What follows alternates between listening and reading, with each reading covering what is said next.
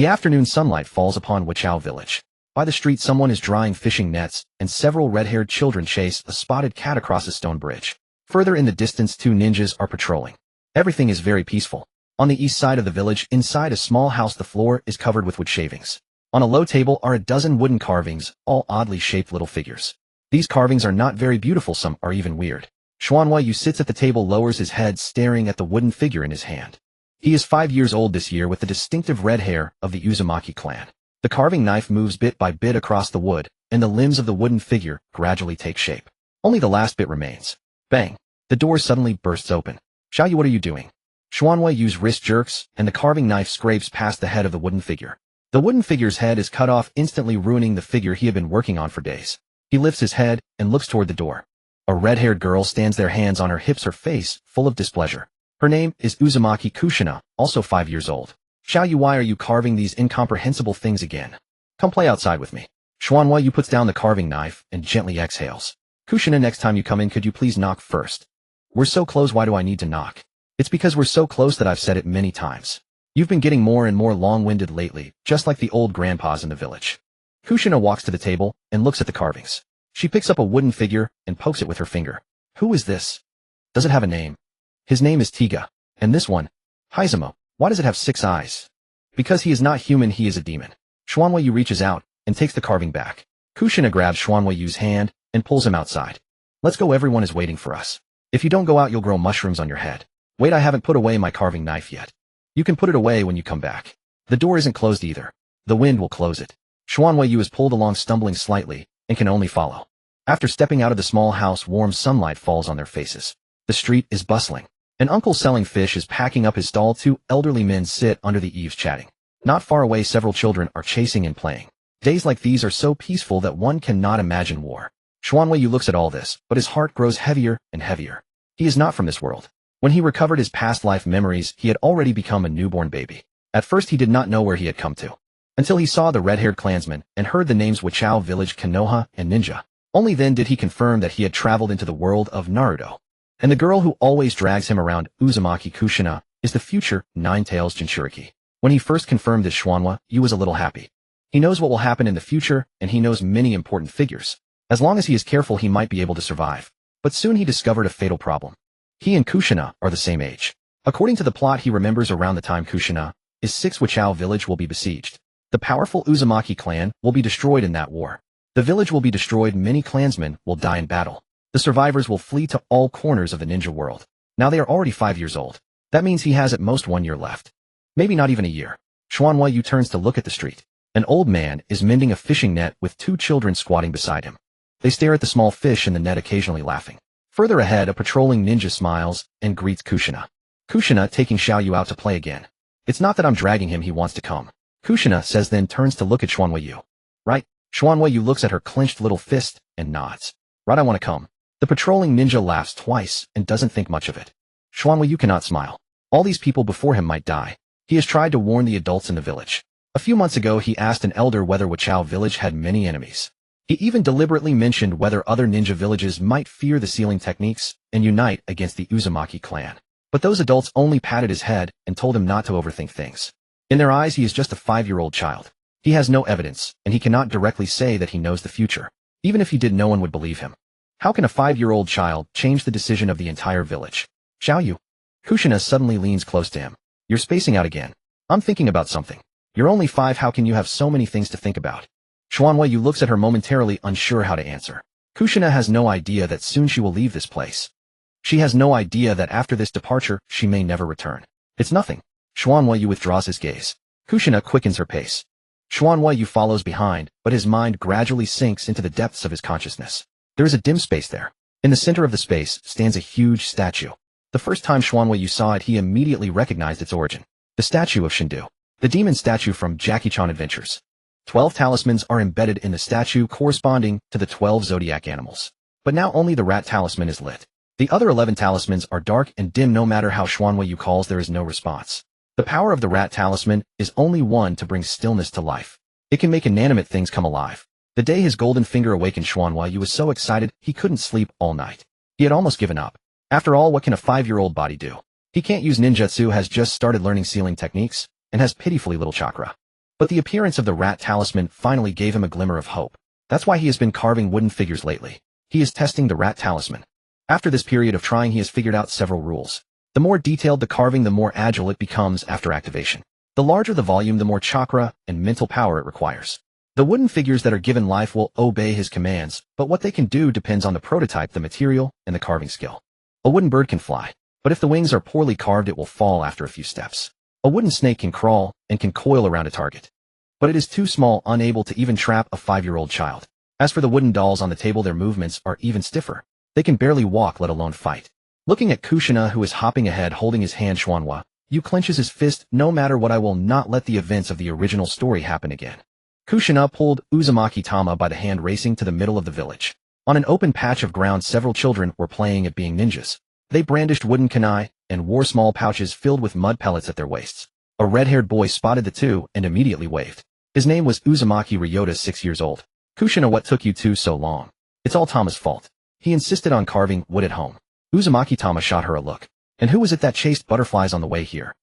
Kushina pretended not to hear, walking to the center of the open ground. Let's pick teams quickly. I'm with Tama. Ryota shook his head. We already divided up. Kushina looked at the opposing side. Ryota's team had 6 people. Her team only had Uzumaki Tama. Perfect then. Tama and I will take on all 6 of you.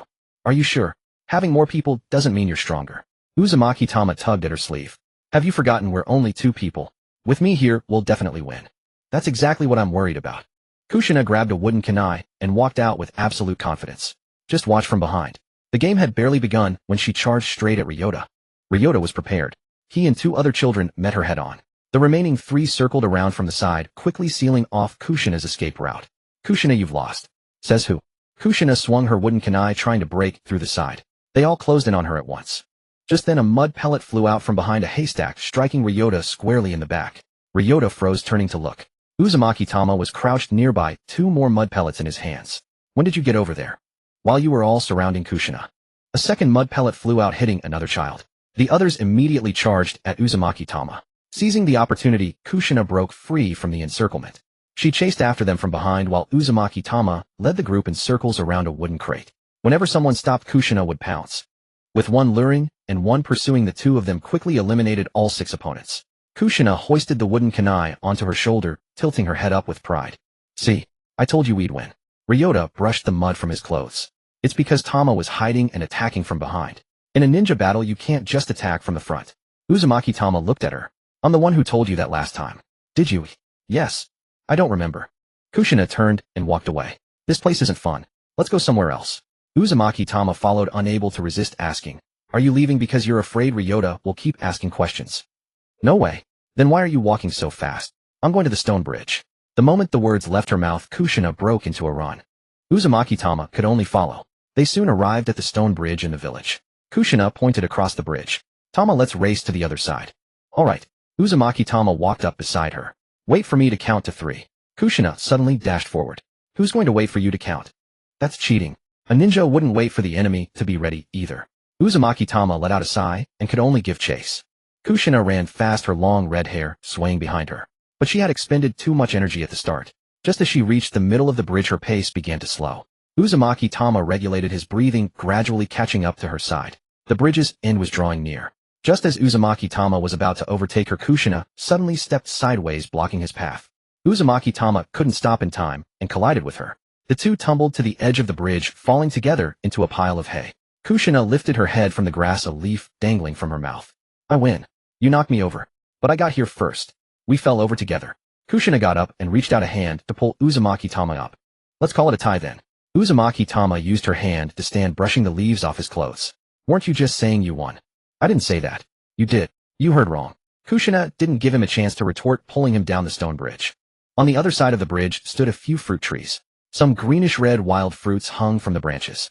I'm getting a bit thirsty. Kushina hugged the trunk and quickly climbed up. Uzumaki Tama stood below, looking up and warning, those fruits aren't ripe yet. The red ones must be ripe. Kushina reached for a branch, but her foot slipped. She let out a startled cry and fell from the tree. Uzumaki Tama quickly opened his arms. Kushina crashed into him, and they both tumbled to the ground. Uzumaki Tama winced, sucking in a sharp breath of air. Kushina sat on top of him, still clutching 2 fruits. Tama, your strength is too weak. Get off me first. Oh. Kushina stood up, examining the fruits in her hands. She handed the bigger one to Uzumaki Tama. This one's for you. Uzumaki Tama took the fruit, wiping off the dust. Didn't you just say my strength was weak? Even the weak can eat the bigger one. Kushina took a bite of her own fruit, and her face instantly scrunched up. Seeing her expression, Uzumaki Tama couldn't help but laugh. Stop laughing. Eat yours. Under Kushina's watchful gaze, Uzumaki Tama took a bite as well. The sourness spread across his tongue, and his smile quickly vanished. Only then did Kushina nod in satisfaction. The two continued walking out of the village. Uzumaki Tama had been pondering the future of Yuzushiogakure, but after running around with Kushina for so long, he set those thoughts aside for the moment. In this moment he felt like he was truly just a 5-year-old child again. Half an hour later they arrived at a small river near the village. The water was shallow and calm. A few fish swam beneath the surface, occasionally flicking their tails. Kushina sat down on the bank about to rest when a loud gurgle echoed from her stomach. The surroundings fell silent. Uzumaki Tama turned to look at her. Kushina quickly clutched her stomach. It was the river making that sound. Uzumaki Tama looked down at the placid water. So the river gets hungry too. Kushina's face flushed. She immediately pointed at the fish in the water. Let's catch some and roast them. Can you even catch fish? Fish aren't faster than cats. Kushina rolled up her pant legs and waded straight into the river. She bent over, her eyes locked onto a fish near the bank. The next second she lunged. Water splashed everywhere. The fish darted away from her hands, and all she managed to scoop up was a handful of waterweed. That one doesn't count.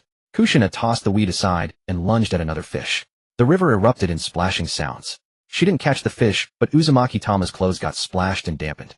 He took a step back. If you keep chasing them like that, you'll scare them all away. Then don't just stand there. Get in here and help me. Uzumaki Tama looked at the churning water she had disturbed and let out a sigh. He didn't roll up his pants, and he didn't take off his shoes. He simply raised his right foot and stepped directly onto the water's surface. Kushina paused, expecting him to sink. But when his foot landed, the water merely rippled gently. A ring of ripples spread out from beneath his sole. He didn't sink. He stood firmly on the water. Kushina's eyes slowly widened. Uzumaki Tama took a few more steps forward. The soles of his shoes remained pressed against the water, not a single drop clinging to them. To create more lifelike statues with his jutsu, he had been constantly practicing his chakra control. Kushina stood in the river staring blankly for a long time. Tama, why aren't you sinking? If you concentrate chakra in the soles of your feet, you can stand on water. Is it that simple? It sounds simple. Uzumaki Tama looked down at his feet. If you use too little chakra, you'll sink. Too much, and you'll be unstable. You also have to constantly adjust to the movement of the water. Kushina clearly wasn't listening. She stared at Uzumaki Tama, standing on the water, her eyes shining brighter and brighter. Tama, you're amazing. Kushina stood in the river gazing up at Uzumaki Tamashi. She had been chasing fish moments ago, but now the thought of catching them had completely slipped her mind. Uzumaki Tamashi stood steadily on the water's surface. The river flowed beneath his feet, leaving only faint ripples in its wake. Kushina glanced down at her own calves. The water had already risen past her knees. She looked back at his shoes. Not even the soles had sunk beneath the surface. Unable to resist, Kushina reached out and pressed her hand against the water beside his foot. The surface immediately dented under her touch, yet his body remained perfectly still. She quickly grabbed his arm. Then teach me. Now, right now. Aren't you supposed to be catching fish? Kushina glanced at the fish that had long since fled, showing no trace of regret. Once I learn to walk on water, I can catch them standing on the surface. Even if you stand on the water to chase them, the fish will still run. Then I'll just run faster than them. Uzumaki Tamashi looked at her earnest expression and couldn't help but smile. Alright, I'll teach you. Walking on water was already part of his recent training regimen. He had begun refining his chakra long ago, dedicating most of his time to chakra control. This was also in preparation for crafting statues in the future. The Rat Talisman could turn the static into the dynamic, breathing life into inanimate objects. But the talisman could only grant life, it couldn't create the statues for him. He wanted Tiga Kokoshibo and even more characters from his past life's memories to appear in this world, but he had to prepare their statues first. Carving by hand was far too slow. A wooden figure the size of a palm would take him days to complete. A single mistake could render all his previous efforts useless. The wooden figure that had its head carved off that morning was a perfect example. Uzumaki Tamashi couldn't rely solely on his carving knife. He planned to use ninjutsu to craft statues in the future. This would not only be faster, but also allow for a wider range of materials. However, ninjutsu creation had its own problem: fidelity. The clearer the image in his mind, and the more precise his chakra control, the closer the resulting statue would be to the original. This was why Uzumaki Tamashi insisted on learning carving. With every pair of eyes he carved, and every adjustment to a body's proportions, his impression of that character deepened. By the time he closed his eyes, he could even recall every grain on his wooden sculptures. Once the image was memorized, the next step was chakra control. If his control was poor, a statue created by ninjutsu might lack fingers, have distorted features, or suffer from incorrect body proportions. Even if such a statue were brought to life by the Rat Talisman, it would struggle to manifest the abilities of its original counterpart. Therefore, Uzumaki Tamashi had to refine his chakra precision. Walking on water was perfect for this. The water's surface was constantly shifting, and the chakra at the soles of his feet had to adapt accordingly. Too much was unacceptable, too little was equally wrong. If he could stand steadily on the water, his chakra control would grow finer and finer. Uzumaki Tamashi snapped back to the present and led Kushina toward the shore. Let's start somewhere shallower. Why? So you won't drown if you fall in. Kushina immediately felt indignant. I'm not going to fall. Who was it that fell into the water while chasing fish earlier? That fish was too slippery. The fish didn't even touch you. It wasn't my fault anyway. Uzumaki Tamashi didn't argue with her. The two arrived near the bank where the water was shallow enough to only cover Kushina's ankles. Uzumaki Tamashi released her hand and stepped back 2 paces. First, channel your chakra to the soles of your feet. Kushina closed her eyes. The chakra within her began to stir quickly. The Uzumaki clan's constitution blessed her with a natural abundance of chakra. The problem was her lack of fine control. Uzumaki Tamashi only asked for a little, but she sent down a massive surge all at once. The next second, the water beneath Kushina's feet erupted violently. Splash! Water sprayed across Uzumaki Tamashi's face. Kushina lost her balance and plopped down into the river. She sat there for a moment dazed, then wiped the water from her face. That one doesn't count. Uzumaki Tamashi wiped his own face and reached out to pull her up. Don't push it all down at once. Take it slow. I was already slow. Then go slower. Kushina nodded and closed her eyes again. This time she held back considerably. A small amount of chakra gathered at the soles of her feet. She lifted her right foot and carefully stepped toward the water's surface. The moment her sole touched the water, her body sank. Plop! Kushina was sitting in the water again. That was too little. Uzumaki Tamashi pulled her up once more. Too much doesn't work and too little doesn't either. Kushina glared at the river. Why is this so troublesome? That's why I said it sounds easier than it is. I'll definitely learn it. Kushina shook the water from her hair and stood up straight again. On her third try, the chakra at her feet was still too much. Water splashed up as she tumbled backward into the river. On her fourth try, the chakra scattered the moment she touched the water. Her entire foot sank straight down. On her fifth try, she finally managed to hover on the surface for a fleeting moment. Excited, she lifted her other foot. But her body tilted, and she slapped face first into the water. Uzumaki Tamashi quickly grabbed her collar and hoisted her up. Kushina spat out a mouthful of river water, her red hair plastered wetly against her face. Chayu, did you see that? See what? I stood on the water. Only for a second. A second still counts as standing. Kushina showed no sign of discouragement. She brushed the wet red hair from her face and immediately began her 6th attempt. Uzumaki Tamashi stood nearby, offering constant reminders. Less chakra. Don't just focus on your right foot, keep the left one steady too. Relax your body, stop tensing up. Watch the water, not me. Kushina's progress wasn't slow, but every time she found her footing, her excitement would cause her to suddenly surge her chakra. The river's surface exploded time and again. She fell into the water over and over. At first, Uzumaki Tamashi would reach out to help her. Eventually, his own clothes were soaked through. On her umpteenth fall, Kushina even grabbed his wrist. The two of them tumbled into the river together. Splash! Uzumaki Tamashi sat up from the water, staring at her with a blank expression. Kushina felt a pang of guilt. I didn't mean to. You clearly grabbed me. I was just trying to keep my balance. So you pulled me down with you? That was an accident. Uzumaki Tamashi looked at her, feeling that those words sounded all too familiar. Ever since the fish-catching incident, she seemed to be constantly having accidents. Afraid he'd stop teaching, Kushina quickly stood up. Xiaoyu, let's try again. Aren't you tired? No. Not hungry either. Kushina patted her stomach. After all that effort, she was indeed even hungrier. But looking at the water beneath Uzumaki Tamashi's feet, she still shook her head. I'll catch fish once I've learned this. A campfire blazed to life by the riverbank. Branches of varying thickness were stacked together, their orange flames dancing gently in the gaps. Occasionally the bark would crackle with a soft popping sound. Uzumaki Tama and Kushina sat around the fire. Between them, several sharpened sticks were thrust into the ground, each one skewering a clean fish. There were 5 fish in total. The skin was already turning a light golden brown with tiny bubbles of oil forming at the edges. Tama would occasionally turn the sticks, ensuring both sides of the fish were cooked evenly by the flames. Kushina sat nearby, hugging her knees. Though her eyes were fixed on the roasting fish, her face was etched with frustration. She was drenched from head to toe. Her long red hair clung wetly to her cheeks and neck, and her clothes were still dripping water. A small patch of mud by her feet had already been soaked by the dripping water. During the earlier water walking training, she had lost count of how many times she had fallen into the river. At first she had tried to keep track diligently. But after falling more than a dozen times, she had simply lost count. On her last attempt, just as she placed her right foot on the water's surface, her left foot suddenly lost control. She tumbled sideways into the river, rolling over completely underwater. It wasn't until her stomach growled again that she finally decided to end the training session. Kushina looked down at her shoes. They were filled with water, and whenever she wiggled her toes a faint squelching sound could be heard. The more she thought about it, the more confused she became. Tama, what? Why can't I stand on the water like you can? Tama rotated the fish he was holding.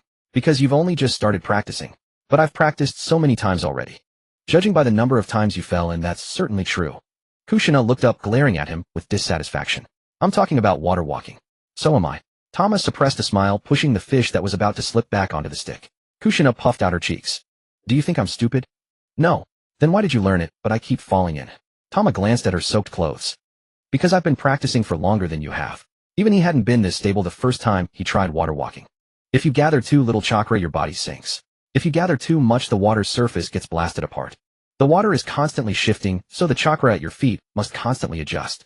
This kind of control can't be mastered after just a few attempts. The reason Tama could stand so steadily was that he had been practicing alone for a long time. Every day, he would set aside some time, starting in calm, shallow water, gradually adapting to the water's movements. Even if a single ripple spread from under his foot, he would readjust his chakra. This kind of training was monotonous. But as long as it improved the precision of his chakra control, he was willing to repeat it over and over. Kushina had only just started today. Being able to keep one foot on the water surface for a moment was already a decent achievement. Water walking isn't as easy as it looks. Tama tossed a dry branch into the fire. You've only practiced for a little while today, so of course you can't do it like me yet. Then how long do I need to practice? I don't know. How can you not know? Everyone needs a different amount of time. Tama looked at her. As long as you keep practicing, you'll definitely be able to do it in the future. The frustration on Kushina's face lessened somewhat. She extended a finger and waved it gently in front of her. Then I'll keep practicing tomorrow. Dry your clothes first. Wet clothes don't affect training. But catching a cold would. I'm healthy. I won't catch a cold. Just as Kushina finished speaking, she couldn't help but sneeze. She rubbed her nose and quickly added, that was just smoke from the fire drifting over. Tama looked up. The faint smoke was drifting in the opposite direction, a good distance away from Kushina. He didn't call her out on it, simply handing her an unlit piece of firewood. Dry your clothes by the fire. Kushina took the wood, lifted the damp edge of her clothes, and moved closer to the warm flames. The moisture in her clothes evaporated under the heat, soon forming a faint wisp of white steam. After a moment of silence, she turned her head to look at Tama again. Tama, what is it now? You have to teach me from now on. Teach you what? Water walking, of course. Kushina stated matter-of-factly, if I practice alone, I can't tell if my chakra is too much or too little. If you sink, it's too little. If the water explodes, it's too much. I know that. Then why ask? Anyway, you have to teach me. Kushina put down the edge of her clothes and stared at Tama. You already agreed, so you can't back out now. When had Tama ever agreed to teach her forever? He thought back, carefully, only remembering that he'd said he could teach her today. But seeing the expectant look in her eyes, he didn't refuse. He was going to continue practicing chakra control anyway. Having Kushina tag along would just mean having an extra set of dry clothes ready. All right. Tama nodded. When I practice in the future, I'll bring you along. A smile immediately broke out on Kushina's face. It's a deal. It's a deal. You can't practice secretly. I've always practiced alone before. That was before. Kushina extended her pinky finger. Starting tomorrow, you have to train with me. Tama looked at the small hand extended towards him, then hooked his pinky with hers. Got it. With that assurance, Kushina was finally satisfied. She turned her attention back to the fish over the fire, her nose twitching slightly. A rich, savory aroma was wafting from above the flames. The moisture on the fish skin had dried and pale golden oil was slowly trickling down the sides of the fish. A drop of fish oil fell into the fire, causing the flames to leap up briefly. Kushina's stomach growled again. This time she didn't try to blame it on the river. Is it ready to eat yet? Not yet, wait a bit longer. I think it's done. The inside isn't cooked yet. Kushina stared at the fish closest to her, unable to resist swallowing. If we cook it any longer, it'll burn. You weren't this impatient when you were chasing it in the river earlier. Catching fish and eating fish are different things. Tama rotated the sticks a couple more times. Both sides of the fish had turned an even light golden color, and the aroma was growing stronger. He inspected them carefully for a moment before finally handing one to Kushina. Careful, it's hot. Kushina had been waiting impatiently. She took the fish with both hands, blew on it twice, and took a big bite. Hot, she yelped, but couldn't bear to spit out the fish in her mouth. Watching her suck in air to cool it down, Tama shook his head helplessly. I just warned you. After finally swallowing, Kushina immediately took another small bite.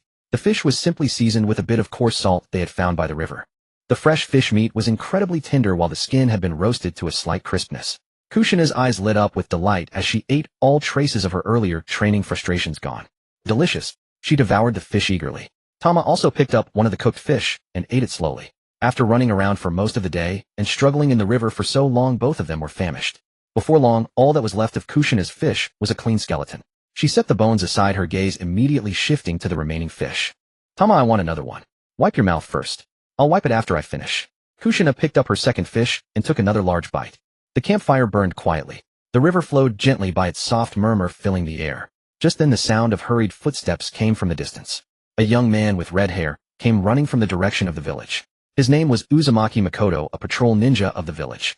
Makoto ran all the way to the riverbank, a thin sheen of sweat on his forehead. Seeing the two of them sitting by the fire, he let out an audible sigh of relief. Finally found you two. Kushina looked up, still chewing on a piece of fish, a puzzled expression on her face. Uncle Makoto, what are you looking for us for?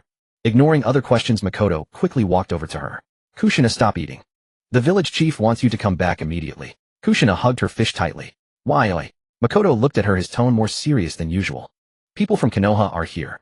Uzumaki Makoto's words silenced the riverside for a moment. Kushina sat by the campfire holding a grilled fish, a piece of flesh still unswallowed in her mouth. She blinked, clearly not understanding what this had to do with her.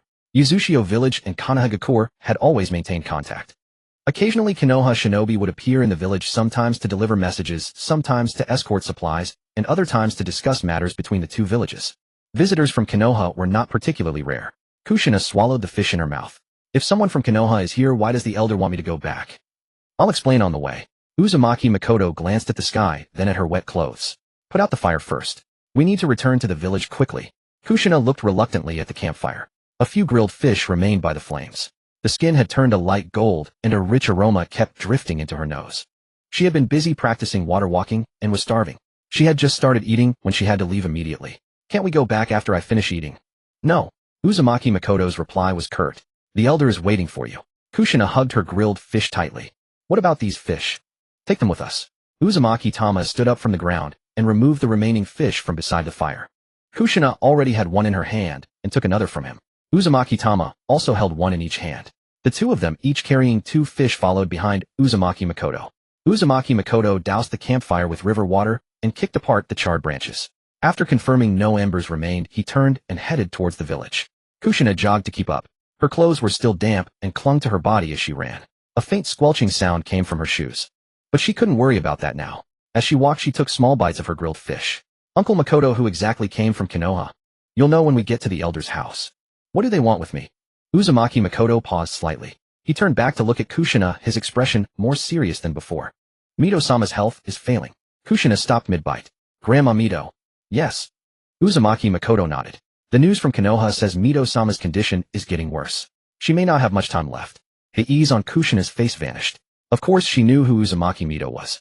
Uzumaki Mito was the wife of the first Hokage Hashirama Senju, and a clan member who had married into Konoha from Uzushio long ago. Even though she lived in Konoha, she still held a high status within the Uzumaki clan. The elders in the village spoke of her with respect.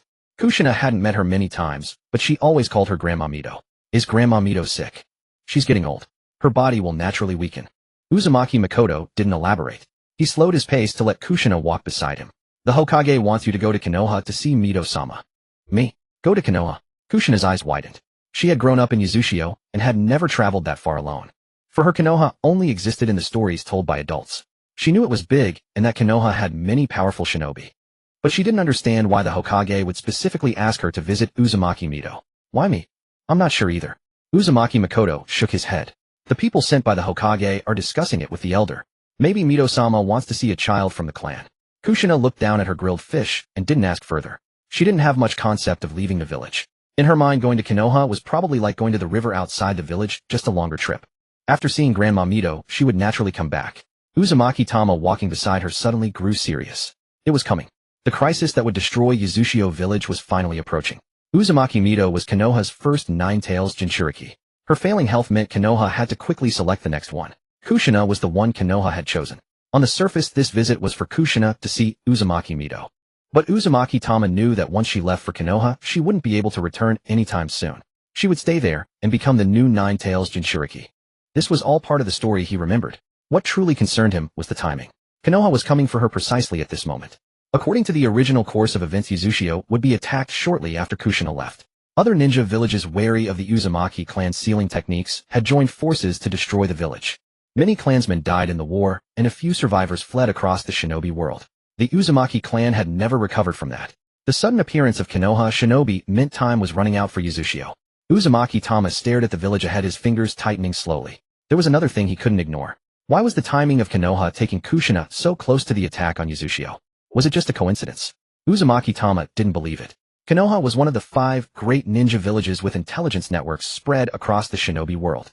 Uzushio had so many enemies. It was impossible for other villages to prepare an attack without any sign. Hiruzen Sarutobi as the 3rd Hokage had likely received some intel. Konoha sending people at this critical moment wasn't just to select a new vessel for the Nine Tails. They might also be trying to take Kushina away early. This meant Hiruzen Sarutobi probably knew what was about to happen. Uzumaki Tama's heart grew heavier. Kushina. Uzumaki Tama suddenly called out to her. What? Kushina turned around. Do you want to go to Konoha? Kushina thought for a moment. I want to see Grandma Mito. She waved her grilled fish. But Konoha is too far. Can I go tomorrow? I haven't learned water walking yet. Uzumaki Tama didn't answer. If he told her directly that she might never see Uzushio again, she wouldn't believe him. Even if she did, it wouldn't change the decisions of Konoha and the elder. They were only 5 years old. In the eyes of adults, they had no right to choose. Uzumaki Makoto looked back at them. Don't fall behind. The elder said to come quickly. Coming. Kushina responded and grabbed Uzumaki Tama's wrist, running forward. Uzumaki Tama didn't pull away. The 3 of them hurried back along the path they had come. After crossing the stone bridge, familiar streets appeared before them. People were still mending fishing nets by the roadside, and a few children were playing with wooden kanai under the eaves. Someone saw Kushina's wet clothes and jokingly asked if she had fallen into the river. Kushina quickly retorted that she had been training in water walking. The clansman on the street just smiled and didn't take it to heart. The 3 crossed the central street of the village and soon arrived at the elder's house. The elder's house was more spacious than the surrounding ones, with 2 Uzumaki guards standing at the entrance. Uzumaki Makoto stepped forward and exchanged a few words with them. One of the guards immediately opened the door. The elder is waiting inside. Kushina looked down at her soaked clothes, then at the 2 grilled fish in her hands. Should we go in like this? The elder is waiting. Let's go in first. Uzumaki Makoto led them inside. After passing through a short corridor, they arrived outside the reception room. The door wasn't fully closed. Before entering, Uzumaki Tama sensed several unfamiliar presences inside. Uzumaki Makoto raised his hand and knocked. Elder, I've brought Kushina. Come in. An aged voice came from inside. Uzumaki Makoto pushed the door open. Uzumaki Tama followed Kushina inside. An old man with graying hair sat in the center of the room. His name was Uzumaki Munamasa, the current elder of Uzushio village. Opposite Uzumaki Munamasa sat 3 unfamiliar figures. They wore the standard uniform of Konoha's Umbu, with animal masks covering their faces and short swords at their waists. 3 pairs of eyes hidden behind the masks all fell on Kushina at once. The 3 Umbu ninjas sent by Konoha had been waiting for a long time. 3 Konoha Umbu sat on the other side of the room, their faces hidden behind masks shaped like an eagle, a dog, and a fox. Their dark, standardized uniforms were relatively free of dust. Only the pouches at their waists bore a few faint scuffs. Clearly, they had not rested long after their hurried journey to Uzushio village. As Uzumaki Tamashi and Kushina entered the room, the 3 Umbu's gazes fell upon them simultaneously. The leader, wearing the eagle mask, rose to his feet. He was tall, with the hilt of a short blade visible over his shoulder, and his movements were silent. So this is Uzumaki Kushina. Uzumaki Munamasa nodded. That's right. The eagle-masked Umbu looked down, scrutinizing Kushina. With her dripping red hair, mud-splattered clothes, and a grilled fish clutched in each hand, she looked like nothing more than an ordinary child who had just crawled out of a river. Yet her striking red hair and the chakra reserves far surpassing others her age confirmed she was the one the Hokage had ordered them to bring back to Konoha. Since she's here, we should depart now. The eagle-masked Umbu stepped forward, reaching out to take the items from Kushina's hands. We cannot afford delays on the road. Kushina hadn't expected them to whisk her away so suddenly. Instinctively, she took a step back. The eagle-masked Umbu's hand paused in midair. Is something wrong? Kushina didn't answer, instead shuffling a couple of steps sideways closer to Uzumaki Tamashi, who stood beside her. She quickly hid behind him, revealing only half her face as she eyed the 3 Umbu warily. The 2 grilled fish were also carefully concealed behind her back. Although Tamashi wasn't much taller than her and couldn't possibly hide her vibrant red hair, Kushina still clutched his sleeve, refusing to come out from behind him. The eagle-masked Umbu glanced at Uzumaki Munamasa. Village chief, this doesn't seem to align with our agreement. Uzumaki Munamasa let out a soft sigh. He had assumed Uzumaki Makoto would have explained the situation to Kushina during their journey. He thought that upon hearing Uzumaki Mito's health was failing, she wouldn't refuse to go to Konoha. But seeing her hide from the Umbu, he knew that wasn't the case. Kushina. Uzumaki Munamasa softened his voice. Come here. Kushina peeked out from behind Tamashi. Chief Grandpa, you know what's happening, right? Uncle Makoto said Grandma Mito isn't doing well. Kushina nodded. The Hokage Grandpa wants me to go to Konoha to see her. If you know, then why are you hiding behind Tamashi? Kushina glanced at the 3 masked Umbu. They tried to take me away the moment they arrived. They are ninjas sent by the Hokage to protect you. But they all wear masks. The dog-masked Umbu tilted his head slightly from his seat. It was standard protocol for Umbu to wear masks during missions, but such an explanation was hardly convincing to a 5-year-old child. Uzumaki Munamasa noticed Kushina's unease. They wear masks just for their mission. They won't hurt you. Kushina still didn't let go of Tamashi's sleeve. Then why are they in such a hurry? The room fell into a brief silence. The eagle-masked Umbu withdrew his hand, explaining calmly, Lady Mito's condition is very critical. We must return to Konoha as quickly as possible. If we delay too long on the road, you might not get to see her. Hearing this, Kushina's wariness lessened slightly. Though she hadn't met Uzumaki Mito many times, she had heard many stories about her from the village elders. Uzumaki Mito had left their homeland alone to live in Konoha for so many years. Now that her health was failing, it wasn't surprising she wanted to see a child from her clan. But Kushina still didn't want to leave with 3 strangers.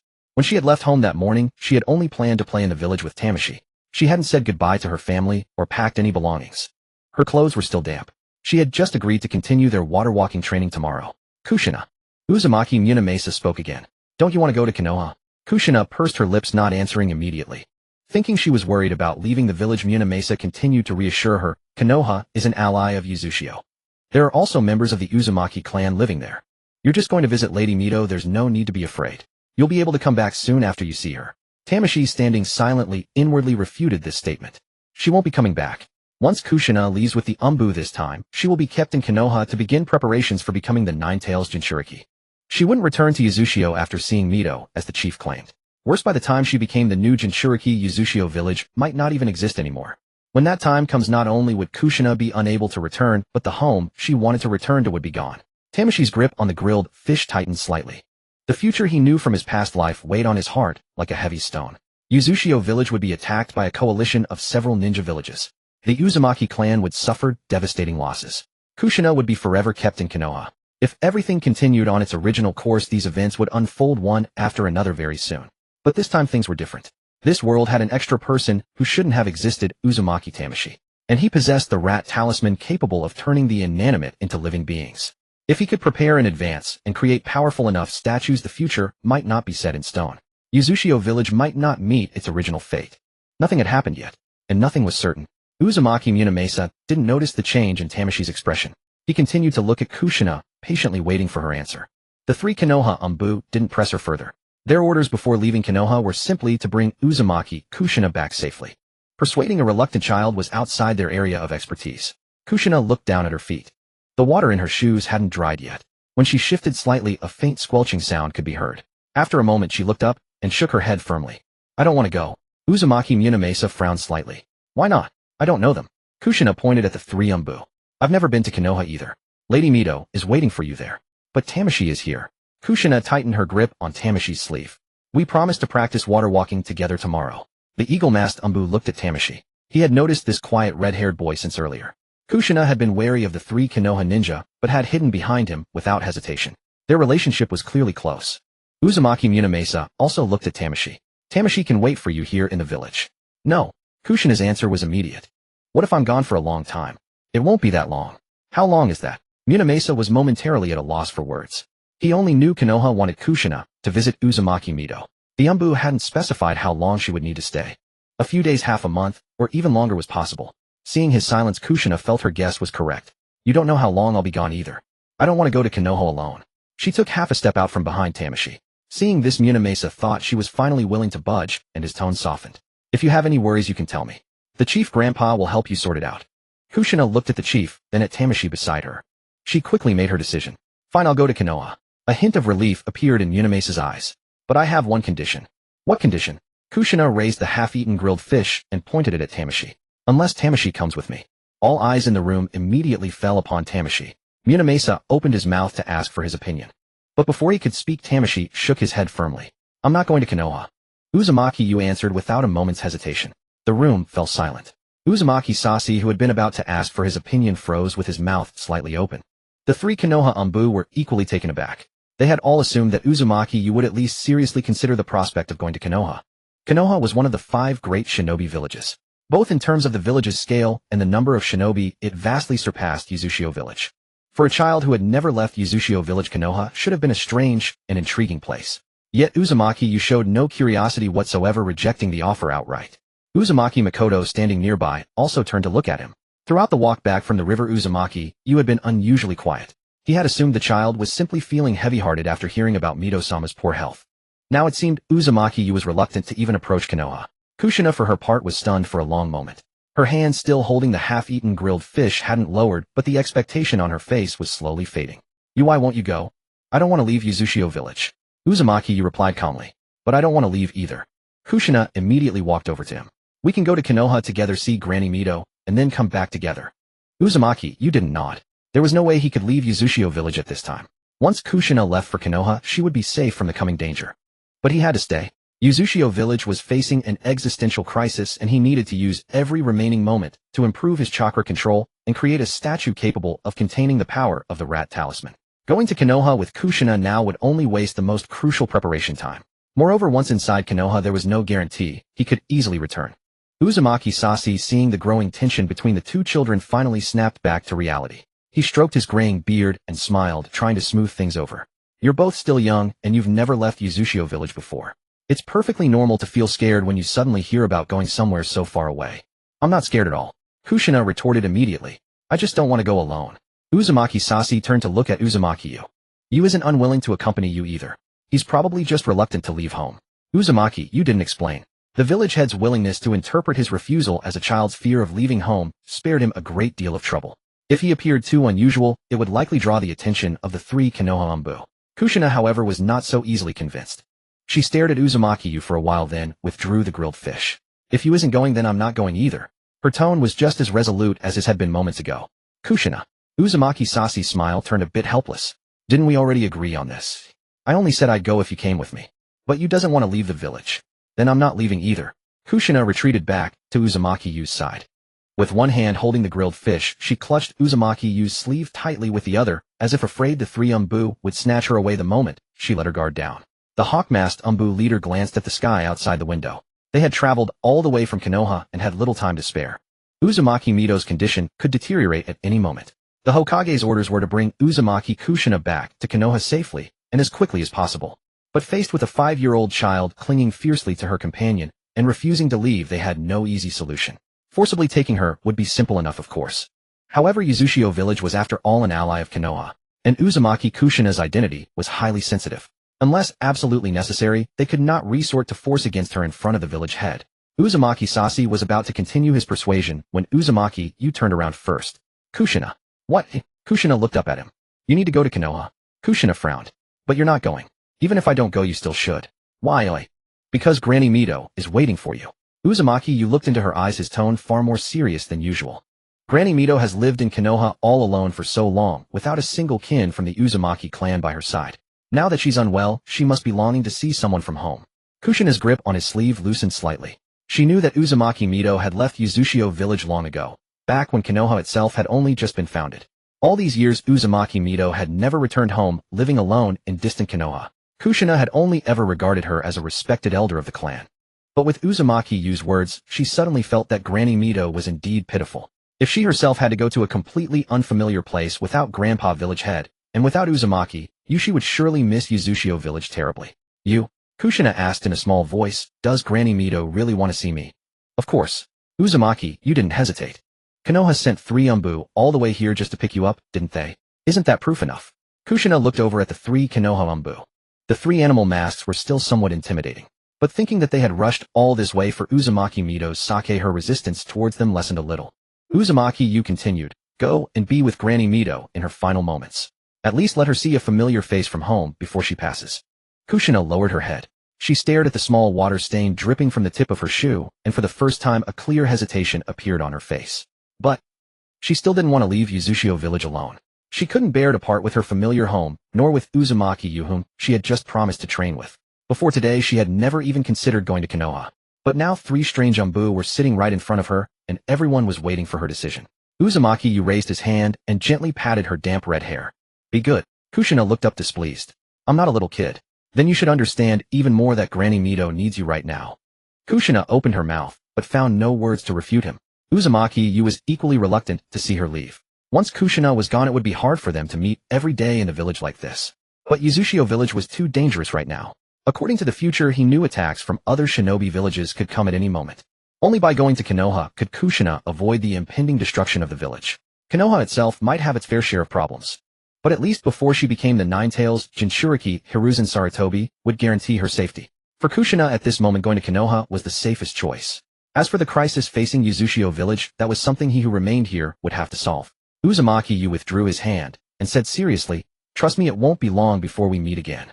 Kushina's eyes brightened slightly. Really? Really? Then when will you come to Konoha to find me? Uzumaki, you didn't give a specific time. He himself didn't know how long it would take to give Uzushio village the strength to face its crisis. Once I finish things here, I'll come find you. You promise? I promise. Kushina stared at him for a long time as if trying to judge whether his words were true. Uzumaki, you didn't avert his gaze. After a moment, Kushina finally let go of his sleeve. Her face still showed reluctance, her lips pressed together slightly. But thinking of Uzumaki Mito waiting alone in Konoha, she reluctantly nodded. Fine, I'll go to Konoha. She paused, then quickly added, but you have to come find me. Uzumaki nodded. I promise. The moment Kushina agreed to go to Konoha, the three Umbu rose to their feet. The hawk-masked Umbu at the lead turned to Uzumaki Sashi. So soon, the reluctance that had just faded from Kushina's face resurfaced. She had thought she could at least go home to change her clothes and pack some things for the journey. But the three Umbu clearly had no intention of waiting any longer. Lady Mito's condition is very grave, the hawk-masked Umbu stated calmly. We must return to Konoha as quickly as possible. Uzumaki Sashi glanced at Kushina's damp clothes. She's in no state to travel like that. At least let her change into something dry. The Umbu did not refuse. Uzumaki Sashi had someone bring a set of clean clothes and led Kushina to a nearby room. Before long, Kushina returned. She had changed out of her mud-spattered wet clothes, and her crimson hair had been roughly dried with a cloth, though the tips were still slightly damp. The two grilled fish in her hands were now wrapped in oil paper. They were things she had insisted on bringing. The three Umbu paid no heed to such trivial matters. Seeing that Kushina was ready, they headed straight for the door. But Kushina remained rooted to the spot. She looked at the three Umbu at the entrance, then turned her gaze towards Uzumaki Tama. Tama, what is it? You promised you would come find me. Kushina reminded him earnestly. Don't you dare forget. I won't forget, Uzumaki Tama nodded. Go and be with Granny Mito for now. Once I finish things in the village, I'll come to Konoha to find you. Kushina pursed her lips. She took one of the grilled fish from the oil paper and held it out to Uzumaki Tama. This is for you. Uzumaki Tama looked at the fish. Eat it on the road. I still have one more. Kushina pressed the fish into his hand. This one was always yours. Earlier they had each been carrying 2 grilled fish. On the way back to the village, Kushina had eaten half of one, but she had held on to the rest. Now that she had given one to Uzumaki Tama, she still had something to eat for the journey. Uzumaki Tama didn't refuse again. Take care on the road. I know, Kushina replied, stealing several more glances at him before slowly walking towards the door. The hawk-masked Umbu waiting outside had already been standing there for a while. As Kushina came to his side, he nodded at Uzumaki Sashi. We take our leave. Uzumaki Sashi rose to his feet. I entrust Kushina to you. We will deliver her safely to Konoha. With that, the hawk-masked Umbu led Kushina away. The other 2 Umbu flanked her, one in front and one behind, shielding her in the middle. Kushina followed them through the corridor. As she reached the courtyard gate, she suddenly stopped and looked back at Uzumaki Tama, who was standing at the door of the room. Tama. Uzumaki Tama raised his hand and waved at her. Hurry along now. Kushina waved back vigorously. It was only when the hawk-masked Umbu prompted her that she turned around again and followed the 3 of them out of the village head's residence. Their figures quickly disappeared down the street. Uzumaki Tama stood at the door, his gaze lingering long after they were gone. He knew this parting might last for a very long time. By the time she saw him again, everything might be different. But at least Kushina was safe for now. Konoha needed a new Nine-Tails Jinchuriki. Until the Nine-Tails was successfully transferred, they would never let any harm come to her. What Uzumaki Tama needed to think about now was how to change Uzushio original fate. They're long gone now. Uzumaki Sashi's aged voice came from behind him. Uzumaki Tama withdrew his gaze. Uzumaki Makoto had already left with the 3 Umbu to escort them out of the village. In the spacious room, only Uzumaki Tama and Uzumaki Sashi remained. Uzumaki Sashi didn't rush back to his seat. He stood behind Uzumaki Tama, looking thoughtfully at this child of only 5 years. Tama, village head, you seem to dislike Konoha quite a bit. Uzumaki Tama's expression remained unchanged. Why do you ask? When Kushina asked you to accompany her to Konoha, you refused too quickly, Uzumaki Sashi said slowly. And when you said you didn't want to leave Uzushio, your tone was a bit off. It wasn't the fear of a child for an unfamiliar place. It was more like obvious resistance and wariness. Uzumaki Sashi had lived for many years and had seen all sorts of shinobi. Though Uzumaki Tama hid it well, the old man had still sensed a hint of something unusual. Do you know something? Uzumaki Tama was silent for a moment. He hadn't planned on revealing the matter of the Nine-Tails Jinchuriki so soon. But Kushina had already been taken away. There was little point in continuing to keep secrets from the village head. Moreover, Uzumaki might soon face an attack. If he wanted to change the future relying on himself, a mere 5-year-old was far from enough. As the leader of Uzumaki, the village head would need to know at least part of the truth eventually. I'm just suspicious. Uzumaki Tama turned around. The reason Konoha took Kushina away might not be as simple as we thought. Uzumaki Sashi frowned slightly. You mean visiting Lady Mito was just an excuse? Probably not entirely an excuse. Uzumaki Tama shook his head. Granny Mito's health might genuinely be failing, and Kushina would indeed be able to see her. But sending 3 Umbu all the way here just to pick up a child to visit a dying elder seems far too hasty. Uzumaki Sashi remained silent. He had indeed found Konoha's attitude strange this time. After arriving in Uzumaki, the 3 Umbu had maintained their courtesy, but had repeatedly stressed that time was of the essence. They wanted to meet Kushina and leave with her on the same day. They hadn't even given a clear answer as to how long Kushina would stay in Konoha. Just for Uzumaki Mito to see a child from her clan, there was no need for such a grand effort. What other purpose do you think Konoha has? Uzumaki Tama looked at him. Besides being the wife of the first Hokage, Granny Mito has another identity. Uzumaki Sashi's expression gradually grew serious. The Nine-Tails Jinchuriki. Exactly. Uzumaki Tama nodded. With Granny Mito's body failing, the most urgent thing Konoha needs to resolve isn't letting someone see her for the last time. It's the Nine-Tails within her. A tailed beast wouldn't completely disappear with the death of its Jinchuriki. But once the Jinchuriki died, the tailed beast would also temporarily dissipate. After some time, it would gather its chakra again and resurrect somewhere in the shinobi world. Konoha couldn't possibly allow the Nine-Tails to slip from their control. Transferring the Nine-Tails to a new Jinchuriki before Uzumaki Mito's death was the safest course of action. Uzumaki Sashi had clearly come to the same realization. His expression slowly shifted. Tama, you mean? Konoha needs the next Nine-Tails Jinchuriki. Uzumaki Tama's voice was calm. And the one they've chosen is likely Kushina. The room fell into silence. Outside, the occasional rustle of wind through leaves could be heard. Uzumaki Sashi stared hard at Uzumaki Tama. Why do you think it would be Kushina? Because she is of the Uzumaki clan. Uzumaki Tama met his gaze without flinching. The Uzumaki clan possesses vitality and chakra far beyond that of ordinary people, and we are also skilled in various sealing techniques. The fact that Granny Mito could become the Nine-Tails Jinchuriki is proof enough that the Uzumaki physique is suited to contain a tailed beast. Konoha needs a new vessel now, so they would naturally continue to choose from the Uzumaki clan. Kushina's chakra is far greater than others her age, and her physique is also exceptional. The fact that Konoha specifically requested her right as Granny Mito is nearing her limit can't be a coincidence. Uzumaki Sashi's face grew increasingly grim. He hadn't connected the two things before. Uzumaki Mito had lived in Konoha for years, and it sounded perfectly reasonable for her to want to see a child from her homeland before she died. Konoha and Uzumaki had also been allies for many years. That was precisely why he hadn't suspected the true purpose of the 3 Umbu's visit. Now, with Uzumaki Tama's warning, all the inconsistencies became glaringly clear. The Umbu's urgent attitude, the vague return date, and the way they had looked at Kushina almost appraisingly. All of it pointed to the fact that Konoha might want more than just a simple visit. Uzumaki Sashi suddenly realized that the Uzumaki Tama before him didn't seem like a 5-year-old child at all. His analysis was clear and composed. He had not only noticed the Umbu's unusual behavior, but had also deduced Konoha's true intentions from Uzumaki Mito's identity. This way of thinking was more like that of an adult who had experienced much in life. However, Uzumaki Sashi had no time to dwell on that now. He snapped his head towards the door. Kushina had already been taken away by the 3 Umbu. If you had already guessed this, why didn't you say something earlier? Uzumaki Sashi's voice was urgent. Had I known Konoha wanted Kushina to become the Nine-Tails Jinchuriki, I would never have let her go. Uzumaki, you shook his head. Even if the village elder knew all along, Kushina should still be sent to Konoha.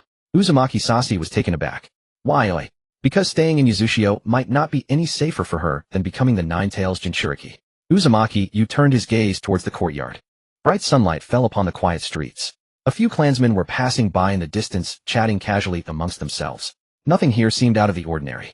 But Uzumaki, you knew well that this peace would not last much longer. Village elder, have you ever considered why Konoha chose to send someone precisely at this moment? Uzumaki Sashi frowned. Lady Mito's health is failing. Konoha needs to select the next Nine-Tails Jinchuriki as soon as possible. That is indeed one reason, Uzumaki, you nodded. But after choosing Kushina, Konoha could have easily consulted with Uzumaki beforehand. Yet they didn't mention the Nine-Tails in their message. They only said Lady Mito wished to see her. They didn't even tell us how long Kushina would be staying in Konoha. Uzumaki Sashi fell silent. Until now he had believed Konoha was merely concealing the matter of the Nine-Tails Jinchuriki. While displeasing, it was understandable. A tailed beast is one of a hidden village's greatest assets. The identity of the next Jinchuriki naturally required strict secrecy. Konoha's reluctance to put it in writing might have been out of fear of intelligence leaks. But it was clear, Uzumaki, you believe the situation was more complex. What else have you thought of? Uzumaki Sasi asked in a low voice. I suspect something is going to happen to Yuzusho soon. Uzumaki, you said, no longer beating around the bush. And it might not be a small matter. Uzumaki Sasi's gaze sharpened. Xiaoyu, you shouldn't say such things lightly. I know. Uzumaki, you turned around looking at him seriously. That's why I wanted to share all my deductions with you, village elder. Uzumaki Sasi looked at the child before him. Uzumaki Yu's expression was perfectly calm, his tone not that of someone making wild guesses.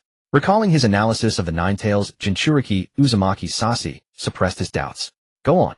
The Second Great Ninja War ended long ago. Uzumaki, you said slowly, this period has seemed peaceful, but peace doesn't mean the villages have resolved their conflicts. On the contrary, after such a long time to recover the losses from the last war have been largely replenished.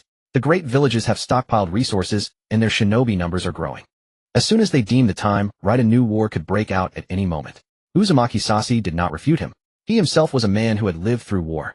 Compared to Uzumaki Yu, who was only 5, he understood far better how fragile the peace of the shinobi world truly was. So-called peace had never meant the villages had truly set aside their hatred. The last war had simply caused too much damage, though everyone needed time to rebuild their strength. Now, after all this time, friction between the nations had long since resurfaced. Unidentified shinobi were often spotted near the borders. Merchant caravans that once traveled freely were also being attacked for no apparent reason. These incidents hadn't yet escalated into large-scale conflict, but they were enough to show that the shinobi world was unstable. Uzumaki, you continued, the true target of the other 4 great nations has always been Konoha. The Land of Fire has fertile land, abundant resources, and a strategically vital location. No nation seeking expansion could possibly bypass it. But Konoha is too strong. Even with Hashirama Senju and Madara Uchiha gone, Konoha still possessed the deepest reserves of power among the 5 great villages. The Uchiha Sarutobi Hyuga clans, as well as the Ino Shikacho and many other powerful clans, all resided in Konoha. The village boasted an immeasurable number of jutsu secret techniques and kekiai jinkai. Combined with the power of the Nine Tails, no single village could confidently defeat Konoha in a direct confrontation. To deal with Konoha, they must first weaken its strength. And Yuzusho has always been Konoha's most steadfast ally, Uzumaki stated. Hearing this, Uzumaki Sasi's expression shifted slightly. The bond between Yuzusho and Konoha was indeed very close. Even when Konoha was first founded, the Uzumaki clan had maintained a long-standing connection with the Senju clan. Mito Uzumaki had married the first Hokage Hashirama Senju. Even now, the Uzumaki clan's symbol remained on the uniforms and forehead protectors of Konoha shinobi. To other powers in the shinobi world, Yuzusho was naturally aligned with Konoha. Should a new great war erupt, Yuzusho could not possibly remain neutral. We are more than just allies of Konoha, Uzumaki continued. The sealing techniques mastered by the Uzumaki clan are enough to make other villages wary. Yuzusho's survival in the cracks between the 5 great nations had never relied solely on its relationship with Konoha. The Uzumaki clan possessed immense vitality and vast chakra reserves. The sealing techniques passed down through the clan could suppress many troublesome powers, including tailed beasts. To us, this power is a vital trump card. But in the eyes of our enemies, it becomes a threat that must be eliminated preemptively. Other villages have their own Jinchuriki, Uzumaki said. They wouldn't want Konoha to gain the Uzumaki clan's aid in a war. Nor would they want us to possess sealing techniques capable of restraining tailed beasts. As long as Yuzusho stands, Konoha can continue to receive support from us in the form of jutsu supplies and shinobi. If I were an enemy of Konoha, I would definitely try to deal with Yuzusho before formally declaring war on Konoha. Uzumaki Sasi's initially serious expression finally changed completely. He instinctively stepped outside, looking towards the village. Yuzusho was located on a remote island surrounded by the sea on all sides. This geographical position had shielded them from many conflicts in the shinobi world. But it also meant that if enemies were to complete a naval blockade, Yuzusho would find it very difficult to receive timely outside support, especially if the attackers came from more than one village. You think the other 4 nations would unite? Uzumaki Sasi turned to ask. Not necessarily all 4 great nations acting at once, Uzumaki shook his head. They have their own conflicts and can't truly trust each other. But they share a common interest in weakening Konoha. Even if only a few of them joined forces, it would be a monumental crisis for Yuzusho. Uzumaki Sasi's heart grew heavier. The shinobi of Yuzusho were not weak. With their clan's physical prowess and sealing jutsu, ordinary villages wouldn't dare provoke them. But Yuzusho was still no match for the 5 great villages. If several great nations dispatched their shinobi, sealed off information, and attacked Yuzusho from multiple directions, the consequences would be disastrous. Seeing his expression, Uzumaki, you shared his final deduction. Before the 3rd Great Ninja War truly begins, the other 4 nations are highly likely to make a move on Yuzusho first. This would eliminate the Uzumaki clan, seize our sealing techniques, and sever Konoha's most reliable ally. When they later attack Konoha, they won't have to worry about Uzushio providing support. The courtyard suddenly fell silent. A sea breeze swept over the wall, rustling the wooden plaques hanging under the eaves. They swayed, gently making a few dull clacking sounds. Uzumaki Sashi stood still, unable to speak for a long time. He had initially wanted to say that these were just the baseless speculations of a child. But as he followed Uzumaki Yu's line of reasoning, he found every step had merit. The nations had been at peace for a long time, rebuilding their strength. The Land of Fire remained their coveted prize. Uzushio was Konoha's staunchest ally. The Uzumaki clan's unique physique and sealing techniques held immense value, but also made every village with a tailed beast wary. If a new war was inevitable, destroying Uzushio preemptively would indeed deal a significant blow to Konoha. Uzumaki Sashi's thoughts drifted to the three Konoha Enbu who had just left. Was Konoha's haste in taking Kushina away really just because Mito Uzumaki's health was failing?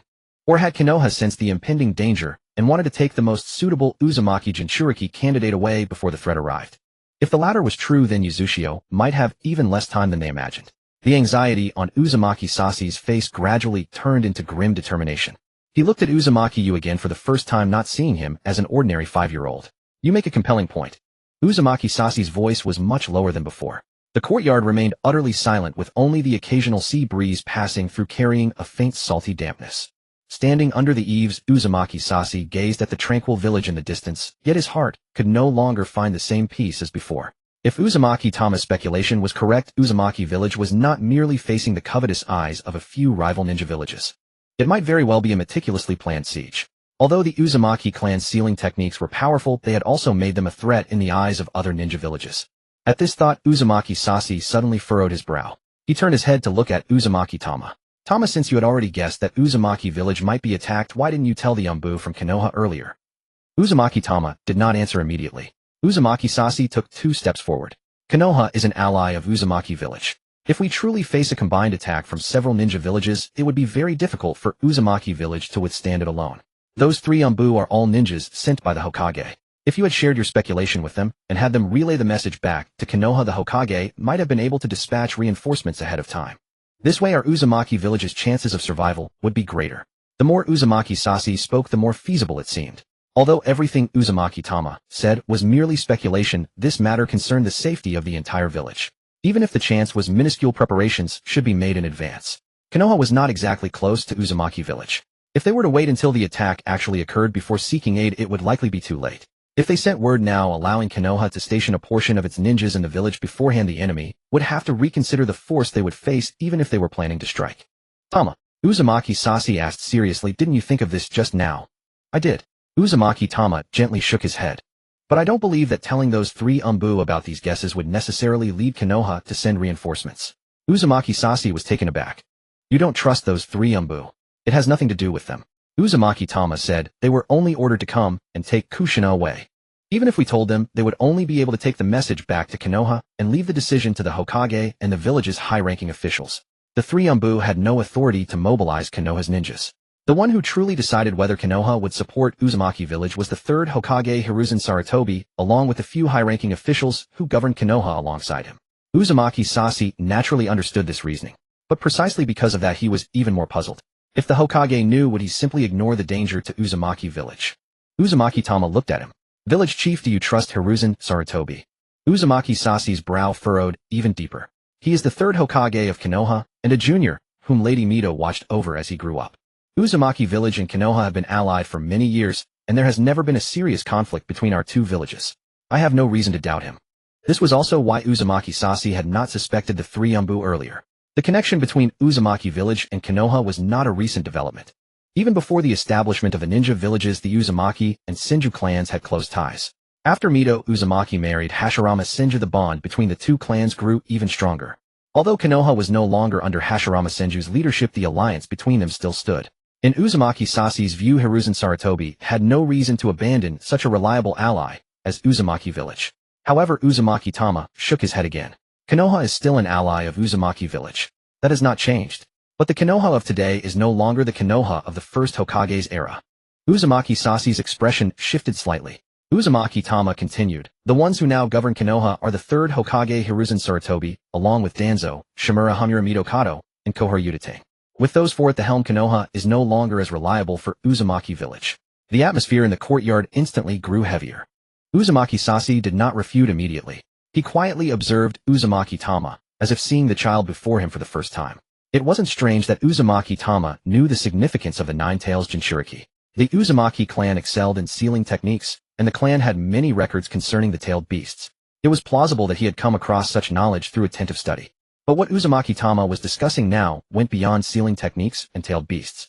He was even beginning to assess the trustworthiness of Konoha's leadership. This far exceeded the scope of thought expected of a 5-year-old. Uzumaki Sasi had many questions. However, he did not press Uzumaki Tama on how he knew these things at that moment. Compared to the potential danger facing the entire village, all other matters could be set aside for the time being. Why? Uzumaki Sasi asked in a deep voice. Why do you think Hiruzen Sarutobi and the others are unreliable? Konoha and Uzumaki village have been allied for many years. Protecting Uzumaki village is also protecting Konoha's own interests. If Uzumaki village were to be destroyed by other ninja villages, Konoha would not only lose an ally, but also the Uzumaki clan's sealing techniques and support. As the Hokage Hiruzen Sarutobi cannot fail to understand such a simple principle. Uzumaki Sasi did not underestimate Uzumaki Tama's judgment because of his age. He simply wanted to know where Uzumaki Tama had derived this conclusion. Uzumaki Tama was silent for a moment. He does understand. It is precisely because he understands that I find him unreliable. Uzumaki Sasi's gaze sharpened. What do you mean? Village chief just mentioned that Konoha has intelligence channels spread across the ninja world. Uzumaki Tama said, if other ninja villages were truly preparing to attack Uzumaki village, an operation of that scale couldn't possibly leave no trace. Destroying Uzumaki village was not something that could be accomplished by dispatching just a few ordinary ninja squads. The enemy would need to gather ninjas in advance, prepare a large amount of supplies, and also investigate the village's defensive strength and the conditions of the nearby sea area. If more than one ninja village was involved, they would also need to communicate and coordinate the timing of the attack. The more thorough the preparations, the more traces they would leave behind. Konoha might not have obtained the complete plan, but they shouldn't have remained completely unaware. Uzumaki Sasi's expression gradually changed. He already understood what Uzumaki Tama was getting at. You suspect Konoha has already received word. That is not impossible. Uzumaki Tama nodded.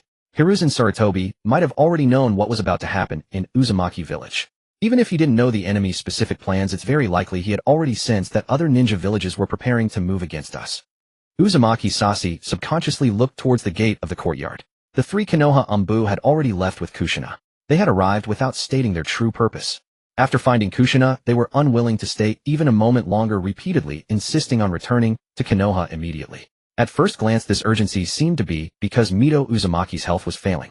But if Konoha had already sensed the impending danger to Uzumaki village, these anomalies could have another explanation. Uzumaki Tama calmly voiced his judgment. It is possible that Hiruzen Sarutobi, precisely because he knew in advance what was about to happen in Uzumaki village, chose this moment to send the 3 Anbu. He did not warn Uzumaki village, nor did he send reinforcements. He simply brought Kushina, the most suitable candidate for the next Nine-Tails Jinchuriki, back to Konoha ahead of time. Uzumaki Sasi's face completely changed. Perhaps in Hiruzen Sarutobi's heart, the Uzumaki bloodline of Yuzushobi is not the Uzumaki bloodline of Konoha. Uzumaki Yu looked at Uzumaki Munizane, whose expression had soured, and continued to state his conclusion. The sealing techniques mastered by Yuzushobi are not Konoha's sealing techniques either.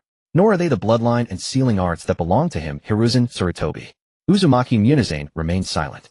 Uzumaki Yu's words sounded somewhat cold, yet they directly highlighted the most realistic issue between the 2 villages. Konoha and Yuzushobi were indeed allies. But allies were after all not the same village. The powerful physique possessed by the Uzumaki clan belonged to the Uzumaki people living in Yuzushobi. The sealing techniques passed down through generations had always remained in the hands of the Uzumaki clan. Konoha could receive aid from their mutual pact, but it could never truly dictate everything about the Uzumaki clan.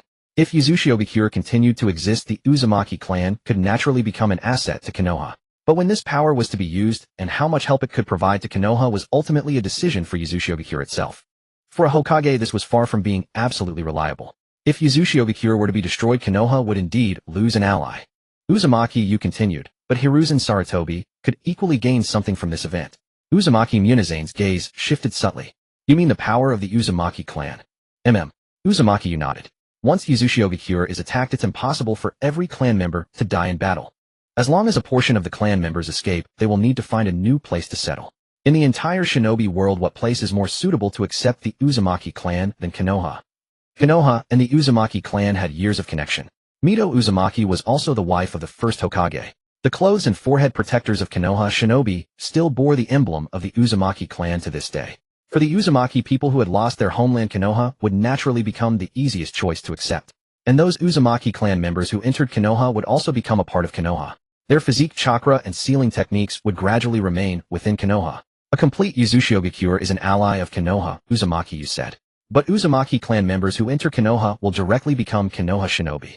The former have their own village and won't completely obey the Hokage's orders. The latter, however, can only rely on Konoha to survive.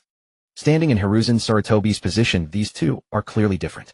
Uzumaki Munezane's fingers slowly clenched.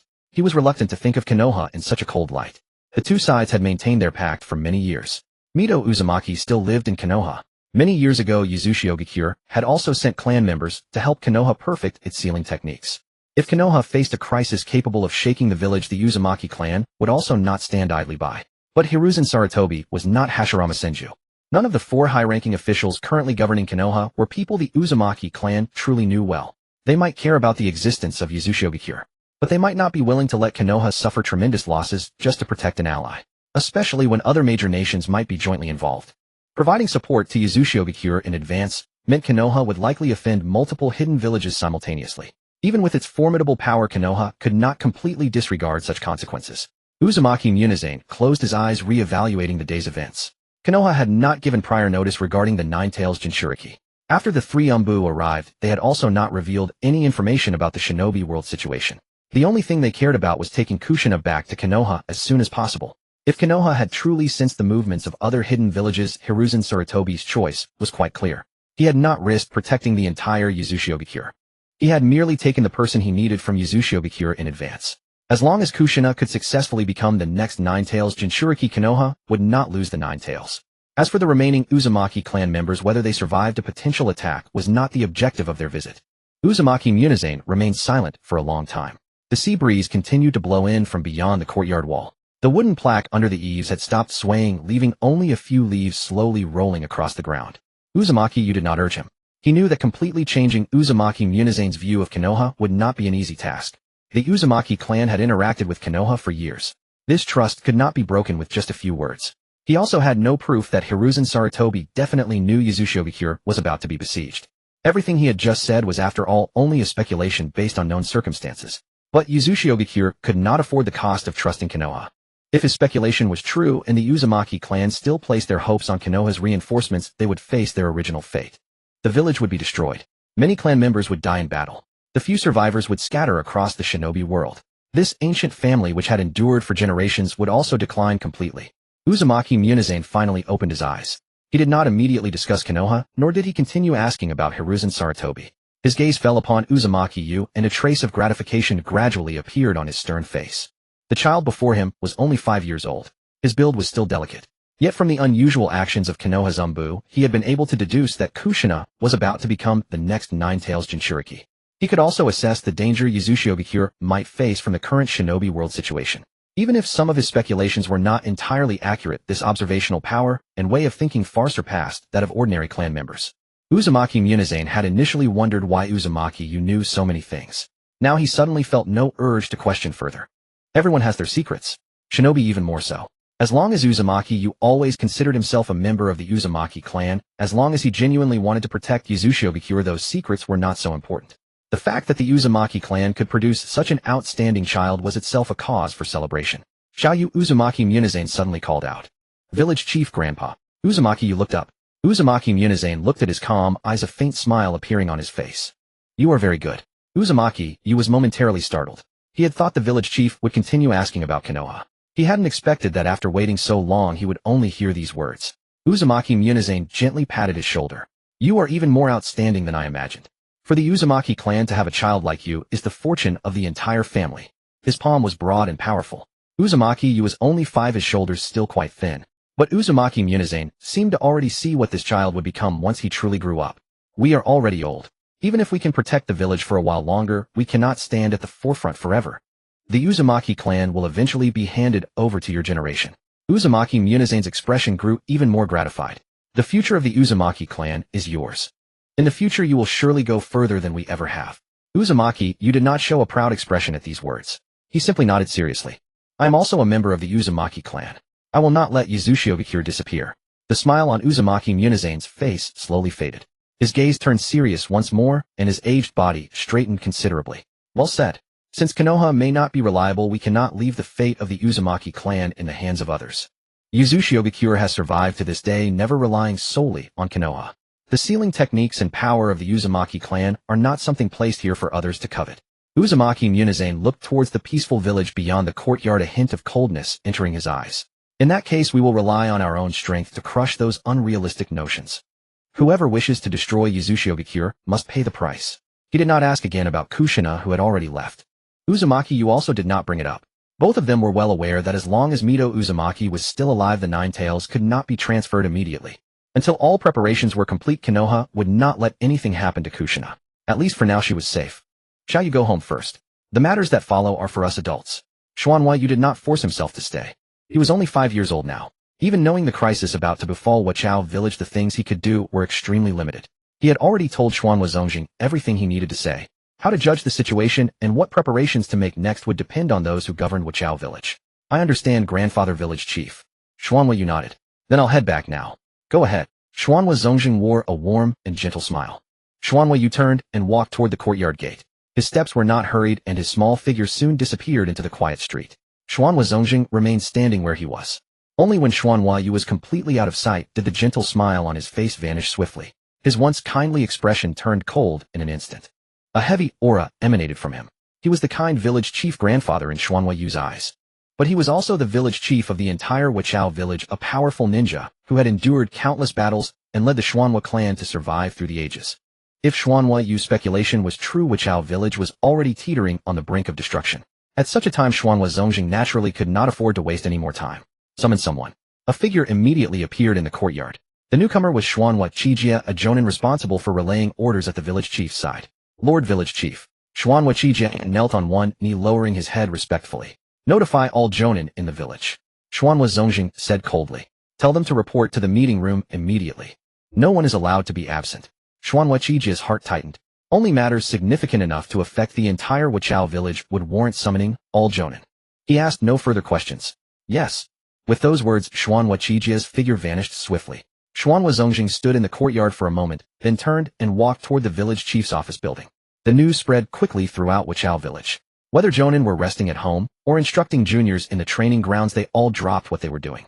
Before long, the meeting room within the village chief's office building was filled with people. Those who gathered here were the true elites of Wachao village. Among them were ninjas skilled in sealing techniques, as well as those responsible for village defense and intelligence. Any one of them, if placed in an ordinary ninja village, would possess formidable strength. Yet in the meeting room at that moment, no one spoke casually. Xuanhua Zongjing sat at the front. His aged face bore no trace of a smile. Everyone could tell that this meeting was far from ordinary. Xuanhua Chijia entered the meeting room. Lord Village Chief, all jonin in the village have arrived. Xuanhua Zongjing nodded slightly. His gaze swept slowly across those present. I have called you here because Wachao village may soon face an unprecedented crisis. The atmosphere in the room shifted instantly. Several jonin instinctively straightened their postures. Xuanhua Zongjing did not hold back. He began by recounting how the Konoha Anbu had suddenly come to Wachao village to take Joshinai back to Konoha. Then he detailed Xuanhua Yu's assessment of the ninja world situation and the speculation that other great nations might attack Wachao village before the third great ninja war, leaving nothing unsaid. He spoke with great thoroughness, including why the Xuanhua clan's bloodline and sealing techniques were feared by other ninja villages, and why Konoha might have already sensed the danger ahead of time. By the time Xuanhua Zongjing finished, the once silent meeting room buzzed with muted discussions. Some faces showed clear worry. Others were filled with anger. Xuanhua Tawahai, the jonin in charge of village defense, spoke first. If several great nations truly intend to attack Wachao village together, our current situation is indeed very dangerous. Xuanhua Tahai was tall and sturdy with a prominent scar on his left cheek. He had long been responsible for the outer defense of Wachao village and knew its strengths and weaknesses intimately. The island can block ordinary enemies. But when facing ninja from several great nations, this sea territory will instead become a cage that confines us. Once the enemy seals off the nearby waters, the village will be unable to obtain supplies or reinforcements from outside in time. Even if we hold out for a while with our sealing techniques, we cannot sustain it indefinitely. Xuanhua Lianping, sitting across from him, snorted coldly. Xuanhua Lianping was straightforward by nature and had always placed great importance on the alliance between Wachao village and Konoha. At this moment his expression was extremely grim. If Konoha truly received word ahead of time, why didn't they warn us? Their ninja visited Wachao village just today, and yet they said nothing, only thinking of taking Joshinai away. Our Xuanhua clan has been allied with Konoha for so many years. In Yuanfei Rizen's eyes, are we even less important than a nine-tails Jinchuriki? These words stirred anger among many Jonin. The Xuanhua clan had always regarded Konoha as their most steadfast ally. The emblem of the Xuanhua clan had always remained on the uniforms of Konoha ninja. The relationship between the two sides was never a secret in the ninja world. If Konoha knew that Wachao village was about to be attacked, and chose to conceal the information, such an act would be tantamount to betraying the alliance. It's too early to say Konoha has betrayed us. Xuanhua Qingyi, seated on the right side of the conference table, spoke up. Xuanhua Qingyi was responsible for Wachao village's external communications and was more composed than Xuanhua Liangping. The village chief just said that all of this is only Xuanhua Yu's speculation. Whether Konoha actually received any information is still uncertain. If Yuanfei Rizen was unaware that other ninja villages plan to attack Wachao village, and we now conclude that Konoha has broken the alliance, it will only make things worse. Xuanhua Liangping frowned at him. Are you saying we should continue to trust Konoha? Not trust, Xuanhua Qingyi shook his head. Rather, we cannot sever ties with Konoha over an unsubstantiated guess. Whether Konoha is reliable is one matter. Whether Wachao village currently needs Konoha's support is another. Xuanhua Tuahai asked in a deep voice, what do you suggest? Xuanhua Qingyi glanced at Xuanhua Zongjing, who sat at the head of the table. My suggestion is to inform Konoha of this matter. We can dispatch a reliable ninja to personally go to Konoha and tell Yuanfei Rizen about the possible attack on Wachao village by other ninja villages. At the same time, as allies, we request reinforcements from Konoha. Xuanhua Liangping sneered. What if Yuanfei Rizen already knew about this? Then it will be a perfect chance to see his reaction. Xuanhua Qingyi said calmly. This is also our opportunity to test Konoha. If Konoha unhesitatingly sends reinforcements, at least it proves that Yuanfei Rizen has not abandoned the alliance with Wachao village. If he makes excuses to delay or outright refuses support, we can recognize Konoha's stance in advance. The Jonin present gradually quieted down. The approach Xuanhua Qingyi proposed was not complicated, yet it was very prudent. No matter what response Konoha gives, Wachao village must begin preparations immediately. Xuanhua Qingyi continued, we cannot entrust the village's safety entirely to Konoha. But there is no need to outright abandon the possibility of receiving reinforcements. After all, these matters are merely Xuanhua Yu's speculation. If Yuanfei Rizen does not turn out as Xuanhua Yu guessed, or if he is not yet ready to break ties, Konoha might send ninja to support us. Even if the number of reinforcements is small, it will add to Wachao village's strength in resisting the attack. After Xuanhua Qingyi finished speaking, the meeting room fell silent. This suggestion was indeed very prudent. Wachao village would first make preparations while also sending someone to Mai for reinforcements. It would be best if Mai was willing to send reinforcements. If Yuanfei Rizen refused, they could also use this to discern Mai's attitude. The few Jonin present exchanged glances, most of them expressing agreement. Xuanhua Tuahai also nodded. There is no evidence yet to prove that Mai has abandoned us. Testing the waters first is better than doing nothing. Xuanhua Liangping, though angry inside, did not continue to object. He did not trust Yuanfei Rizen. But if Mai was truly willing to send reinforcements, the pressure on Wachao village would indeed be greatly alleviated. Everyone looked at Xuanhua Zongjing. Xuanhua Zongjing sat at the front, lightly tapping his fingers on the table. No. Those two simple words left everyone slightly stunned. Xuanhua Qingyi frowned. Village chief, do you disagree with requesting aid from Mai? I disagree. Xuanhua Zongjing shook his head. Notifying Mai now will only make our situation more passive. Xuanhua Qingyi was somewhat puzzled. We are only informing Mai of the potential danger. Even if Yuanfei Rizen is unwilling to send reinforcements, it shouldn't have any impact on Wachao village. You are overthinking it. Xuanhua Zongjing looked at him. You have been discussing whether Yuanfei Rizen knows about the actions of the other ninja villages. But regardless of whether he knows or not, we should not send anyone to Mai at this time. Xuanhua Tuahai asked in a deep voice, why? If Yuanfei Rizen doesn't know about this, our initiative to ask for help will reveal Xuanhua Yu's speculation to him. Xuanhua Zongjing said slowly. At that point, Mai will know that Wachao village has sensed the danger and has begun to suspect everything that has happened recently. They will also know that we are already on guard against other ninja villages. Whether Yuanfei Rizen will send reinforcements is uncertain. But how much information we have will be clearly seen by him. Xuanhua Qingyi lowered his head and thought for a moment. But Mai is after all an ally of Wachao village. Being allies doesn't mean we can tell them everything. Xuanhua Zongjing's tone was calm. The situation is not clear yet. We don't know who the enemy is nor when they will come. Exposing our thoughts to Mai at this time is not a wise choice. The meeting room fell silent again. Xuanhua Zongjing did not stop. If Yuanfei Rizen already knew that someone was preparing to attack Wachao village, then sending someone there is even less advisable. He knew Wachao village was in danger, but did not warn us. He only sent 3 ANBU to take away Jixinai. This is enough to show his attitude. Xuanhua Liangping gave a cold snort. He has already decided to ignore our fate. It cannot be completely confirmed yet. Xuanhua Zongjing glanced at him. But we must be cautious.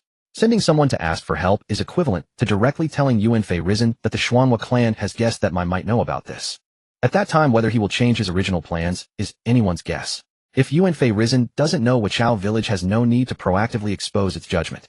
If Yuanfei Risen knows Wuchao Village, even more cannot let him discover that they have become suspicious. In either case, notifying Mai is not the best choice. Xuanhua Qingyi finally understood Xuanhua Zongjing's concern. Probing Mai might indeed result in obtaining reinforcements. But in probing the other side, they would also expose themselves. The forces held by both sides were not equal. Once Yuanfei Risen truly did not want to support Wuchao Village, letting him know in advance that the Xuanhua clan had sensed danger would only add new variables. Xuanhua Qingyi sighed. I have not considered it thoroughly enough. Then we can only rely on ourselves. Wuchao Village was always meant to rely on itself. Xuanhua Zongjing straightened his body. The alliance with Mai can bring us help, but it cannot determine the life and death of the Xuanhua clan. Until we clarify Mai's attitude, we cannot tell them about this. Everyone nodded one after another. Xuanhua Toahai was the first to ask, what do we do next? Strengthen the village's defenses. Xuanhua Zongjing did not hesitate. From today on, increase the patrols near the coast. All ships entering Wuchao Village must be inspected.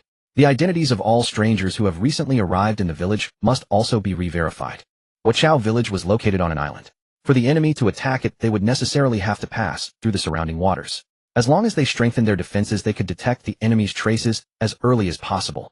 The barrier around the village must also be fully inspected. Xuanhua Zongjing continued, it cannot be just a single inspection. Sealing techniques must be added at the coast port and several locations suitable for landing. If the enemy really comes, at least we won't be caught off guard. Xuanhua Toahai immediately nodded. I will take personal responsibility. Xuanhua Qijia asked, should we inform the ordinary clan members about this? Not for now. Xuanhua Zongjing shook his head. No enemy has been found yet. Spreading the news suddenly will only throw the village into chaos. All preparations must be carried out in secret. Don't let outsiders notice anything unusual, and don't disrupt the normal lives of the clan members. The Jonin present all agreed in turn. The worry on their faces did not disappear. But compared to the moment they first learned the news, at least they now knew what to do. Strengthening defenses in advance might not be able to withstand the siege of several ninja villages. Yet it could give them a bit more preparation time. Xuanhua Zongjing looked at the crowd, his expression still solemn. There is one more thing. Just as everyone had relaxed a little, they looked at him again. Xuanhua Zongjing was silent for a moment. We must prepare for the worst. Xuanhua Liangping's expression changed slightly. Village chief, do you think the village cannot be defended? I don't know. Xuanhua Zongjing did not give a definitive answer. We don't even know if the enemy will come. But if Xuanhua Yu's speculation is true, we are likely facing more than one ninja village. The Xuanhua clan is strong, but not strong enough to simultaneously confront several great nations. These words made the atmosphere in the meeting room heavy. No one was willing to admit that Wuchao Village might be destroyed. But they were all Jonin who had experienced battle. They knew that Xuanhua Zongjing was speaking the truth. The Xuanhua clan's physique and sealing techniques were indeed powerful, but the number of clan members was too small. As long as the enemy was numerous enough, Wuchao Village could be completely worn down. Xuanhua Zongjing's voice became much lower. We will do our utmost to protect the village. But if we truly cannot hold it, we cannot let the Xuanhua clan disappear completely. Even if we all die in battle, we must protect the last seeds. Meanwhile, unaware that a meeting concerning the entire fate of Uzushio village was taking place in the village chief's office, Uzumaki, Yu quickly returned home, after leaving Uzumaki Masaoki's courtyard. During this period, apart from studying the Uzumaki clan sealing techniques, he had never neglected his ninjutsu training. Today, with some free time, he could finally test the results of his recent efforts. Yu walked into the backyard. The space was not large and few people usually came here. In the center of the yard was an open area surrounded by walls tall enough to shield the happenings within from outside view. Standing in the open space, Yu first carefully sensed his surroundings. Only after confirming that no one else was nearby did he relax. The jutsu he was about to test was quite unique. Even within the Uzumaki clan's own records, no similar technique could be found. This was because it was a jutsu of his own creation. Crouching down, Yu placed one hand on the ground. Chakra surged from his palm, seeping quickly into the earth below. Earth released mimicry art. The ground beneath his feet trembled slightly. A lump of earth rose slowly from the soil as if guided by an invisible giant hand, gathering together into a single mass. Initially, the clump of earth had no fixed shape, but as you continued to pour in chakra, its form began to change. 4 short legs appeared first, followed by the body, a head, and 2 long ears. Finally, a lightning bolt-shaped tail extended from behind. The entire process took only a dozen seconds. When the earth ceased its transformation, a Pikachu about half a person's height stood before you. However, its body was composed entirely of earth. It had no yellow fur nor red cheeks. If not for its distinct silhouette, an ordinary person might not have recognized what it was. You stood up and walked around the earthen Pikachu, inspecting it. Its body was fairly complete, the ears, tail, and limbs all appeared to be in order. At the very least, judging by its appearance alone, his training over this period had yielded significant progress. Just a few days ago, he could only manage to create a rough, indistinct shape. Back then the ears were uneven, one long and one short, and the legs were of varying thicknesses. As for the tail, it would break off at the slightest touch. Now, though still somewhat crude, it was beginning to look quite presentable. You reached out and knocked on the Pikachu's head. Pretty sturdy. The earthen Pikachu stood still, showing no reaction. It was merely a clay figure created with earth release. No matter how lifelike its appearance, it could not move on its own. However, you had not created this jutsu simply to make a decorative ornament. The true purpose of the earth release mimicry art was to use earth nature chakra to create different forms. As long as he had sufficient knowledge of a target, he could accurately replicate their appearance. Whether these clay figures could be turned into true living beings, however, required another power.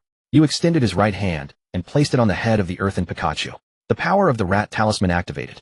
A special energy surged from his palm, flowing into the Pikachu's body.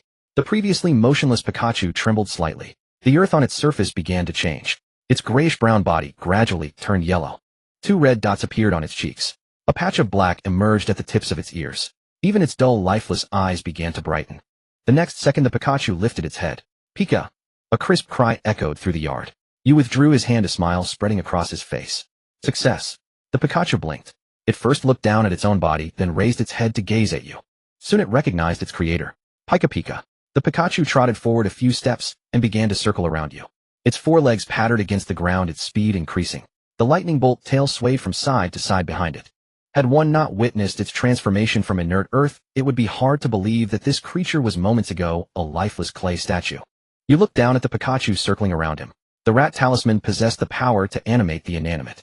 Whether a statue or any other lifeless form, anything that received its power could truly come to life. The Earth Release mimicry art complemented the Rat Talisman perfectly. He would first use Earth Release to create the desired form, then use the Rat Talisman to grant it life. This way he didn't need to scour the world for suitable statues. As long as he had enough chakra, he could create the allies he needed at any time. However, it was still uncertain whether this Pikachu possessed its original abilities. If it merely looked similar and could move freely, the value of this jutsu would be greatly diminished.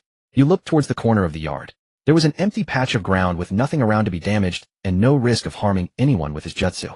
He raised his hand and pointed at the empty space. Pikachu used Thunderbolt on that spot. The circling Pikachu halted immediately. It followed the direction of Yu's finger, its expression turning serious. Pika. The Pikachu lowered its body. Its 2 long ears perked up slightly. The red dots on its cheeks began to sparkle. Several thin arcs of electricity crackled across its face, emitting a soft static hum. Witnessing this, Yu's eyes lit up. It actually works. The Pikachu he had created possessed not just life. It had also inherited the abilities inherent to a Pikachu. The electricity on its face intensified. Bright yellow lightning danced and flickered across its body.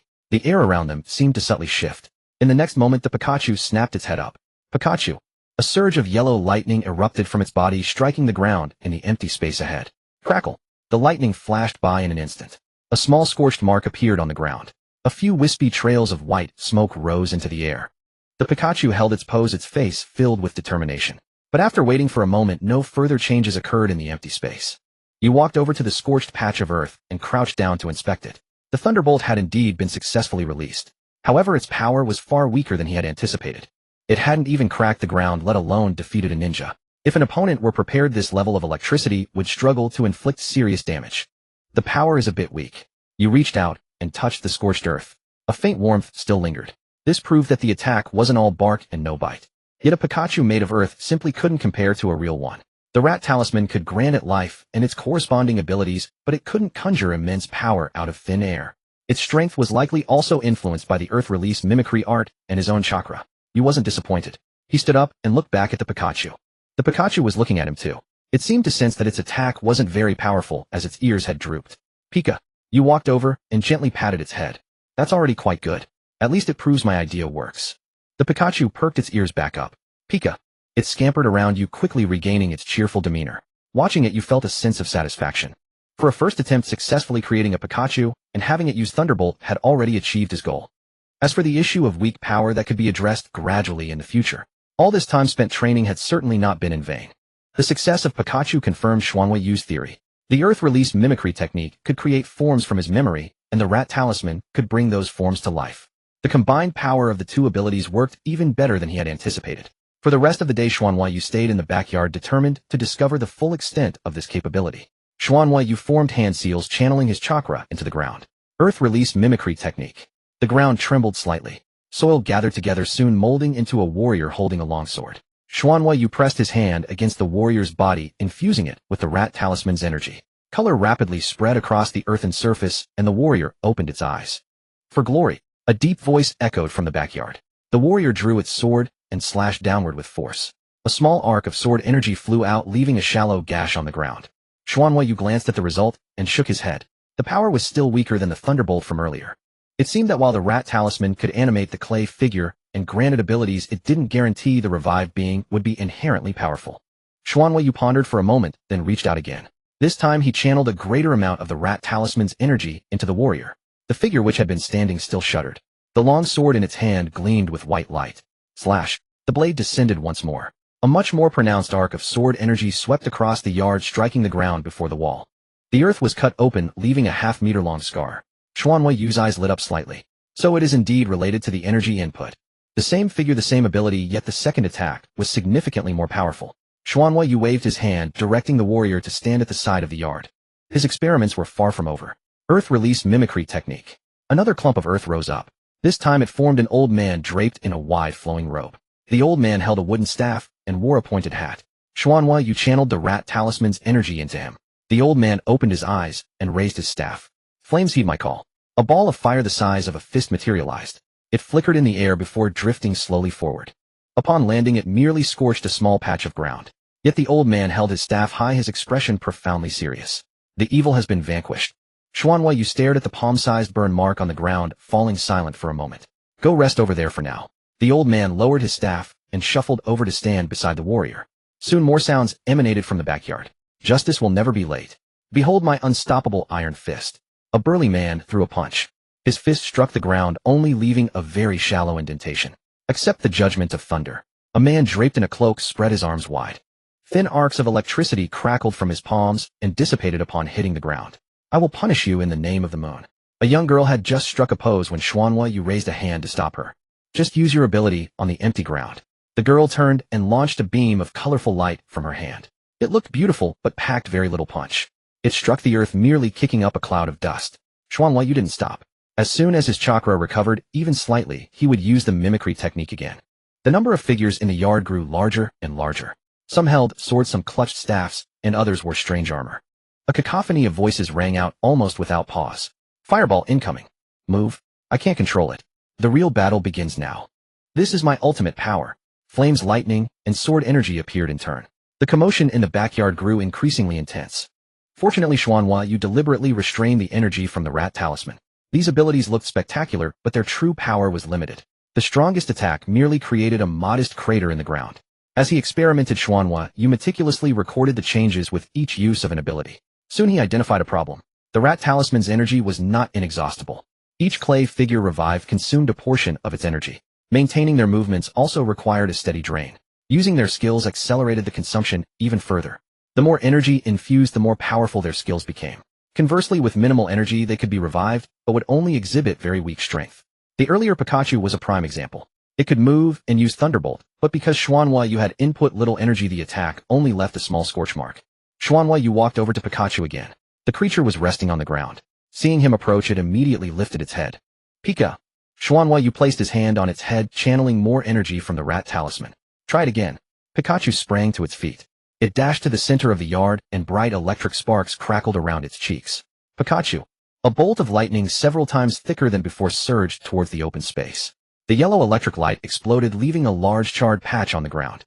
A faint smell of burning lingered in the air. Xuanhuayu walked over to inspect. The power was significantly improved. It was the same Thunderbolt, but the difference between the two attempts was vast. This confirmed his hypothesis. The character determines the type of ability he used. The energy from the Rat Talisman determines the power of that ability. Xuanhuayu committed this conclusion to memory. Furthermore, he discovered that the Rat Talisman's energy could recover, albeit slowly. After each depletion, a period of waiting was required. The greater the expenditure, the longer the full recovery time.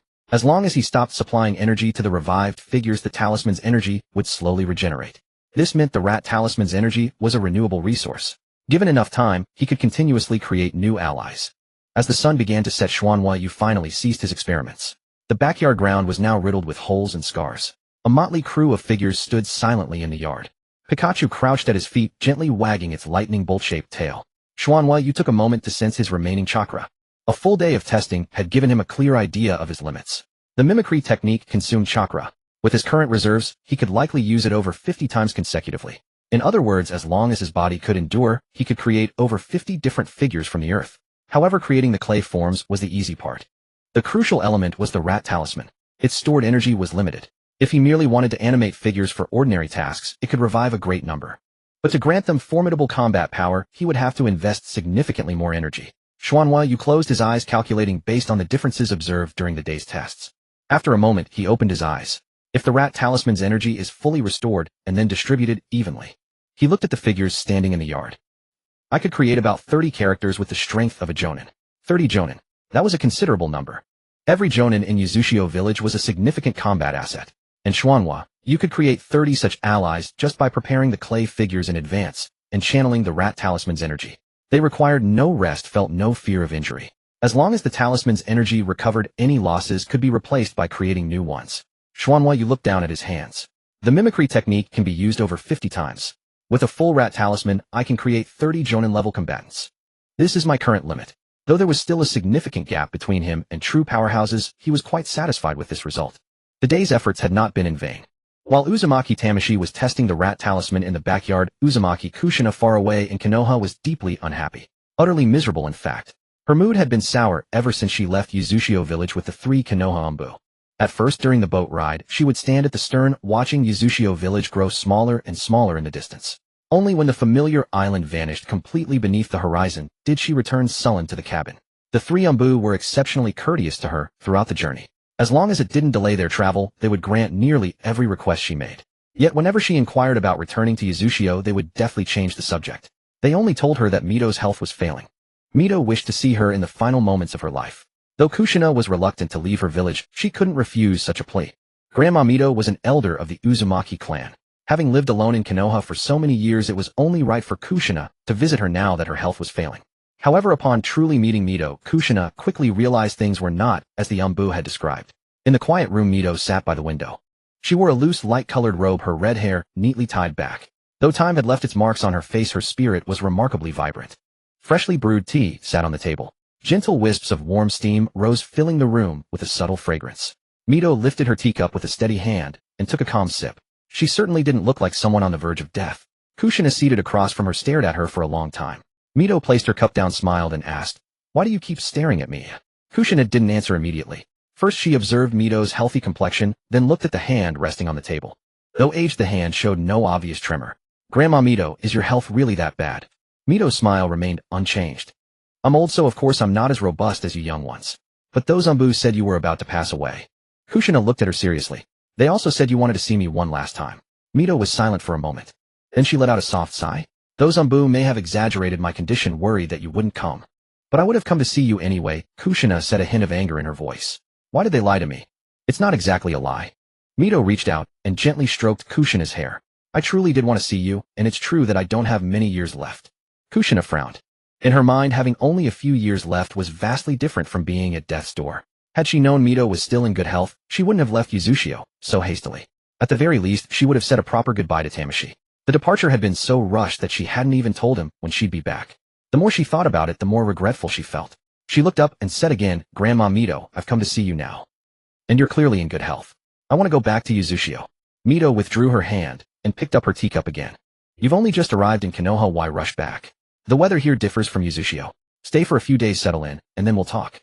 "I don't need to get used to it." Kushina shook her head. "My home is in Uzushio. I want to go home." Mito took a sip of tea, her gaze drifting past Kushina to the window. "It's a long journey from Uzushio to Konoha. The Anbu who escorted you have just returned and need rest. I'll make arrangements in a while." Kushina could hear the evasion in her words. "How long is a while?" "Wait until your new quarters are prepared." "I don't need new quarters. You still need some daily necessities prepared. I brought clothes. There are many places in Konoha you haven't seen. I don't want to see them." No matter what Mito suggested, Kushina had a ready answer. She had only one thought: returning to Uzushio.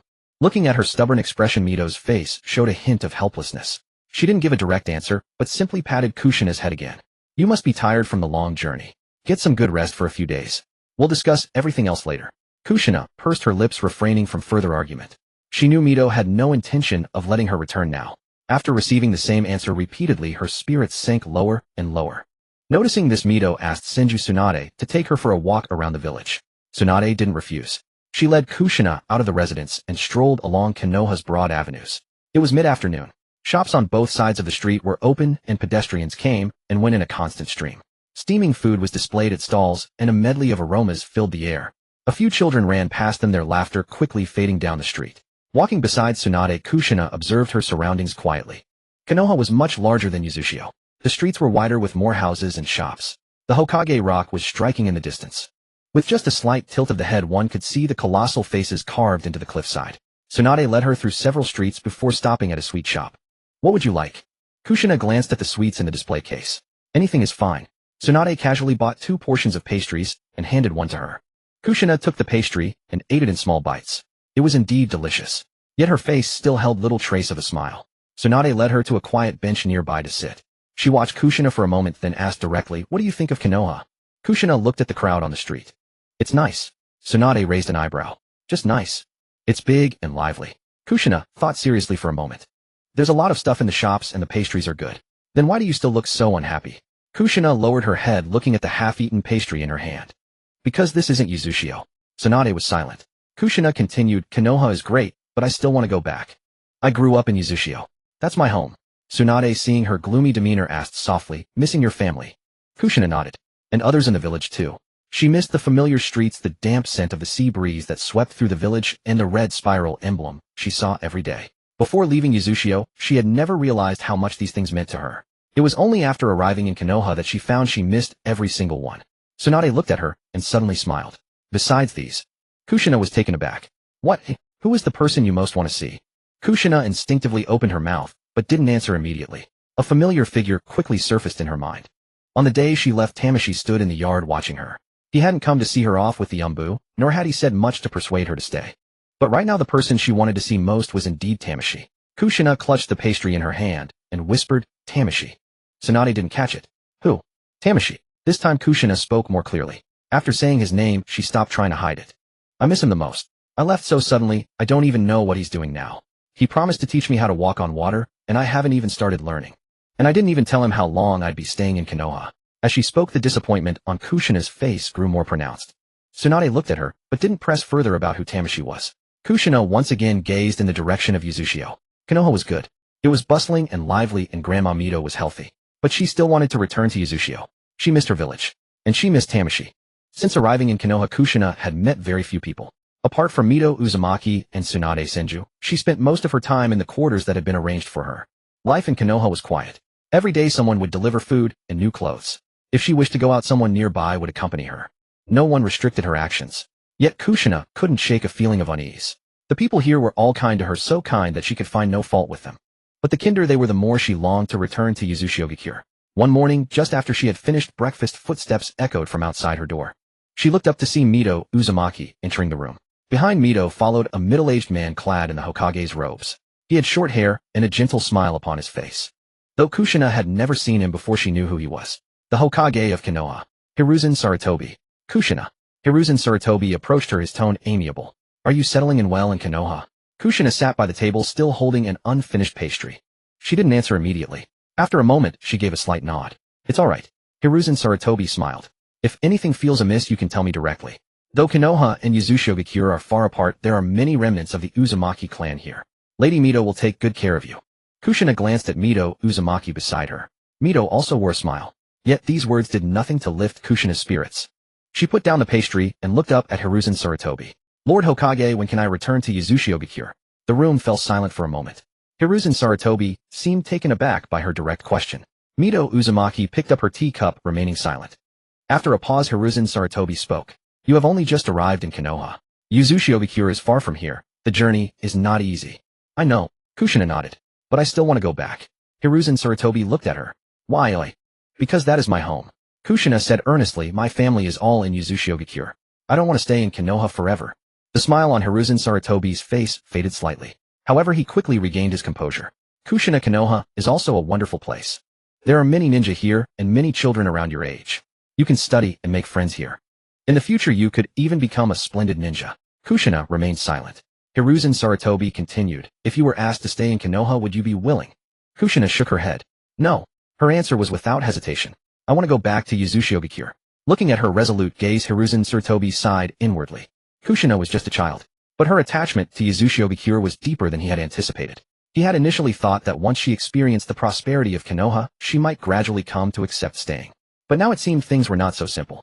Hiruzen Sarutobi showed no displeasure. He sat down at the table and changed the subject. Since you don't wish to stay in Konoha for now, how about visiting the Ninja Academy first? Kushina blinked. Ninja Academy. That's right. Hiruzen Sarutobi nodded. Children in Konoha enter the Ninja Academy to study when they reach the appropriate age. There you'll learn ninjutsu, taijutsu, and much of the knowledge needed to become a ninja. There are many people your age at the academy. Once you go you should be able to make many new friends. Hiruzen Sarutobi's tone was gentle. You're all around the same age, so you'll surely have plenty to talk about. After hearing this, Kushina didn't seem particularly interested. She looked down at the table, not refusing outright, but her expression said it all. The Ninja Academy didn't sound bad. There would be many children her age. She could also learn ninjutsu. But right now she had no heart for such things. She only wanted to know when she could go home. I don't want to go, Kushina said softly. Hiruzen Sarutobi asked why. I can also learn in Uzumaki. Besides, Uzumaki, you promised to teach me how to walk on water. Kushina looked up. I want to go back and train with him. Hiruzen Sarutobi fell silent. He glanced at Mito Uzumaki. Mito's expression remained unchanged, but her fingers gripping the teacup tightened slightly. There's no need to decide this hastily. Hiruzen Sarutobi looked back at Kushina. You can think it over for a few days. The Ninja Academy isn't going anywhere. Kushina didn't answer. She knew that even if she refused the Ninja Academy, Hiruzen Sarutobi wouldn't send her back to Uzumaki because of it. This made her even more unhappy. Hiruzen Sarutobi exchanged a few more words with Mito Uzumaki before leaving the room. Once his figure disappeared beyond the door, Kushina slumped onto the table. Why does everyone want me to stay in Konoha? Mito Uzumaki looked at her, but didn't answer right away. Kushina said sullenly, I've told you I want to go home. Grandma Mito won't let me go back either. The Hokage won't let me go back. Do you two have no intention of sending me back to Uzumaki at all? Mito Uzumaki was silent for a moment. Kushina, some things are not as simple as you think. Then you can tell me. Kushina looked up. I'm not a child anymore. Mito Uzumaki looked at her stubborn face and sighed softly. Get some rest for now. In a few days I'll take you to see the Ninja Academy. Kushina bit her lip and said nothing more. She knew that Grandma Mito still hadn't answered her question. In the afternoon, Tsunade came to her quarters. She had planned to take Kushina out for a walk. But as she entered the room, she saw Kushina sitting by the window looking listless. Tsunade walked over and asked, why don't you want to go out today? Kushina stared out the window. The Hokage came by. He said he wants me to stay in Konoha. Tsunade's expression faltered slightly. Did you agree? Of course not. Kushina shook her head. I don't want to stay here anyway. He also mentioned the Ninja Academy. But I don't want to go. Tsunade sat down beside her. There really are many children your age at the academy. They might like you a lot. But I don't know them. Kushina said in a low voice, and I don't want to know them either. I just want to go back to Uzumaki. Tsunade looked at her and didn't try to persuade her further. She could already see that Kushina's heart wasn't in Konoha. No matter how good this place was, no matter how many peers were at the academy, it couldn't change her mind. In the evening, Tsunade left Kushina's residence. She didn't go home, but went directly to Mito Uzumaki's place. The lights were still on in the room. Mito Uzumaki sat by the window, seemingly waiting for her. Tsunade closed the door, walked over, and sat down at the table. Kushina is in a very bad mood today. Mito Uzumaki nodded. Hiruzen has already spoken to me. He wants Kushina to stay in Konoha and enroll her in the Ninja Academy. Tsunade said, but Kushina is completely unwilling. She keeps wanting to go back to Uzumaki. Mito Uzumaki picked up her teacup, saying nothing. Tsunade looked at her and continued, Grandma Mito, Kushina's feelings are too obvious. She doesn't want to stay in Konoha. Even if you send her to the Ninja Academy, she won't be happy. Mito Uzumaki slowly set down her cup. I know. If you know, then why not let her go back? Tsunade frowned. For the matter of the Jinchuriki, she doesn't have to be the only choice. Konoha can find someone else.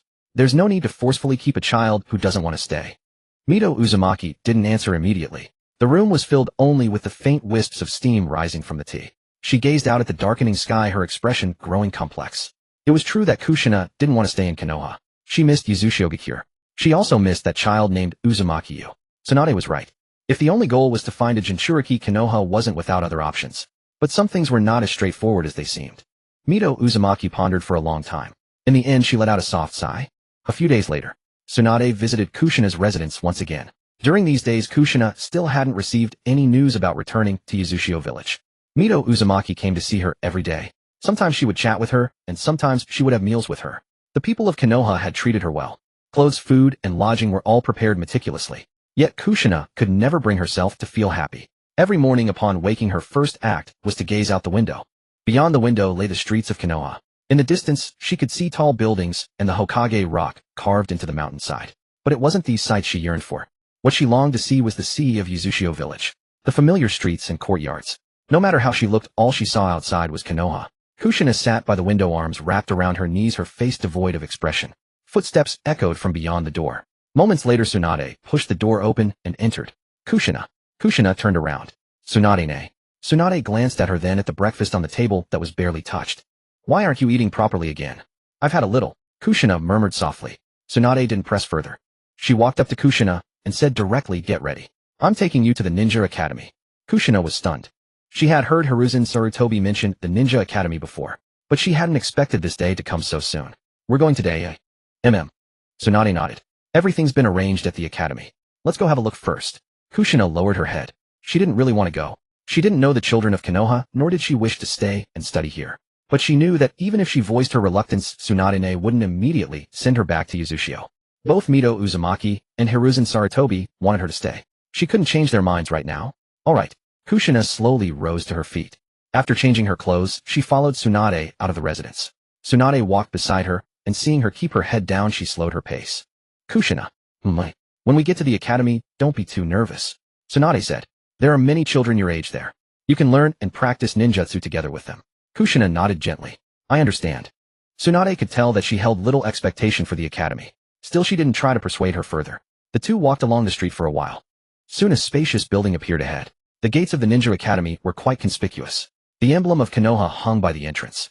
Numerous children were active in the courtyard. In the distance, the voices of teachers maintaining order could be heard. It was far livelier here than where Kushina was staying. Yet standing at the gate, she felt nothing but a sense of alienation. Tsunade looked down at her. Kushina. If anyone at school bullies you, you must speak up. Kushina looked up. Tsunade's expression was serious. Don't endure it alone. Grandma Mito and I will always have your back. If anyone dares to bully you, come and tell me. Kushina was taken aback. She hadn't expected Tsunade to say such things all of a sudden. Tsunade usually took good care of her, but rarely did she speak to her with such a serious tone. Kushina nodded softly. I understand. Her voice was still a little low, yet a warmth stirred in her heart. Since arriving in Konoha, she had felt like someone left behind in a strange land. But at least Grandma Mito and Tsunade were kind to her. Tsunade reached out and ruffled her hair. Go on in. I'll come pick you up after school. Kushina nodded. As the two stepped into the school, a teacher approached from the front. He was a man in his 30s. He wore a standard ninja vest and a Konoha forehead protector. A gentle smile adorned his face. Tsunade-sama. Tsunade nodded. She's Uzumaki Kushina. The man looked at Kushina. Hello. I'll be your teacher from now on, Yamashiro Shuhei. Kushina said politely, hello teacher. Don't be nervous. Yamashiro Shuhei said with a smile. Your seat has been arranged. Let me take you to the classroom first. Tsunade didn't follow them inside. She stood in place and said to Kushina, go on. Kushina glanced back at her. Tsunade waved her hand. Taking a deep breath, Kushina followed Yamashiro Shuhei towards the school building. Many students passed by in the hallway. They couldn't help but steal extra glances at Kushina. Her crimson hair was far too conspicuous. In Konoha, people with red hair were rare, especially hair as long and vividly red as hers. Many were simply curious. Some began to whisper among themselves. Who's that girl? Never seen her before. Her hair is red. How strange. Kushina heard those murmurs, but she paid them no mind. She simply continued walking forward with the teacher. Soon they arrived at a classroom door. Yamashiro Shuhei pushed it open. The once noisy classroom gradually fell silent. Dozens of eyes turned towards the door simultaneously. Some were tidying their textbooks. Others still held wooden shuriken they hadn't put away. At that moment, all their attention settled on Kushina. Yamashiro Shuhei walked to the podium and clapped his hands. Everyone quiet down. Today we have a new student joining our class. She's just arrived in Konoha from Uzushio village. She'll be studying with you all from now on. A low buzz of discussion rose in the classroom. Uzushio village. Is that the village on the sea? She's from another village. No wonder we haven't seen her before. Yamashiro Shuhei looked at Kushina. Kushina, come introduce yourself to everyone. Kushina stood beside the podium. She looked at the sea of unfamiliar faces below. These children were about her age. There were boys and girls. Some wore smiles. Others simply watched her quietly. But Kushina had little to say. She hadn't come here willingly. Nor did she think she could quickly become friends with these strangers. My name is Uzumaki Kushina. Kushina said. From Uzushio village. With that she stopped. Yamashiro Shuhei waited for a moment. Seeing that Kushina had nothing more to add, he said, Kushina has just arrived in Konoha, so she might still be getting used to things. Everyone please take good care of her. Alright, go ahead and take your seat. Kushina nodded. Yamashiro Shuhei had arranged a seat for her by the window in the middle row. She walked over, set down her bag, and sat down quietly. Through the window, she could see the school courtyard. Sunlight fell upon the open ground. Some older students were practicing shuriken throwing under a teacher's guidance. Kushina watched for a moment, then averted her gaze. Just then a laugh echoed from behind her. Her hair is so weird. Kushina's movements halted slightly.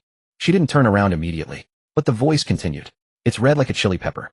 Do all people from Uzushio have hair like that? The speaker was a boy sitting in the back row. He had short brown hair. A smug smile played on his lips. Seeing others turn to look, he seemed even more pleased. This is the first time I've seen hair like this. It looks really ugly. Hearing this, a few children nearby couldn't help but laugh. It really is strange. Red hair like fire. Could she be some kind of monster? What monster looks like that? The laughter wasn't loud, but the classroom was very quiet.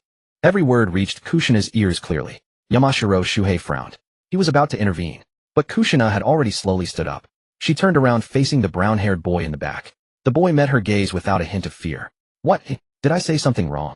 Kushina said nothing. Her fists clenched tightly little by little.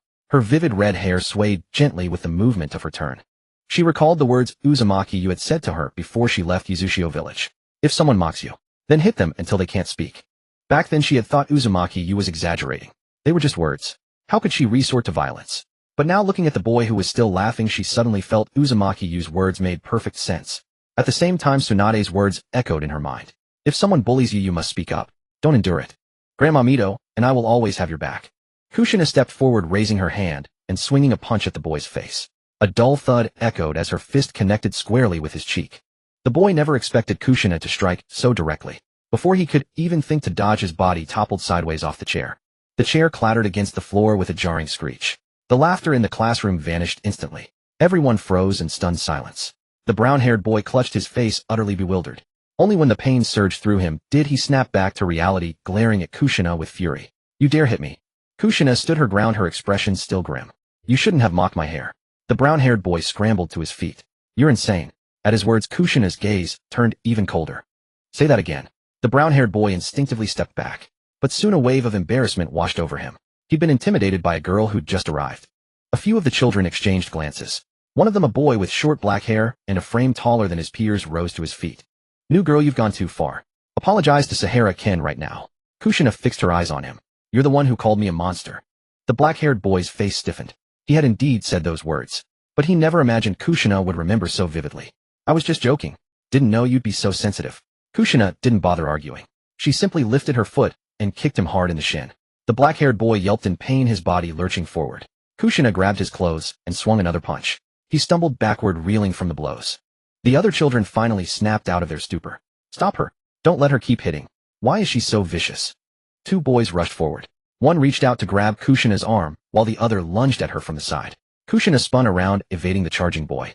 Then she drove her fist into his stomach. The boy doubled over, gasping for air, unable to speak. The one who tried to grab her arm was shoved back with a swift push. Kushina's strength was far greater than they'd anticipated. She usually appeared as a frail petite girl, but when it came to a fight, she didn't hesitate for a moment. The children who had been jeering moments ago quickly fell into chaos. Shrieks erupted across the classroom. Stop! Teacher, she's hitting people. Pull her away. It all happened so fast. From Kushina's first punch to the children piling on, only a brief moment had passed. By the time he reacted, the classroom was in complete disarray. Everyone stop. Yamashiro Shuhei strode over quickly. Kushina, stand down. Kushina didn't stop. Her gaze was locked on Sahara Ken. Having been knocked down earlier, he had crawled to the back during the chaos.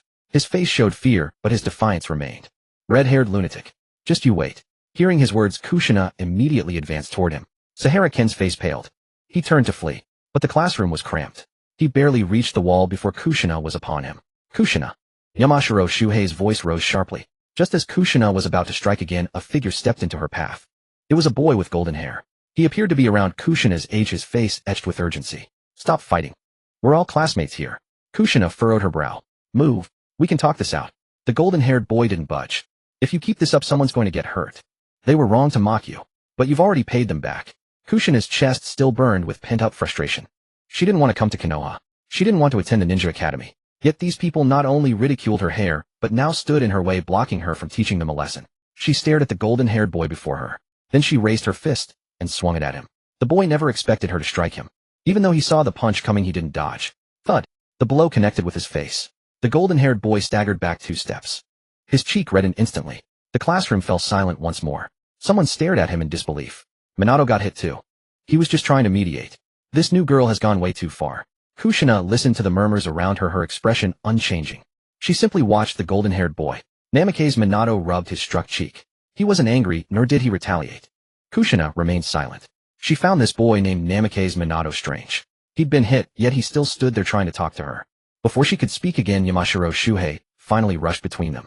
He grabbed Kushina's arm firmly. Enough. No more fighting. Kushina struggled against his grip. Let go of me. They started it. I know. Yamashiro Shuhei frowned. But you can't take on everyone by yourself. Kushina pressed her lips together, saying nothing. She glanced at the children sprawled on the floor, or clutching their faces. The anger in her heart had ebbed slightly, yet a stubborn sense of injustice lingered. They were the ones who called her hair ugly. So why did everyone now seem to think she was the one in the wrong? Yamashiro Shuhei instructed the other students to return to their seats.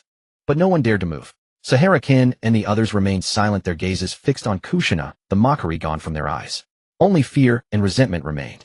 Not long after Tsunade arrived at the school. She hadn't been far when someone rushed out shouting that the new student was in a fight.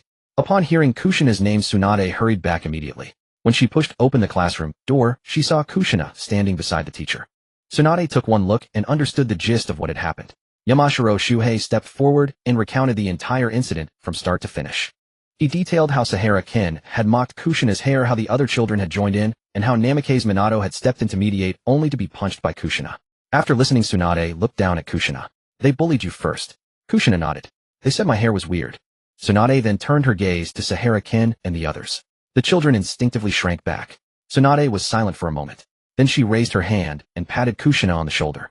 Good hit. The children in the classroom were stunned. Yamashiro Shuhei let out a helpless sigh. Lady Tsunade. Tsunade looked at him. They mocked a new classmate and ganged up on her. Is it any surprise they got hit? Yamashiro Shuhei opened his mouth to speak, but ultimately said nothing. Kushina looked up at Tsunade. She had expected Tsunade to scold her. But Tsunade didn't. She simply stood by her side. That simple act seemed to dissolve much of the resentment in Kushina's heart. A little while later, Hiruzen Sarutobi also arrived at the school. As he entered the classroom, his expression was stern. The students fell silent. Sahara-kin and the others kept their heads down, not daring to meet his gaze. Hiruzen Sarutobi first glanced at Kushina, ensuring she was unharmed before turning his attention to the children who had instigated the trouble. Do you know what you did wrong? No one answered. Hiruzen Sarutobi's voice was calm, yet it carried a weight of severity. Kushina has just arrived in Konoha. She is your new classmate. Instead of welcoming her, you mocked her hair. And you joined in. This is not how Konoha shinobi should behave. Sahara-kin's face flushed crimson. He lowered his head and muttered, I'm sorry. The other children quickly chimed in. We're sorry. Hiruzen Sarutobi didn't look at them immediately. I'm not the one you owe an apology to. The children finally turned to Kushina. We're sorry, Kushina. Kushina stood in place, offering no response. Hiruzen Sarutobi looked at them, his expression still stern. An apology is not just about saying the words. You must remember, never mock others because of their appearance or background. If you cannot even respect your own comrades, how can you ever become a qualified ninja? The children nodded hastily. We know we were wrong. Hiruzen Sarutobi did not reprimand them further. After all, they were merely young children. Perhaps they simply found Kushina's hair unusual and wanted to show off in front of their peers, which led them to utter those hurtful words. But regardless of the reason, wrong was wrong. Hiruzen Sarutobi turned and looked at Kushina, who stood beside Tsunade. The sternness on his face gradually faded and his tones softened once more. Kushina, this incident was a failure on the school's part. You've just arrived in Konoha. The school should have been a place to make you feel at ease. Yet this happened on your very first day. I promise you no one will bully you because of your hair from now on. The teachers will also take good care of you. Kushina looked up at him. Her long red hair was slightly disheveled, and the back of her right hand was faintly reddened from the earlier scuffle. Yet she paid no attention to her hand. I want to return to Yuzushio village. The smile on Hiruzen Sarutobi's face faltered slightly. Kushina, this has nothing to do with the Ninja Academy. The students who mocked you have already realized their mistake. They won't do it again. Kushina shook her head. I still want to go back. Yuzushio village is my home. Hiruzen Sarutobi said patiently, Konoha has no intention of making you feel wronged. What happened today was merely an accident. Once you get to know them, you might even become friends. Kushina glanced at Ken, Sahara, and the others. Those children shrank back as they met her gaze. They clearly had no desire to befriend Kushina. Neither did she. I don't want to be friends with them. I want to return to Yuzushio village. Hiruzen Sarutobi fell silent for a moment. He had initially thought that personally intervening and having the students apologize would at least ease her feelings. But Kushina cared little for his assurances. She had never wanted to stay in Konoha from the very beginning. The incident at the Ninja Academy only solidified her original resolve. Kushina. Hiruzen Sarutobi softened his voice. You can stay in Konoha for a while. When a suitable opportunity arises later, I will arrange for someone to take you back to Uzushio for a visit. I don't want later. Kushina said stubbornly, I want to go back right now. Hiruzen Sarutobi looked at her, not answering immediately. He certainly could not agree. The very reason Kushina was brought to Konoha was to become the next Nine-Tails Jinchuriki. Until that decision was finalized, Konoha could not allow her to return to Uzushio. But these words could not be told to her directly. At least not now. Returning to Uzushio is not a simple matter. The distance between Konoha and Uzushio is vast. The journey might not be safe either. I will discuss this with Lady Mido. Kushina understood his meaning. These words were no different from before. No matter how many times she asked, the answer was always the same later. She lowered her head, her voice muffled. You simply don't want me to go back. Hiruzen Sarutobi wanted to explain further, but Kushina was unwilling to listen anymore. I want to return to Uzushio village. No matter what you say, I'm going back. Tsunade stood nearby, offering no words of consolation. She knew Kushina wouldn't listen right now. Hiruzen's reassurances couldn't solve the real problem. What Kushina cared about was never whether someone in Konoha might continue to bully her. She simply did not want to stay here. The atmosphere in the office fell silent once more. Hiruzen Sarutobi looked at Kushina's stubborn expression, a flicker of helplessness in his eyes. And while Konoha was troubled over Kushina, the distant Uzushio village was also anything but peaceful. In the meeting room of Uzushio village, the atmosphere was heavy. Minazuki Uzumaki sat at the head. Before him, the intelligence reports that had been trickling in over the past days. His expression was grim. Since that previous meeting, Uzushio had increased patrols around its periphery. Several scouting squads had also been dispatched. After days of reconnaissance, they had largely confirmed that the unfamiliar ninjas appearing near the village were not passing through by chance. Their movements were highly covert. They did not approach Uzushio itself, nor did they directly attack the village's ninjas. But they were constantly active among the surrounding islands and coastlines. The reconnaissance ninjas had already spotted more than one group. Furthermore, these individuals did not come from the same place. In the meeting room sat over a dozen ninjas of the Uzumaki clan. Everyone's expression was grave. Minazuki Uzumaki picked up one of the reports from the table. Yesterday, the Eastern Patrol Squad spotted another 7 unfamiliar ninjas. They wore no headbands.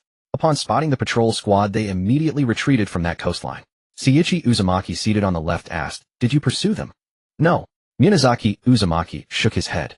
They were prepared. The patrol squad feared an ambush and did not continue the chase. Another burly middle-aged ninja frowned. Another group. This is the 4th one so far, isn't it? It's the 5th. Takumi Uzumaki added, a squad was also spotted near the islets to the west. They stayed there for 2 days. By the time our people arrived, they only found some poorly concealed traces. A low murmur of discussion filled the meeting room. One occurrence could be dismissed as a coincidence. But spotting so many unfamiliar ninjas in succession was evidence enough. The other ninja villages indeed had designs on Uzushio. These people appearing on the periphery were likely their vanguard forces. Seiichi Uzumaki's face darkened. They're already probing the situation around Uzushio. If we wait any longer, they'll figure out our patrol routes and defensive layouts. Since we've already spotted them, we should strike first and gain the upper hand. Minazuki Uzumaki looked at him. What do you propose?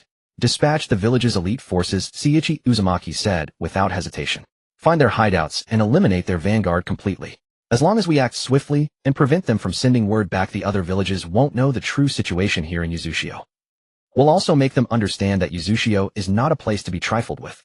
As soon as he finished speaking, Takumi Uzumaki, seated across from him, shook his head. That won't work. How many ninjas does Uzushio have in total? We've already deployed a considerable number to deal with those on the outskirts. If we send our elite forces out on the offensive, who will be left to defend Uzushio? Seiichi Uzumaki retorted coldly, so we should just sit here and wait for them to come to us. I didn't say we should do nothing. Takumi Uzumaki frowned as well. But we don't even know the full extent of their numbers. Striking now could easily lead us into their trap. If our elite forces get bogged down outside and they attack Uzushio from another direction, what's your plan then? We just need to locate them and clear out the enemies nearby first. How can you be sure there are only these groups nearby? So we should just wait indefinitely because we can't be certain. Their voices grew louder. Others in the room began to chime in as well. Some advocated for immediate action. They believed that since those ninjas had already appeared near Uzushio, there was no need for further restraint. Others argued for consolidating their strength. With Uzushio's limited number of ninjas, taking the offensive would only further weaken the village's defenses. The clamor of debate gradually filled the meeting room. Neither side could convince the other. The next day, Kushina still went to the Ninja Academy.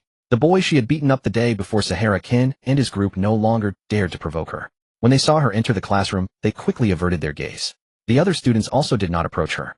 Everyone already knew that this red-haired girl newly arrived from Uzushio village was not to be trifled with. Kushina paid them no mind. She placed her bag on a desk and sat alone by the window.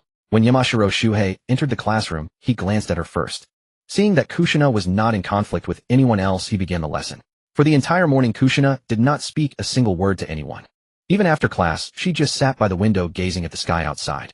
Konoha was vast. The Ninja Academy's training grounds were far more expansive than those in Uzushio. Yet the more she looked at her surroundings, the more her heart yearned for Uzushio. A voice came from beside her. Kushina turned her gaze. Minato Namikaze stood in the aisle, faint red marks from yesterday's scuffle still visible on his cheek. In his hand, he held a small package of sweets. I brought these this morning, he said. Would you like one? Kushina glanced at the sweets, but did not reach out. No. Minato did not seem offended. He withdrew the sweets and added, I don't blame you for yesterday. Sahara-kin and the others shouldn't have mocked your hair. Your hair is actually quite beautiful. Kushina frowned. She disliked others constantly bringing up her hair. Even if Minato's words were meant as a compliment, she did not want to hear them. Your classmates with them. And I'm your classmate too. Minato said earnestly, Yamashiro-sensei already told us yesterday. From now on we're all supposed to learn together. Kushina turned her head and looked back out the window. I'm not going to stay here forever, she said. I'm going back to Uzushio. Minato was taken aback. Don't you like Konoha? This isn't my home, Kushina replied. And I don't want to get to know you either. Her tone was icy. Minato stood there for a moment, but ultimately did not press her further. I'll be going then, he said. Kushina gave no response. Minato returned to his seat. Over the next few days he would occasionally try to speak with her. Sometimes it was to remind her that the next class was at the training grounds. Other times he offered to lend her his ninja tools. Kushina would always avoid him. She did not want to get too close to anyone from Konoha. She still held on to the belief that she would soon return to Uzushio. Once she was back, none of this would matter. Late that night, Kushina lay alone in her bed. The world outside her window was silent. She closed her eyes, but sleep would not come. After a while she sat up and opened the luggage tucked away in the corner. From beneath her clothes, she pulled out a folded piece of oil paper. The paper still carried a faint scent of grilled fish. It was something she had brought from Uzushio, a gift from Xiaoyu. Kushina had never been able to bring herself to throw it away. She carefully unfolded the paper. The fish was long gone, leaving only faint grease stains. As she looked at it, the image of the riverside in Uzushio surfaced in her mind. She remembered Xiaoyu sitting by the fire grilling fish. She remembered the words they had exchanged by the river. Xiaoyu had promised to teach her how to walk on water. When she had left Uzushio, she had believed she would be back soon. But since arriving in Konoha, no one had given her a definite return date. No matter how many times she asked, the answer was always the same: wait a little longer. Kushina lowered her head, clutching the oil paper in her hand. Liar. Xiaoyu is still waiting for me, she whispered. Suddenly, she heard faint footsteps outside her door. Kushina immediately looked up. The footsteps did not stop at her door, but continued towards the room next door. Kushina recognized one of the sets of footsteps. It was Mito Uzumaki. After a moment's hesitation, she put the oil paper back into her luggage and quietly pushed her door open. A light was on in the room at the end of the hall. The door was not fully closed, and the murmur of voices drifted out. Kushina tiptoed closer. Kushina still refuses to stay in Konoha. It was Hiruzen Sarutobi's voice. Kushina stopped behind the corner of the corridor. Inside the room, Mito Uzumaki said, she has never once thought of staying here. This matter cannot be delayed any longer. You know the situation with the Nine Tails better than I do. Hiruzen Sarutobi was silent for a moment. I know, but the matter of the Jinchuriki must be accepted by her willingly. Kushina's expression froze when she heard the word Jinchuriki. She did not know what it meant, but she had a vague feeling that it had something to do with her. The voices in the room dropped to a lower volume. Kushina could only catch fragments of the conversation. The situation in Uzushio is not good. Outsiders from other ninja villages have appeared on its outskirts. This crisis will not be easily resolved. The people Konoha sent are still monitoring the situation. Kushina's face gradually changed. The Uzushio crisis. Other ninja villages. Konoha surveillance. These words swirled in her mind. She wanted to move closer to hear the rest of their conversation. But Hiruzen Sarutobi's voice had become too muffled to make out. Fearing discovery, Kushina could only quietly retreat back to her own room. She closed the door and leaned against it. Uzushio was in danger. And Mito Uzumaki and Hiruzen Sarutobi had never told her. They had only kept urging her to stay in Konoha. They had even sent her to the Ninja Academy. Kushina walked to her bed and opened her luggage again. She did not hesitate any longer. If the people of Konoha would not send her back, she would go on her own. Kushina folded her clothes one by one. She also packed some food and water, stuffing it all into her bag. The oil paper with the scent of grilled fish was carefully tucked away at the very bottom. She remembered her clansmen saying that if you travel east from the Land of Fire, where Konoha was located, you would eventually reach the coast. From there she could find a boat to Uzushio. Kushina did not know the exact route, but she was unwilling to wait any longer. She shouldered her pack, pushed open the window, and quietly slipped out. The night in Konoha was very quiet. Few people were on the streets. Only the occasional patrol ninja passed by in the distance. Kushina avoided them heading towards the edge of the village. She dared not take the main roads. She could only navigate through the dimly lit back alleys. After winding through several streets, she came to the forest that bordered Konoha. If she could get through the trees, she would be free of the village. Kushina quickened her pace. But just as she stepped into the forest, a figure dropped down from the trees ahead of her. Kushina stopped dead in her tracks. Tsunade stood beneath a tree, arms crossed, frowning at the pack on her back. Where do you think you're going at this hour? Kushina instinctively took a step back. I couldn't sleep. I'm just taking a walk. Tsunade eyed the pack on her back. Taking a walk requires bringing clothes and food. Kushina pressed her lips together, offering no reply. Tsunade walked up to her. You're planning to go back to Uzushio on your own? Yes. Seeing that she could no longer hide it, Kushina admitted it directly.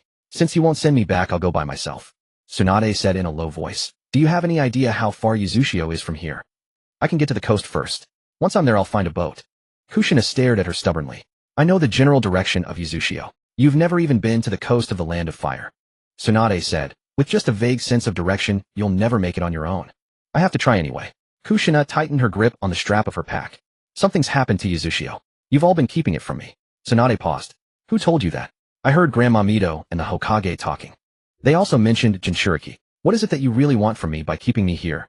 Faced with Kushina's relentless questioning, Tsunade was momentarily at a loss for words. Kushina looked at her silence and became even more certain that what she had heard was true. Did Konoha already know that Uzushio was in danger? Tsunade was silent for a moment longer, then finally nodded. Konoha has been secretly monitoring the area around Uzushio. When the unknown ninja were spotted, the information was sent back to us. Kushina's face went pale. You've had people spying on Uzushio? It's not to harm Uzushio, Tsunade explained. Konoha needs to know what's happening there. If the situation becomes truly dangerous, we need to be prepared in advance. Then why didn't you tell me? Kushina glared at her. You knew Uzushio might be in danger, and you still kept me here. Grandma Mito lied to me. The Hokage lied to me. Even you, Tsunade, didn't tell me. Tsunade reached out to take the pack from her back, but Kushina immediately stepped back. She clung tightly to the strap, refusing to let Tsunade touch her. I don't trust any of you anymore, Kushina said, looking Tsunade straight in the eye. And I don't trust Konoha. On the north shore of Uzushio village, waves relentlessly crashed against the steep reefs. A watchtower built of stone and timber stood by the shore, where several young ninjas of the Uzumaki clan were patrolling the area. These days the village had increased the number of patrols on its outskirts. 2 additional patrol squads had been deployed to the north shore. The sun had just risen, and a thin layer of mist still drifted over the sea. Hayato Uzumaki, the patrol leader, stood atop the watchtower scanning the distant sea. He was a middle-aged ninja in his 30s. A faint scar ran down the left side of his face. After a moment of observation, Hayato frowned. The mist over the sea was thickening. In just a short span, the white fog had already obscured a vast expanse of the ocean. Something's wrong, Hayato said immediately. Everyone on guard. The young ninjas nearby halted in their tracks. Drawing their kunai, they stared warily ahead. The next moment, a dozen shuriken flew out from the fog. Watch out! Hayato shouted. He swiftly dodged to the side. The others also scattered to evade. But the fog obscured their vision, and 2 young ninjas failed to avoid the attack in time. The shuriken slashed across their arms and shoulders, blood quickly staining their clothes. Before anyone could steady themselves, urgent footsteps echoed from the sea. Several ninjas wearing kirigikure forehead protectors burst out of the white mist. They treaded across the water, rapidly closing in on the north shore. It's kirigikure. A young clansman's expression shifted. Hayato tightened his grip on his kunai. Send the signal. The young ninja near the watchtower immediately produced a signal flare. But just as he was about to pull the fuse, a stream of water shot out from the mist. The torrent slammed heavily into his chest, sending him flying backward, crashing into the wooden wall of the watchtower. The signal flare fell from his hand. Water-style water rampage. A surging wave followed close behind. The seawater was churned up by the jutsu and rushed toward the watchtower. Hayato Uzumaki formed hand seals. Earth-style earth flow wall. The ground on the north shore rose rapidly, creating a low earthen barrier in front of everyone. The water crashed against the wall with a dull thud. A large volume of seawater surged past on both sides. Cracks began to spread across the wall's surface. The kirigikure ninjas did not stop. Taking advantage of the water's cover, they charged onto the north shore from different directions. The 2 sides quickly engaged in battle. These kirigikure ninjas were clearly well prepared. They knew the terrain around the watchtower and the exact number of patrol members. Although the Uzumaki clan had been on alert, most of the patrol squad were very young. It wasn't long before several were injured. Hayato blocked a kirigikure ninja's longsword and then kicked at his opponent's abdomen. The kirigikure ninja stepped back. 2 others immediately rushed in from the flanks.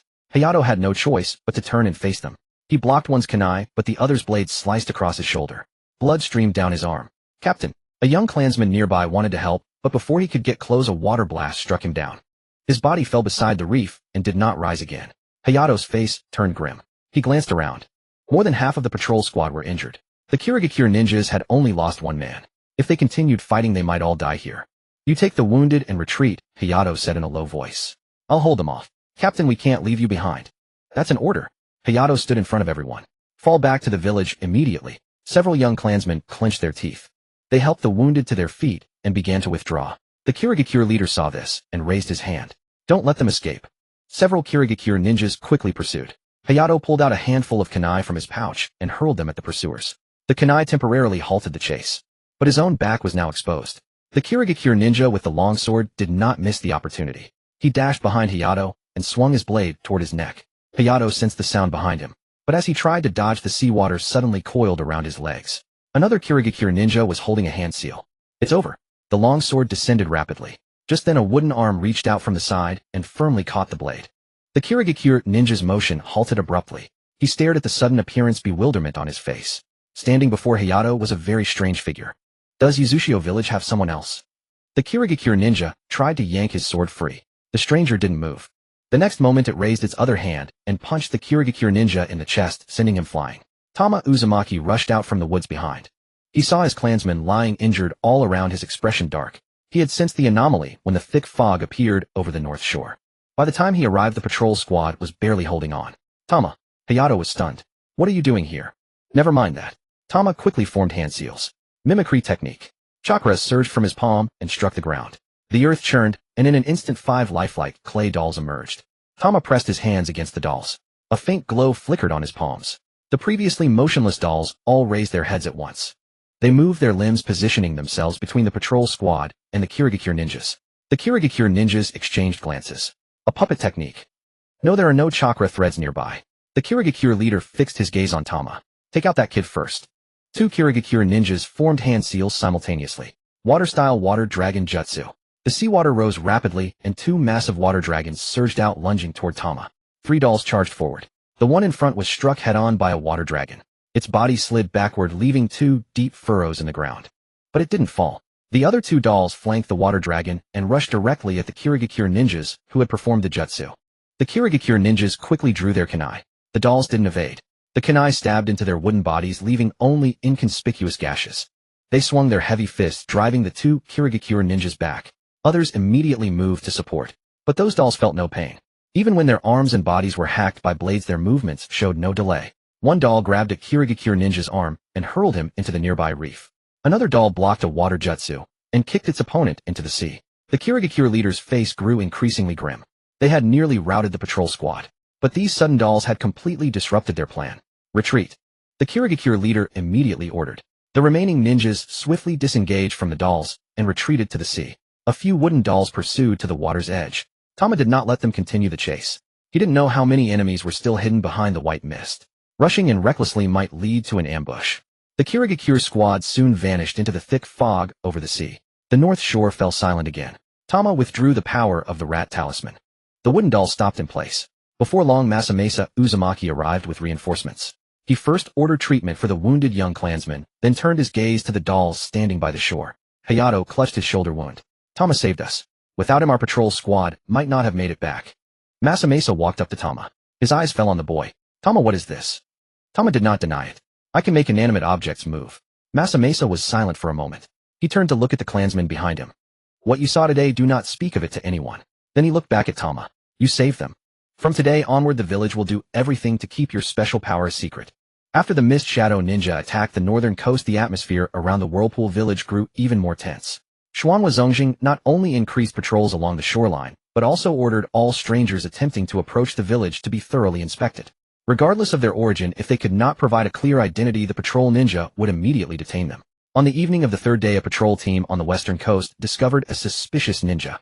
That person did not arrive by boat, but walked across the sea surface alone toward the Whirlpool village. Upon spotting the patrol, he immediately changed direction, attempting to bypass the western outpost. Xuanhua Suinren, in charge of the patrol, led his men in pursuit. The two sides engaged in a brief skirmish on a desolate islet. Although the ninja possessed considerable strength, facing over a dozen Whirlpool ninjas skilled in sealing techniques, he ultimately failed to escape. That night he was brought back to the Whirlpool village. In the village's meeting room, over a dozen jonin had already assembled. Xuanhua Zongjing sat at the head, holding a bloodstained scroll in his hands. Xuanhua Sunrin stood before the table. That man was dressed in ordinary ninja attire and carried no identification of any kind. However, there was a special seal on his tongue. We examined it, and the seal closely resembles those used by the Mayumbu. The faces in the meeting room shifted slightly. Xuanhua Qingyi frowned. Why would the Mayumbu bypass the Whirlpool Village outposts? If he were merely delivering intelligence, he could have directly identified himself. Xuanhua Sunrin shook his head. He said nothing. After we captured him, he attempted to destroy this scroll. We managed to restrain him with sealing techniques in time and preserve the item. Xuanhua Zongjing lowered his gaze to the scroll in his hands. The surface was covered with several intricate seals, and the character root was written at the center. This secret letter was not destined for the Whirlpool Village. From the direction the Umbu courier fled, he was likely heading toward the Land of Fire.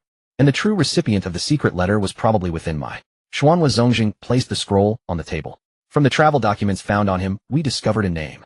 Shimura Danzo. Xuanhua Tohai said in a deep voice, the Mai Hokage's advisor. Exactly. Xuanhua Zongjing nodded. This intelligence was likely meant for him. The seals on the scroll have been specially treated. If opened improperly, the contents would be instantly destroyed.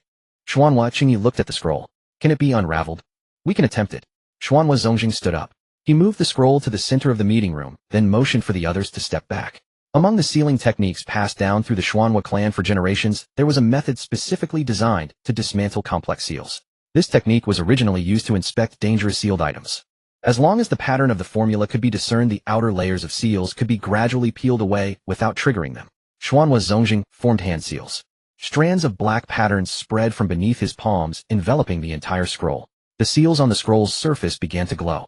Two opposing sealing forces intertwined, and the character root at the center of the scroll began to warp slightly. No one in the meeting room made a sound. Sweat gradually beaded on Xuanhua Zongjing's forehead. After a long while, the first seal covering the scroll finally vanished, followed by the second. When the last seal was stripped away, the tightly closed scroll slowly unfurled. A sheet of encrypted intelligence was revealed before the assembly. Xuanhua Zongjing did not touch it immediately. He first inspected the inside of the scroll to confirm there were no hidden seals, then began deciphering its contents. Xuanhua Yu stood by the table waiting silently. The text was not ordinary cipher. Parts of the content had been rearranged, and key positions were filled with meaningless characters. Using the ancestral sealing techniques, Xuanhua Zongjing gradually restored the concealed words. As the intelligence grew more complete, his expression darkened. The atmosphere in the meeting room grew exceptionally oppressive. Xuanhua Qingyi finally could not hold back and asked, "What does it say?" Xuanhua Zongjing did not answer immediately. He reviewed the deciphered content once more before slowly raising his head. Other ninja villages are gathering their forces. They plan to launch a joint assault on the Whirlpool Village. Mai has already received the full plan. The meeting room fell abruptly silent. Xuanhua Toahai stared at the scroll on the table. If Mai already knew, why didn't they inform us? Xuanhua Zongjing clenched his fists. Because they have no intention of reinforcing the Whirlpool Village. This intelligence makes it very clear. Mai only needs to protect Jixinai, whom they have already taken away. As long as this one bloodline of the Whirlpool clan is preserved, whether the village is destroyed or not is irrelevant. Xuanhua Qingyi slammed his hand on the table. The hard surface gave a dull thud. This is Mai's alliance. When they took Jixinai away, they claimed it was to protect her. So they knew all along that the Whirlpool Village would be besieged. The other Jonin also rose to their feet. Mai never regarded us as true allies. They only wanted to obtain the bloodline of the Whirlpool clan. Since they already knew the Allied forces' plan, they were essentially watching us march to our deaths. Voices of anger erupted in succession. Xuanhua Zongjing did not stop them. The alliance between Mai and the Whirlpool Village had lasted for many years.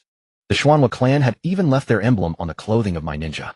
Yet when faced with a real crisis, Mai chose to preserve a single child bearing the Whirlpool bloodline and abandon the entire Whirlpool Village. Xuanhua, you had been staring at the intelligence. After a moment, he suddenly asked, "Why did the courier pass by near the Whirlpool Village?" The voices in the room gradually subsided. Xuanhua Sunrin replied, "He must have been monitoring the area. After the northern coast was attacked, he prepared to send the message back to Mai."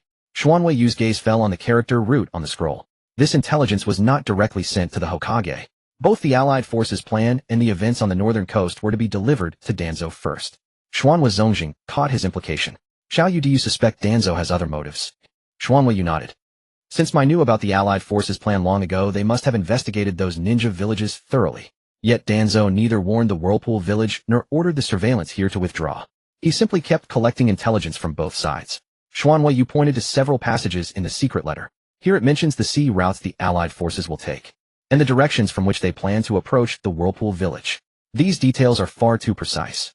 Unless Danzo has been exchanging intelligence privately with the invading ninja villages all along. Xuanhua Tuahai's face darkened. In other words, Danzo may have made a deal with them. That is the only explanation. Xuanhua Zongjing turned to Xuanhua Yu. Xiaoyu, what do you think? Xuanhua Yu was silent for a moment. Openly breaking with my now would do the Whirlpool village no good. The allied forces have not yet launched their attack. If we kill Mai's people first, it will only give Mai a public excuse to move against us. Xuanhua Qingyi frowned. So we are supposed to continue trusting them. No need to trust them. Xuanhua Yu shook his head. We can maintain a superficial alliance for now and refrain from telling Mai that we intercepted the secret letter. From now on, the Whirlpool village will no longer provide important intelligence to Mai. Nor can we continue to rely on Mai's support for the village's defense. If they do not come, we will defend the Whirlpool village on our own. The meeting room gradually fell silent. Xuanhua Yu looked at the secret letter on the table. Not breaking openly does not mean continuing to trust Mai. The Whirlpool village must rely on its own strength and do everything possible to protect itself. After intercepting the secret letter from Konoha, Uzushio village did not immediately announce the news to the public. Following Uzumaki Tama's advice, Uzumaki Munizane continued to maintain the facade of an alliance with Konoha. The village's defenses, however, had already shifted. All the clansmen previously tasked with awaiting Konoha's reinforcements were recalled to the defensive line. Sealing supplies also began to be moved from the outer warehouses to the village center. The Uzumaki clan no longer placed their hopes on Konoha. Everyone was preparing for the impending attack. A few days later at dusk, two individuals wearing Sunagakure ninja attire landed on the southern coast of Uzushio village. Both wore Suna headbands. They carried water flasks and ninja tools commonly used in the Land of Wind. They bypassed the coastal watchtowers and entered the island through a shoal strewn with sharp rocks. The man leading was named Karasu. The woman following behind him was named Aoki. These were not their true names. Root Ninja abandoned their original identities upon accepting a mission. Their mission, ordered by Danzo, was not to investigate the movements of the allied forces. Their true target was the sealed library located at the village's center. Most of the Uzumaki clan's ancient sealing texts passed down through generations were stored there. Danzo's orders were explicit: take the sealing techniques capable of controlling massive amounts of chakra. If taking the texts themselves was impossible, they were to copy their contents. A patrol is coming from the west. Aoki hid behind the trees whispering, there are twice as many as the intel suggested. Karasa glanced at the darkening sky. They've tightened security after the attack on the north coast. We'll move once night falls. They waited in the forest until late into the night. The streets of Uzushio gradually quieted. Only patrolling ninja moved through the village. Karasu and Aoki shed their Suna disguises. Donning dark night attire, they used the shadows of rooftops and trees to stealthily approach the village center. The sealed library was a 3-story wooden structure. Intricate sealing formulas were carved densely into the walls and under the eaves. 4 Uzumaki ninja stood guard near the main entrance. The 2 root ninja did not approach the front door. They circled to the back of the library and stopped beneath a sealed window. Karasu drew a short blade and quietly pried the window open. They slipped inside without making a sound. The first floor held basic sealing techniques. They didn't pause and headed directly for the second floor. The second floor shelves held numerous sealing scrolls, including barrier techniques, binding arts, and chakra suppression methods. Karasu quickly scanned the shelf labels. Not here. The seals for controlling powerful chakra should be on the 3rd floor. They ascended further. The entrance to the 3rd floor was blocked by a red seal. Aoki crouched before the seal and produced several slender metal needles. She inserted them into the nodes of the sealing formula. The red glow on the seal flickered. After a moment, the closed wooden door creaked open. They entered the 3rd floor. There were not many ancient texts here. Each book was covered with an individual protective seal. Karasu's gaze swept over the text, soon settling on a thick black volume. He reached out and took it. Found it. Just as his palm touched the book, the ground outside the library trembled slightly. A clay golem patrolling nearby stopped in its tracks. It slowly turned its head, looking up at the open window on the 3rd floor. The golem's eyes were lifeless, yet under the influence of the Rat Talisman's power, it could still relay the anomaly it witnessed to Uzumaki Tama. Uzumaki Tama, who was inspecting nearby, immediately opened his eyes. Someone has entered the library. He did not alert the guards at the main gate. The intruder's ability to bypass the outer seals silently indicated considerable skill. Raising an alarm immediately might force them to destroy the texts. Uzumaki Tama had the clay golem guard the library's rear while he entered through the front. On the 3rd floor, Aoki had already secured several ancient texts into a sealing scroll. Karasu suddenly looked up. Someone's coming. Retreat. They didn't linger. Smashing through the 3rd floor window, they prepared to escape from the back of the library. As Karasu landed, the clay golem waiting below swung its fist. The heavy punch whistled through the air. Karasu sidestepped, his short blade slashing across the golem's arm. The blade scraped against the hardened clay, leaving only a long, narrow crack. A clay clone. Karasu quickly retreated. Aoki formed hand signs. Wind release vacuum blade. A sharp gust of air flew from her mouth, striking the golem head-on. A massive gash was torn across its chest. Yet it did not dissipate like a normal clay clone. Its broken body lurched forward, seizing Aoki's wrist. Aoki's expression flickered. This isn't a ninjutsu clone. Uzumaki Tama emerged from the library in pursuit. He formed hand signs, and the earth beneath their feet churned again. 3 lifelike clay golems rose from the ground. Seeing Uzumaki Tama, Karasu quickly produced several shuriken from his ninja tool pouch. Kill him first. The shuriken flew toward Uzumaki Tama. 2 of the clay golems simultaneously moved to block the path. The shuriken embedded themselves in their bodies, but they did not halt. The 3rd clay golem charged at Karasu. He blocked its descending fist with his short blade, but his feet were firmly seized by earthen hands that emerged from the ground. Uzumaki Tama produced 2 sealing tags. Sealing bind technique. He placed the tags on the ground. Black formulas rapidly spread toward the 2 root ninja. Aoki tried to break free from the golem's grip, but the one with the damaged chest held her tightly, preventing her from forming hand signs. The sealing formulas climbed up Aoki's legs. The chakra within her body immediately stalled. Karasu swung his blade, severing the earthen hands at his feet. But the other 3 golems had already surrounded him. A heavy fist slammed into his back. Karasu fell to the ground. Uzumaki Tama pressed another sealing tag onto his shoulder. Black formulas rapidly spread across Karasu's entire body. The 2 root ninja were completely incapacitated. The library guard soon arrived. Uzumaki Tama retrieved the scroll containing the ancient texts from Aoki. He then examined both captives. On their tongues were the same seal as the one found on the earlier Yinbyu messenger. They carried no Konoha headbands or identification papers. But this tongue-sealing curse mark designed to prevent information leaks had exposed their origins. Upon receiving the news, Uzumaki Munezane quickly arrived at the library. He glanced at the 2 sealed root ninja. Danzo's men again. Uzumaki Tama returned the text on tailed beast chakra sealing to its place. They didn't take any of the ordinary sealing techniques. Their target has always been these texts on suppressing and controlling massive chakra. Uzumaki Munezane's gaze darkened. Danzo wants to control a tailed beast. Perhaps not just a tailed beast. Uzumaki Tama said, Kushina has already been taken to Konoha. If Danzo masters the Uzumaki sealing arts, he could bypass Mito-sama and create a Jinchuriki completely obedient to his will. Uzumaki Munezane fell silent for a moment. Konoha was not only preparing to abandon Yuzushiyo, but was also secretly sending agents to steal the Uzumaki clan's core sealing techniques. Yet Yuzushiyo now faced threats from other ninja villages. If this matter were made public, Konoha might tear up the facade of alliance prematurely. Imprison them in secret. Uzumaki Munezane ordered. Use sealing arts to cut off all their contact with the outside world. No word of tonight's events is to leave this village. To the public we say we captured 2 Suna spies. Uzumaki Tama understood his concern. Yuzushiyo could not afford a direct confrontation with Konoha while the allied forces were closing in. Uzumaki Munezane looked down at the 2 root ninja on the ground. Since Danzo wanted them disguised as Suna, we'll treat them as Suna spies for now. At least until the current crisis is resolved, we cannot let Konoha know they've been exposed. After the 2 root ninja were secretly imprisoned, the surface of Whirlpool Village remained unchanged. The villagers only knew that 2 Sunagakure spies had been captured near the sealed library. Only Uzumaki Sosuke, Uzumaki Tama, and a few jounin involved in the interrogation knew the truth about their origins from root. The secret chamber holding them was located beneath the sealed library.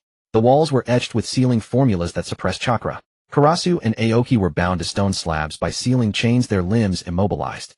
Their chakra was completely suppressed. Uzumaki Sosuke stood before them with Uzumaki Hayato and Uzumaki Tama behind him. The interrogating jounin Uzumaki Chidori specialized in disrupting a ninja's chakra flow with sealing arts. The seals on their tongues are dangerous. Uzumaki Chidori said forcing their identity might trigger the jutsu left by root. Then don't ask about their identity. Uzumaki Sosuke said, ask about the deal between Danzo and the alliance. Uzumaki Chidori nodded, formed hand signs, and the sealing patterns on the stone slabs began to glow. Fine black jutsu formulas spread along the chains wrapping around Aoki's arms. Her face grew pale, yet she remained silent. Uzumaki Chidori didn't intensify the seal immediately. He simply kept disrupting Aoki's chakra. Root ninja could endure pain. But with her chakra spiraling out of control, her mental defenses began to crack. After a long while, Aoki finally opened her eyes. What do you want to know? What deal did Danzo make with the alliance? Uzumaki Sosuke asked directly. Aoki hesitated. The sealing patterns flared again. Her body trembled slightly. The master had someone watch Whirlpool Village. Patrol numbers, shift changes, and barrier locations on the North Shore, West Shore, and South Beach. All sent to the alliance. Uzumaki Hayato's face darkened. Where do they plan to attack? The North Shore and the Southeast Beach, Aoki said. The North Shore is a diversion. The Southeast Beach is where the main force will land. Uzumaki Sosuke pressed on. What does the alliance give Danzo in return? Aoki closed her eyes. After Whirlpool Village falls, the alliance takes the supplies, land, and prisoners. The master wants the Uzumaki clan's sealing arts. They'll leave some clansmen who know the arts for Root to take back to Konoha. Silence fell over the chamber. Uzumaki Tama glanced at Karasu on the other side. Who relays intelligence at sea? Karasu slowly raised his head. Kurosaki Shinichi, he said, speaking for the first time. He operates in the western waters. The Alliance will send someone to meet him. Uzumaki Tama noted the name. Danzo provided the defense map of Whirlpool Village. The Alliance would attack the village. After the war, the Alliance would take the supplies and land. Danzo would get the Uzumaki sealing arts. This was no mere abandonment of an alliance. It was a transaction aimed at Whirlpool Village itself. That night, Uzumaki Tama went to the western coast. Behind the rocks, he took out a lump of damp earth which shifted and morphed in his hands. It soon became a gray-white seabird. Uzumaki Tama placed his hand on its back. The bird raised its head, spread its wings, and flew off toward the dark sea. Then he fashioned a small earth puppet. The puppet wore a black cloak and a crude mask on its face. From a distance, it looked much like a root ninja. He hid it among the rocks while the seabird continued its search high above. In the dead of night, a small boat without any lights finally appeared on the distant sea. A ninja in a black mask stood at the bow. A Konoha-style tool pouch hung at his waist. It was Kurosaki Shinichi. Soon another boat emerged from the thick fog. 3 ninjas stood aboard. One wore an Awagakure forehead protector, another was a Kirigakure ninja. Kurosaki Shinichi pulled out a scroll and tossed it onto their boat. Whirlpool Village's defenses haven't changed much. The North Shore patrols have increased. The southeast beach is less guarded. The main force should land there. The IWA ninja unrolled the scroll. What about the prisoners after the battle? Leave the sealing art Jounin and the young clansmen, Kurosaki Shinichi said. Root will take them. The rest are yours to handle. The Kiri ninja said coldly, Danzo wants quite a lot. It's the agreement. Kurosaki Shinichi offered no explanation. They confirmed the attack time, and the 2 boats quickly parted. The seabird overhead watched it all. The earth puppet hidden among the rocks also recorded their voices and movements. Uzumaki Tama didn't act immediately. He waited until Kurosaki Shinichi had left, then sent the bird and puppet back to shore. The next day, Uzumaki Sosuke gathered several Jounin. Uzumaki Tama relayed everything from the sea meeting. The defense map Danzo gave them is real. But they don't know we've already found Root. Uzumaki Sosuke spread out a sea chart marking the southeast beach. Since they want to land there, let them come, Uzumaki Tama said. Keep the visible patrols as they are. Secretly move the real forces behind the rocks. Lay seals beneath the beach. Once they step ashore, they'll hit the first layer of traps. Uzumaki Sosuke nodded. The North Shore can't be neglected either. The Alliance will think it's just a feint. We'll use that to set another ambush. From that day on, the coastal defenses of Whirlpool Village quietly shifted. The visible guard numbers on the southeast beach didn't increase. But hidden beneath were layers of binding seals and explosive tags. The North Shore patrols appeared to dwindle, while Uzumaki Ninja lay in wait in the nearby forests. At nightfall, Uzumaki Tama created another earth puppet clad in the same black cloak as Kurosaki Shinichi. A forged root token hung at its waist. It took a small boat to the designated waters. Soon an Alliance contact appeared on the surface. The puppet stood at the bow. Whirlpool Village has pulled some patrols from the North Shore. They've added seals to the southeast beach. The main force should land on the west side of the North Shore. The contact took the scroll. This is Danzo's new order. The puppet nodded. Don't waste time. The contact didn't press further. He returned to the Alliance fleet with the scroll. Uzumaki Tama, watching from behind distant rocks, saw the boat vanish into the night. The Alliance had originally planned to attack from the southeast beach. Now, following the false intel, they would send more forces to the west side of the North Shore, where traps were already set. When Uzumaki Sosuke heard the news, he was silent for a moment. Keep the root prisoners locked up. No one is to see them. Uzumaki Hayato asked, how long must we hold them? Until the war is over, Uzumaki Sosuke said. We can't reveal their collusion with Danzo now. If Konoha learns Root has been exposed, they might break the Alliance outright, Uzumaki Tama said. Once the Alliance withdraws, these Root ninja and the intelligence from the sea meeting will be leverage against Konoha's leadership. Uzumaki Sosuke nodded. First we hold Whirlpool Village. Then we'll settle this score with Konoha. After the false landing intelligence was dispatched, the Allied forces swiftly altered their original assault plan. The fleet, initially destined for the southeastern beach, began to shift northward. Dozens of vessels of varying sizes gathered in the waters north of Uzushio Village, awaiting the final order to attack. Ninja from Awagakure, Sunagakure, and Kirigakure each occupied their own designated zones. Though temporarily allied, the 3 factions had not fully integrated their forces. Each fleet remained wary of the other 2. Uzumaki Tama stood on a cliff on the northern shore, observing the distant fleet through the eyes of a gray-white seabird. The Allied forces had accepted the false intelligence. Yet if they still coordinated their attack, Uzushio Village would still face immense pressure. Only by completely shattering their mutual trust could the traps on the coast be most effective. Uzumaki Tama withdrew his gaze. Beside him lay over a dozen palm-sized clay dolls. These dolls were simple and formed their bodies devoid of any extraneous ornamentation. Their dull, earthy color allowed them to be concealed within cargo holds and among goods easily escaping notice. Uzumaki Tama placed his hand upon each clay doll in turn. A faint glow flickered continuously. The previously inert dolls began to stir into motion. After nightfall, the clay dolls hitched rides on several floating planks drifting close to the Allied fleet. They evaded the shipboard guards clambering up the sterns and anchor chains onto the decks. Several dolls slipped into the cargo hold of the IWA fleet. Others infiltrated the vessels of Suna and Kiri. Uzumaki Tama had prepared 3 distinct pieces of intelligence beforehand. The intelligence delivered to IWA claimed that Danzo had agreed to hand over all advanced sealing techniques to Kiri.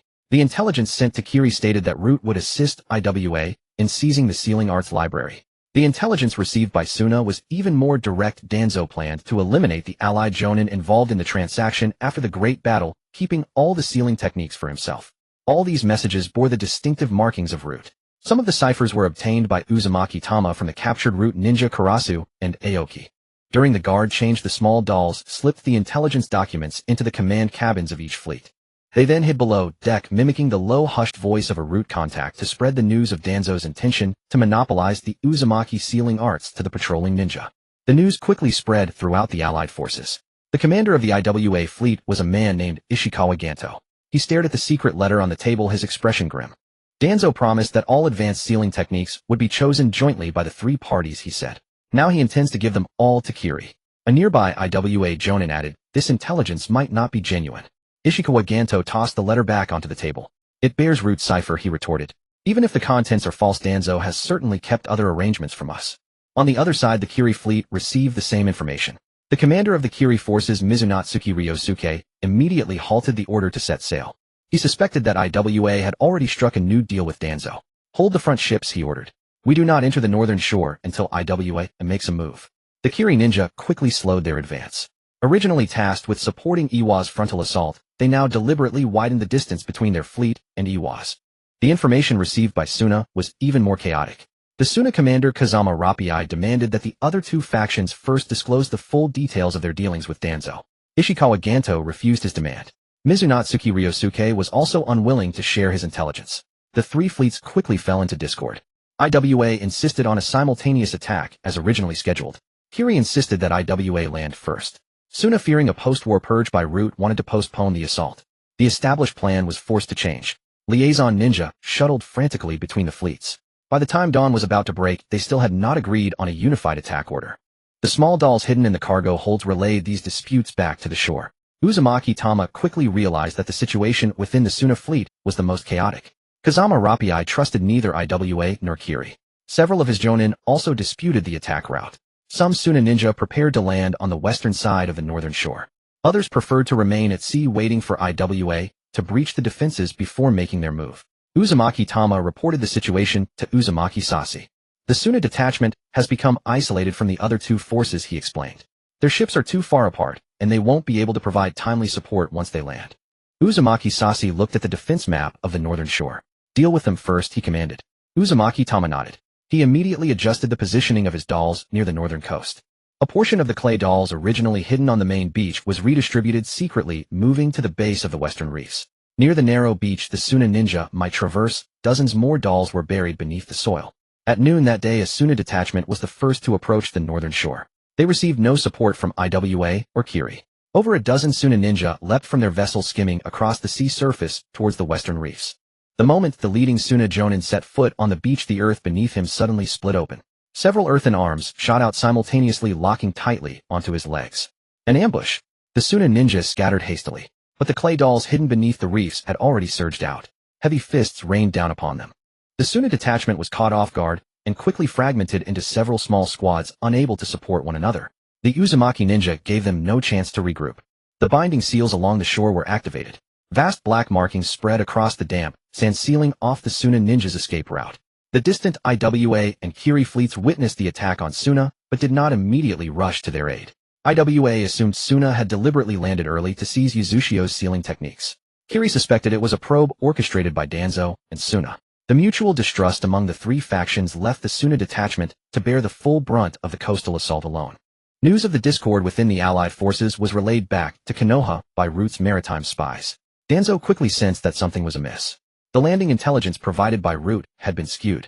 Furthermore, rumors had surfaced within the fleets that Root intended to monopolize the sealing arts. Someone was exploiting Root's identity to sow discord among the alliance. Danzo did not order Kurosaki Shinichi to investigate the source further. The allied forces had already begun their assault.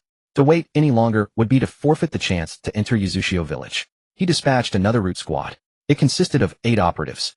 The leader of this Root squad was a jonin named Surwatari Shinji. They did not make contact with the fleets at sea. Instead, donning the attire of ordinary ninja, they secretly landed on the island from the rocky shores south of Yuzushio village. Following Danzo's orders, they were not to participate in the frontal battle. Their mission was to wait for the allied forces to occupy the Uzumaki ninja, then slip into the sealing arts library amidst the chaos. Regardless of which faction ultimately claimed victory, Root was to secure the most crucial sealing techniques first. Surwatari Shinji avoided the sentries on the south coast and led his team into a quiet forest. The ground appeared utterly normal. Beneath the thick soil, however, lay hundreds of clay dolls buried in perfect formation. They remained utterly silent. All the dolls awaited Uzumaki Tama's command. He had long since deduced from the confessions of captured Root ninja that Danzo would never abandon his pursuit of the sealing arts library. The dolls on the coast were meant to engage the allied forces. The legions buried beneath the earth were reserved solely for these Root ninja, who sought to infiltrate the island under the cover of darkness. After the ambush on the sand covert unit, the remaining shinobi retreated swiftly to the sea. The northern shore fell silent once more. The rock and mist villages still held their positions watching. Observing the damaged sand fleet, their mutual suspicion deepened. The sand commander Kazakage Rohei demanded a renegotiation of the assault plan. However, Ishikawa Iwao argued that further delay would only allow Whirlpool Village to complete its preparations. Mizutsuki Ryosuke was equally reluctant to proceed according to the original schedule. The three argued for a long time aboard the rock flagship. It was not until late night that they grudgingly reached a consensus. The planned landing time was moved up by 1 night. All fleets would approach Whirlpool Village simultaneously in the dead of night. The rock forces would make a frontal landing on the northern shore. The sand forces would attack the western side of the north coast. The mist forces would break through from the southeastern beach. The allied forces would no longer wait for new defensive intelligence from the Root. They intended to launch a surprise attack before Whirlpool Village could complete its adjustments. To prevent information leaks, the new attack time was known only to the jonin of each fleet. Regular shinobi only received the order to prepare for battle just before departure. All lights on the ships were extinguished. The tall sails were slowly lowered. Using the cover of the dense night, the allied fleets began to close in on Whirlpool Village. The three factions had not fully let down their guard. Yet the continuous stream of false intelligence had made them unwilling to continue trusting Danzo. Rather than waiting for Root to arrange the attack routes, it was better to act early and seize whatever they could get their hands on first. As the allied fleets began to move, a few inconspicuous small boats remained stationary further out at sea. These boats bore no markings of any ninja village. Surwatari Shinji stood at the bow of one of them. Behind him were the Root shinobi newly dispatched by Danzo. The Root squad, originally planned to land on the southern reef coast, had temporarily retreated back to sea after detecting a possible ambush nearby. They did not leave. Instead, they hid behind the allied fleet. Surwatari Shinji stared at the dark ship silhouettes ahead. The alliance has moved ahead of schedule. A Root shinobi beside him asked, "Should we also land with them?" "Wait," Surwatari Shinji said. "Let them exhaust Whirlpool Village's strength first. Once both sides are weakened, we will land from the south coast. Our goal is not to participate in the battle. It is to seal the scrolls in the library." The Root shinobi nodded in unison. They carried special containers designed for storing sealed scrolls. If they could gain entry to the library, they would take as many of the Uzumaki clan's advanced sealing techniques as possible. If they encountered Uzumaki clan members who mastered sealing arts, they would take them as well. The allied forces wanted Whirlpool Village's resources and land. Root, however, only needed to enter the battlefield last and take the most important prize. The small boats maintained a constant distance from the allied fleet. They advanced slowly, using the wake left by the ships ahead. They were neither easily detected by the allied forces, nor could they observe the battle on the coast at any time. The news of the allied forces' early attack was soon discovered by small puppets left at sea. A clay puppet hidden on the roof of a rock ship's cabin saw the shinobi gathering. Another puppet overheard the new landing time. By the time the message reached Whirlpool Village, there were less than 2 hours before the allied attack. Uzumaki Tama immediately went to find Uzumaki Sashi. The alliance has moved up their attack by a night. The rock forces will attack the northern shore frontally. The sand forces will land from the west. The mist forces will head to the southeastern beach. Uzumaki Sashi looked out the window. The village was still very quiet. Most of the clan members were unaware that the allied forces were already approaching. En route, they are hiding behind the allied fleet. Uzumaki Tama said they are likely planning to land after the battle concludes. Danzo's goal hasn't changed. He still wants to sneak into the sealed library amidst the chaos. Uzumaki Sasi fell silent for a moment. How many puppets do we need to deal with the allied forces? The northern shore and the southeastern beach must keep the majority. The southern coast also needs separate arrangements. Uzumaki Tama unfolded the coastal map. The puppets pre-buried underground were divided into two sections. The puppets on the northern shore were the most numerous. Coordinating with pre-arranged binding seals, they would block the Awakens shinobi from landing.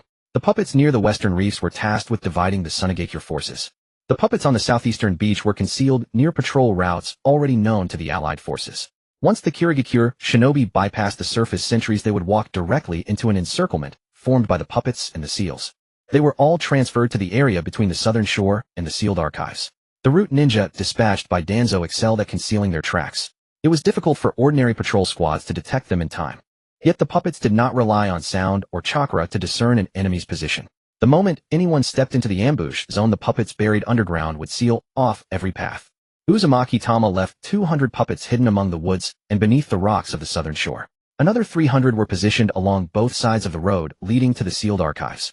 A number of smaller puppets were concealed atop rooftops and behind walls, tasked with watching for root ninja who might attempt to bypass the ambush. With the deployment complete, Uzumaki Tama turned his gaze toward Uzumaki Sasi. The puppets are in place. Both the coast and the archives are guarded. But if the allied forces strike early, our clansmen must assume their positions immediately. Uzumaki Sasi nodded. He offered no further concealment. The village alarm soon rang out, its heavy toll echoing through the silent night.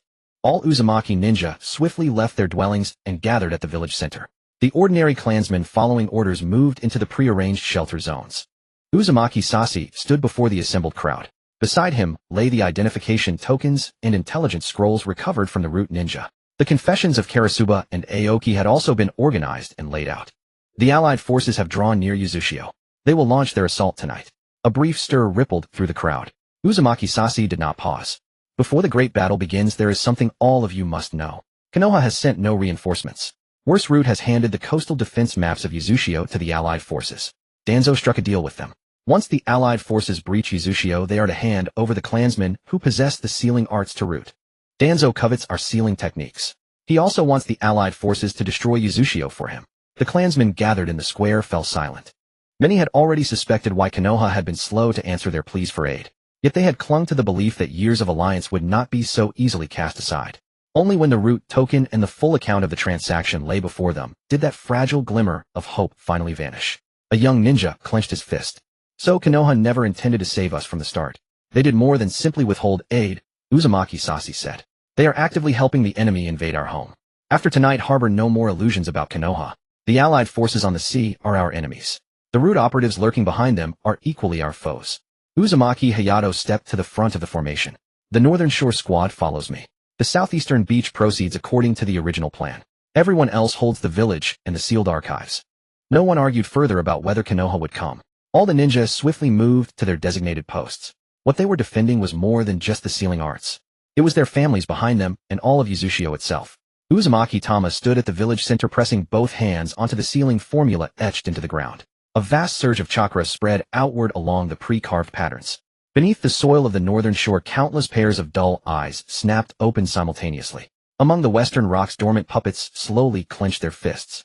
Below the southeastern beach, the sealing formulas connected one by one with the patterns on the puppets. In the woods of the southern shore, the puppets lying in wait for the root ninja all awakened. The puppets buried around the sealed archives remained utterly still. They did not emerge from the earth, simply waiting for the enemy to step within their cordon. Far out on the sea, the allied fleet had already crossed the last bank of dense fog. Further still, the small root vessels followed in silence. Within Uzushio, every puppet seal was now fully activated. The traps along the coast stood ready, awaiting only the enemy's first step into the kill zone. After the allied fleet emerged from the dense fog, the northern shore of Uzushio village still showed no signs of a large-scale mobilization. A few scattered patrol ninjas stood near the rocks. Dim firelight could only illuminate a small stretch of the beach. Ishikawa Iwao stood at the bow of the main Awagakure ship, confirming that Sunagakure and Kirigakure had reached their respective positions. The three factions remained wary of one another, yet none wished to delay further. Begin the attack. As the command spread, the IWA ninja were the first to leave their ships, splashing through the seawater as they charged toward the northern shore. The Suna fleet approached from the west. Kirigakure circumvented the large reef cluster, heading for the southeastern beach. The allied assault began simultaneously on all fronts. The moment the leading IWA ninja set foot on the shallows, dense black markings lit up beneath their feet. The chakra within the seawater was disrupted. Several IWA ninja faltered, nearly tumbling into the water. The next instant, puppets buried beneath the sandy ground burst forth simultaneously. Heavy earthen arms swept across, sending 2 IWA ninja flying backward. More puppets emerged from the rocks and the tree line. They employed no intricate formations, simply standing firm as a bulwark before the allied forces. The IWA ninja immediately employed earth release. Sharp earthen pillars rose in succession, impaling over a dozen puppets. The shattered puppets collapsed to the ground. Yet the surrounding soil quickly gathered, mending their bodies anew.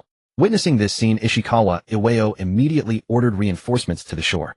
The IWA divisions pressed relentlessly onto the beach, yet remained unable to breach the defensive line of puppets and binding seals. On the western side of the northern shore, the Suna ninja were also intercepted by puppets.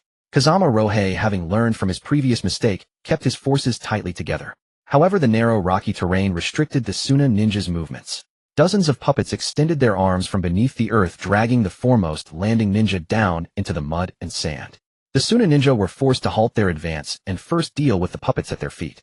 They had long suspected IWA and Kiri of trying to preserve their own strength. Seeing the other two factions making no move to draw closer, Kazama Rohei was even less willing to push his own men forward. The Kirigakure forces on the southeastern beach were likewise making no progress. After leading his men around the surface patrols, Mizunoki Ryosuke's group directly entered a prearranged sealing zone. Vast black patterns rose from beneath the sandy ground. Hidden puppets sealed their escape route, trapping the Kiri squad on the outer edge of the coast. Mizunoki Ryosuke did not attempt a forceful breakthrough. He kept the rear ninja on the ships, venturing forth with only a small force to probe the seals. All 3 allied forces launched their attacks simultaneously, yet none was willing to bear the brunt of the losses. They each waited for the others, and their supposed joint offensive quickly devolved into a series of disjointed efforts. Uzumaki Tama stood on the village's high ground, observing the 3 battlefields through gray-white seabirds. The main puppet force had already stalled the alliance. The northern shore bore the greatest pressure, but IWA had yet to break through the first layer of seals. Suna and Kiri were far more cautious. The moment they saw their casualties rise, they would immediately slow their advance. Uzumaki Hayato approached Uzumaki Tama. The allied forces have all landed. The route have yet to appear. They are waiting. Uzumaki Tama said. As long as there's no resolution on the coast, they won't be in a hurry to set foot on the island. The two of them looked towards the south. No sounds of battle came from there. Several small boats, hidden behind the allied fleet, were slowly approaching the southern shore under the cover of night. Sarawatari Shinji had confirmed that most of Uzushio Village's ninja were tied down at the northern shore and the southeastern beach. Per Danzo's orders, route was not to assist the allied forces.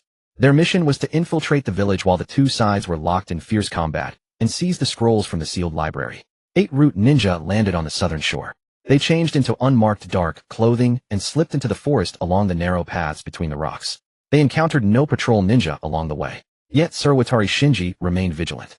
Watch the ground. The moment he spoke, the earth ahead suddenly split apart. Dozens of puppets burst forth simultaneously. Another wave of puppets closed in from the sides of the forest, swiftly cutting off the root ninja's escape route. Sarawatari Shinji drew his short blade. Break through. The root ninja immediately formed hand seals. Fire release exploded amidst the puppets, blasting apart large chunks of earth. Just as they attempted to break free, more puppets buried deeper within the ground surfaced once again. These puppets had not been sent to the front lines. They had been waiting from the very beginning for Root to set foot on the island. Sarawatari Shinji led his men in several consecutive charges, yet they remained trapped within the forest. Several sealing chains suddenly shot out from beneath the earth, binding the limbs of 2 root ninja. They tried to mobilize their chakra, but the markings on the chains immediately flared, completely suppressing their power. The remaining root ninja attempted to rescue their comrades, but were separated by even more puppets. Uzumaki Tama controlled a towering puppet to block Sarawatari Shinji's path. The puppet's fist shattered his short blade, forcing him back into the sealing zone behind him. The moment Sarawatari Shinji landed, several chains snaked out and bound his body. The battle was over quickly. 5 of the 8 root ninja were captured on the spot. The remaining 3 wounded and collapsed had also lost the ability to resist. The Uzushio ninja immediately sealed the chakra of all the prisoners, preventing them from triggering any self-destruct techniques. Uzumaki Tama removed the ninja tool pouch from Sarawatari Shinji. Inside, besides the container holding the sealing scrolls, were several coded letters bearing the root insignia. One of them detailed the orders Danzo had given to Sarawatari Shinji. Root was to seize the high-level sealing techniques after the allied forces breached Uzushio village, and to take away any Uzumaki clan members who possessed such knowledge. Another letter detailed the terms of the deal between Danzo and the 3 allied villages. The allied forces were responsible for attacking Uzushio village. Root would provide intelligence on the village's defenses and in return receive the sealing techniques and a portion of the prisoners after the battle. The letters bore complete contact codes and the root insignia. This was no longer the one-sided testimony of a prisoner.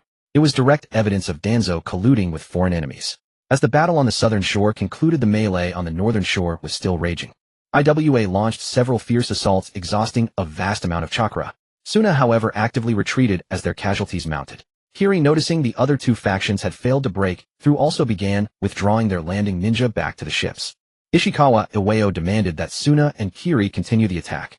Kazama Rohei, however, suspected IWA of wanting them to stay behind as a rearguard. Mizunoki Ryosuke was even less willing to expend Kirigakure's strength for the sake of Awagakure. The three factions fell into dispute once more. Bereft of coordination, the allied forces could no longer concentrate their power to break through the puppet defense line. The sky gradually began to lighten. Mizunoki Ryosuke was the first to issue the order to retreat. The Kiri fleet swiftly departed from the southeastern beach. Kazama Rohei followed suit, leading his remaining Suna ninja back out to sea. IWA, left alone on the northern shore, was no longer in any position to continue the offensive. Ishikawa Iwao had no choice but to halt the assault and order his fleet to withdraw. As the sun rose, the last of the allied forces departed the waters near Uzushio village. After a night of chaotic battle, the three-village alliance had suffered heavy losses. They had neither breached the village nor acquired any sealing techniques. Uzushio village had successfully defended its island. The captured root ninja were all taken to a secret chamber beneath the sealed library. Sarawatari Shinji and his men were imprisoned separately from Karasu and Aoba. The confiscated root tokens, transaction letters, and command scrolls were also sealed away, separately accessible only to Uzumaki Munamasa and a few elite ninja. After reading the letters, Uzumaki Munamasa confirmed that the root insignia on them were genuine. This evidence is more than enough to prove Danzo's collusion with the allied forces. Uzumaki Tama nodded. As long as we have this evidence, Danzo cannot easily move against Uzushio village. The Konoha higher-ups won't be able to pin this entirely on the allied villages either. Uzumaki Munamasa put away the letters. From today onward, cease all intelligence transmission to Konoha regarding Uzushio village. All existing communication channels are to be shut down. Personnel sent by Konoha are to be barred from any further contact with the village's defenses and the sealed library. After the allied forces withdrew fully, the Whirlpool village did not immediately lift its alert. Though the battle on the coast had ended, a small number of enemies had slipped away from the ranks during the chaos. Some rock and sand ninja failed to return to their ships in time and could only hide in the woodlands near the northern shore. Several mist ninja using water techniques escaped into the reef caves southeast of the island. The root ninja who had followed Yuan Dujinsi ashore were not limited to the 8 who had been surrounded. A few others tasked with peripheral reconnaissance had scattered earlier and had not yet been found. These individuals were skilled in stealth and assassination. If left to hide on the island for long, the village's defenses and personnel positions could still be exposed. Xuanhua Zongjing did not allow his clan to relax. After the village alarm ceased, Xuanhua ninja still guarded every road. The sealed archives and the refuge areas for ordinary clan members remained under lockdown. Xuanhua Yu arrived at the center of the village. After a night of battle, many of the large puppets were missing limbs. Some had lost an arm. Some puppets were left with only half a torso. Xuanhua Yu pressed both hands against the ground. The scattered soil around slowly gathered, filling the cracks in the puppets' bodies. Once all the puppets were mobile again, he did not reassemble them into large formations. The large puppets were too conspicuous moving through the forest. Hidden enemies, upon noticing the commotion, would likely relocate early. Xuanhua Yu split the puppets into dozens of small squads. Each squad consisted of 2 medium puppets and 6 scout puppets. The medium puppets were responsible for blocking the enemy. The smaller scout puppets searched for traces left in tree hollows, rock crevices, and underground. A flock of gray-white seabirds also left the village. They flew along the coast searching for unnatural smoke and footprints in the forest. Xuanhua Sunrin watched the departing puppets. Search the entire island. Every place that can hide someone must be checked. Xuanhua, you said the enemy has no ships. They can only hide and wait for reinforcements. As long as they remain on the island, they will leave traces. The search began from the northern shore. Scout puppets advanced in a line at fixed intervals, slowly moving up the mountain slope. They needed no rest and were unaffected by vegetation or insects. Dense bushes were pushed aside one by one. Concealed tree hollows and abandoned burrows were all inspected. The search lasted less than an hour when a scout squad discovered disturbed soil on the mountainside. Fallen leaves covered the surface. Beneath, however, a few recently concealed footprints remained. The scout puppets followed the trail deep into the forest. 6 rock ninja were hiding in a natural stone cave. Most of them were wounded. To avoid exposing their position, they dared not even light a fire to treat their injuries. The leading rock jonin was named Chiban Gang. He had planned to wait until nightfall before heading to the coast to look for any returning allied ships. But heavy footsteps came from outside the cave. A scout puppet appeared at the cave entrance. Shiban Gang did not hesitate. He threw a kunai and pinned it to the stone wall. The next moment more puppets emerged from the surroundings. Medium puppets blocked the cave mouth. Scout puppets slipped through cracks in the rock wall into the cave. Exit from the rear. Shiban Gang had just turned when the back exit was sealed by an earthen wall. The rock ninja attempted to break through the rock with earth techniques, but Xuanhua Ninja, who had already arrived nearby, activated a binding seal. Black spell patterns spread inward along the cave mouth. The chakra of several rock ninja was suppressed, and they could no longer form hand seals. Shiban Gang tried to resist, but two medium puppets charged into the cave simultaneously and pinned him to the ground. The first pocket of remaining enemies in the forest was quickly eliminated. All rock ninja had their chakra sealed and were escorted back to the village.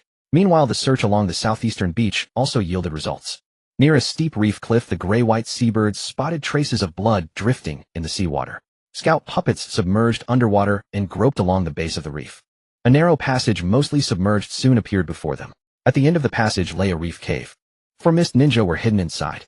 They had used water techniques to conceal the cave entrance, planning to wait until the whirlpool village relaxed its guard before seizing a fishing boat to escape. Xuanhua Yu did not send his clansmen directly into the cave. A dozen puppets surrounded the reef from different directions. Several more puppets blocked the underwater passage, trapping the mist ninja inside. The mist ninja attempted to break out from the seabed. The moment they left the cave, puppets lurking in the water grabbed their legs. One mist jonin used a water technique to forcibly push through several puppets, sealing chains from nearby rocks, then descended, binding him tightly. The enemies in this cave were all captured as well. By afternoon, 3 sand ninja were discovered on the west side of the northern shore. They were hiding in a dry rock crevice, sealing the entrance with puppets and poison needles. The scout puppets that triggered the poison needles were unaffected. More puppets directly dug through the soil above the crevice, surrounding the enemies from above. The 3 sand ninja lost their concealed position and were quickly subdued by the arriving Xuanhua ninja. The truly difficult ones to find were the few root reconnaissance ninja. They used no fire and left no obvious footprints. 2 of them even changed out of their ninja attire and hid in an abandoned warehouse outside the village. Small puppets searching the houses noticed disturbed dust in a corner. The puppets did not enter the warehouse immediately. They quietly sealed the doors and windows and relayed the information to Xuanhua Yu. When the 2 root ninja found their escape route cut off, they tried to break through the roof. The puppets lying in ambush on the beams dropped down simultaneously. One was subdued on the spot. The other burst out of the warehouse, but was trapped by the binding seal that locked his chakra. Before nightfall that day, most of the island's forests, reefs, and abandoned buildings had been searched. All discovered remnants were taken to temporary cells. Xuanhua Qianxiao led the interrogation. The seals on the root ninjas' tongues were still dangerous. The interrogators did not directly ask their identities, but instead confirmed the Allied forces' movements from the captured rock, sand, and mist ninja. The first to speak was the rock jonin Shiban Gang. His wounds had been treated simply, but his chakra remained suppressed by the seal. Xuanhua Qianxiao placed a map of the nearby sea before him. Where did the retreating fleet go? Shiban Gang did not answer. The sealing technique on the chains lit up. He held out for a moment, then finally looked toward the northeastern sea area of the Whirlpool village. The Allied forces did not all return to their respective villages. They left ninja and supplies on several nearby islands. Xuanhua Yu asked, what are they planning? Waiting for news. Shiban Gang said if the Whirlpool village suffers heavy losses, they will launch a second attack. The other prisoners gave the same intelligence. Although the rock, sand, and mist forces had suffered losses during their retreat, they had not completely abandoned the Whirlpool village. They had stockpiled a portion of their forces on the offshore islands. Those islands also stored ships, ninja tools, and special weapons for breaking the barrier. As long as a gap in the Whirlpool village's defenses was confirmed, the Allied forces could approach again. After learning the news, Xuanhua Zongjing did not lift the island-wide combat readiness. Xuanhua Yu also readjusted the puppet deployment. A batch of floating earth platforms was created. Each platform carried several scout puppets and a gray-white seabird. The platforms were spaced at a distance that allowed them to relay messages to each other.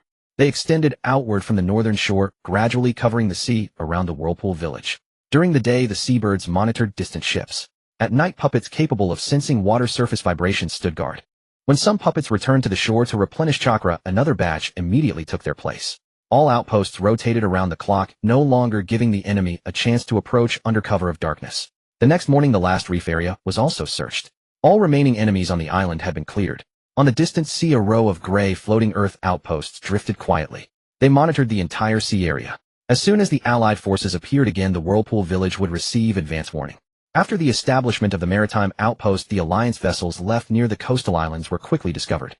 Gray-white seabirds flew over the northeastern directions several times. Near 3 adjacent islets, they spotted sails concealed by trees and reefs. Traces of firelight from ninja activity were also visible on the islands. Those forces did not approach Uchiha village immediately. Yet the reality-breaking ninja tools and ships stockpiled on the islands remained the foundation for their next assault. Uzumaki Shoma finished reviewing the images brought back by the seabirds. We cannot simply wait for their attack. Uzumaki Tama nodded. The puppets can cross the sea. If we destroy those ships and ninja tools, the Alliance will be unable to regroup swiftly. Ordinary Earth puppets could not operate in the deep sea for extended periods. Uzumaki Tama did not have them swim directly across the surface. He came to an open beach on the northern shore and began constructing large Earth puppet vessels capable of long-distance voyages. Vast amounts of rock and soil converged under the pull of chakra. The hulls were supported internally by solid stone. The outer layers of mud were inscribed with waterproofing and reinforcement seals. The bottom of each Earth puppet ship was connected to dozens of thick Earth-forged limbs. These limbs could undulate continuously in the seawater, propelling the vessels forward. The bow was not ordinary rock either. A tall puppet was fused with the hull, tasked with observing the sea surface and smashing through obstacles. Uzumaki Tama created a total of 6 large Earth puppet ships. Each vessel could carry dozens of puppets and a few Uzumaki ninja. The Uzumaki Jonin assigned to lead the expedition was named Uzumaki Kageyama. He specialized in large-scale barrier techniques and was also responsible for sealing away the supplies and evidence left by the Alliance. Before departure, Uzumaki Tama replenished the power of the Rat Talisman for all puppets. The talisman's power granted the dormant puppets stable mobility. Even if their bodies were shattered by ninjutsu, as long as their cores were not sealed, they could reaccumulate nearby rock and soil. The Earth puppet fleet departed the northern shore after nightfall. The maritime outpost continuously relayed the situation ahead. The Alliance ninjas stationed on the islets detected nothing unusual. Their attention remained focused on Uchiha village, never anticipating that Uchiha would launch an offensive across the sea. The fleet first approached the outermost islet. This island housed the Alliance's reconnaissance unit. Over 20 ninja were dispersed along the coast and hillsides. A dozen or so small fast boats were moored on the western side of the island. Uzumaki Tama did not conceal the fleet. When they were still some distance from the coast, all 6 Earth puppet ships accelerated simultaneously. The Earth-forged limbs at the hulls churned the seawater. The heavy vessels crashed directly onto the shallows.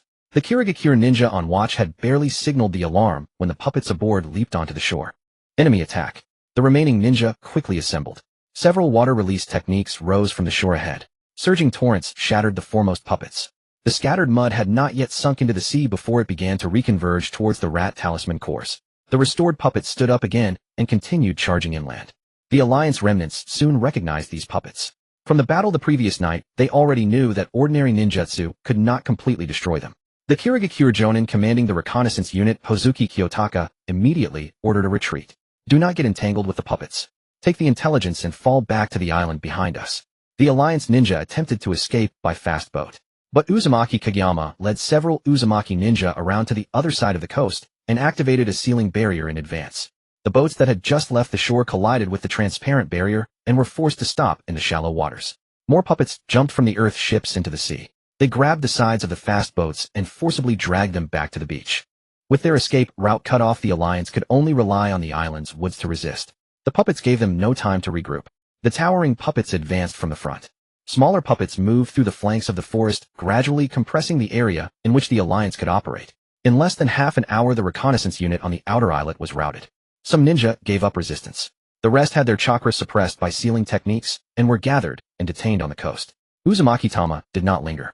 He left one Earth puppet ship to guard the prisoners and led the remaining puppets towards the second island. The second island housed the Alliance's logistics unit. Large quantities of food, explosive tags, and medicine were stored in temporary warehouses. At the center of the island were also several wooden crates protected by seals. The Awagakure and Sunagakure ninja left behind had already received the alarm. They erected earth walls and puppets on the coast, attempting to prevent the Earth puppet ships from approaching. Uzumaki Tama had 3 Earth puppet ships draw attention from the front. The other 2 vessels rounded the southern side of the island and forcibly landed across a stretch of low reefs. Once the puppets entered the island, the Alliance's defensive line was soon caught in a pincer attack. Poison mist released by Sunagakure puppets blanketed large portions of the forest. The Earth puppets, however, were unaffected by the toxins.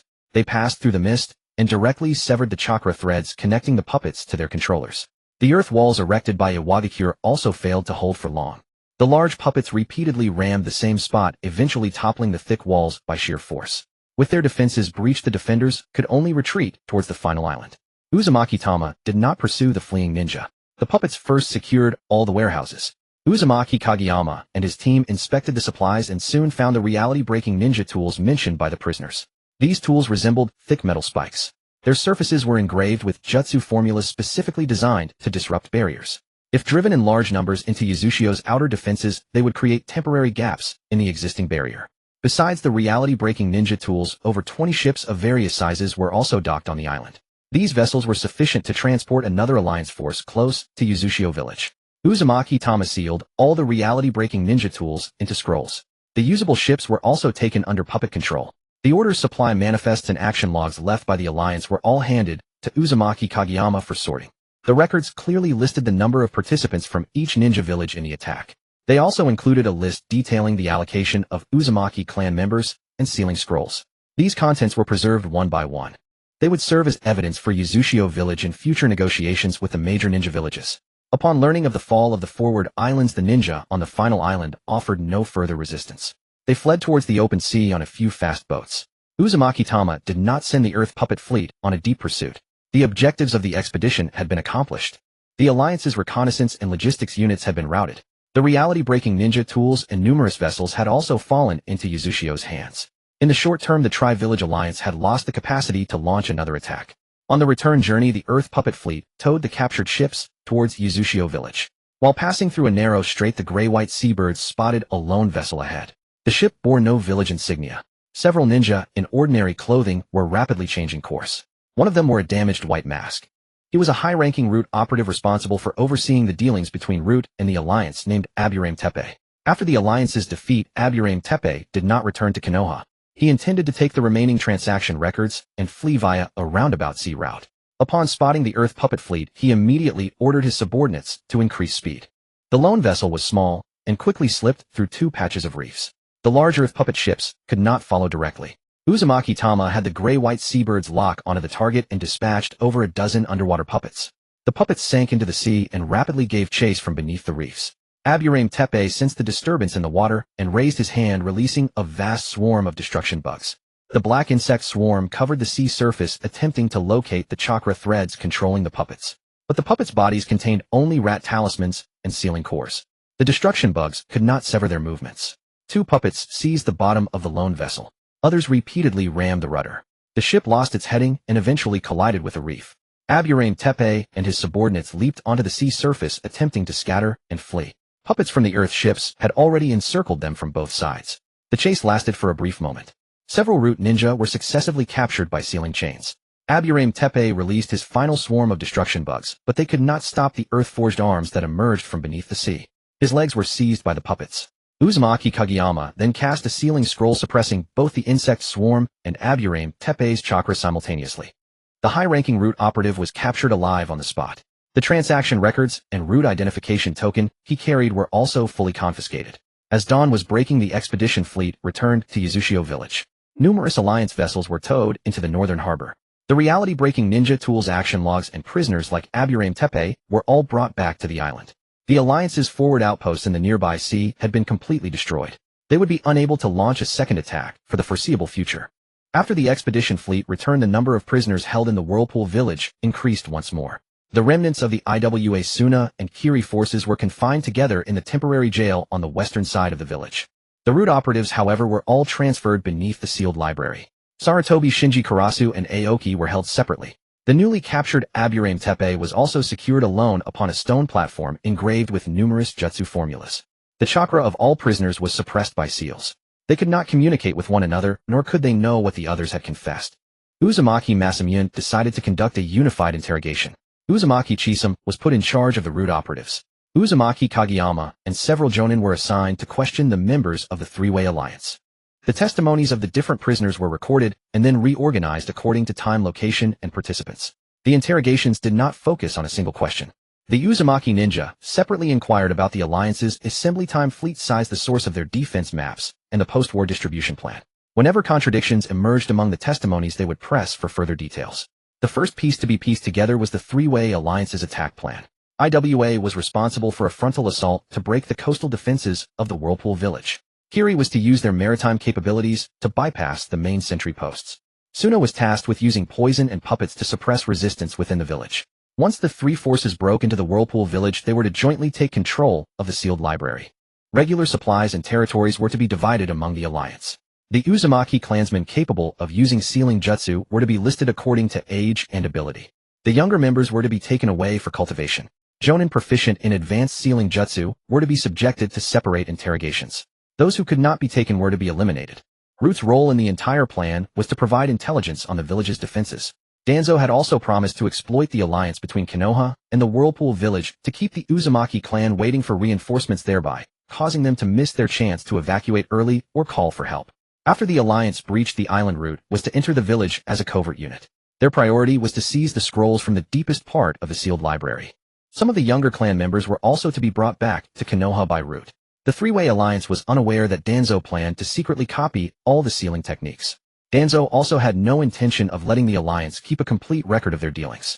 If the attack succeeded, certain jonin from the alliance involved in the transaction were to be eliminated afterward. Uzumaki Tama placed several confessions on the table. They matched the action logs seized during the expedition perfectly.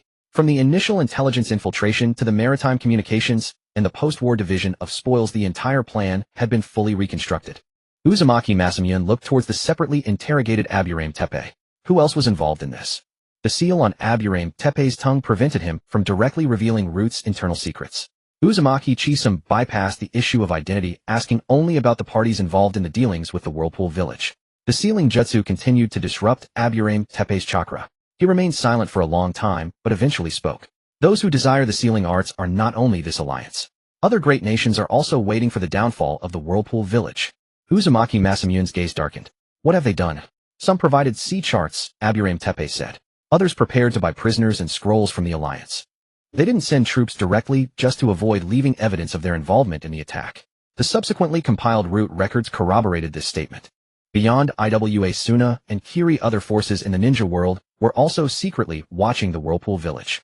They had not participated in this frontal assault, but had contacted the alliance and Root beforehand. Some wanted to purchase barrier techniques. Others sought the seals capable of binding tailed beasts. Still others were prepared to receive Uzumaki clansmen who possessed special jutsu. All they awaited was the alliance breaching the island. Even if the Whirlpool village repelled this attack, it had not escaped all threats. When the news reached the village's jonin, Uzumaki Masamune immediately raised the island's defense readiness level. Coastal patrols would not be reduced because the alliance's outposts had been destroyed. The floating earth puppet lookout posts continued their 24-hour surveillance. The roads leading to the sealed library were also divided into several restricted zones. No foreign ninja entering the village could approach these areas. Simply holding the coast was not enough. The Whirlpool village had to know the movements of overseas factions in advance. Uzumaki Tama began modifying the existing scouting puppets. The original small puppets had too conspicuous an appearance. As soon as they appeared on inhabited islands, they would quickly be discovered by ninja. He shrank some puppets to the size of ordinary birds and beasts.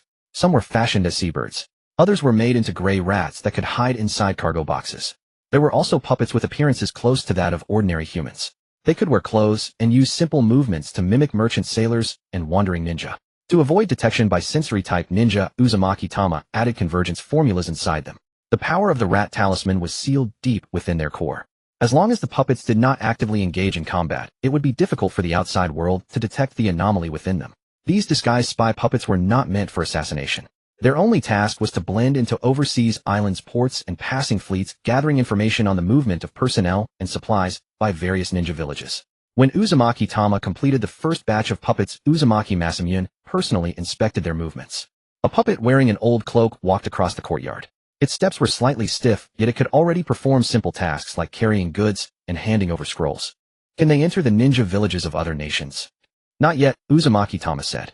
First let them blend into the peripheral ports. As long as someone is buying ships, food, and ninja tools on a large scale, we can detect it in advance. Uzumaki Masamune nodded. Start with the islands around the Whirlpool village.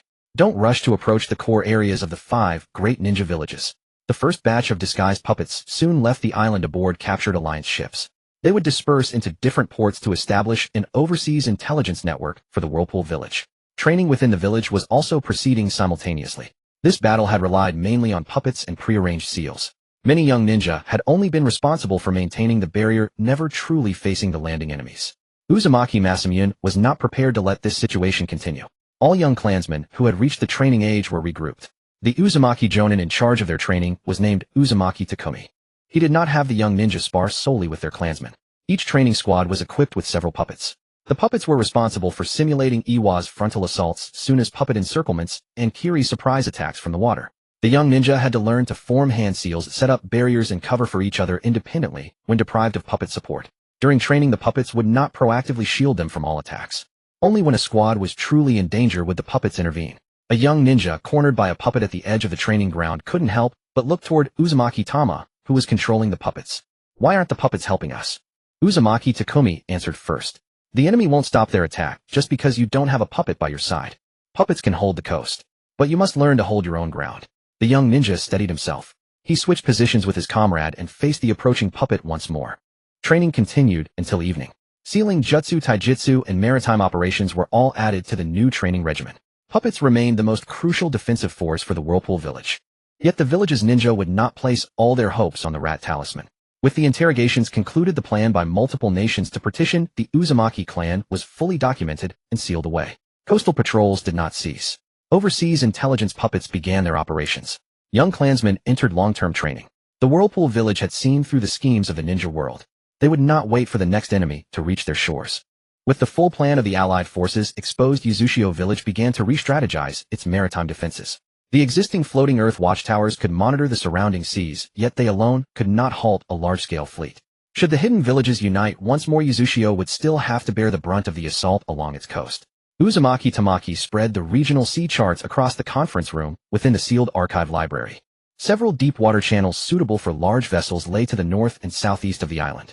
The Allied forces had exploited these very routes to approach the coast during their previous invasion. Though other areas were navigable, they were riddled with hidden reefs and treacherous currents. By sealing off a few critical points, a massive fleet could be prevented from silently closing in on Uchiha Village. Uzumaki Sashi studied the markings on the chart. An ordinary watchtower cannot hold back a jonin. We need to establish a permanent defensive line there. Uzumaki Tamashi suggested. We can use rock golems as fortresses. They don't need to return to the village. As long as there is earth and stone beneath the sea, they can remain on the waterways indefinitely. Construction began swiftly. Captured Allied ships were repurposed to transport boulders, sealing materials, and Uchiha shinobi. The first golem fortress was erected at the entrance to the northern channel. 2 natural reef islands marked the location. The waterway between them was wide enough for over a dozen ships to pass abreast. Standing at the center of the reef, Uzumaki Tamashi channeled the power of the Rat Talisman into a pre-carved core. The seabed trembled violently. Massive rocks tore free from the ocean floor, piling up endlessly along the edges of the reefs. 2 colossal stone arms first rose from beneath the waves. Following them emerged a gigantic body connecting the 2 islands. The entire fortress resembled a stone titan kneeling in the sea, its arms resting on either side of the channel. Upon detecting enemies, the arms could raise to completely block the waterway. The interior of the golem was carved into multiple levels. The lowest level connected to the seabed stored earth and stone for repairs. The middle level was inscribed with large-scale binding seals and explosive tags. The upper level housed gray-feathered seabirds and long-range reconnaissance puppets. The golem fortress was not meant to leave the channel. Its primary duties were to blockade ships, activate barriers, and relay sightings of enemies back to Uchiha Village. Uzumaki Kageyama led the sealing corps into the fortress's interior. They inscribed sealing patterns along every corridor and stone arm. Should enemies force their way onto the fortress, they would be ensnared in a series of interconnected binding zones. Even destroying the outer rock layers would not expose the Rat Talisman's core. With the first fortress complete, Uzumaki Tamashi departed for the southeastern channel. There the waters were deeper, offering no natural reef support. He dispatched several large puppets to the seabed to anchor a foundation of rock firmly onto the ocean floor. Once the foundation was laid, the second colossal golem fortress slowly rose from the water. It did not completely seal the channel. A narrow passage was left between its stone shoulders, reserved for vessels registered with Uchiha. Any unfamiliar fleet approaching would be met by small puppets dispatched from the fortress to inspect the holds and crews. Vessels refusing inspection were barred from proceeding any closer to the island. Subsequent fortresses were built on a smaller scale, distributed across the western reef zone, the southern waterway, and the northeastern open sea. Each fortress was linked by floating earth watchtowers. Long-range reconnaissance puppets departed the fortresses at fixed intervals to patrol the surrounding waters. Seabirds were tasked with observing sails and islands. Underwater puppets checked for shinobi and diving apparatus concealed beneath the surface. Floating earth watchtowers filled the gaps between fortresses, while the outermost ring consisted of constantly moving scout puppets. The middle layer comprised sea outposts capable of transmitting messages, and the innermost layer was formed by the rock golem fortresses blocking the vital channels. The 3 tiers of defense gradually connected into a cohesive network. Any fleet attempting to approach Uchiha would have to pass through multiple successive layers of surveillance and inspection. The patrol range of the puppets was no longer confined to the vicinity of the island. A contingent of permanent scouts was dispatched to more distant waters. They would not venture into the heart of any hidden village, but would regularly traverse the coastlines and outer ports of the nations. When large stockpiles of military provisions were observed at a port, the puppets would record the sighting. If a village began conscripting vessels en masse, the puppets would immediately relay the information to the nearest intelligence node. This intelligence passed through several relays would eventually return to the maritime fortresses. Thus Uzushio could detect the signs of war before the enemy's fleet even set sail. With the maritime defense line complete, Uzumaki Tamashi convened the village's jonin. 3 diplomatic missives lay upon the table destined for Iwagakure, Kirigakure, and Sunagakure. The documents made no mention of the captured root operatives. Their contents focused solely on the 3 parties' involvement in the attack on Uzushio. Copies were also made of a portion of the Shinobi Tools command scrolls and post-war distribution lists left behind by the Allied forces. This evidence was sufficient to prove the 3 villages' participation in the invasion. Uzumaki Kageyama reviewed the missives. What if they deny it? Let them deny it. Uzumaki Tamashi stated, we retain the originals.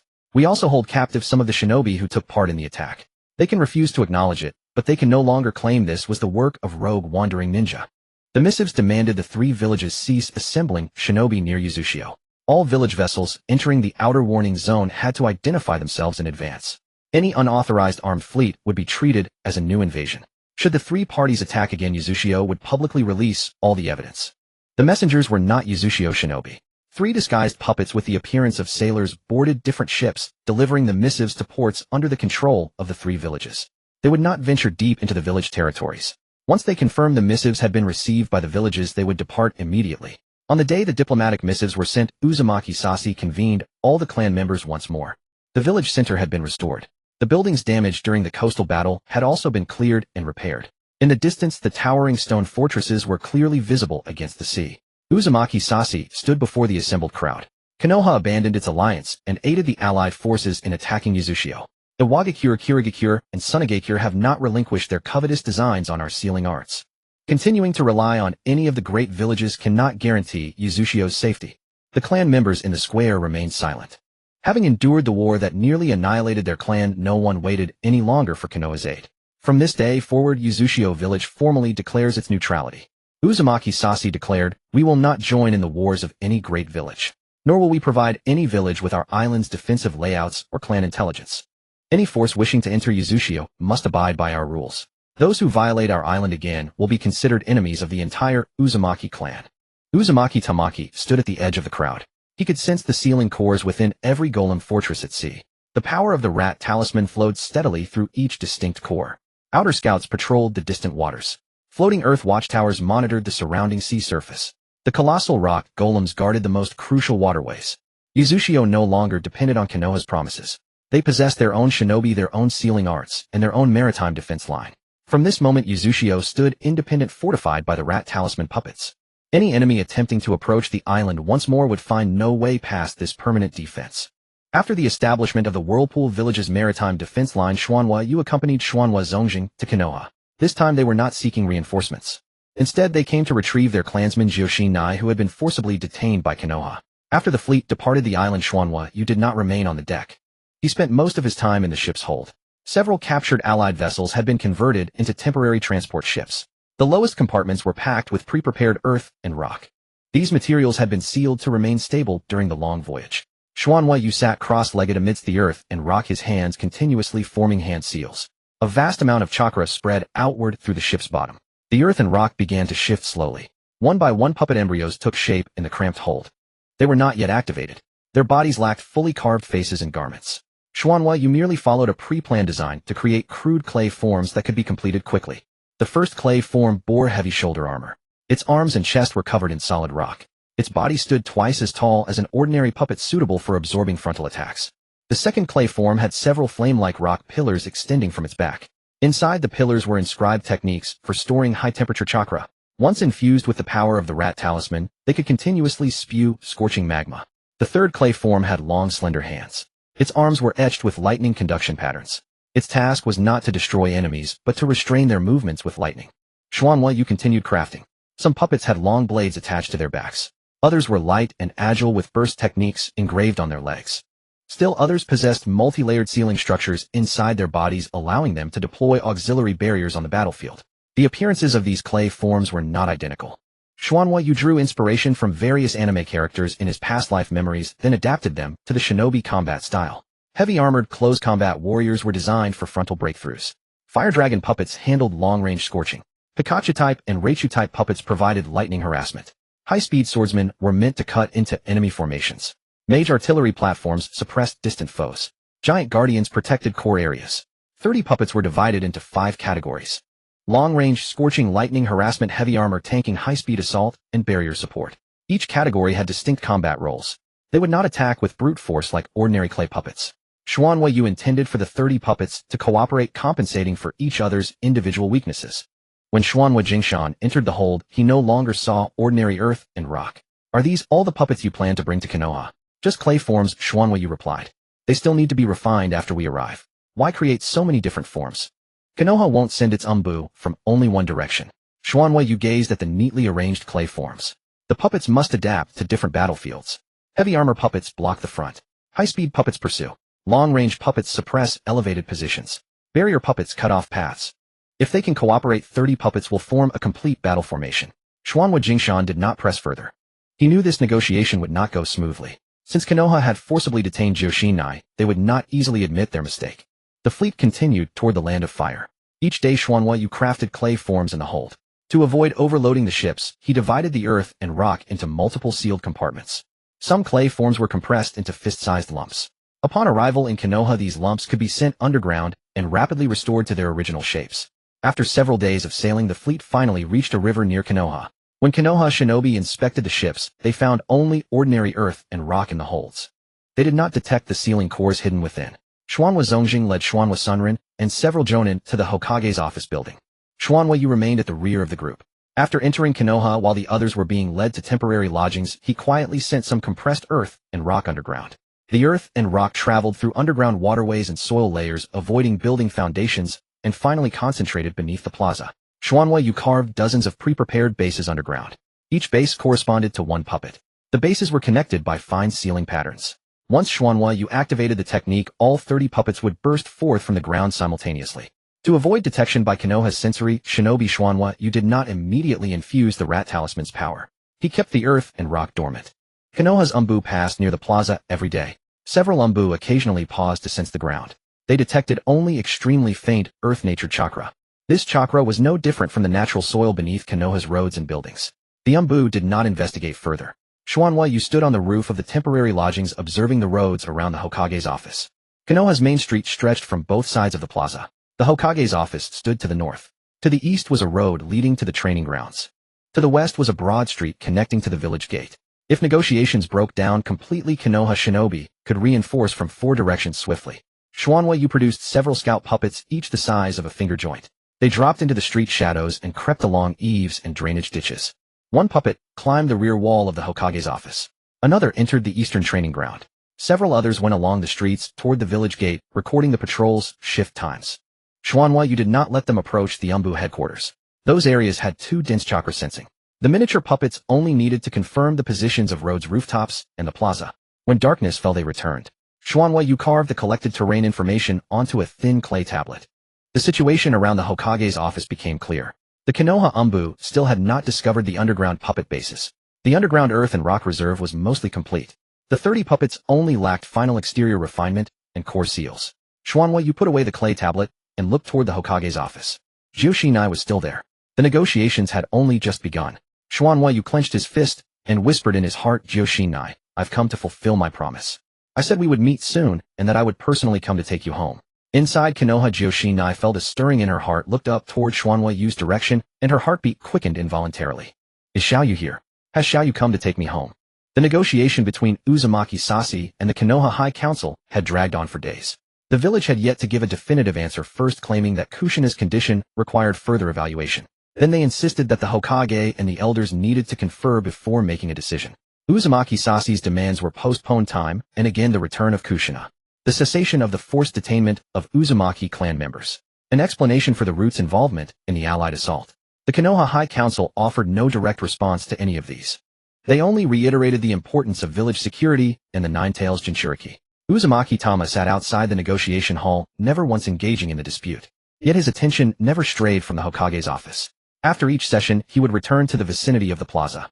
The 30 prefabricated foundations beneath the earth were now complete. Vast earthen silhouettes lay concealed underground arranged around the plaza, the streets, and the Hokage's office building. The moment Uzumaki Tama released his chakra, 30 puppets would take form in an instant. But the puppets had yet to receive sufficient power from the Rat Talisman. Each night, Uzumaki Tama would secretly accumulate energy, dividing his chakra into 30 streams, and slowly infusing them into the underground cores. Each core could only store a limited amount of power. If he poured in too much at once, the earthen seals below would fluctuate noticeably. Uzumaki Tama could only wait with patience. He prioritized charging the heavy armored puppets whose cores were the thickest and demanded the most energy. Next came the long-range scorching and lightning-binding puppets. Though the high-speed assault puppets were smaller, they required seals capable of instantaneous bursts. The energy for the barrier support puppets was the most intricate. They needed to connect with the other puppets, simultaneously forming a battle formation that covered the entire plaza. Uzumaki Tama did not simply amplify individual strength. The battle on the night of the clan's annihilation had taught him that numbers and raw power alone were not enough. If the puppets lacked coordination, they would be picked off one by one. He had re-engineered the combat tactics for all 30 puppets. The heavy armored puppets no longer pursued enemies on their own. Their sole duty was to absorb frontal jutsu, buying time for those behind. The fire dragon men stood behind the vanguard. They could spew searing magma from their shoulders and mouths, hurting enemies into designated zones. The Raichu-type and Pikachu-type puppets sealed off the flanks. Their lightning was not meant to strike crowds directly, but to paralyze limbs and disrupt hand signs. Swift swordsmen then exploited these brief openings to strike. They avoided prolonged clashes with Jonin, focusing instead on dismantling enemy formations and severing their communication lines. Mage turrets provided suppression from elevated positions.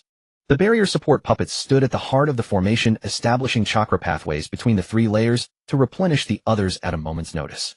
Uzumaki Tama meticulously etched these modifications onto clay tablets. The positioning, movement paths, and attack targets for every puppet were prearranged. If Konoha's Umbu launched a frontal assault, the 30 puppets would form the first line of defense. If they attempted to flank, the second layer would immediately seal off the streets. If the third Hokage were to intervene personally, the barrier support puppets would initiate a large-scale area lockdown. As another negotiation concluded, Uzumaki Hayato emerged from the hall. His expression was grimmer than before. They still refused to release her. What did they say? They claimed Kushina staying in Konoha is for her own protection. Uzumaki Hayato clenched his fists. They also said Uchiha is currently incapable of caring for a Jinchuriki. Uzumaki Tama remained silent. He slipped a miniature scout puppet into the shadows at his feet. It crept along the wall to the rear of the Hokage's office. The patrol routes, Umbu entrances, and nearby barrier nodes were now largely mapped. At that moment, a Konoha shinobi approached from the end of the street. She wore a simple robe, her face etched with visible urgency. She didn't approach Uzumaki Tama directly, but paused under an eave. As a Uzumaki shinobi passed by, she whispered a single message. Tell Uzumaki Tama that Kushina asked me to relay a message to Minato. Uzumaki Tama's head snapped up. The newcomer Yamamoto Sumiko was a young medical nin from Konoha Hospital. She had once been responsible for Kushina's care. Uzumaki Tama allowed her into their temporary quarters. How is Kushina now? She hasn't been harmed, Yamamoto Sumiko said, but the High Council has no intention of letting her go. She told me to tell you that you can't keep waiting. Uzumaki Tama was silent for a moment. What else did she say? She said she refuses to be a pawn for Konoha to control Uchiha. If they continue to hold her, she wants you to act on your own judgment. Yamamoto Sumiko paused. She said, don't let the entire village be led around by Konoha again because of her. Uzumaki Tama's fingers slowly tightened. Kushina's meaning was unmistakable. Since the High Council refused to release her, prolonging the negotiation was pointless. Uzumaki Tama left the quarters and returned to the edge of the plaza. He pressed his palm against the ground. 30 foundations responded with a faint hum. All the earthen husks were finished. The silhouettes of the heavy-armored warriors, fire dragon men Raichu, and Pikachu lightning puppets, swift swordsmen, mage turrets, and giant guardians were complete. They slumbered beneath the plaza and the Hokage's office. The Rat Talisman's power had also been accumulated to a level sufficient for a synchronized activation. Uzumaki Tama did not trigger it immediately. Uzumaki Sasi was still in the negotiation hall awaiting the final answer. He needed the Konoha High Council to state their position explicitly. The next day, negotiations resumed. Konoha proposed that Kushina remain in the village for an extended period. In exchange, Uchiha would have to share some of its sealing techniques. Uzumaki Sasi refused on the spot. Kushina is not a commodity for you to barter with. The third Hokage's face darkened. The Uzumaki clan should understand that a Jinchuriki concerns the safety of the entire shinobi world. She is a member of the Uzumaki clan, Uzumaki Sasi stated, and a person with her own will. Konoha has no right to decide her fate for her. The atmosphere in the hall froze solid. Outside, Uzumaki Tama sensed all 30 cores stabilize in perfect sync. With a single command, the puppets could burst from the earth. The negotiation had reached its end. After talks collapsed completely, Uzumaki Tamashi led his people out of the Hokage's office. The Konoha High Council had not released Kushina. They had even deployed more Anbu to blockade the roads around the plaza. The third Hokage stood before the office building. Though Danzo was absent, root operatives had already infiltrated the periphery. The weapons of Konoha shinobi were all drawn. Uzumaki Hayato scanned their surroundings. They're ready to fight. Uzumaki Tamashi didn't answer. Uzumaki Tama gave a soft cough and said, "Then let's engage them directly, village chief." Uzumaki Tamashi stepped forward from the ranks, arriving at the center of the plaza. Beneath his feet lay the 30 pre-embedded foundational bases. Since Konoha refuses to negotiate, he began. "Then let them witness why Uzushio village has been able to defend its island home," Uzumaki Tamashi declared, pressing his palms together. A massive surge of chakra instantly flooded into the ground. The stone slabs of the plaza trembled violently. Black ceiling patterns emerged from beneath the earth, spreading rapidly along the 4 main streets. The next moment, the first puppet burst forth from the soil. Clad in thick rock armor, it wielded a colossal earthen warhammer in each hand. Its ponderous form landed in the center of the plaza, cracking the ground beneath it. This was the heavy armor warrior. Following closely, the second puppet rose from the ground before the Hokage's office building. Its frame was slender, with several flame-like rock pillars connected to its shoulders and back. The high-temperature seals within the pillars ignited simultaneously. Scorching flames erupted from its mouth, forcing the approaching Anbu operatives to retreat. 30 puppets emerged from the earth in succession. Some took the form of armored swordsmen. Others bore massive magical artillery platforms on their backs. Still others were towering in stature, their arms long enough to nearly span half a street. 2 smaller puppets took their positions on the flanks of the battle formation. Their faces were etched with pointed ears and circular lightning patterns. The Reichu-type and Pikachu-type puppets raised their hands in unison. Violet-blue lightning arced across the ground. The lead Anbu operatives stiffened their hand seals, forcibly interrupted. Uzumaki Tamashi did not send the 30 puppets into a scattered assault. The power of the Rat Talisman surged from their cores simultaneously. 30 beams of differently colored ceiling light connected across the plaza. The first layer was formed by the heavy armor warriors and giant guardians. They stood on the outermost perimeter, sealing off all 4 approaches. The second layer consisted of the fire dragon puppet, the lightning puppet, and the swift swordsman puppets. Their role was to engage any enemy that penetrated the formation. The third layer was positioned at the center of the plaza. The mage artillery platforms and the barrier support puppets were interconnected, tasked with range suppression and maintaining the formation's integrity. The 3-layered encirclement was completed in an instant. Konoha's Anbu initiated the attack. Over a dozen operatives leaped from the rooftops. They didn't approach directly, instead hurling explosive tags and kunai simultaneously. A series of explosions rang out. The heavy armor warriors raised their arms, ceiling patterns glowing on their rock armor. The shockwaves were absorbed by the thick stone layers. Shattered rock fell to the ground, but the surrounding soil was immediately drawn in, repairing the damage to the puppets' chests. The Anbu charged through the smoke. 2 swift swordsman puppets darted out from behind the heavy armor warriors. Their bodies moved low, nearly skimming the ground. One severed the communication lines between the Anbu operatives. The other circled around to the flank, forcing back the ninja, preparing an earth release technique. The Reichu-type and Pikachu-type puppets simultaneously unleashed their lightning. Fine currents spread across the damp stone. Several Anbu were forced to leap onto the rooftops. The mage artillery platforms rotated immediately. Several compressed stone projectiles shot from their barrels, shattering the eaves beneath the operatives' feet. The Anbu squad lost their footing and fell into the second layer of the formation. The fire dragon puppet opened its mouth and expelled searing flames. The fire didn't strike the Anbu directly, but instead sealed off their escape routes to the left and right. The barrier support puppets simultaneously activated their sealing jutsu. Black formulas rose from the ground, suppressing the Anbu operatives' chakra flow. After this coordinated assault, the Konoha Anbu squad was entirely incapacitated. They were not killed by the puppets. Instead, chains bound their limbs, and they were neatly restrained at the edge of the plaza. The Anbu captain watched the scene unfold, his expression darkening considerably. Ordinary ninjutsu caused minimal attrition to the puppets. Even if the outer layer of rock and earth was destroyed, the puppets could reform on the spot. As long as the Rat Talisman core wasn't sealed, the battle would not cease. The third Hokage finally intervened personally. He raised his hand and formed seals. Earthen walls rose around the plaza, attempting to segment the puppet formation. The giant guardian stepped forward, its arms crashing down with immense force. The tall earthen walls shattered on impact. The third Hokage then unleashed a fire release technique. A sea of flames engulfed the plaza. Uzumaki Tamashi immediately ordered the barrier support puppets to deploy a protective layer. The fire burned against the transparent barrier. The high heat was dispersed into the ground, unable to directly affect the puppets' cores. Tsunade also rushed over from the direction of the Hokage's office. She didn't attack, instead observing the formation from beside the third Hokage. These puppets aren't ordinary constructs, she noted. Their chakra cores are constantly repairing themselves. She added, they feel no pain and won't stop moving due to damage. The third Hokage looked towards Uzumaki Tamashi in the center of the plaza. You intend to turn all of Konoha into a battlefield. It was Konoha who detained Kushina first, Uzumaki Tamashi retorted. And it was Konoha who refused to return our clansmen, Uzumaki Tamashi stated. The third Hokage offered no further reply. Tsunade attempted to shatter one of the heavy armor warriors at close range. Her fist connected with the rock armor, shattering half of the puppet's body. But the fragmented rock and soil quickly returned to the core, and the puppet stood anew. It raised its warhammer, but did not attack. Uzumaki Tamashi held it in place. As long as you cease your attack, the puppets will not pursue, he stated. Tsunade stared at the earthen puppet before her realizing this was not a threat. The 30 puppets had already secured the plaza, the eastern training grounds, the area before the Hokage's office, and the 4 junctions leading to the village gates. All 4 main routes were blocked. Konoha Ninja couldn't approach Uzumaki Sajuro and his group from any direction. Even if the third Hokage wished to mobilize more Umbu, he would first have to break through the puppet formation. Yet the previous skirmish had already proven that the more Konoha Ninja attacked, the greater their losses would be. Uzumaki Tamashi raised his hand. The 3-layered formation halted simultaneously. The heavy armor warriors stood sentinel on all sides. The fire dragon puppet and mage artillery platforms held the high ground. The lightning puppets maintained their restraining presence at the intersections. The swift swordsman puppets guarded the area around Uzumaki Sajuro and his companions. The 30 puppets stood like 30 silent rock fortresses. The Konoha Plaza was now completely under their control. The third Hokage stood before his office silent for a long time. The 30 puppets in the plaza had ceased their attack, yet they maintained their perfect formation. Should Uzumaki Tamashi issue the command again, all 4 streets would be engulfed in battle at once. Konoha had more ninja, but they couldn't break through the puppet defense line quickly.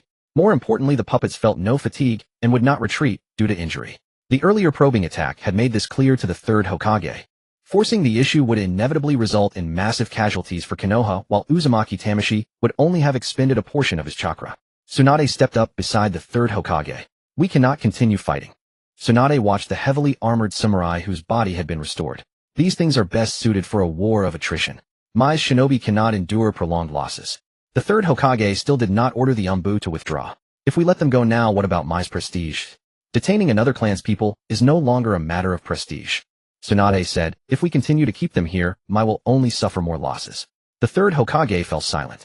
Xuanhua Zongjing stepped forward. Kushina must return to Wuchao village. Mai can refuse. But if you refuse, you must bear the consequences of refusal. The surrounding Mai shinobi looked at the puppets in the square. They had already lost their initial will to attack. Not far away, a fire dragon puppet slowly raised its arm. The long-range scorching puppets were responsible for sealing off the front of the Hokage's office. The thunder-type and Pikachu-type puppets stood on the east and west sides. Fine arcs of lightning constantly flickered around them. The high-speed swordsman puppets were scattered among the rooftops. Whenever Mai shinobi attempted to bypass the front, they could immediately cut off the path. Xuanhua, you did not continue to threaten. He simply kept the 30 puppets in their original positions. This silent pressure was more clear than a direct attack. The third Hokage finally looked at Xuanhua Yu. What do you want to prove? That Wuchao village already possesses the power to protect itself. Xuanhua Yu said, Mai does not have to accept Wuchao village's stance. But you can no longer treat the Xuanhua clan as a clan that can be detained at will. The third Hokage's gaze fell on the 4-sided puppets. How do you intend to guarantee that these puppets won't go out of control? They obey my commands. What if the puppets remain in my A? I will take them away. Xuanhua Yu finished speaking and took a few steps forward. The third Hokage did not stop him. The Mayumbu were still distributed around, but no one rashly launched an attack. Xuanhua Yu arrived at the center of the square. He first moved 2 heavily armored samurai forward. The 2 puppets pressed toward the Hokage's office, one on the left and one on the right. They did not attack directly, but used rock arms to seal the front passage. Then the mage cannon puppets launched rock bullets from the rear. The rock bullets did not aim at the Mai shinobi, but precisely landed on the rooftops on both sides of the office. The rooftops cracked from the impact. The Umbu shinobi responsible for support had to retreat to the center of the street. Just as they moved, the Thunder-type and Pikachu-type puppets simultaneously released lightning. The lightning split into several streams along the ground. The Umbu shinobi were forced to scatter. The high-speed swordsman puppets seized the gaps and swiftly passed through from both sides. They did not stop to engage the enemy. Each time they passed, they only severed a communication line or forced back a shinobi who was forming hand seals. The fire dragon puppets then sealed off both ends of the street. The scorching flames intersected in midair, but did not harm the Xuanhua shinobi protected by the formation. Finally, the barrier support puppets raised their hands. 3 layers of seals closed simultaneously. All the scattered Umbu shinobi were forced to stay within designated areas. The entire assault lasted less than a moment. Not a single Mai shinobi died. Yet their formation was completely disrupted. If this had been a real battle, the next round of attacks would have directly caused casualties. Xuanwei withdrew his chakra. The 30 puppets returned to their original positions. This is just group tactics. The long-range units are responsible for suppression. The melee units are responsible for flanking. The lightning puppets are responsible for interrupting hand seals. The heavy armor puppets block the front. The barrier puppets are responsible for connecting all groups. Xuanwei looked at the third Hokage. A single puppet is not difficult to deal with. But when 30 puppets act simultaneously, I will find it hard to locate a breakthrough in a short time. The third Hokage understood that Xuanwei was demonstrating combat power to all the Mai Shinobi. This demonstration did not cause large-scale casualties. Yet it made Mai fully realize the true suppressive force of the 30 puppets. They felt no pain. After being damaged, they could reassemble on the spot. The chakra they consumed from ninjutsu was also far less than that of ordinary shinobi. If Mai chose to fight head-on, they would ultimately have to sacrifice many shinobi to achieve a brief breakthrough. The third Hokage slowly closed his eyes. After a moment, he gave the order. Have the Umbu withdraw. The Mai shinobi sheathed their weapons one by one. The blockade on the road was not immediately lifted. The third Hokage looked at Xuanwei Zongjing. Kushina may leave Mai. At the same time, I will no longer forcibly detain Xuanwei clan members. Xuanwei Zongjing did not agree immediately. I want it written into a treaty. The third Hokage nodded. The two sides re-entered the negotiation hall. This time I did not continue to delay. The treaty explicitly stated that Kushina would be taken back by Wuchao village. Mai could not forcibly detain Xuanwei clan members on the grounds of being a Jinchuriki alliance or security. Any Xuanwei clan member entering Mai must have the right to leave freely. Mai was also not allowed to investigate Wuchao village's sealed library or island defenses without authorization. After confirming the terms, Xuanwei Zongjing left the Xuanwei clan's mark on the scroll. The third Hokage also completed the signing. That evening, Kushina walked out of the Mai hospital. She wore a simple red dress. Minato accompanied her to the village gate. Kushina saw the 30 puppets in the square and stopped. Xuanwei did not speak. She only looked at you for a moment, then turned and boarded the Wuchao village ship. Before returning, Xuanwei did not take all the puppets away. The prefabricated base beneath the Mai square had already fulfilled its purpose. He released the core seals of 15 of the puppets and decomposed the rock and earth. The large earthen forms turned into gravel and mud. Xuanwei retrieved the rock and earth into sealing scrolls. The remaining energy of the Rat Talisman was also resealed. The other 15 puppets returned to Wuchao village on the ship. They were responsible for protecting the fleet in case Mai changed its mind. After the fleet left Mai, the third Hokage stood at the village gate and watched from afar. He did not pursue. The blockade around the Hokage's office was also lifted after the Xuanwei fleet had gone. Back in Wuchao village, Xuanwei did not rest immediately. He placed all the returned puppets in the training ground. The damage locations, chakra consumption, and formation changes of each puppet were recorded. Xuanwei Jingshan organized the long-range attack data. Xuanwei Tahai was responsible for recording the problems that arose when young shinobi cooperated with the puppets. Xuanwei re-examined the synchronization seals of the 30 puppets. This operation proved that simultaneous control of multiple puppets could exert stronger combat power. However, there was still a brief delay in energy transmission between puppets. When high-speed puppets entered the enemy formation, the barrier support puppets needed to provide support faster. When the lightning puppets released their techniques, they also had to avoid affecting their own formation. Xuanwei recorded all these issues. He adjusted the connection method between the cores. In the future, Xuanwei would not need to simultaneously divide his attention to control each puppet. As long as he gave combat orders, the puppets could automatically complete coordination according to preset tactics. The synchronized control system for 30 puppets gradually took shape. Kushina had already returned to Wuchao village. Mai was also forced to sign the treaty. Wuchao village did not rely on compromise to bring back its clansmen. Instead, it used its own combat power to secure the clansmen's return. After the return fleet arrived at Wochik, and Kushina did not go to her own residence first. She leaped off the ship, weaving through clansmen who were unloading supplies, and walked directly before Xuanwei. Xuanwei was still inspecting the 15 puppets that had returned with the ship. He had just turned around when Kushina seized his wrist. Leave those puppets for now. Kushina pulled him toward the harbor exit. Come with me to a place. Xuanwei did not struggle free. He already guessed where Kushina wanted to go. The two walked along the coast past a row of recently repaired houses, then skirted around several recon puppets on patrol. A familiar small river soon appeared ahead.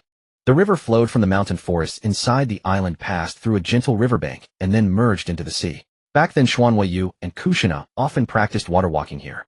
They had also caught fish and built fires on this riverbank.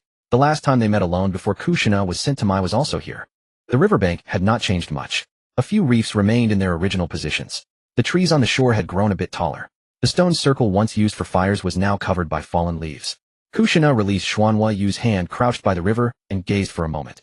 I thought this place would have been destroyed. The Allied forces never entered this area. Xuanhua, you said most of what we left behind is still here. Kushina brushed away the leaves inside the stone circle. Then let's roast fish again. Xuanhua, you raised his hand and released several small underwater puppets.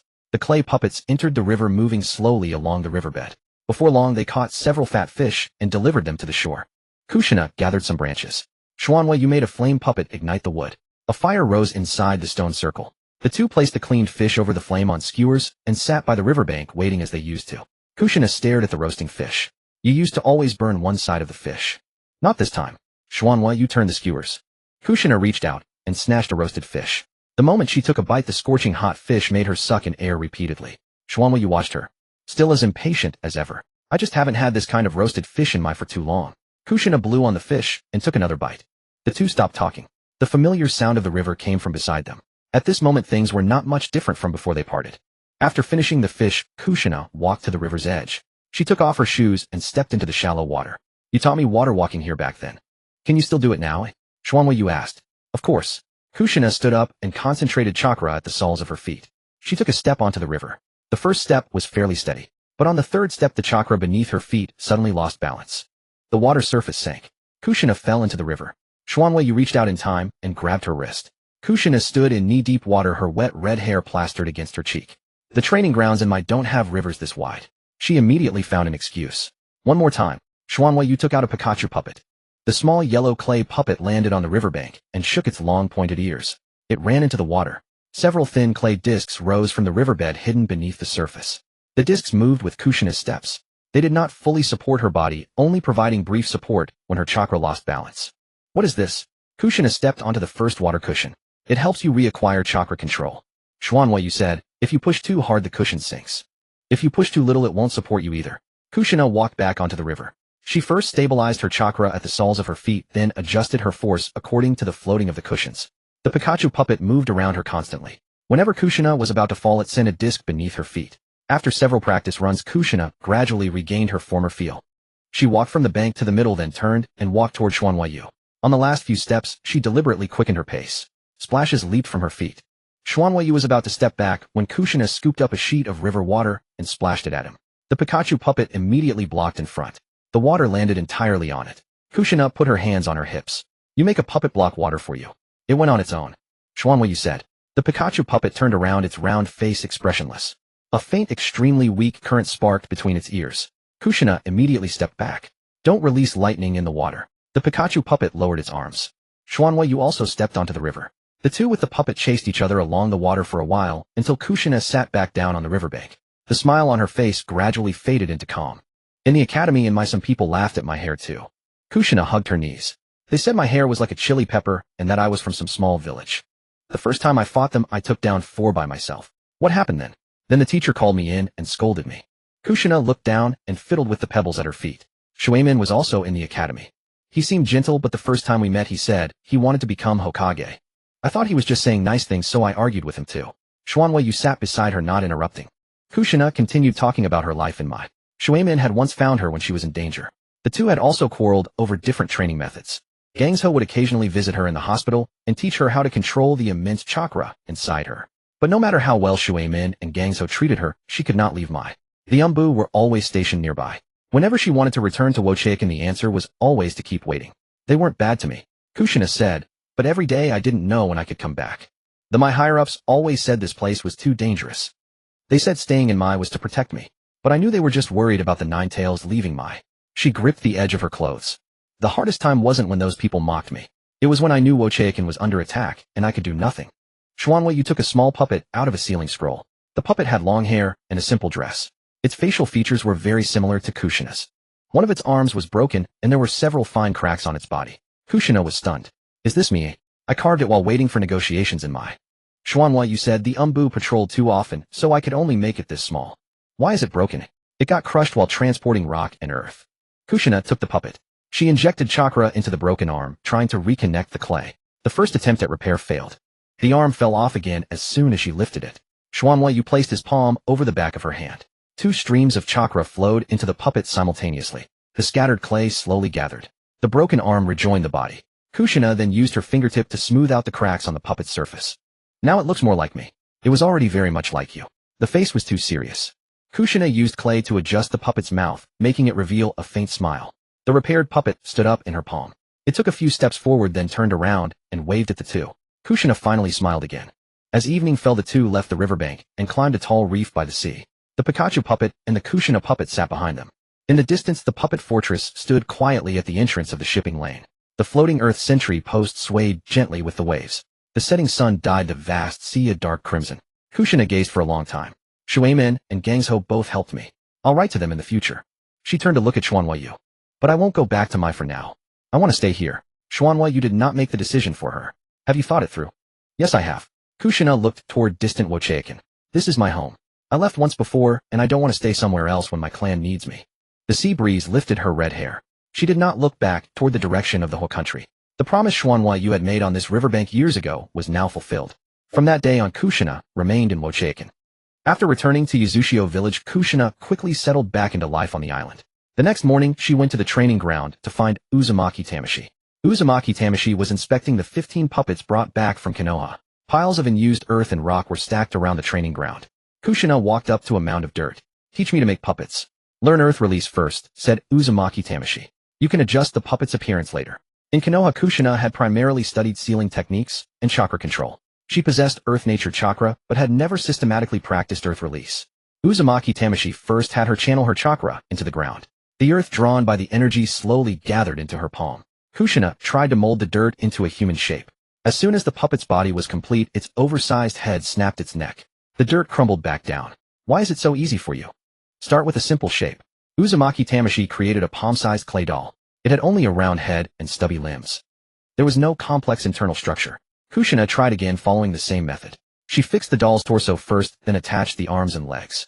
This time the doll didn't immediately fall over. Kushina carefully infused it with chakra. The clay doll took a step forward, but its left leg didn't lift, and it pitched face first onto the ground. Some nearby children watching started to laugh. Kushina turned her head. They immediately covered their mouths. She set the small doll back upright. Walk again. The clay doll tottered forward. After taking a dozen steps, it finally managed to maintain its balance.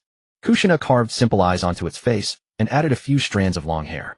Uzumaki Tamashi infused a small amount of Rat Talisman power into its core. The puppet, which had required Kushina's constant control, began to move on its own. It walked a lap around the training ground before running up to the group of children. A boy named Uzumaki Asahiko reached out his hand. The small puppet hopped onto his palm and grabbed his finger. The other children gathered around. Kushina continued making more clay dolls. Her earth release was still unrefined. Some dolls had arms of unequal length. Others leaned to one side when they walked. One puppet lacked sturdy legs and could only sit on the ground waving its arms. The children didn't mind these flaws. They ran out of the training ground with the small puppets chasing each other through the village streets. Kushina watched them leave. How long will these puppets last them? They can move on their own until the power in their core runs out, said Uzumaki Tamashi. After that, you just need to replenish it. Over the next few days, Kushina practiced basic earth release every day. The number of puppets she created gradually increased. These puppets had no combat ability. Some were tasked with fetching wooden balls that rolled too far for the children. Others carried small baskets following kids to the beach to collect shells. Large puppets made by Uzumaki Tamashi could be seen all over the village. Several underwater puppets entered the shallows each morning. They spread nets of rock in areas where fish schools passed, delivering their catch to the fishing boats. Tall, burly puppets were responsible for repairing houses damaged in the battle. They could lift heavy wooden beams and tamp down loose foundations. The high-speed swordsman puppets had temporarily put away their weapons. They moved along rooftops inspecting roof tiles and drainage ditches. The mage turret puppets weren't involved in the repairs. They remained at the training ground, fine-tuning the accuracy of their long-range attacks. The Pikachu puppet had been given a new task. The village's clothes-drying area was close to the coast. The sea breeze carried moisture, and heavy clothing often took a long time to dry. The Pikachu puppet stood between the drying racks, controlling its lightning nature chakra at an extremely low level. A faint current of electricity warmed the air. Dampness quickly evaporated from the clothes. The first time Kushina saw it drying laundry, she walked around the racks several times to inspect it. Won't it burn the clothes? No, said Uzumaki Tamashi. The lightning output is restricted by a seal. The Pikachu puppet raised its stubby arms. A spark of electricity flashed between its ears. The clothes on the rack billowed suddenly. Kushina's freshly washed coat was blown off by the wind and landed right on its head. The Pikachu puppet stood still. Kushina took the coat and picked it up. You're more useful than the drying machines at Konoha Hospital. The puppet tilted its head. That evening, Kushina followed Uzumaki Tamashi to the training ground. The 15 high-quality puppets brought back from Konoha were undergoing formation drills. Although the remaining 15 had been dismantled in Konoha, Uzumaki Tamashi had kept the complete blueprints. As long as there was enough earth, they could be remade at any time. Kushina sat at the edge of the training ground. What exactly are these puppets based on? Stories I've read before. Uzumaki Tamashi said. You've? Before. Kushina turned her head. Uzumaki Tamashi didn't explain his past life. He pointed to a warrior puppet clad in thick rock armor. This one is based on a warrior who wielded a massive blade. He always stood at the front of the line, so I made the heavy armored puppet responsible for taking hits. Then he pointed to a fire dragon puppet. Its original form could control flames. I didn't fully replicate its abilities, only kept the trait of long-range burning. Raichu and Pikachu-type puppets ran across the other side of the training ground, releasing arcs of lightning as they moved, striking several moving targets simultaneously. These creatures can store electricity within their bodies, Uzumaki Tamashi said. They're small, but they possess powerful lightning attacks. Is Pikachu also a creature from a story? Kushina asked. Yes. Why doesn't it have fur like a normal animal? Because it's just a clay puppet for now. Kushina then looked at the high-speed swordsman and the mage turret. Uzumaki Tamashi explained their origins one by one. Some were based on warriors who used swordsmanship. Others were figures who could cast spells from a distance. The giant guardian's original form possessed a towering body and astonishing strength. The barrier support puppet combined defensive abilities from different stories reconstructed using the Uzumaki clan sealing techniques. After listening, Kushina looked at the 15 puppets on the training ground. You remember so many stories. I remember most of them. Tell them all to me later, Kushina said. You can't just create them without telling me what they've been through. After nightfall, the two lit a bonfire by the seaside. Several bird-shaped puppets perched on the rocks nearby. Uzumaki Tamashi sent one of them soaring into the sky. The puppet flew west along the coast. The other bird puppets took off one by one, forming a path that stretched into the distance. This is the direction we took to Konoha. Uzumaki Tamashi drew a sea chart in the sand with a stick. The bird puppets followed the route from Uzushio village past the outer islands, then turning toward the rivers of the Land of Fire. Kushina watched the puppets in the sky. So this is what you used to come get me at. At the time I only had miniature scout puppets. They first mapped the terrain around the Hokage's office, Uzumaki Tamashi said. It took 30 puppets to secure the right positions in advance. The bird puppets changed direction in the night sky, simulating a fleet avoiding patrol zones before regrouping near the Land of Fire. Kushina placed a piece of wood into the fire. The Allied forces have retreated this time. Will they come back? They might. Konoha has signed the treaty, but the other villages won't give up on sealing techniques just because of a piece of paper. Kushina looked toward the puppet fortress in the distance. What if they bring more shinobi? Then we'll make more puppets, Uzumaki Tamashi said. The sea fortress will spot their fleet first. Scout puppets will confirm their numbers. Long-range puppets will intercept them at sea. Heavy armored puppets will hold the coastline. Even if they unite again, they won't be able to approach the village as suddenly as last time. Kushina didn't look away. Uzumaki Tamashi sent the last bird puppet out over the sea. I will protect this entire island with my puppet army. The children in the village won't have to hide underground again. You won't be forced to leave either. Kushina looked at him. The bonfire flickered between them. She didn't question this promise. Because Uzumaki Tamashi had already crossed the sea and brought her back from Konoha. After gradually mastering the basic earth release techniques, Kushina resumed her studies of the Uzumaki clan's sealing arts. She had been very young when she left Uzushio. What she had learned before comprised only chakra sensing recognition of sealing patterns and a few simple binding jutsu. Though Konoha had taught her methods to control the nine-tail seal, they had not granted her access to the complete heritage held within Uzushio's library. Every morning Kushina entered the training ground. She would first draw a binding seal onto the ground, then practice reducing the time required to complete the formula. During her first attempt it took her nearly 15 minutes. A true enemy would not stand still waiting for the jutsu to be completed. Uzumaki Tama crafted a support puppet for her. The puppet was the size of an average shinobi. Its arms could extend several earthen chains, and its shoulders and legs bore defensive patterns. Its purpose was not to defeat enemies head-on. Its primary role was to restrict the enemy's movements, buying Kushina the time needed to set up her seals. Uzumaki Takomi used a training puppet to simulate an enemy shinobi. As the training began, the enemy puppet charged straight at her. The support puppet extended 2 chains, but the training puppet sidestepped them and continued its advance toward Kushina. Kushina had not yet completed the final formula and was forced to abandon her seal and leap backward. Too slow, Uzumaki Takomi said. And you were focused solely on your own jutsu, without observing the puppet's position. Kushina returned to the starting point. The second round began. The support puppet did not use its chains immediately. Instead it placed itself directly in the enemy puppet's path, forcing it to change direction. Kushina seized the moment to complete the first half of the seal. The enemy puppet bypassed the obstruction, but the support puppet immediately extended a chain from the side, ensnaring its right leg. Kushina capitalized on the brief opening, pressing her palm against the ground. Seal. Black patterns rose from the earth. The chakra within the enemy puppet was suppressed, and its movements ceased. This time the binding was completed successfully. In subsequent training, Uzumaki Tama increased the difficulty. One training puppet became two. A frontal assault evolved into a pincer attack from both sides. Sometimes the support puppet was taken down early, forcing Kushina to complete the remaining seals on her own. At other times, Kushina would proactively step forward using her chakra chains to briefly restrain the enemy, allowing the puppet to seal the breach from behind. After several days, the pair had achieved stable coordination. Kushina no longer waited for the support puppet to create opportunities. She adjusted the sealing positions based on the enemy's movements. The puppet in turn was no longer limited to earthen chains. It could raise rock walls to divert the enemy's path or deliberately expose an opening to lure them into the formations Kushina had drawn in advance. One afternoon, Uzumaki Tama and Kushina went to the outer perimeter of the northern shore for field training. They did not bring any large combat puppets. Aside from Kushina's support puppet, only a few small scout puppets followed them. They walked along the coast inspecting the sealing nodes. When they reached a narrow reef bay, an underwater scout puppet suddenly sent back a warning. An unmarked small boat was hidden behind the rocks. There were 5 shinobi on the boat. They wore no village headbands, yet their weapons were extensive. The leader was a man named Kurosawa Rakuto. He had once served in a minor village's shinobi forces, but after leaving he and his men became rogue shinobi wandering the seas. When the allied forces attacked Uzushio, they had not directly participated. Only after hearing rumors of abundant supplies left near the coast did they come to search for valuable tools.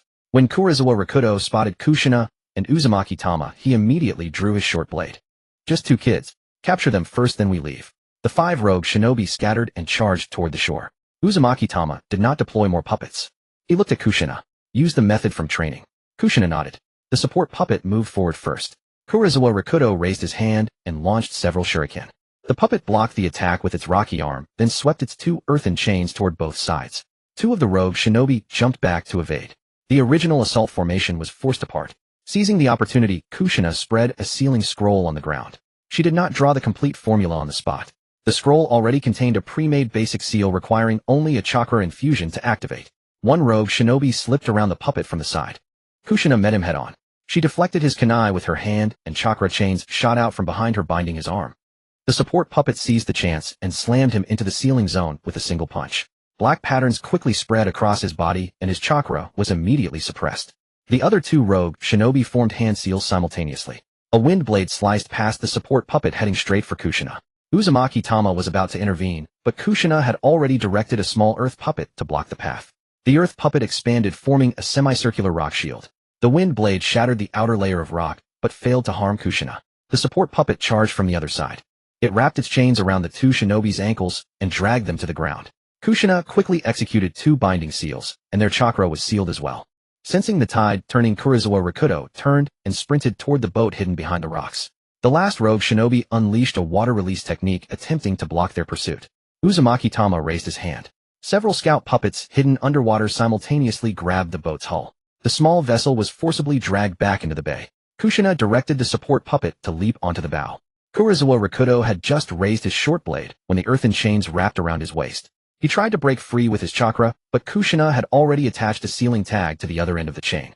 The sealing pattern traveled along the chains. Kurosawa Rakuto's body stiffened, and his short blade fell into the sea. The last rogue shinobi was also dragged into the shallows by the scout puppets. The battle ended quickly. All 5 had their chakra sealed and were bound together on the rocky beach. Kushina looked at Uzumaki Tama. "You didn't help back there." The underwater puppets stopped the boat. "And the rest of the time, you and the support puppet were enough." Kushina looked down at the small earth puppet she had created. The puppet was slowly gathering its shattered rock fragments. When it had blocked the wind blade, Uzumaki Tama had not been controlling it. Every movement had come from Kushina's commands. She could now manipulate the earth puppet with simple chakra instructions. After returning to the village, Kushina continued practicing puppet manipulation. She could not imbue puppets with long-term autonomous action like Uzumaki Tama could. However, as long as Tama had infused the core with the power of the rat charm in advance, she could establish a temporary link with the puppet through her sealing arts. She began by controlling a single earth puppet to walk. Then she controlled 2 simultaneously. Once her chakra transmission became stable, she was able to direct 3 small earth puppets to perform different actions independently. The first was tasked with blocking enemies. The second with unrolling sealing scrolls. The third with guarding her flank. Uzumaki Tama recorded all these movements. "From now on, the support puppet can be placed under your direct command. Then what will you control?" Kushina asked. "The other puppets along the coast." "What if a real enemy comes?" "It will be the same," Uzumaki Tama said.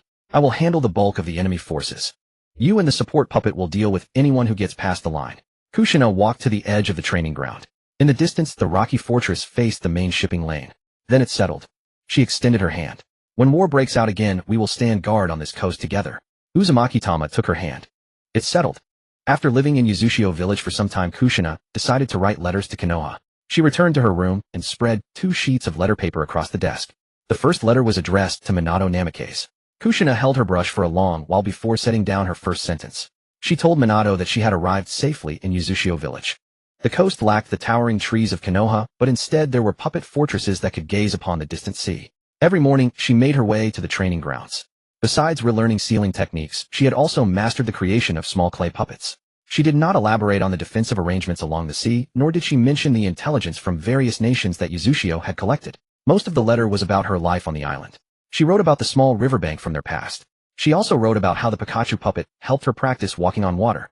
Minato had helped her before. Kushina did not want to deny those experiences because of the decisions made by Konoha's higher-ups. Yet she also clearly told Minato that she would not return to Konoha for the time being. She intended to stay in Uzushio village. The second letter was addressed to Tsunade. Kushina thanked Tsunade for her past care, and also informed her that the nine-tailed seal within her remained stable. Uzumaki Munharu and the clan's sealing ninja had already re-examined the seal. The island possessed enough power to protect her. She did not need Konoha to restrict her actions under the guise of safety any longer. After finishing both letters, Kushina read them over again. She did not ask Minato or Tsunade to help her return to Konoha. She also did not inquire whether the Konoha higher-ups had changed their decision. She merely told them about her current life. When Uzumaki Tama arrived at the room, the 2 letters were already sealed. Finished writing. I'm done. Kushina handed the letters to him. Can the bird puppets really deliver these to Konoha? They can. Uzumaki Tama said they won't enter the Hokage's office directly, but will be delivered only to Minato and Tsunade. He took out 2 grayish-white bird puppets. Their size was close to that of ordinary seabirds. Each had a space in its abdomen for storing a scroll. Uzumaki Tama placed the letters inside them and replenished the 2 puppets with the power of the Rat Talisman. Kushina left her own chakra imprint on the outer layer of the scrolls. Only when the designated person touched the letters would the seal automatically release. The 2 bird puppets departed through the window. They did not fly directly towards the land of fire.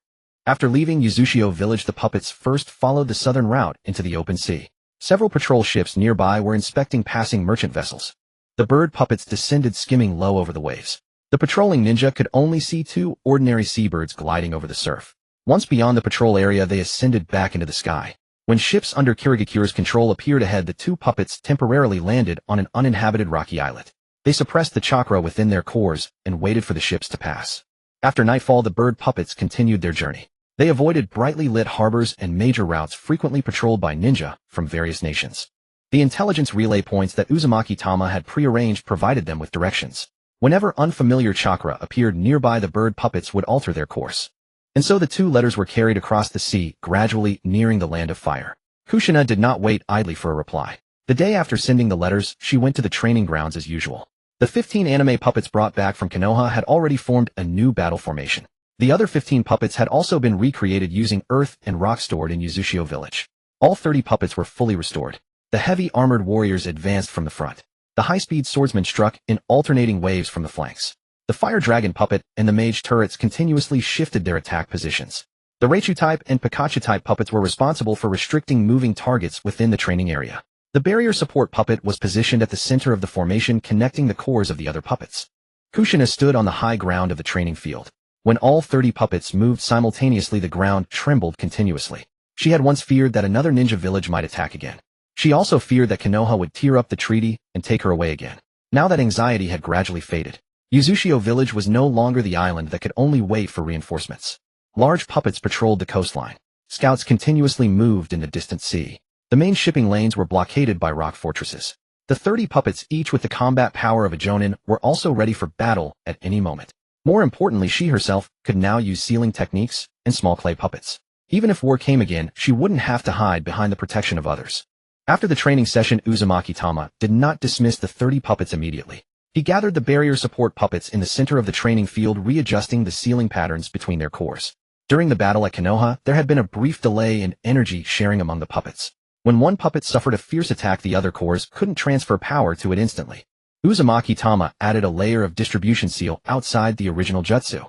The power stored in the 30 cores would first be channeled into a central node.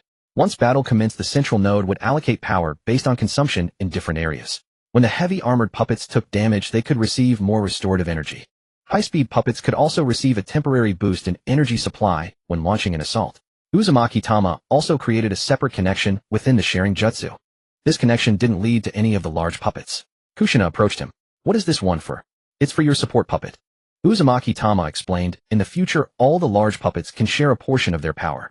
If your location comes under attack, nearby puppets will prioritize replenishing the support core." Kushina looked at the ceiling patterns on the ground. "Won't diverting power to me affect the other puppets?" "Under normal circumstances, only a tiny portion is reserved. It only increases when you're in danger." Uzumaki Tama completed the final jutsu formula. The 30 puppets in the training ground simultaneously lit up with the glow of their seals. A stream of power flowed through the separate line into the small clay puppet beside Kushina. The outer layer of the small puppet rapidly thickened.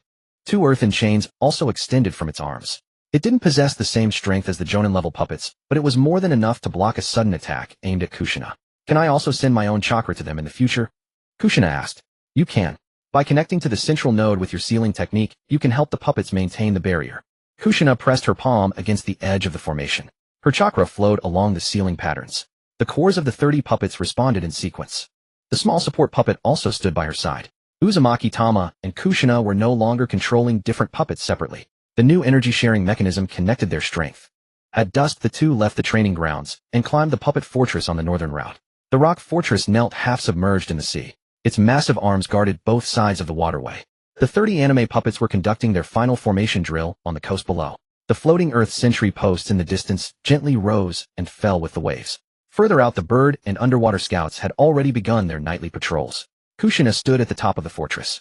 The setting sun cast its light upon the sea, staining the rock beneath their feet a dark crimson. "When Minato and Tsunade receive the letters, they should understand my choice. They will receive them," Uzumaki Tama said. Kushina gazed towards Uzushio village. The repaired houses stretched along the coast towards the island's interior. Children from the village ran past on a distant road carrying the small clay puppets she had made. The Pikachu puppet followed behind them. Occasionally, tiny arcs of lightning flickered between its ears. "When I left this place before, I was always afraid I'd never be able to return." Kushina said, "Now I'm not afraid anymore. Because of the puppet army. Because I can fight alongside all of you." Kushina turned around and extended her hand to Uzumaki Tama. "No matter who attacks in the future, we'll defend this place together." Uzumaki Tama took her hand. "We will always defend Uzushio village together." The two stood side by side at the top of the puppet fortress. Below, the 30 puppets completed their formation and turned in unison to face the distant sea. Their cores glowed with a steady light in the twilight. The coast, the village, and the patrolling puppets in the distance all linked together to form a complete line of defense. This was the island of the Uzumaki clan, and it was the home they would forever guard together. After Kushina's letter departed from the island, Uzushio village returned to calm. Most of the damaged houses within the village had already been repaired. The coastal defenses gradually stabilized. Uzumaki Tama no longer needed to spend every day at the training grounds adjusting the large puppets. He devoted his spare time to crafting smaller ones. Beside the training grounds, piles of sifted fine-grained earth were stacked. These clays held no complex combat formulas, only simple action cores etched within. Uzumaki Tama sat amidst the earth, his hands weaving seals in rapid succession. Clumps of soil rose from the ground, first forming rounded bodies, then sprouting short limbs. The first completed were miniature Pikachu puppets no larger than a palm. Their long pointed ears stood upright and curved rocky tails trailed behind them. The second batch were samurai puppets clad in simple armor. The long blades they held were blunt fit only for play. The final batch were mage puppets draped in flowing robes. They could manipulate thumb-sized clumps of earth, but were incapable of unleashing lethal ninjutsu. When Kushina arrived at the training grounds, dozens of miniature puppets stood upon the earth. "Are you planning to rebuild a puppet army?" "Not for battle," Uzumaki Tama said. "These are for the village children." Outside the training grounds, a crowd of kids had already gathered. Uzumaki Asahiko stood at the front, clutching the long-haired clay doll Kushina had first created. Uzumaki Tama raised his hand. The neatly lined miniature puppets turned in unison, taking small steps toward the children. The kids swarmed them, each picking a puppet they liked. The mini Pikachus were the most popular, quickly scooped up by a dozen children. The samurai and mage puppets were also divided among different groups. Uzumaki Tama had preemptively restricted the power of all cores. Even if these puppets bumped into a child, they would only cause them to stagger back a few steps. The stone blades in the samurai's hands couldn't inflict wounds, and the earth blocks controlled by the mages would disperse upon nearing a person. After inspecting the formulas within the puppets, Kushina led the children to an open area covered in fine sand. "Don't use the puppets to hit people. And don't take them into deep water. Anyone who disobeys won't get to play anymore today." The children nodded in unison. Uzumaki Asahiko split the 12 kids into 2 teams. One team was tasked with protecting a wooden flag planted in the center of the sand. The other team had to maneuver their puppets past the defenders and bring the wooden flag back to their own zone. As the game began, several mini samurai charged forward. They raised their blunt stone blades, blocking the opposing Pikachu puppets. The mage puppets stayed in the rear, shaping small earth blocks into low walls to obstruct the other team's path. A Pikachu puppet slipped around the low wall. Before it could near the flag, two samurai puppets cornered it from front and back. The girl controlling it was named Uzumaki Chiho. She didn't push forward. Instead, she had her Pikachu puppet use its tail to fling a small clump of sand, which landed right in front of the samurai puppets. The two samurai were momentarily blinded. Seizing the opening, the Pikachu puppet darted through the gap and grabbed the wooden flag. "Got it!" Uzumaki Chiho shouted excitedly. The opposing team's children immediately directed their puppets in pursuit. A dozen small clay figures scurried across the sand, colliding with each other and tripping over small pits. The children's shouts echoed across the training grounds. Kushina stood at the edge, using her chakra chains to gently pull back any puppet that strayed too far. A younger child running too fast stumbled and fell. Before Kushina could act, two mini samurai rushed over, one on each side, catching the child's body. The child sat on the sand, stunned for a moment, then hugged the two puppets.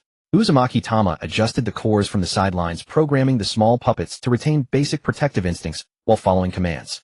If someone nearby fell, they would momentarily abandon the game to offer aid. After the first round, Uzumaki Chiho's team successfully brought the flag back to the finish line. For the second round, they switched between attack and defense. The children rearranged their puppets' positions. Kushina also created a long-haired clay doll and placed it in the team with fewer members. "You're joining too?" Uzumaki Tama asked. "Just helping them even out the numbers," Kushina replied. The game began again.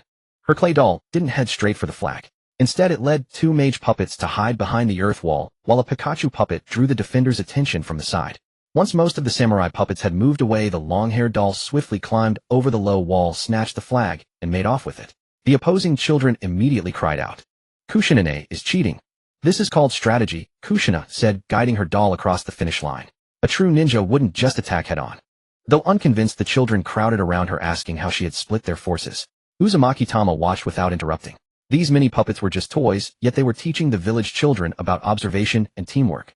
After the games, the small puppets weren't immediately put away. A few Pikachu puppets followed the children into the village.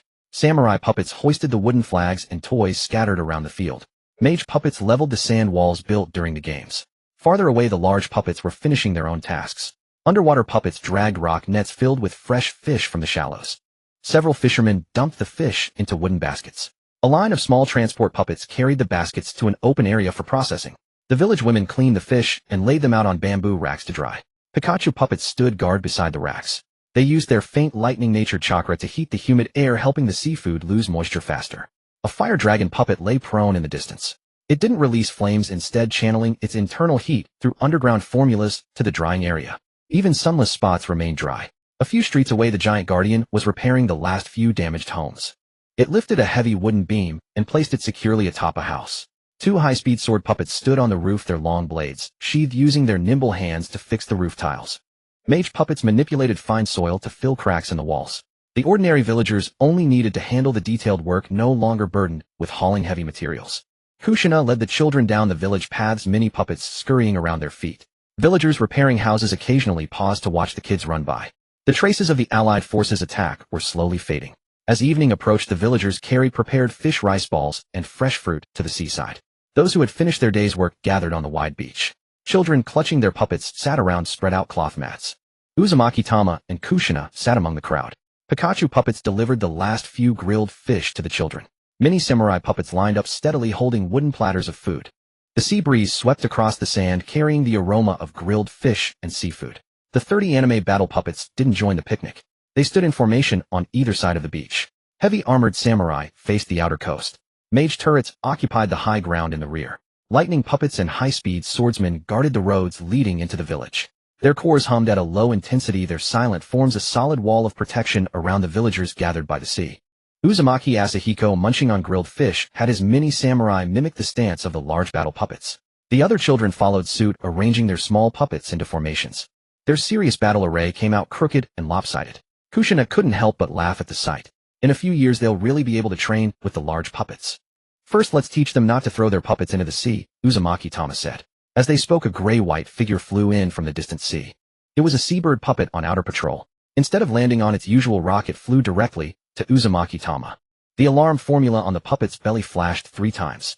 Uzumaki Tama reached up to catch the bird. A simplified image of the sea surface was transmitted into his mind via chakra. 3 ships bearing the Fire Country's merchant flags had appeared on a distant shipping lane. The fleet had been sailing along the mainland coast, but had recently altered course heading towards Uzushio's waters. One of the ships carried a chakra signature previously recorded by the bird puppets. Uzumaki Tama recognized it. It's Minato. The smile on Kushina's face faltered. Why is he coming now? Uzumaki Tama looked towards the darkening sea. The cores of the 30 battle puppets lit up in sequence. The peaceful atmosphere on the beach quietly dissipated with the news brought by the seabird puppet. At dawn on the second day, 3 ships flying the merchant flags of the Land of Fire appeared in the waters off Uzushio village. The fleet did not approach the defensive line. 2 of the ships remained at a distance. Only a small boat departed from the fleet, slowly sailing toward the island. Several bird-like puppets circled overhead. Underwater scout puppets also approached from both sides, inspecting the hulls for hidden sealing formulas. Only after confirming no anomalies did the coastal fortress open the channel leading to the dock. The small boat came to rest at the shore. Minato Namikaze stepped off alone. He wore a simple light-colored coat and carried no visible weapons. The Konoha headband was still tied across his forehead. Kushina was already waiting at the dock. Upon seeing Minato, she took a few steps forward then stopped. Why did you come so suddenly? I received your letter, Minato said. Lady Tsunade received one as well. A merchant ship from the Land of Fire happened to pass nearby, so I came along with the fleet. Kushina looked toward the other 2 ships anchored in the distant sea. Does Konoha allow you to set foot on the island? I'm just here to visit a friend. Minato offered a gentle smile. I'll leave before dusk. Uzumaki Tama approached from the other side of the dock, followed by several small puppets. He had already confirmed Minato's chakra with a sensory technique. Only half a day. That's enough, Minato said. Kushina did not lead Minato to the village's meeting hall. Instead, she guided him along the coast to the small river beach from their youth. The river still flowed from the mountain forests. A few clay discs used for water walking practice were still hidden beneath the shallow water. Minato stood by the river, spotting the stone circle that had been cleared anew. You wrote about this place in your letter. Tama and I used to come here often. Kushina said, when I first practiced water walking I fell into the river many times. I even fell in again when I came back this time. Uzumaki Tama added a remark from the side. Kushina immediately turned her head. That was because I hadn't practiced in a long time. Minato looked down at the river's surface. A miniature Pikachu puppet ran across the water from the opposite bank carrying a freshly caught river fish in its arms. It placed the fish beside the stone circle, then turned and disappeared into the woods, returning with a few dry branches. Uzumaki Tama lit the firewood. Kushina skillfully prepared the fish and set them over the flames. You used to say in Konoha that you missed the grilled fish from home. Minato said. The fish in Konoha taste different, Kushina replied, turning the branches. And there are no puppets to help catch them. The aroma of grilling fish began to spread. The Pikachu puppet crouched by the fire. It took a cooked fish with its small hands, then stepped onto a rock and walked over to Minato. Minato reached out and accepted it. The puppet didn't leave immediately. It lifted its head, staring at the grilled fish in Minato's hand. Does it want some too? Clay puppets don't need to eat, Uzumaki Tama said. Kushina glanced at the puppet. It's waiting for you to say thank you. Minato was taken aback for a moment. Thank you. Only then did the Pikachu puppet turn and return to the fire. The 3 of them sat by the riverbank and finished the grilled fish. Kushina spoke of resuming her water walking practice after returning to Uzushio village. Minato also mentioned recent changes at the Ninja Academy. Their former teacher still told stories in class about Kushina single-handedly defeating for classmates. He must still describe me as the most troublesome student, Kushina said. The teacher said your chakra control has improved remarkably fast. Minato replied. It's just that my temper hasn't improved along with it. Kushina grabbed a pebble and threw it at him. Minato tilted his head and dodged. The pebble splashed into the river. The Pikachu puppet beside them immediately whipped up a small spray of water, splashing it onto Minato's clothes. Kushina nodded in satisfaction. It's more reliable than your old classmates. After leaving the riverbank, Kushina led Minato to the coastal fortress. Massive rock puppets knelt on either side of the main shipping channel. The sensory formulas within their bodies were linked to the floating soil watchtowers. Any large vessel approaching would alert both the coast and the village guards simultaneously. Minato climbed the stone steps to the top of the fortress. The distant patrol ships and bird puppets were clearly visible. Occasionally the shadows of moving scout puppets flickered beneath the water. These defenses have been expanding since the Allied forces' attack, Kushina said. Now all major shipping lanes are patrolled by scout puppets. The village is more secure than I imagined, Minato said, looking at the underwater puppets fishing in the distance. The Konoha higher-ups have always claimed Uzushio can't protect its Jinchuriki. They've never seen this place with their own eyes, Kushina said. The 3 then went to the puppet workshop, which was built beside the training grounds. Different types of earth and stone were sealed in underground storage. The walls were adorned with clay blueprints of puppet cores, sealing patterns, and body structures. Several unfinished small puppets lay on the workbenches. Uzumaki Tama opened a core. Intricate ceiling patterns immediately unfolded before Minato's eyes. Ordinary puppets only need to store action commands. Combat puppets require connections to chakra pathways and repair formulas, Uzumaki Tama said. 30 high-grade puppets have independent cores and can also share power. Minato observed closely for a while. When they were in Konoha, they could already determine attack order on their own. Those weren't spur-of-the-moment decisions. I pre-programmed their combat strategies, Uzumaki Tama said, leading Minato into the training grounds. All 30 puppets had already been organized into formation. As the drill began, 5 heavily armored puppets advanced first, raising their stone shields to block the continuous volley of training projectiles. The fire dragon puppets followed closely. Blazing flames shot through the gaps between the armored puppets, hurting the moving targets on both flanks toward the center. Raichu-type and Pikachu-type puppets moved along the formation's edge. Fine arcs of lightning weaved past their allies, accurately striking the targets, whose movement was constricted by the flames. High-speed swordsmen swept in from the rear. They ignored the targets that had already stopped moving and instead severed the ropes representing the rear communication lines. The mage turrets then adjusted their aim. Several compressed stone projectiles soared over the front lines, shattering the targets at the high elevations of the training ground. Finally, the barrier support puppets activated their sealing. The scattered chakra patterns within the field closed simultaneously, enveloping the entire training area in 3 layers of barrier. The entire drill from start to finish took very little time. All puppets returned to their original positions. Minato stared at the lingering glow of the ceiling on the ground. During the Konoha Plaza incident, I didn't get to see the complete battle formation. They are stronger than the reports suggested. They are still being refined, Uzumaki Tama said. Soon I won't need to control each one individually. I'll just give a command, and they will coordinate on their own. Minato looked beyond the training ground. Village children were playing with miniature puppets. Several large transport puppets moved along the street, returning leftover lumber from house repairs to the warehouse. In the distant drying yard, Pikachu puppets were helping the villagers dry seafood. Combat puppets guarded the coast. Ordinary puppets handled labor. Small puppets accompanied the children. The village had not become tense or chaotic due to the establishment of its defenses. Kushina is indeed more at ease here than she would be in Konoha, Minato said. Kushina looked at him. You didn't believe that before. I believed you wanted to come back, Minato said. I just didn't imagine Yuzusho would have transformed like this. The half-day passed quickly. Minato had to return before the merchant ships left the surrounding waters. Kushina and Uzumaki Tama escorted him to the dock. Before boarding, Minato did not immediately walk towards the small boat. He lowered his voice and said to them, "There's one more thing. Danzo hasn't given up his plans for the Uzumaki clan." Kushina's expression shifted. Konoha has already signed the treaty. A treaty only restricts open actions, Minato said. Root has recently been gathering intelligence on Yuzusho's shipping routes and puppets. I don't know what he's specifically preparing to do, Minato continued. But he's definitely still scheming in the shadows. Uzumaki Tama didn't look surprised. I understand. Minato looked at Kushina. This is all I could find out for now. You need to be careful here as well. Kushina nodded. I won't let them decide my fate again. Minato boarded the small boat. It left the dock and rejoined the distant merchant ships. Kushina stood on the shore watching the 3 ships turn towards the waters of the Land of Fire. Several gray-white bird puppets rose from the coastal fortress. They didn't approach the crew, maintaining their distance at high altitude and off the rear flanks. When the merchant ships passed through the patrol waters near Kiri, the bird puppets scouted the area in advance. If unknown vessels approached, they would warn Minato by circling at low altitude. Only when the 3 ships entered the border of the Land of Fire did the bird puppets cease their escort. Minato stood at the stern looking up at the gray-white figures in the sky. He raised a hand and waved. The bird puppets immediately turned and flew back along their original route towards Yuzusho village. After Minato left, Kushina did not let Danzo's news disrupt her daily training. She still went to the coastal training ground every morning. The auxiliary puppet created by Uzumaki had also undergone a new round of adjustments. The puppet's earthen chains were divided into 4 strands. 2 were responsible for restraining the enemy's arms. The other 2 circled from underground to block the enemy's retreat. Kushina stood behind the puppet. 3 training puppets charged from different directions. The foremost enemy puppet directly swung its fist at the auxiliary puppet. The auxiliary puppet raised its rock arm to block the attack. It did not continue wrestling with the opponent. 2 chains extended along the ground, respectively entangling the ankles of the training puppets on the left and right. Kushina took the opportunity to throw 3 sealing talismans. The first talisman landed directly in front. The other 2 were stuck on the stone pillars on either side of the training ground. Sealing combined strike technique. The 3 sealing talismans lit up simultaneously. Black lines connected along the ground to form a triangle. The auxiliary puppet immediately retreated backward. Just as the 3 training puppets were about to pursue, the sealing formation beneath their feet had already closed.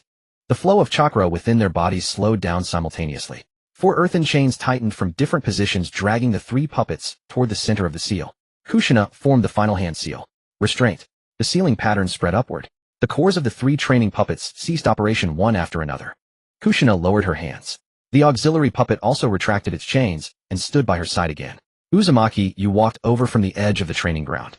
The sealing talisman in front was a bit slow. If the first puppet hadn't blocked the attack, the technique would have been destroyed prematurely. Kushina walked to the sealed area. Then let the auxiliary puppet change the opponent's direction first. She repositioned the 3 training puppets. When the second round of practice began, the auxiliary puppet did not block head-on. It moved to the side before the attack arrived. A low earthen wall rose from the ground. The training puppet at the front was forced to change its path. The other 2 puppets were also blocked by it for a moment. Kushina stuck the first sealing talisman on the back of the earthen wall. When the enemy puppet shattered the earthen wall, the sealing talisman had already fallen under its feet. The other 2 formations then activated. The triangular seal closed faster than before. Like this, Kushina asked. It can handle enemies attacking from the front. Uzumaki, you said. If the enemy attacks you first, the auxiliary puppet must return to your side faster. He raised his hand to change the training puppet's commands. The 3 puppets no longer paid attention to the auxiliary puppet in front. They circled around from both sides and charged directly at Kushina. Kushina did not retreat. She controlled the auxiliary puppet to chase from behind. The 4 chains did not immediately attack the enemy, but wove into a net around Kushina. The training puppet that approached first hit the chains. Its movement had a brief pause. Kushina grabbed its shoulder and stuck a sealing talisman on its core. The remaining 2 puppets continued to close in. The auxiliary puppet tightened the chains and dragged the sealed training puppet sideways. The heavy earthen puppet collided with the other 2. Kushina immediately activated the ground formation. The 3 puppets were bound simultaneously again. After several adjustments, her cooperation with the auxiliary puppet was no longer limited to fixed steps. The puppet could create opportunities for her to use techniques.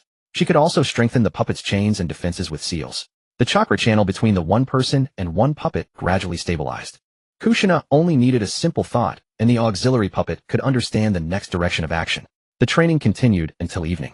After Kushina released the seal, she sat down directly at the edge of the training ground. No more training today. If I keep training, the chakra chains will be more flexible than my hands. Uzumaki, you put away the training puppets. Then let's go to the riverbank. The 2 left the training ground with the auxiliary puppet and several mini puppets. After arriving at the familiar riverbank, Kushina cleaned the stone circle. Uzumaki, you had the flame puppet light the firewood. The Pikachu puppet and mini warrior sat around the other side of the fire. They did not feel cold, but imitated the 2 people's movements, stretching their short hands toward the flames. The auxiliary puppet was too large, so it could only sit on the outer edge of the riverbank.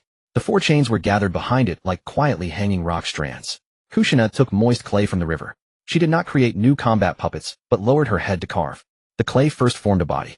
Then came hair clothes and a slightly stern facial outline. Uzumaki, you watched for a while. Is this me? It's not finished yet. Kushina used her fingertips to adjust the mini clay puppet's hair. Don't keep staring.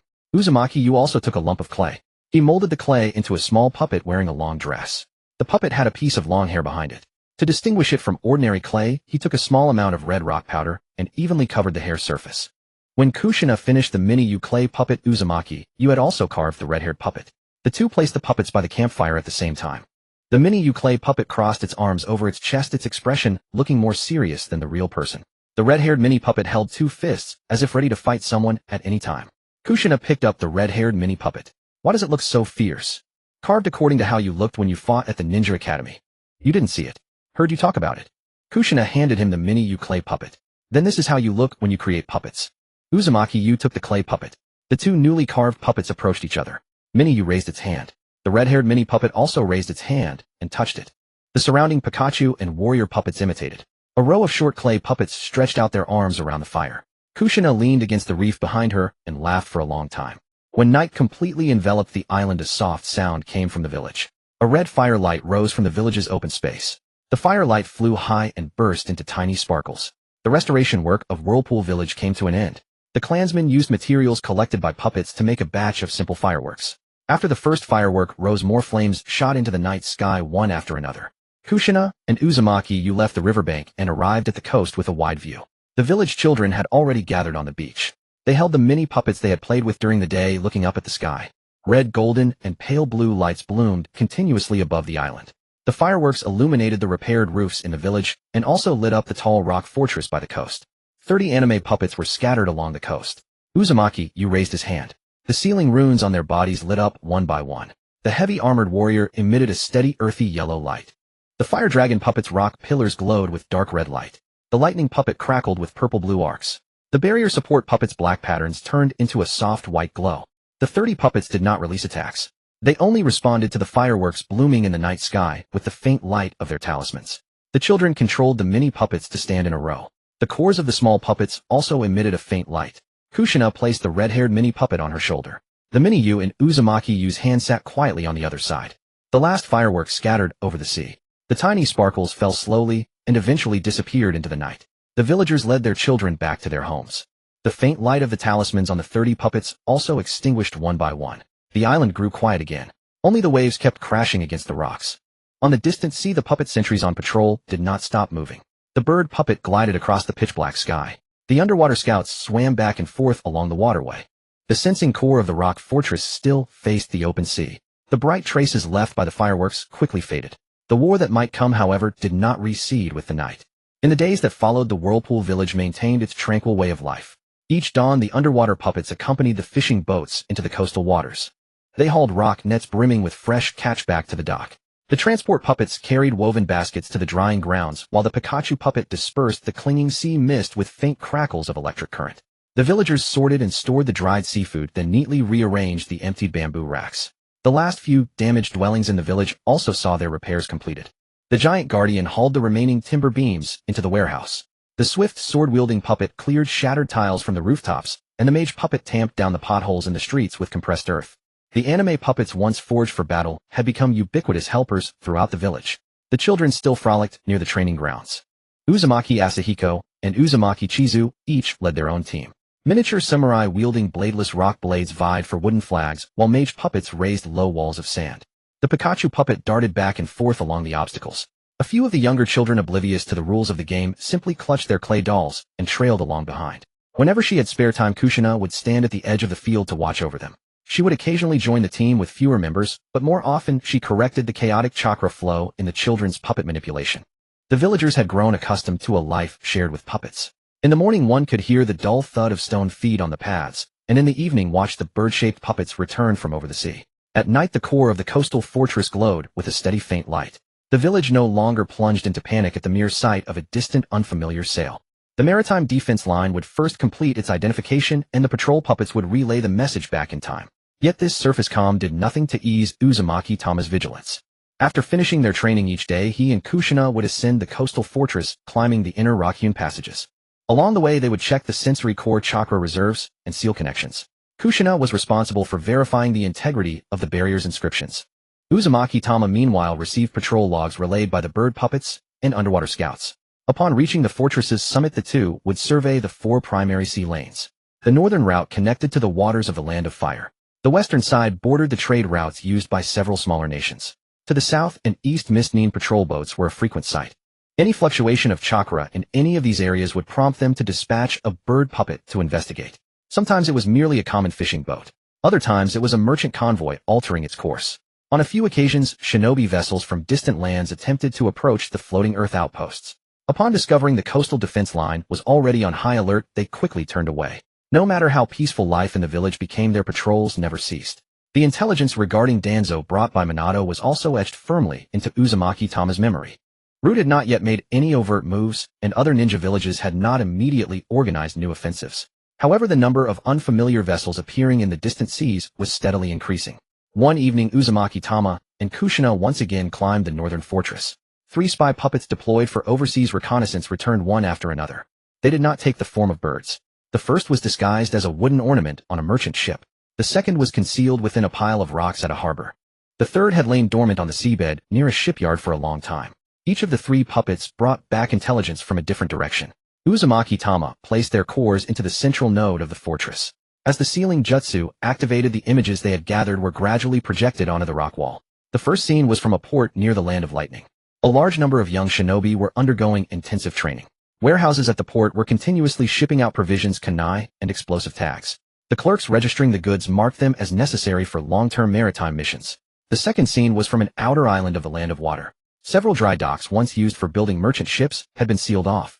Craftsmen were reinforcing the outer planking of large vessels. Spaces were reserved on the ship hulls for unleashing ninjutsu and setting up barriers. Some unfinished warships had already been fitted with chakra conduction devices.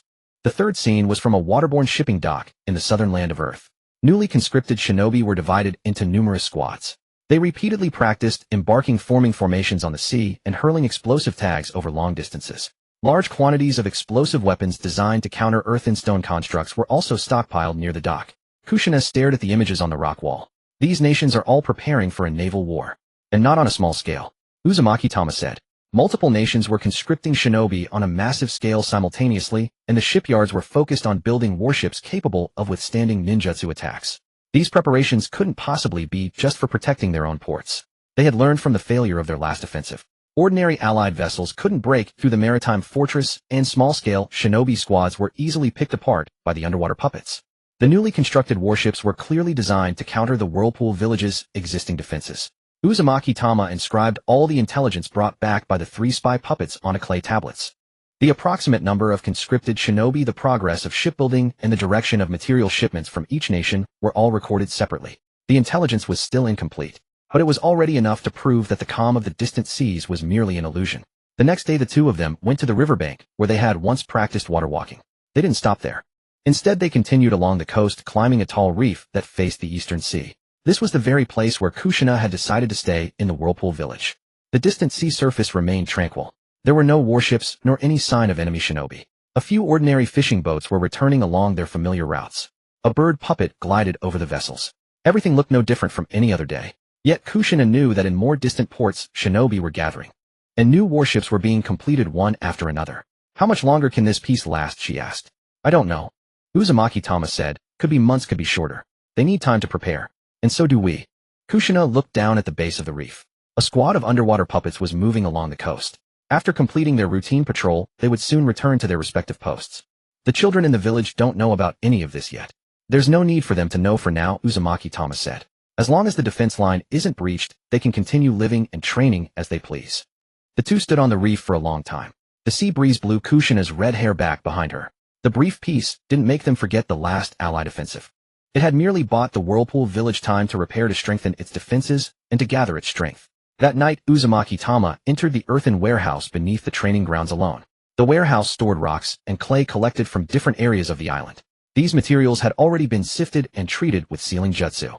Some were suitable for creating heavily armored puppets. Others could withstand fire and lightning jutsu. Still more had been compressed into fist-sized blocks ready for rapid deployment on the battlefield. Uzumaki Tamashi didn't immediately awaken new large-scale puppets. Instead, he used the combat data from the 30 anime war puppets to forge more blank cores. The repair inscriptions needed for the heavy armored puppets were reinforced. The chakra conduction structures of the high-speed puppets were simplified. The barrier support cores were enhanced with jutsu capable of connecting to the coastal fortress over long distances. One by one, the completed cores were sealed into the rock walls. They had no bodies yet, nor had they been infused with enough power from the Rat Talisman. Should war break out, the stored earth and rock would rapidly coalesce around these cores. Uzumaki Tamashi also transported a batch of compressed earth and rock beneath the coast. These materials were dispersed to different zones along preset channels. Reserve foundations were left near the main shipping lanes, the reef belts, and the village entrance. The existing 30 puppets continued their daily patrols, while many more yet unseen waited in the earth below. After completing the final seal, Uzumaki Tamashi looked up, sensing the entire island. The outposts on the sea were still shifting. The lights in the village were gradually going out. No sounds of battle came from the distance. He did not break this peace. Only in the unseen depths below did he continue to amass the power needed for the coming large-scale conflict. 7 days of peace settled over Uchiha Village after the blank core was sealed within the underground storehouse. In the early hours of the 8th day, the first alarm came from a bird puppet patrolling the distant eastern seas. It circled 3 times at high altitude, and the sensory formula on its belly quickly turned a deep red. Before the clansmen watching the eastern sea route could confirm the situation, the floating earth outposts to the north and south also began to glow with warning sigils. More bird puppets returned from the distant seas. They did not follow their usual landing paths, instead flying directly towards the village's tallest warning tower. The urgent peal of bells soon echoed throughout Uchiha Village. By the time Uzumaki Tamashi and Kushina reached the coastal fortress, the first reconnaissance images were already being projected onto the rock walls by the central node. The Lightning Country fleet appeared on the northern sea. Over 30 large warships advanced in 2 columns. The lead ships were clad in metal plating with lightning release conduction spikes mounted on their prows capable of shattering rock. Countless cloud shinobi were stationed along the decks. The commander Kurikawa Toru, a jonin specializing in naval combat, had also participated in experiments aimed at destroying rock fortresses. The Earth Country fleet appeared to the west. IWA shinobi had fixed thick rock armor to the hulls of their ships, and each vessel was equipped with a wedge-shaped ram at the bow. These rams were inscribed with Earth release formulas designed to emit intense vibrations upon approaching a target. The Southern Sea was sealed off by the Mist Fleet. The Mist commander was Kijiri Kawashin. He commanded the largest number of vessels. In addition to the large warships advancing head-on, dozens of faster slender ninja boats were dispersed along the periphery. These ninja boats capable of concealing their presence within the mist were specifically tasked with transporting landing shinobi. The Sand Fleet approached from the east. The Wind Country lacked ports suitable for large-scale shipbuilding. Most of their warships were procured from smaller nations under their control. Though their designs varied, their decks were equipped with numerous mechanical devices capable of launching explosive weapons over long distances. The four fleets flew no common banner. Yet at the same moment, they all changed course, converging on the waters surrounding Uzushio village from four directions. Uzumaki Tama pressed his palm against the central node. The images relayed by the high-flying bird puppets seamlessly connected, forming a complete map of the distant seas before the assembled villagers. 127 main warships from the four nations. Over 200 medium and small troop transports. The exact number of shinobi cannot be fully confirmed. It will not be less than 3,000, Uzumaki Tama stated. Kushina looked towards the edge of the map. Behind the fleet's numerous supply ships carrying provisions and weapons had also arrived. They had not entered the forward battle formation, but had effectively sealed off every route Uzushio could use to evacuate. This was no mere probe. The four nations had prepared for this assault for a long time. The underwater reconnaissance puppets also began to relay messages. The hulls of some warships were covered with specially treated metal netting embedded with sensory tags and water release formulas. Any underwater puppet drawing near would be detected prematurely. Other ships carried explosive weapons specifically designed to destroy earth and rock. These weapons were infused with lightning-natured chakra materials, allowing them to not only shatter rock upon detonation, but also disrupt the chakra transmission between a puppet's core and its body. They have acquired most of the intelligence on our current defenses, Kushina said. What the spies brought back was only a part of it. Uzumaki Tama watched the approaching fleets. They have completed all their preparations. More underwater puppets slipped through the gaps between the enemy vessels. They recorded the number of ships, the positions of the shinobi, and the courses of the supply vessels, transmitting the information back to the floating Earth outposts. One underwater puppet was detected by a hull-mounted sensory formula as it neared the IWA fleet. Several explosive weapons were dropped into the sea. The puppet's body was shattered instantly. Before its core was destroyed, it managed to transmit its final images back to Uzushio village. The center of the IWA fleet consisted of 6 exceptionally large siege ships. Each one carried dozens of Earth-natured shinobi, clearly poised to concentrate their power on destroying the sea fortresses. Once the reconnaissance data was fully assembled, Uzumaki Munharu ordered all alarm bells to be rung. The low, resonating sound echoed from within the island. Clansmen working at the docks set down their baskets. Children near the training grounds ceased their games. Miniature puppets gathered around them, guiding the crowd towards the village center. Soon all the clansmen had assembled in the central plaza. Uzumaki Munharu stood before the meeting hall. He did not downplay the enemy's strength. The fleets of 4 nations have sealed the distant seas. There will be no reinforcements arriving this time. Uzushio village must rely on its own defenses to hold this island, Uzumaki Munharu declared. A quiet settled over the central plaza. Having endured the previous allied assault, the clansmen did not descend into chaos at the alarm. Uzumaki Munharu unrolled a pre-prepared map of the island. 3 underground spaces were designated as refuge areas. The elderly and children were guided into the earth through the eastern and western passages. Several giant guardian puppets stood watch at the entrances. Carrier puppets transported food, water, and medicine into the shelters. Once the non-combatants had been evacuated, they were prohibited from approaching the coastal battle zones. All capable shinobi will be divided into 4 squads. The outer sea defense line will be led by Uzumaki Tama and the main puppet forces. Clansmen shinobi will guard the 4 entrances to the village. Medical Nin will remain in the central bunker. Kushina will lead the sealing squad to hold the inner bay.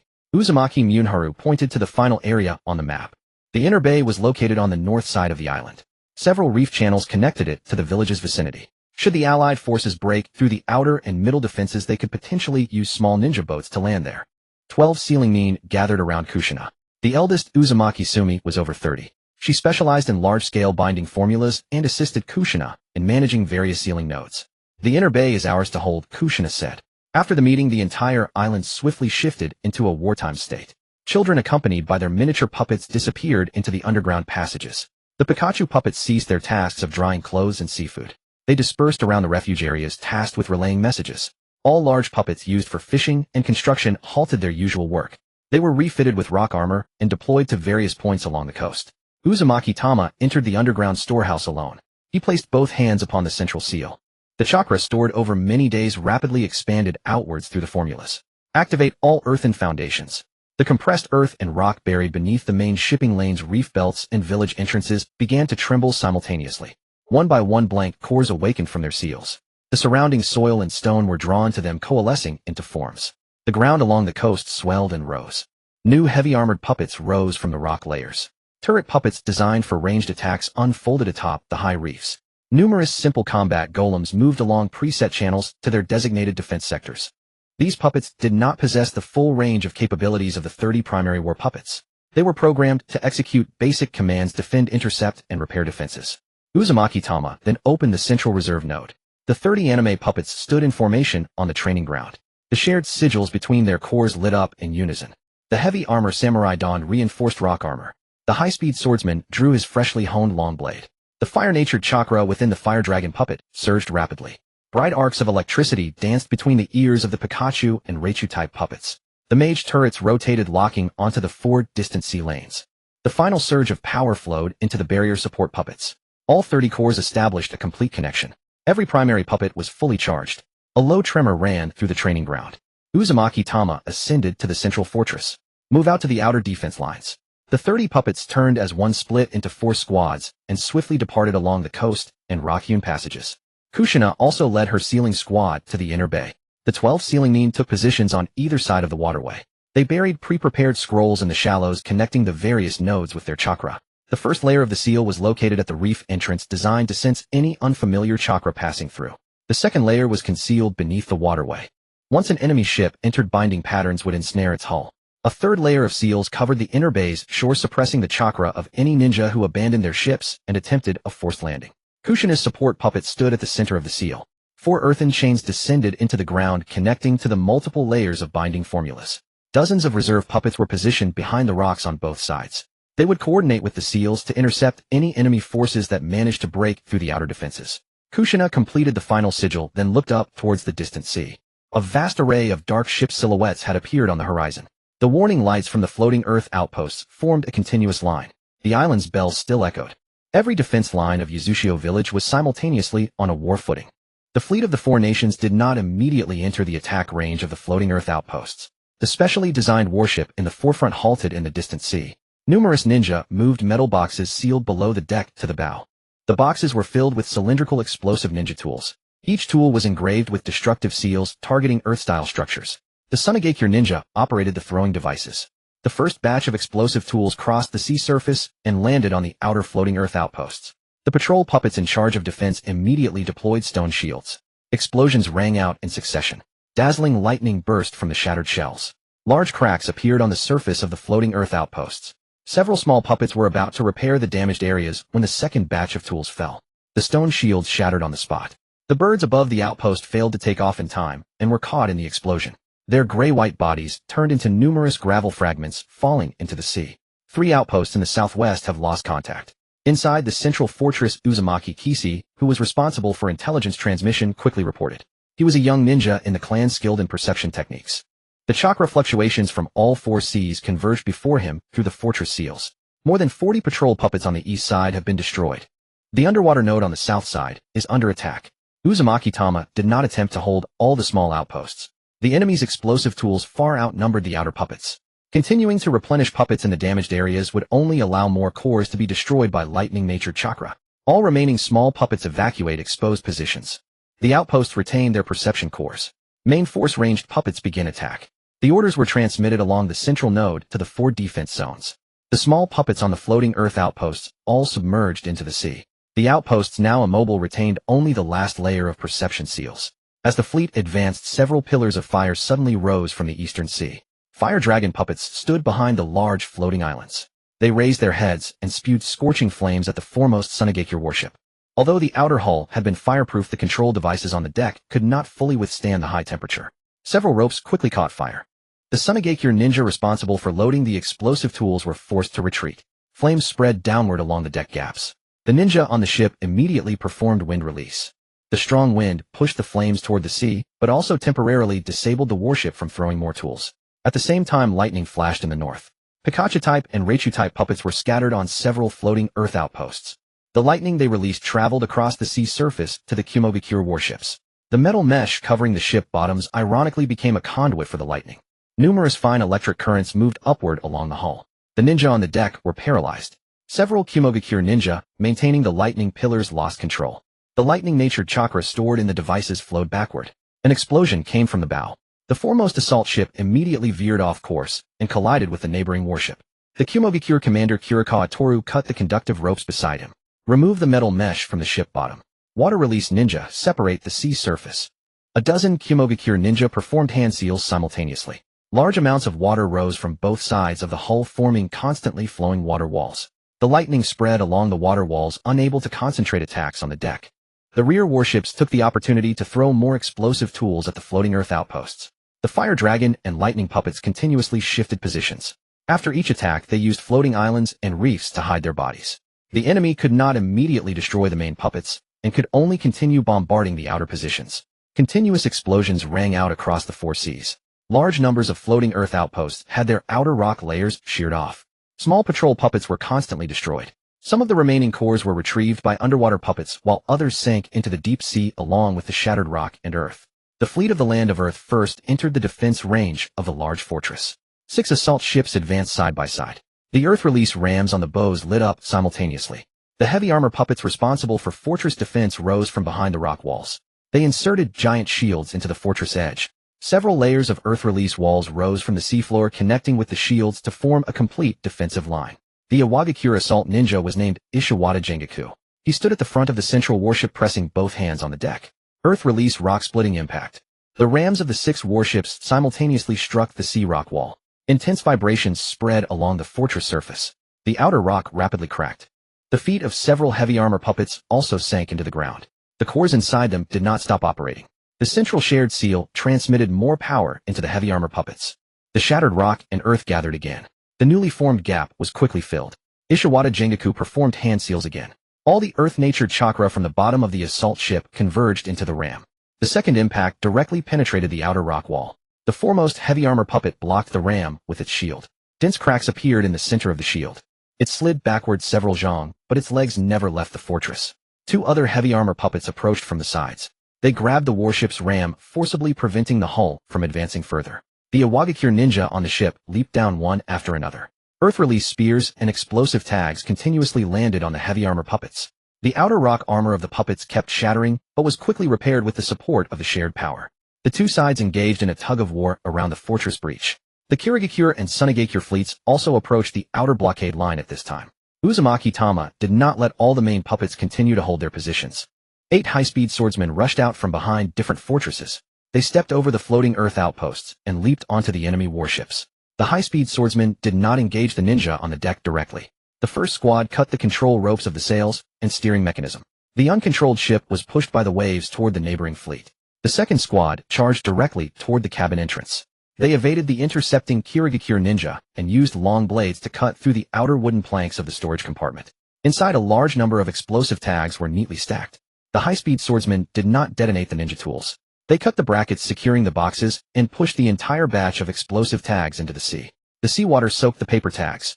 The explosive tools stored on the ship quickly became ineffective. One Sunigakure warship sealed its cabin in time. The high-speed swordsman could not break through the reinforced cabin door from the front. It turned and cut the main mast. The heavy mast fell onto the deck, smashing the tool-throwing device into 2 pieces. The allied ninja began to concentrate their attacks on the high-speed swordsman. Water blades, earth spears, and wind release fell from different directions. 2 puppets failed to dodge, and their bodies were shattered by the ninjutsu. The cores detached from the broken bodies before falling into the sea.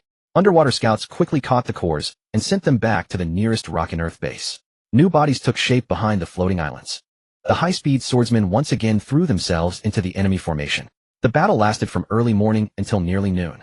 The outer sea surface was littered with broken planks and puppet debris. More than 20 warships of the four-nation fleet had completely lost mobility. Another dozen or so withdrew from the battle line due to deck burns, lightning damage, and broken control ropes. The losses of the Whirlpool village also increased rapidly. Most of the outer floating Earth outposts were destroyed by explosive tools. Hundreds of small patrol puppets lost their bodies. The underwater nodes capable of continuing to transmit intelligence were dwindling. The four-nation fleet relied on numbers to constantly fill the gaps ahead. The rear warships passed the wreckage of the useless outposts and continued advancing toward the island. Uzumaki Tama stood atop the central fortress. The seal lights of the outer defensive lines on all sides were extinguishing one by one. The last northern outpost was pierced by a lightning pillar. The perception core completely stopped responding. The first outer blockade has fallen, Uzumaki Kishi said. Uzumaki Tama raised his hand to recall the main puppets still fighting in the distant sea. The fire dragon and lightning puppets alternated, releasing attacks covering the small puppets as they withdrew to the middle zone. The heavy armor puppets abandoned the outer fortress that was already covered in cracks. The high-speed swordsmen brought back the cores that could be recovered. The enemy did not cease pursuit. The remaining warships passed through the gaps between the shattered floating islands and burning hulls. A large shadow of black ships gradually approached the middle reef defense line. The middle defense line was composed of over a dozen natural coral reefs. The waterways between the reefs were narrow and winding. Large warships could not pass through simultaneously. After the four-nation fleet arrived, they ceased relying on frontal assaults. A large number of medium and small troop transports emerged from behind the main fleet. The mist-hidden ninjas released a thick fog. White mist swiftly blanketed the sea near the reefs. The aerial view of the flying bird puppets was obstructed. Underwater scouts were also constantly driven away by the water release techniques deployed from the enemy ninja ships. The first wave of troop transports approached the outer reefs. Hundreds of close combat ninjas leaped onto the rocky shores simultaneously. They did not charge into the island immediately. Earth-release ninjas first erected rock walls on the high points of the reefs. Mist-hidden ninjas used water release to open temporary harbors. Sand-hidden ninjas carried explosive tools and provisions onto the islands. Cloud-hidden ninjas guarded several waterways connecting to the main fleet. The Allied forces prepared to turn the reefs into temporary forward bases capable of continuous reinforcement. Xuanhua, you did not give them time to complete their arrangements. The rock and earth foundations buried beneath the reefs were activated simultaneously. Hundreds of combat puppets rose from the ground. They had no complex forms, only clad in thick rock armor wielding long spears and shields. The puppet legion advanced outward from the center of the reefs. The first allied ninjas to land immediately engaged. Kunai clashed against rock spears. Lightning-release ninjas shattered the chests of the puppets. Nearby earth puppets immediately forced them back with shields. More puppets bypassed their damaged comrades, blocking the paths leading into the interior of the reefs. The allied close combat ninjas, relying on their superior agility, slipped through the puppet formations. They used explosive tags to attack joints and cores. One by one, the earth puppets lost their mobility. Shattered rocks soon covered the narrow ground. Yet more puppets continued to emerge from within the reefs. Xuanhua, you stood on the largest reef in the middle line.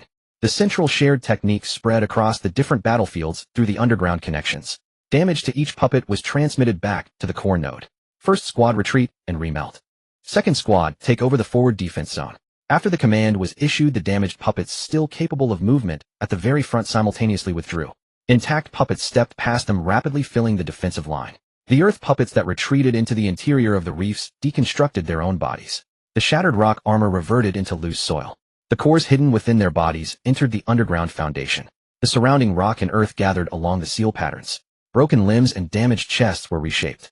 As long as the core was not completely destroyed, the puppet could complete the remelting process in a short time. Some cores were already beyond further use. Reserve cores stored beneath the reefs then rose up. They absorbed the rock and earth left by the damaged puppets, forming new combat bodies. Before the first squad had finished repair, the third squad had already replaced the second squad in the forward area. The puppets maintained the defensive line through continuous rotation. Every time the allied ninjas shattered a batch of earth puppets, another batch would appear from within the reefs. The longer the battle dragged on, the greater the pressure on the allied temporary positions. On the bow of the mist-hidden flagship, Kido Kawashin stood. Concentrate attacks on the puppet cores. Do not waste chakra breaking the outer rock armor. The mist-hidden close combat ninjas changed their tactics. They avoided the shields, using water clones to lure puppet attacks.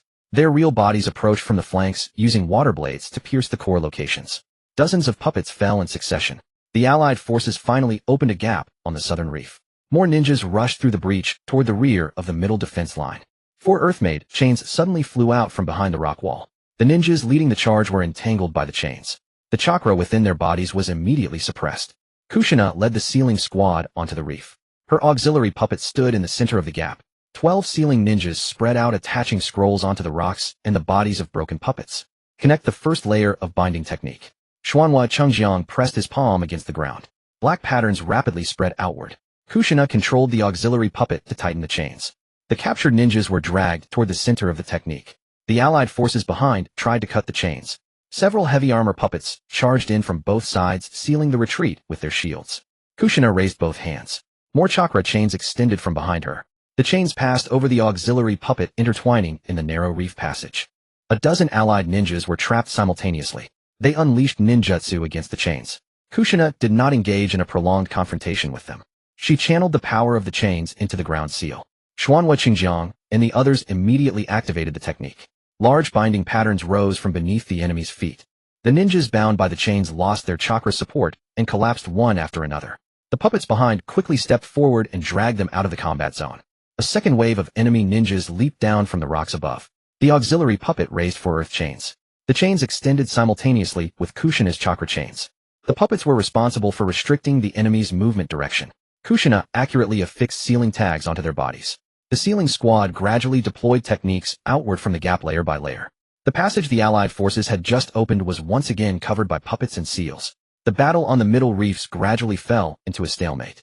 The Allied forces had more ninjas, but the Puppet Legion could rely on rotation to continuously invest in the battlefield. Kushina's sealing squad did not engage in direct attrition with the enemy. They only sealed the ninjas restrained by the puppets, then quickly moved them out of the battle formation. More and more Allied ninjas lost their chakra. The rear temporary positions could not immediately replenish sufficient personnel. Xuanhua Yu then ordered the mage cannon platforms to change their targets. These puppets stopped bombarding the close combat ninjas on the landing reefs. They dispersed to the highest rocky peaks of the middle defense line. The cannon cores reconnected with the flying bird puppets. The positions of the supply ships hidden in the fog were revealed one by one. The mage puppets raised their arms. Compressed rock bullets flew continuously from above the reefs. The first wave of attacks passed over the Allied temporary positions and landed among the fleet responsible for transporting provisions. The mast of a supply ship snapped on the spot. A second rock bullet pierced the deck and the stored ninja tools scattered into the sea. The other ships immediately changed course. Yet the flying bird puppets kept tracking above the fog. The mage cannon platforms continuously adjusted their angles. Flames rock bullets and compressed wind blades alternately covered the sea surface. The ships carrying explosive tags were forced to stay away from the reefs. The supply ships could not approach the temporary harbor. Several supply vessels attempting to pass through the waterways were caught by the rudders of underwater puppets and directly crashed into the rocks. The Allied forward positions soon lost continuous supplies. The explosive tags carried by the close combat ninjas dwindled steadily. The wounded could not be sent back to the main warships in time. The four nation commanders gathered on the rock-hidden central assault ship. Ishiwatari Jinjin watched the puppets continuously replenishing from within the reefs. Destroying only the bodies is useless. They can remake them with the same batch of rock and earth. Hirakawa Toru placed a retrieved puppet core on the deck. The number of cores is also greater than expected. If we continue to deplete, we will run out of supplies first. Hito Kawashin looked at the middle reefs. Use the melt earth tools. The sealing compartments beneath the deck were opened. Dozens of dark red metal canisters were transported to the bow. These tools were jointly manufactured by the four nations. Inside were stored compressed fire and earth attribute chakra materials. After the outer shell broke, the two forces would generate extremely high temperatures in a short time. Ordinary flames could only scorch the puppet surface. However, the melt earth tools could soften and dissolve a large area of rock and earth. Once the rock and earth lost their stable structure, the puppets could not immediately remelt their bodies. The prefabricated foundations buried underground would also be destroyed. The four-nation fleet simultaneously opened the sealing compartments. Large quantities of melt earth tools were loaded into long-range throwing devices. Through the flying bird puppets, Xuanhua Yu saw the dark red metal canisters. Before he could confirm the tool's function, the first round of throwing had already begun. Dozens of dark red trajectories crossed the sea surface, landing on the middle reefs where the fierce battle was raging. The metal shells struck the rocks. The chakra inside was released. Blazing dark red light spread rapidly across the various parts of the reefs. The hard ground began to soften. The earth puppets rotating in the area had their feet slowly sink into the softened ground. The rubble scattered on the ground gradually melted into viscous liquid. Several puppets ready to reshape their bodies had just stood up when the outer rock and earth collapsed again. The seal connection of the underground foundation also experienced violent fluctuations. More and more melt earth tools rose from the four-nation warships. They passed over the Allied temporary positions and continued to land on the middle defense line. For the first time, the puppet rotation that relied on remelting and reserve cores was forcibly interrupted. The dark red molten earth projectiles rained down upon the middle reef island. Scorching chakra spread rapidly through the rock layers. The hard reef stones first turned a glowing red, then softened into a viscous, bubbling molten flow. The prefabricated earthen foundations buried underground lost their structural stability. One by one, the backup cores attempted to draw the surrounding earth into form, but before they could solidify their bodies, the outer layers collapsed again under the intense heat. The rotating combat puppets were the first to lose mobility. Their feet sank into the softened rock. Their heavy bodies, unable to maintain balance, toppled one after another into the dark red molten streams. The heavily armored puppets on the outer perimeter tried to hoist their damaged comrades up with their shields. Yet more molten earth projectiles flew over from the Allied fleet's ships. The searing shockwaves swept across the reef, and the thick shields quickly began to soften. The joints connecting the puppets' arms to their bodies melted and snapped. Within moments, all the standard puppets on the middle reef island had lost their physical forms. A few cores that could still function sank into the molten earth, unable to receive any further commands from the Uzumaki Jade. The elevated positions of the mage turrets also came under concentrated bombardment. 3 turret puppets collapsed in succession. With the long-range suppression gone, the Allied logistics ships moved closer to the reef again. Supplies, ninja tools, and fresh landing forces were continuously ferried into the temporary stronghold. The Allied forces previously held back by the puppet army surged forward. The southern gap, where Kushina was stationed, bore the brunt of the assault first. An auxiliary puppet stood in front of the sealing squad. It swung its 4 earthen chains, repelling the enemy ninjas that charged up the reef path. However, a molten earth projectile landed at its feet. The dark red wave of heat expanded outward. The auxiliary puppet's legs softened rapidly. Its 4 chains lost their rigid form and drooped uselessly to the ground. Kushina immediately wrapped her chakra chains around the puppet's waist, attempting to drag it out of the melting zone. But cracks had already appeared on the puppet's chest. Its internal core, disrupted by the high temperature, flickered a few times before its light was extinguished completely. Abandon this position. Uzumaki Sumi shouted to the sealing ninjas behind her. Retreat to the second sealing node. The 12 sealing ninjas quickly rolled up their scrolls. As they retreated, they activated residual barriers, using binding patterns to slow the Allied advance. 2 Kumogakure ninjas leaped over the earthen wall from the side. Kushina lashed out with her chakra chains, yanking them back into the sealing zone. But more enemies surged from the fog. Water blades, earthen spears, and lightning release all struck the narrow reef path simultaneously. Kushina spread her chains to block the first wave of attacks. Uzumaki Sumi led the others to retreat behind the rocks. As Kushina prepared to follow, a molten earth projectile landed in the middle of the escape route. The scorching rock flow spread rapidly, completely cutting her off from the sealing squad. Kushina! Uzumaki Sumi shouted across the heat haze. Go on ahead. Kushina thrust 2 chakra chains into the ground. I'll circle around from the other side. She turned and dashed towards the side waterway. A dozen Allied ninjas immediately changed course, trapping her at the edge of the reef. They didn't close in recklessly. Earth-style ninjas raised rock walls to block the waterway. Kirigakure ninjas formed a water prison on the sea surface. Several Kumogakure ninjas took dispersed positions, preventing her from breaking out with her chakra chains. Kushina watched the encirclement tighten. The reef behind her was now scorching hot from the molten earth projectiles. Her chakra was largely depleted, and only 4 chains could be manifested. On the central reef island, Uzumaki Tamashi also sensed the severance of the southern sealing node. He was simultaneously maintaining the connection between dozens of cores and the underground foundation. With the rock layers destroyed by the molten earth projectiles, a surge of uncontrolled chakra rebounded through the shared jutsu formula. His hands remained pressed on the central node. Yet fine cracks had begun to spread across the seal beneath his feet. All standard puppets on the south side have stopped responding. Uzumaki Kage said urgently. Kushina's chakra signature is surrounded by enemy forces. Uzumaki Tamashi immediately tried to awaken nearby backup cores. Only chaotic vibrations came from underground. The prefabricated earth had all softened. The power of the Rat Talisman could grant puppets movement, but it couldn't instantly re-solidify the molten earth. He forcibly poured more chakra into the shared node. A heavily armored puppet buried deeper in the rock layers struggled to its feet. It managed 2 steps forward before its body disintegrated again under the heat. The backlash surged through the connection and slammed into Uzumaki Tamashi's body. His vision went dark, and a thin trickle of blood escaped his lips. The continuous strain of controlling puppets, repairing defenses, and reclaiming cores had pushed his chakra to its absolute limit. The sounds around him began to grow distant. Uzumaki Tamashi released the central node, his body swaying. Uzumaki Kage immediately reached out to steady him. You can't keep this up. If the shared jutsu keeps rebounding, you'll pass out. Uzumaki Tamashi didn't answer. He lifted his head and looked towards the southern reef. The thick fog and dark red heat haze obscured his vision. In his perception, Kushina's chakra was still bright, but it was surrounded by dozens of unfamiliar presences. He remembered the overly serious miniature clay puppet she had made on the riverbank. He remembered the red-haired puppet with clenched fists on her shoulder when the fireworks fell over the sea. He also remembered the children in the underground shelter and the clansmen still holding their ground on the island. These people should not have their newly regained peace stolen by the fleets of 4 nations. And Kushina should not become a target for others to seize and control again. Uzumaki Tamashi pushed aside Uzumaki Kage's hand and took a step towards the south. His nearly exhausted chakra couldn't support the body flicker technique. A violent dizziness made the reef beneath his feet sway. Yet the stubborn will to protect Kushina and the island did not fade. Instead it became clearer in his moment of greatest weakness. Suddenly another talisman dormant within his body began to vibrate. Unlike the agile, intricate power of the Rat Talisman, this force was heavy, direct, as if nothing in the world could stand against it. At this moment the Ox Talisman fully awakened. A dazzling golden light burst from Uzumaki Tamashi's chest. It flowed through his limbs and spread throughout his body in an instant. The injuries from the chakra backlash vanished quickly.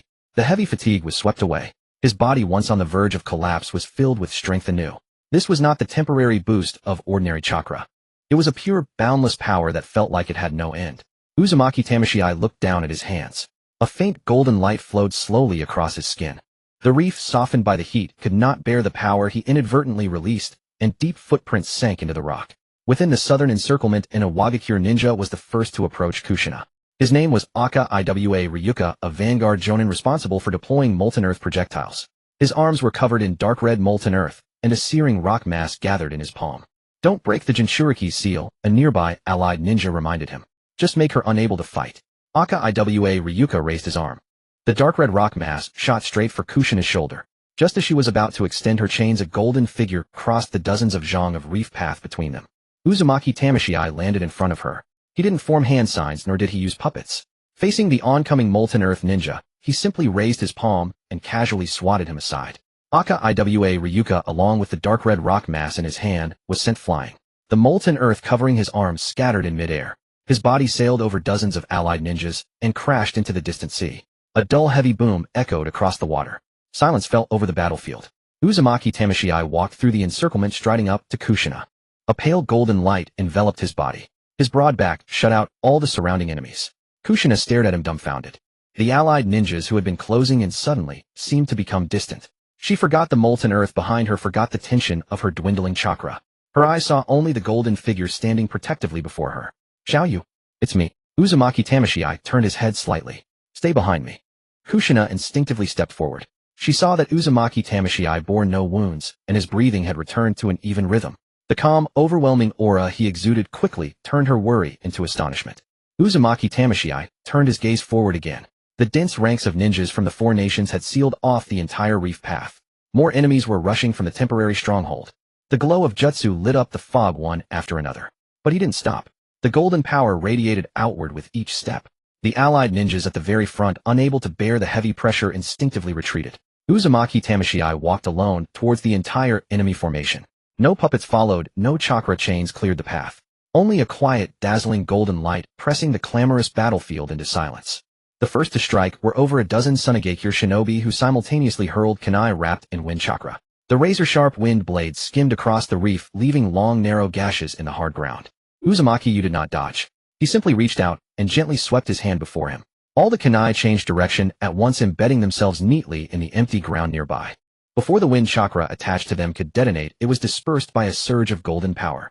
Two Kirigakure shinobi crept closer from the side and rear. They swung water blades at Uzumaki's neck. He raised his left hand and caught the first water blade with his bare palm.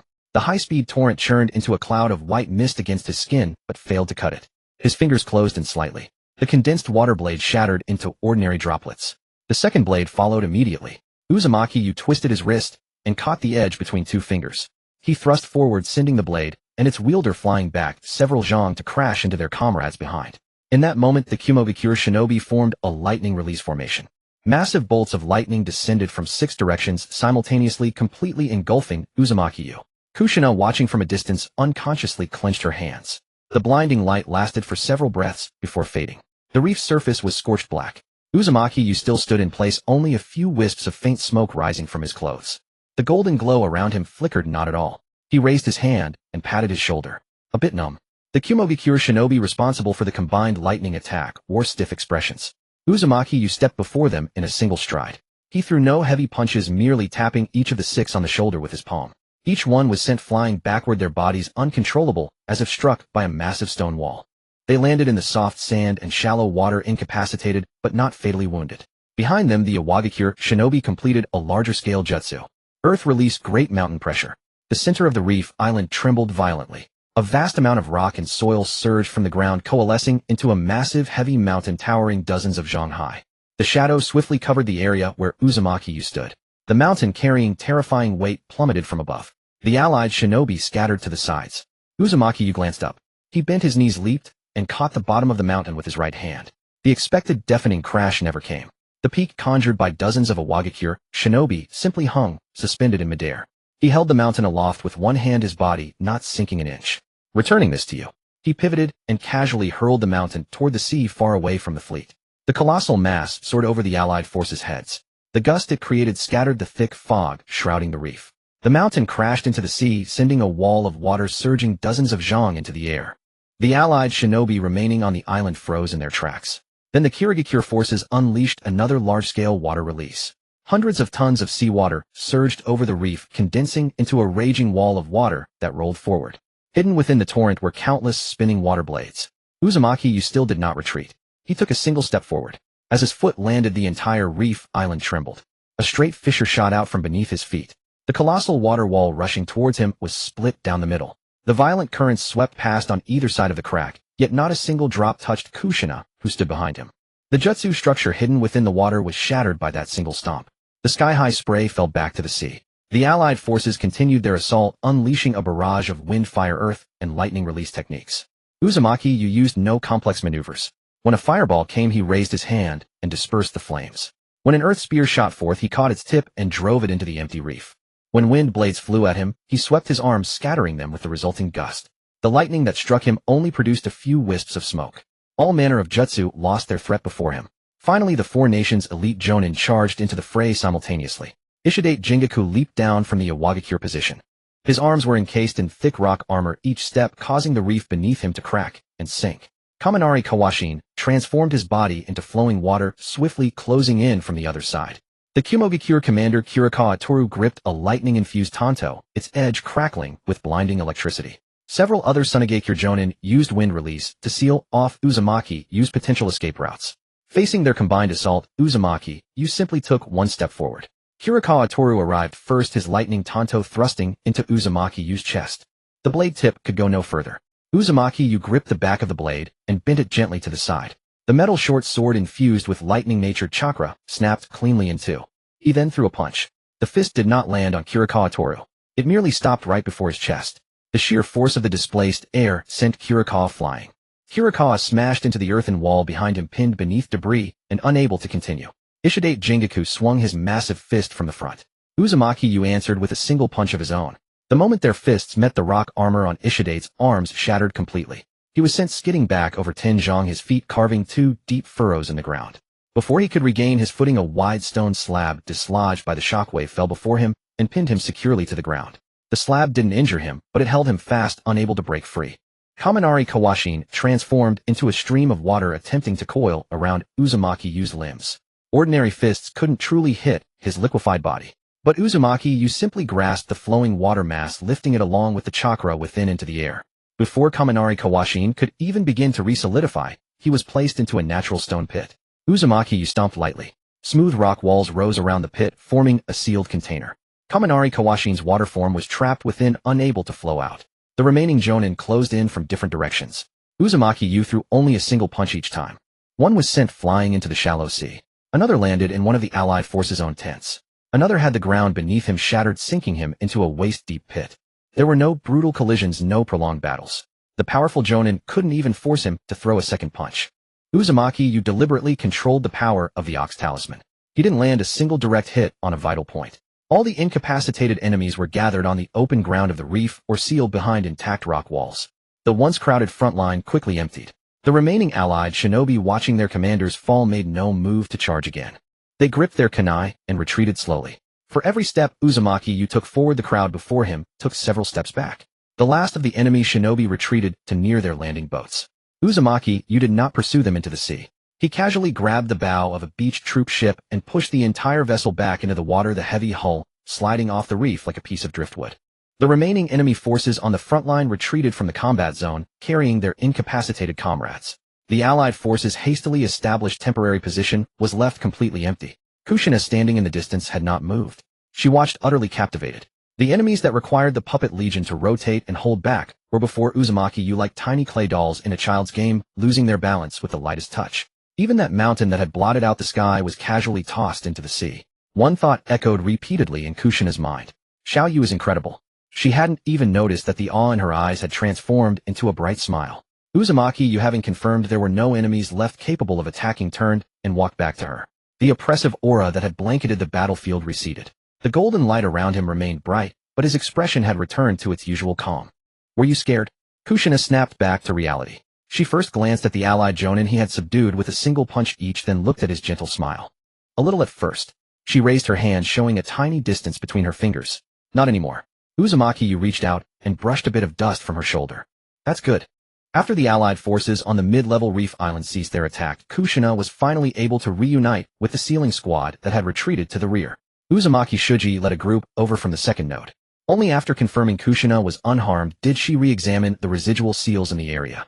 Uzumaki, you stood atop the high point of the reef. The golden power granted by the Ox Talisman showed no sign of fading. The warships of the four nations on the sea dared not approach again. The front line fell into a temporary silence. Just as Kushina was about to ask about the layer of golden light, a swarm of tiny black insects suddenly flew out from the cracked crevices of the rocks. The swarm did not attack Uzumaki. They moved swiftly along the shadows of the rocks, heading straight for Kushina and the sealing squad's position. At the same moment, over a dozen black poison needles reflecting no light shot in from another direction. The needles were angled deceptively, all aimed at Kushina's limbs. Someone's underground. Uzumaki, you spoke as he vanished from the high point. In just a few strides he crossed the broken rocks and landed steadily in front of Kushina. All the black poison needles struck his arms, shoulders, and back. The needle tips hit his skin with a series of crisp, sharp sounds. Every needle bent and fell to the ground, not one able to pierce his body. The insect swarm immediately covered him next. These poisonous insects could release paralytic toxins through the gaps in skin and devour the target's chakra.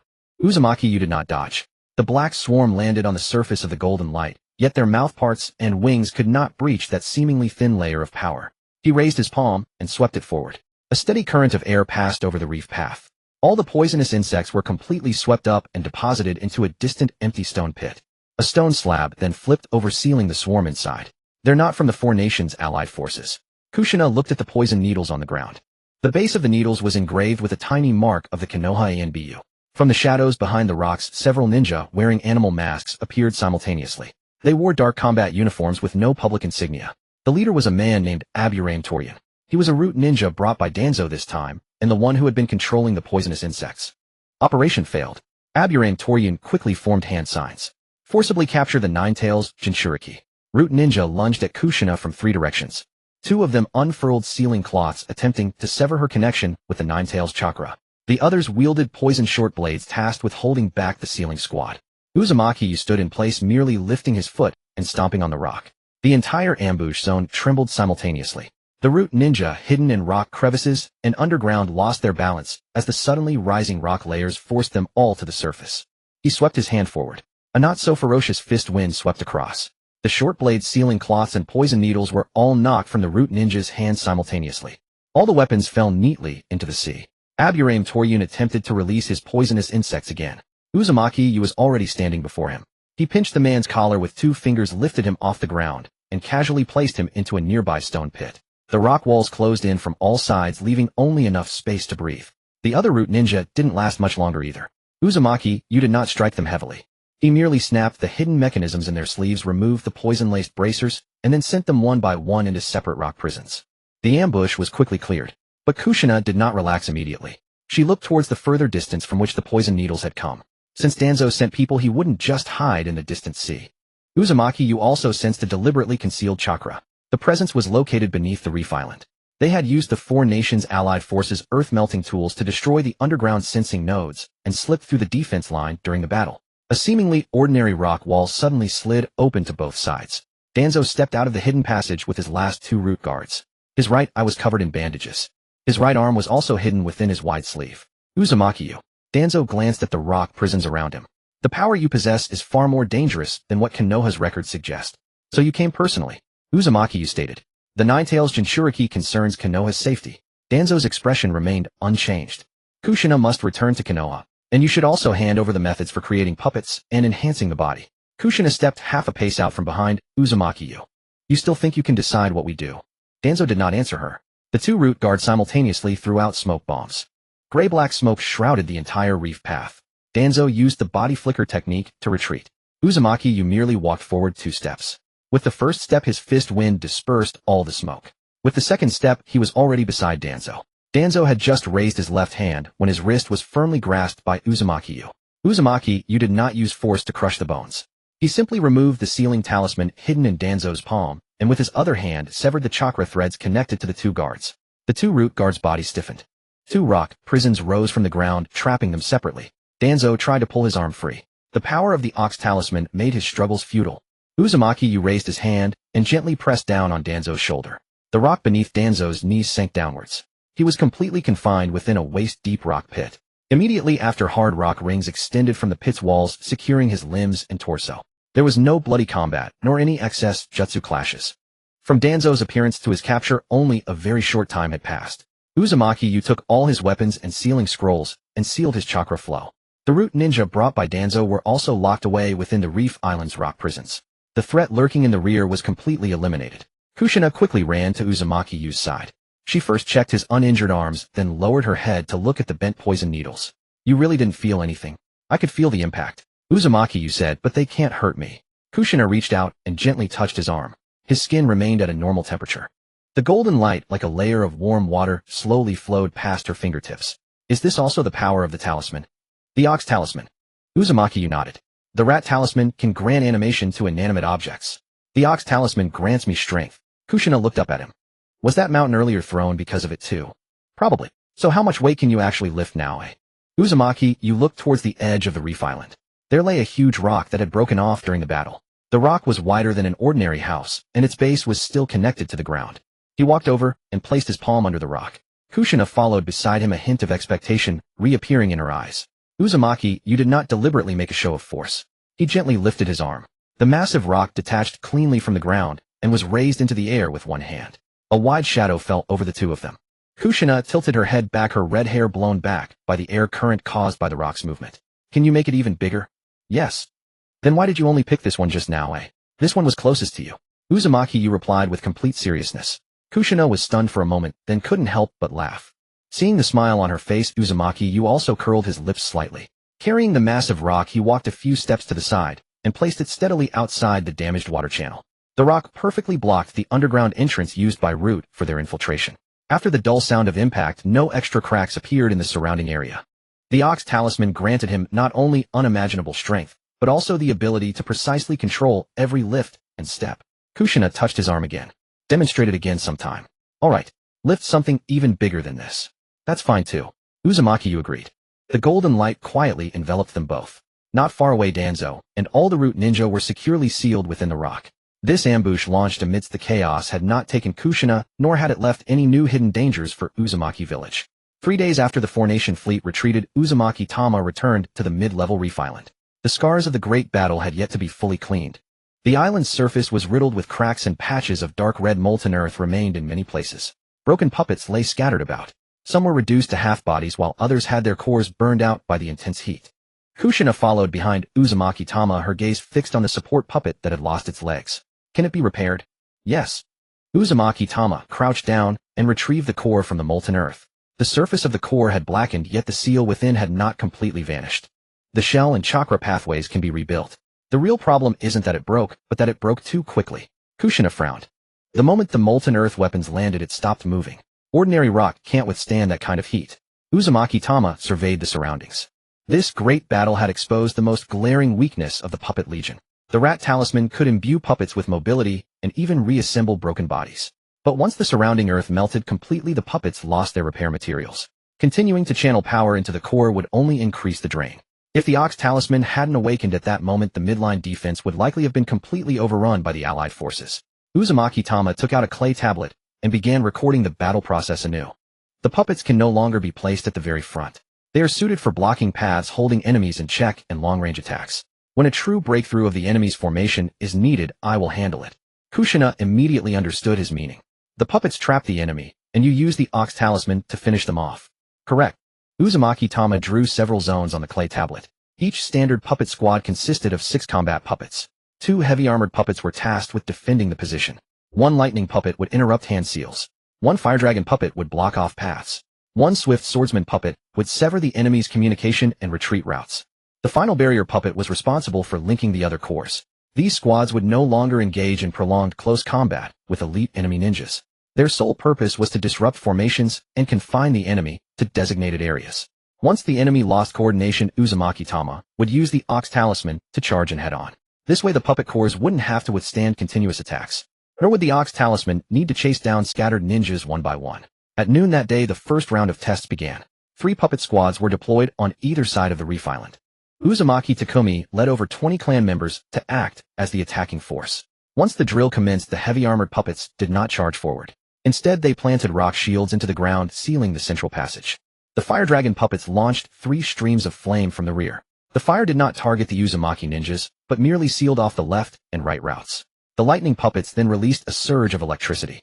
The ninjas preparing their hand seals were forced to scatter and take cover. The moment the formation broke, the swift swordsmen dashed out from behind the rocks. They severed the marker ropes tied around the ninjas' waists before swiftly retreating behind the rock shields. The barrier puppets raised their hands. Black sigils rose from the ground, dividing all the training ninjas into 3 separate groups. Just as Uzumaki Takumi tried to reorganize his team, Uzumaki Tama had already entered the field.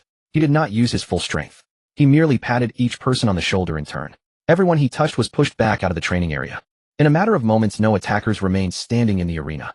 Uzumaki Takumi rubbed his numb shoulder. We didn't even have a chance to form our seals together. The puppets are meant to seize that very opportunity, Uzumaki Tama said. Once the enemy is scattered, the Ox Talisman can end the battle much faster. The first coordinated maneuver was a success. Next came the test of energy sharing. Uzumaki Tama returned to the central node and pressed his palm against the shared sigil. The Rat Talisman puppets typically stored excess power within their cores. This power was originally used only for self-repair and maintaining mobility. After readjustment, the cores could now temporarily send their stored power back to the central node. Uzumaki Tama would then channel this power into the Ox Talisman through the seal connection. Strictly speaking, the power provided by the puppets was not the Ox Talisman's own strength. They merely helped bear a portion of the maintenance cost for Uzumaki Tama. Since the Ox Talisman no longer needed to constantly draw on his physical stamina, his sustained combat time would naturally increase. 30 puppets took their positions around the central node. The light within their cores flickered on one by one. Uzumaki Tama activated the Ox Talisman. A pale golden light enveloped his body. Immediately after, thin streams of light flowed from the puppet cores into the ground. The power was channeled through the central node before converging at Uzumaki Tama's feet. He lifted a massive boulder, several zhang in size, hoisting it 10 consecutive times. The Ox Talisman's power did not wane, yet his own physical exhaustion was reduced by nearly half. Kushina stood by the node, closely observing the seal patterns. As long as the puppets have reserves, you can maintain the Ox Talisman indefinitely. Not indefinitely, Uzumaki Tama shook his head. The power the puppets can divert has its limits. Besides, I can't take all their reserves. They still need power to operate. He capped the energy output at 30%. Combat puppets had to retain 70% of their power. This way, even while Uzumaki Tama was using the Ox Talisman, the puppet squads could continue to control the field and defend. In the afternoon, the two began testing a new defensive combination. 10 barrier puppets were arranged in 3 layers. The outermost layer was a buffer barrier. The middle layer was a sealing layer designed to absorb ninjutsu. The innermost layer was a binding layer meant to contain shockwaves. Uzumaki Tama stood in front of the 3-layered barrier. Uzumaki Takumi and his men simultaneously unleashed fire release, water release, and wind release. The first barrier layer quickly developed cracks. The second layer dispersed the combined ninjutsu to both sides. The residual shockwave crashed against Uzumaki Tama's body, but failed to even stir the golden light around him. He stood like an insurmountable wall. The barrier and Kushina behind him remained completely unaffected. Kushina peeked out from behind his back. The puppet barrier blocks the first wave, and you handle the rest. Exactly. Uzumaki Tama dispelled the golden light. Ordinary attacks don't require my intervention. Only when the barrier is on the verge of breaking will I step in as the final layer. This approach prevented the Ox Talisman from being locked into high-intensity defense at all times. Nor would the puppet barrier have to withstand all attacks alone. With the two forces combined, even a concentrated bombardment from the Four-Nation fleet would struggle to break through the defense line in one blow. The last to be adjusted was Kushina's support puppet. Uzumaki Tama reforged its body and embedded an Ox Talisman sensing sigil into its core. The puppet was still driven by the Rat Talisman. When Uzumaki Tama entered close combat, it would automatically follow the Ox Talisman's movement. Kushina would then control the chains, pulling enemies into his attack range. When the test began, Kushina first used sealing tags to restrain 3 training puppets. The support puppet extended 4 chains from its side. All 3 targets were dragged toward the center simultaneously. Uzumaki Tama controlled his strength, lightly tapping each of their chests. The training cores immediately stopped, but the outer bodies remained unharmed. A 4th puppet approached from behind Kushina. The support puppet did not turn around. The sensing sigil within its body lit up first. Uzumaki Tama crossed over Tinjong in an instant, placing himself behind Kushina. With one hand, he caught the training puppet's fist, and with the other gently pushed it back into the sealed zone. Kushina immediately applied the binding sigil. The black patterns closed in, sealing the final puppet. She looked at the intact training ground, and then at the 4 undamaged puppets. This is much more efficient than before. From now on you handle sealing and control, Uzumaki Tama said. I'll stand in front. Kushina retracted her chakra chains. Then you're not allowed to charge too far ahead. The support puppet will remind me. It listens to me. Kushina walked up to him. So I'm the one who reminds you. Uzumaki Tama nodded. Alright. As the sun set, the 30 puppets completed their final reorganization. Multiple puppet squads were assigned to long-range harassment. The Ox Talisman handled frontal breakthroughs. The Rat Talisman's reserves reduced the Ox Talisman's physical strain. The puppet barrier and the golden body formed a 2-layered defense. Kushina and her dedicated support puppet were integrated into the overall battle strategy. The Rat Talisman and the Ox Talisman no longer fought independently. For the first time, the two forces had formed a complete unified coordination.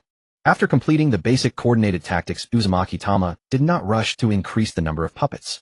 The Ox Talisman had just awakened. Though its power was immense, Tama had yet to fully grasp its usage. The next morning, he and Kushina arrived at a desolate mountainous area on the island. It was far from the village and the coastal defenses, surrounded by hard rock formations, perfect for testing the Ox Talisman. Kushina unrolled a recording scroll. What should we test first? Strength. Uzumaki Tama walked up to a cliff face. Without gathering his strength, he simply clenched his right fist and thrust it forward. When his fist was still a zhang away from the cliff, the air let out a dull thud. The entire rock face split from the center, and the cracks rapidly spread deep into the mountain. In the next moment, half the small mountain collapsed in a thunderous roar. A torrent of rubble tumbled to both sides. Kushina glanced down at the scroll, then looked back up at him. You didn't even touch it. The fist wind was enough. Uzumaki Tama looked at his own right hand. The Ox Talisman's immense strength wasn't just limited to physical contact. As long as the power was concentrated enough, even the air displaced by a punch could form a devastating shockwave. Kushina wrote down the first entry on the scroll, immense strength. Next was the test for physical defense. Several fire dragon puppets stood at a distance, simultaneously unleashing flames. Uzumaki Tama walked directly into the inferno. The searing heat enveloped his body but failed to burn his skin. As the flames dispersed, a Reiku puppet released lightning. The electric arc struck Tama, merely causing the hem of his clothes to flutter. This was followed by water blades, wind blades, ice layers, and rock spears. Attacks of different natures fell continuously, yet the golden light of the Ox Talisman never showed a single crack. Even corrosive liquids couldn't touch Uzumaki Tama's skin. Fire, lightning, water, wind, earth. None of them work. Kushina paused her writing. Poison and extreme heat can't harm you either. The Ox Talisman deflects the force before the attack can make contact. Uzumaki Tama stated, it's not that the jutsu fail, but that they can't break through the outer defense. Kushina scribbled a few words beside the second entry. All element defense. The third test was recovery. Uzumaki Tama briefly suppressed the golden light, then used a kunai to slice a shallow cut on his arm. The moment blood appeared, the wound began to close. Within less than 2 breaths, the skin had fully restored itself. Kushina leaned in for a closer look. Not even a scar. Light wounds heal very quickly.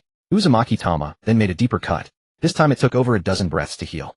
The Ox Talisman's power continuously covered the injury. The severed flesh reconnected and lost stamina was rapidly replenished. But Kushina's brow furrowed. That's enough. The tests are over. She grabbed Uzumaki Tama's wrist, stopping him from trying again. Don't ever hurt yourself on purpose for the sake of records again. I know my limits. Limits or not, it's not allowed.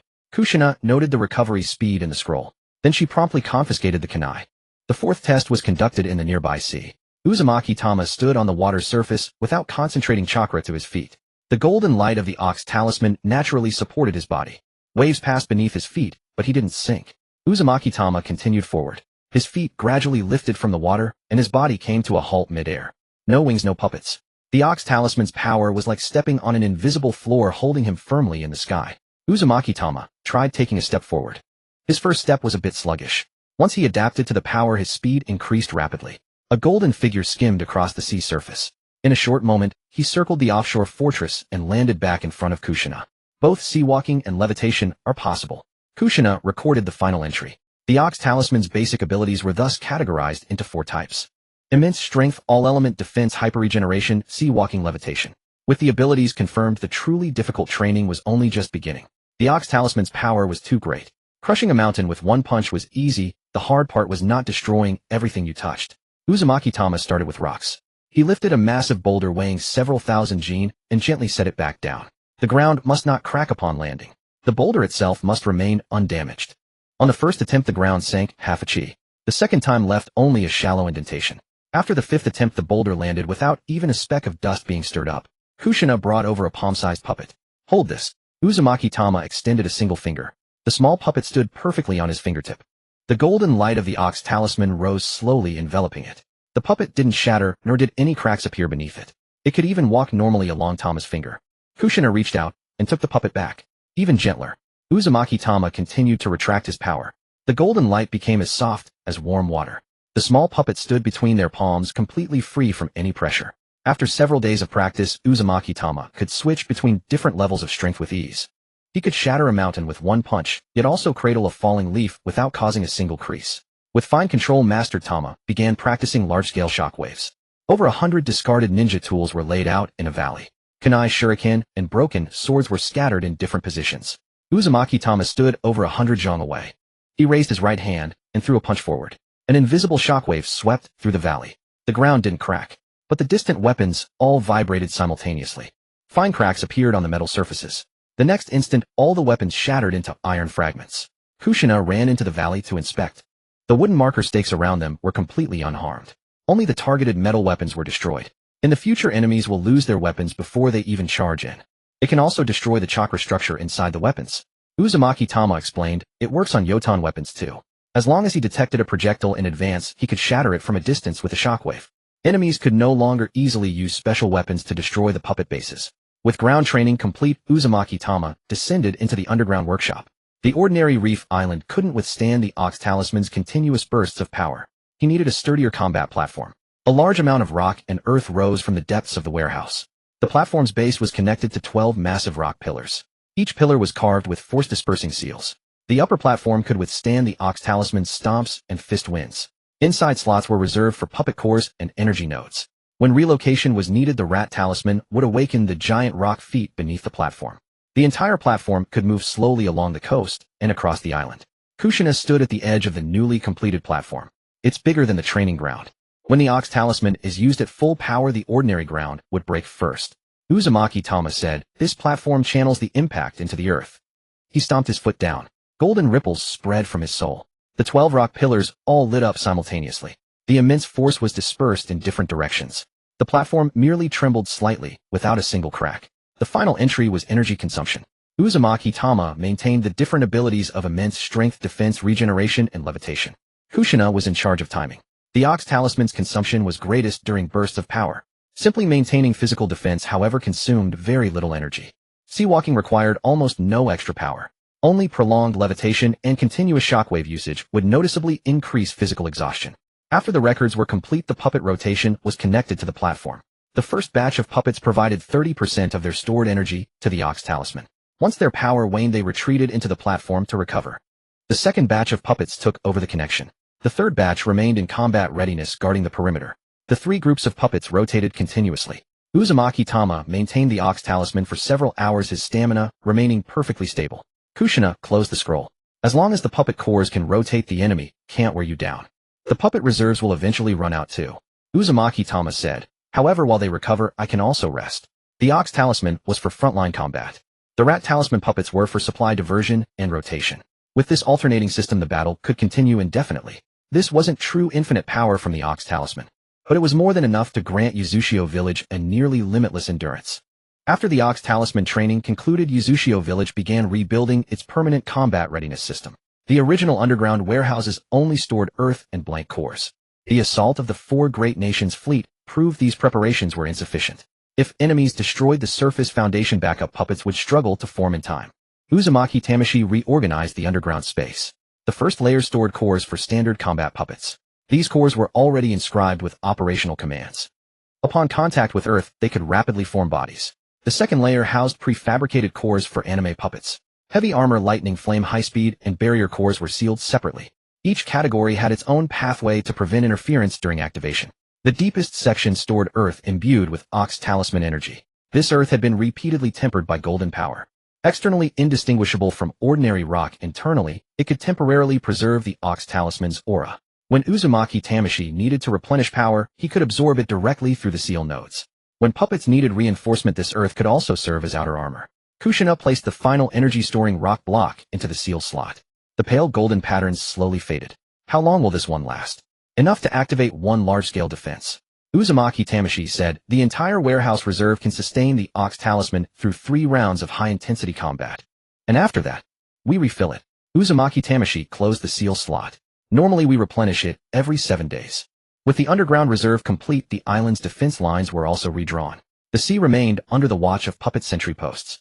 Flying bird puppets monitored the skies and distant waters. Underwater scouts checked ship hulls and stealthy infiltrators. Surface sentry posts connected to the main shipping lanes. Large puppet fortresses were responsible for intercepting fleets. This section of the defense relied primarily on the Rat Talisman. Before enemies closed in, puppets would first confirm their numbers and direction. 6 Ox Talisman combat zones were designated along the inner coast. Each zone was situated far from residential areas and evacuation routes. Force-dissipating seals were laid underground with spare combat platforms stored nearby. If enemies breached the sea, defense puppet squads would lure them into these zones. Uzumaki Tamashi could unleash the Ox Talisman there without fearing the shockwaves reaching the village. 2 of these zones were positioned along the main coastline. 2 were located in the inner base. The final 2 were placed near the village outskirts as the last line of defense. Kushina studied the complete map. The puppets will hold the enemy at sea. If anyone actually breaks through, we let them enter the Ox Talisman zones. Right. Uzumaki Tamashi said, the puppets won't defend every inch of ground. When necessary, we can actively open a path to funnel the enemy into a more advantageous fighting position. After the defenses were finalized, Uzumaki Masamune selected 24 ninjas from the clan. These individuals all possessed superior chakra control. They did not need to wield the Rat Talisman themselves. Their sole task was to learn how to issue commands to puppets through sealed cores. On the first day of training, the 24 were divided into 6 groups. Each group was assigned to command a standard puppet squad. Uzumaki Tamashi stood at the center of the training ground. Don't try to control each puppet individually. First identify the target, then issue a complete command. A young ninja attempted to control a lightning puppet. His commands were too fragmented. The puppet raised its hand, then immediately changed direction, and finally remained stationary, without releasing any lightning. Uzumaki Tamashi told him to stop. You only need to tell it to seal off the left flank. How to seal it at what angle to unleash the lightning. That's for the core to decide itself. The young ninja channeled his chakra anew. Seal off the left passage. The lightning puppet moved immediately. It bypassed the heavy armor puppet in front and covered the left ground with electric current. The other 2 training puppets were forced to turn toward the center. The fire dragon puppet then sealed their escape route. The entire squad executed the area control flawlessly. After several rounds of training, the clan members gradually mastered the control of puppet squads. Even without Uzumaki Tamashi present, they could maintain the defense line using pre-established tactics. After the puppet control training concluded, Uzumaki Tamashi taught the basic body tempering technique derived from the Ox Talisman. Others could not use the talisman itself, but they could mimic its power circulation method using chakra to strengthen their muscles and bones. This technique did not grant them monstrous strength to shatter mountains with a single punch. It enhanced the body's resilience and reduced injuries in close combat. Before training began, Uzumaki Tamashi was explicit. Do not force your body. The Ox Talisman can instantly repair damage. You cannot. Complete only 1 round at a time. If you feel pain in your meridian, stop immediately. The clan members followed his instructions, slowly channeling chakra into their limbs. After the first round, many could only sit on the ground to rest. Yet their strength had noticeably increased. A jonin who could previously only lift a half-meter rock was now able to hoist a solid reef of the same volume after continuous training. Kushina also participated in the body tempering. Her chakra reserves were vastly larger than those of ordinary clan members. On her first attempt, the ground beneath her feet was dented into a shallow crater. Uzumaki Tamashi immediately told her to reduce her output. Slow down. I'm already going slow. Kushina reined in her chakra. It's the ground that's not sturdy enough. The training ground was just repaired. Then I'll be even lighter. She retorted verbally, but her movements became much more restrained. 10 days later, the first batch of puppet controllers and body-tempered ninjas completed their basic training. Uzumaki Tamashi compiled all the knowledge into scrolls. The Rat Talisman section covered core fabrication, puppet classification, energy, sharing, and squad tactics. The Ox Talisman section included ability records, power control, body tempering methods, and combat platforms. The final few scrolls documented the combined use of both talismans, including range suppression, close quarters breakthrough, dual-layer defense, and rotational endurance. Kushina separately added supplementary notes on coordinating support puppets with sealing techniques. All the scrolls were stored in the deepest part of the sealed library. Uzumaki Masamune personally inspected the seals. This knowledge cannot rest in the hands of a single person. I understand. Uzumaki Tamashi said. Even if puppet cores need to be replaced in the future, the clan can recreate them from these scrolls. A new restricted section was established within the library. Its entrance was protected by a triple-layered identity seal. Only with the joint approval of the clan head and 2 sealing jonin could the complete text be retrieved. Simplified versions of the training materials were copied and distributed to the various defense squads. A full island drill soon commenced. As the alarm bell rang, the sea sentry posts were the first to report the simulated enemy's position.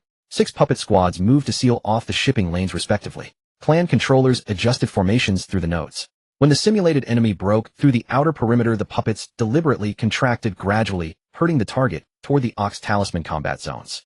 Uzumaki Tamashi ascended a massive earthen platform.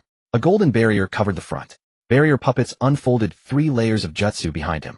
Kushina and support puppets held the flanks. Her sealing chains and the puppets' chains simultaneously plunged into the ground. The moment a target entered the zone, the dual bindings would snap shut instantly. After the first drill, no gaps appeared in the coastal defense. The second drill was a night raid. The third added underwater infiltration and high-altitude ninjutsu. Whenever a problem arose, the responsible squad would adjust on the same day. By the 7th drill, the entire island's defense could be fully activated in a very short time. Civilians headed to evacuation zones. Ninjas took over the puppet nodes. Sea sentry posts maintained surveillance. The Ox Talisman combat zones completed their lockdown. The entire process no longer required Uzumaki Tamashi to issue commands one by one. The final all-clear bell echoed across the island. Puppet squads returned to their respective fortresses. The Ox Talisman energy-infused earth was resealed underground. Villagers returned from the shelters. Kushina stood on the central command platform, gazing at the tranquil coast. No matter where they come from now, we can meet them head-on. This is just the foundation. Uzumaki Tamashi said, "We must continue training." Kushina turned to him. "Then we keep training." In the distance, puppet sentry posts resumed their patrols across the sea. The 6 Ox Talisman combat zones on the island fell silent once more. Deep within the underground warehouse, prefabricated cores and energy storage earth were neatly sealed away. The Rat Talisman was tasked with guarding the distant seas. The Ox Talisman was tasked with crushing any enemy that entered the combat zones. The 2 powers had become woven into the daily defense of Uchiha Village. The combined talisman system had officially become the island's most vital trump card. After the island-wide talisman drill concluded, Uchiha Village returned to its usual tranquility. The 6 Ox Talisman combat zones were temporarily sealed, while underground reserves were replenished as usual. The puppets that had participated in the drill shed their rock armor and returned to their posts. At dawn, several fishing boats departed from the dock with over a dozen underwater puppets flanking the vessels. They dove into the coastal waters and slowly unfurled their rock nets. Once a school of fish entered the range, the puppets closed the nets simultaneously. One after another fish were hauled to the surface, quickly filling the wooden crates on deck. Uzumaki Kaihai, the man in charge of fishing, stood at the bow. In his 40s, he was the village's most experienced fisherman. "Slow down the net on the left. There are 2 big fish in there. Don't let them damage the hull." The underwater puppets immediately slowed their movements, and the rock net was steadily lowered onto the deck. Several fish thrashed within the net, the largest nearly half a person's height, its back shimmering with a faint silver light. Uzumaki Kaihai nodded in satisfaction. "Keep this one. We'll grill it tonight." After the fishing concluded, the transport puppets formed 2 lines at the dock. They took the crates brimming with fish and carried them to the village's drying grounds. Bamboo racks had been set up in advance, and the cleaned catch was neatly spread out. Several Pikachu puppets stood beneath the bamboo racks. They emitted a controlled faint electric glow to heat the surrounding air, quickly dissipating the moisture. Uzumaki Miwa, who oversaw the drying grounds, reached out and touched a fish. "The temperature is just right. Maintain this intensity, don't increase it." The Pikachu puppets wiggled their ears, and the fine electric light became steadier. Nearby, some freshly washed clothes were also hung on bamboo poles. A mini Pikachu trotted over on its own. It stood beneath the clothes, carefully releasing heat. With the sea breeze, the garments were soon mostly dry. On the western side of the village, several large puppets were repairing houses. The giant guardian hoisted a heavy wooden beam and placed it securely onto the roof. The high-speed swordsman puppets sheathed their weapons and stood at the beams ends to secure ropes, while mage puppets manipulated the earth to fill the fine cracks in the walls. After days of repairs, the last traces of damage from the 4 nations' fleet attack were gradually vanishing. Kushina walked along the street. She smiled as she watched the busy puppets. They were once used for war. Now they can fish, dry fish, and fix houses. They can do anything. Uzumaki Tama walked beside her. The combat directives have been stored away. Only daily use commands are active now. Kushina glanced at a high-speed swordsman puppet. The puppet was leaping off a roof with a broken tile in its arms. It landed so softly that not even dust was disturbed. "Seems you're not the only one who's learned to control their strength. The puppets have learned it too." The 2 continued towards the beach. On the sands near the training ground, over a dozen children had already begun their games. Mini samurai, mini mages, and Pikachu puppets were divided into 2 teams. A wooden flag stood planted in the center of the sand. The first team to bring the flag back to their own zone would be declared the winner. Uzumaki Asahiko controlled 2 samurai puppets to hold the front line, while Uzumaki Chizu led her Pikachu puppet in a flanking maneuver. The front is all samurai. Don't go that way. Chizu told the children beside her, have the mages build a sand wall first. The 2 mini-mages raised their hands, and the sand quickly coalesced into a low barrier. Asahiko sent his samurai puppets charging at the sand wall. Smash right through it. Just as the leading puppet swung its stone blade, Chizu's Pikachu darted out from the other side. It weaved past all the samurai and grabbed the central wooden flag. Got it! Chizu shouted in delight. Asahiko immediately changed his commands. 2 mini-samurai hidden in a sand pit burst out simultaneously, grabbing the Pikachu puppet from both sides. The 3 small puppets tumbled into a heap, falling into the pit along with the flag. The surrounding children burst into laughter. Kushina watched over them from the sidelines. A younger child running too fast slipped and stumbled. 2 thin chakra chains extended instantly, gently steadying the child. Slow down, Kushina said. This is just a game, no need to rush so much. After the child regained their footing, they resumed controlling their puppet. 1 mage puppet nearly stumbled into the sea, but Kushina used her chains to pull it back onto the sand. Puppets aren't allowed in deep water either, or today's game will be over. The children immediately settled down. Uzumaki Tama didn't stay by the sidelines. He headed to the northern coast to continue constructing the scenic reef platform. The structure required a massive amount of stone. Regular puppets could carry it, but it would take a very long time. Uzumaki Tama stood beside a colossal boulder. It was as tall as a 2-story house, its base fused with the hillside's bedrock. A pale golden light enveloped his arms. He reached out and lifted the boulder. The hillside trembled slightly. In the next instant, the entire rock broke free from the bedrock, hoisted overhead with a single hand. The children on the beach stopped their games, all eyes turning to him. So big. Even the Pikachu in Uzumaki Chizu's arms raised its head. Uzumaki Tama carried the boulder towards its designated spot.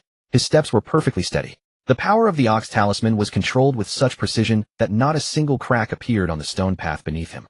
Kushina came to the platform's edge and raised her hand to gauge the position. A bit to the left. Now half a step forward. Uzumaki Tama adjusted accordingly. Is this okay? Perfect. The boulder was lowered slowly, emitting only a soft thud as it settled. Not even a wisp of dust was kicked up. Several mage puppets immediately stepped forward, using earth to seal the gaps at the base, while the giant guardian brought stone steps to connect with the newly placed boulder. The children gathered below the platform. Uzumaki Asahiko reached out and touched the smooth stone surface. Tama and I, can we play up there later? Once the railing is built, yes, Uzumaki Tama said. No climbing for now. A few mini puppets were just about to scale the stone seams. Kushina's chains shot out and hauled them all back. Puppets aren't allowed to climb either. By the afternoon, the main structure of the viewing platform was beginning to take shape. As the sun descended towards the sea, the day's catch arrived from the dock. Over a dozen bonfires were soon lit on the beach, and the villagers gradually gathered by the shore. The prepared fish were placed over the flames. Fire dragon puppets provided a steady heat, while Pikachu puppets stood guard to prevent the fires from flaring up. The children sat around the bonfires cradling their mini puppets. The small puppets that had been tussling on the sand earlier were now lined up neatly in a row. Kushina picked up a grilled fish and handed it to Uzumaki Tama. How many did you move today? 6. Moving more tomorrow. There's not much stone left, Uzumaki Tama said, taking the fish. It should be finished in a few more days. The 2 sat beneath the unfinished platform. 30 anime puppets were stationed on either side of the beach. The heavy armored samurai faced the distant sea, while the high-speed swordsmen guarded the path leading into the village. Mage turrets stood poised on the higher ground. The lightning and fire dragon puppets remained near the villagers. None of them entered a combat state. A soft glow emanated from their cores. Out at sea, the floating Earth Sentinel Station moved steadily along its patrol route. The flying bird puppets completed their final high-altitude sweep and returned to the coast one by one. Underwater scouts also cruised along their designated paths. No enemy ships approached, and no unfamiliar shinobi appeared in the distant waters. The sea breeze swept across the beach. The aroma of grilled fish drifted gently through the air. The children's laughter mingled with the sound of the waves. All of Uzushio village was enveloped in an air of peace and harmony. After the observation deck was more than half built, Kushina decided to take a day off. During this time, the 2 had been either training, inspecting the defenses, or hauling stones. The sea had shown no anomalies for consecutive days. The underground puppet workshop was also running smoothly. No training today, Kushina said, seriously, standing by the dock. No stone hauling either. Uzumaki, you looked at the stone boat resting in the shallow water. Then what are we doing? Make a full circuit around the island. Kushina pointed toward the distant sea. We've been back so long, but we haven't fully seen the entire island's coastline. The stone boat was crafted from ordinary puppets. It was small, with 6 short rock legs attached to the bottom. Once in the water, these legs would swing like oars. A Pikachu puppet was already seated at the bow. A small basket was tied to its back. Inside were rice balls, fresh water, and 2 sets of spare clothes. Uzumaki, you stepped onto the stone boat. When did it get on? Earlier than you. Kushina jumped onto the deck after him. It knew there was no training today, so it's especially eager. The stone boat slowly left the dock. Two bird puppets followed high above. Underwater scouts had also entered the surrounding waters ahead of time. They weren't there for fun, only to ensure the safety of the route. The stone boat first sailed toward the northern coast. The north side was mostly steep rocky cliffs.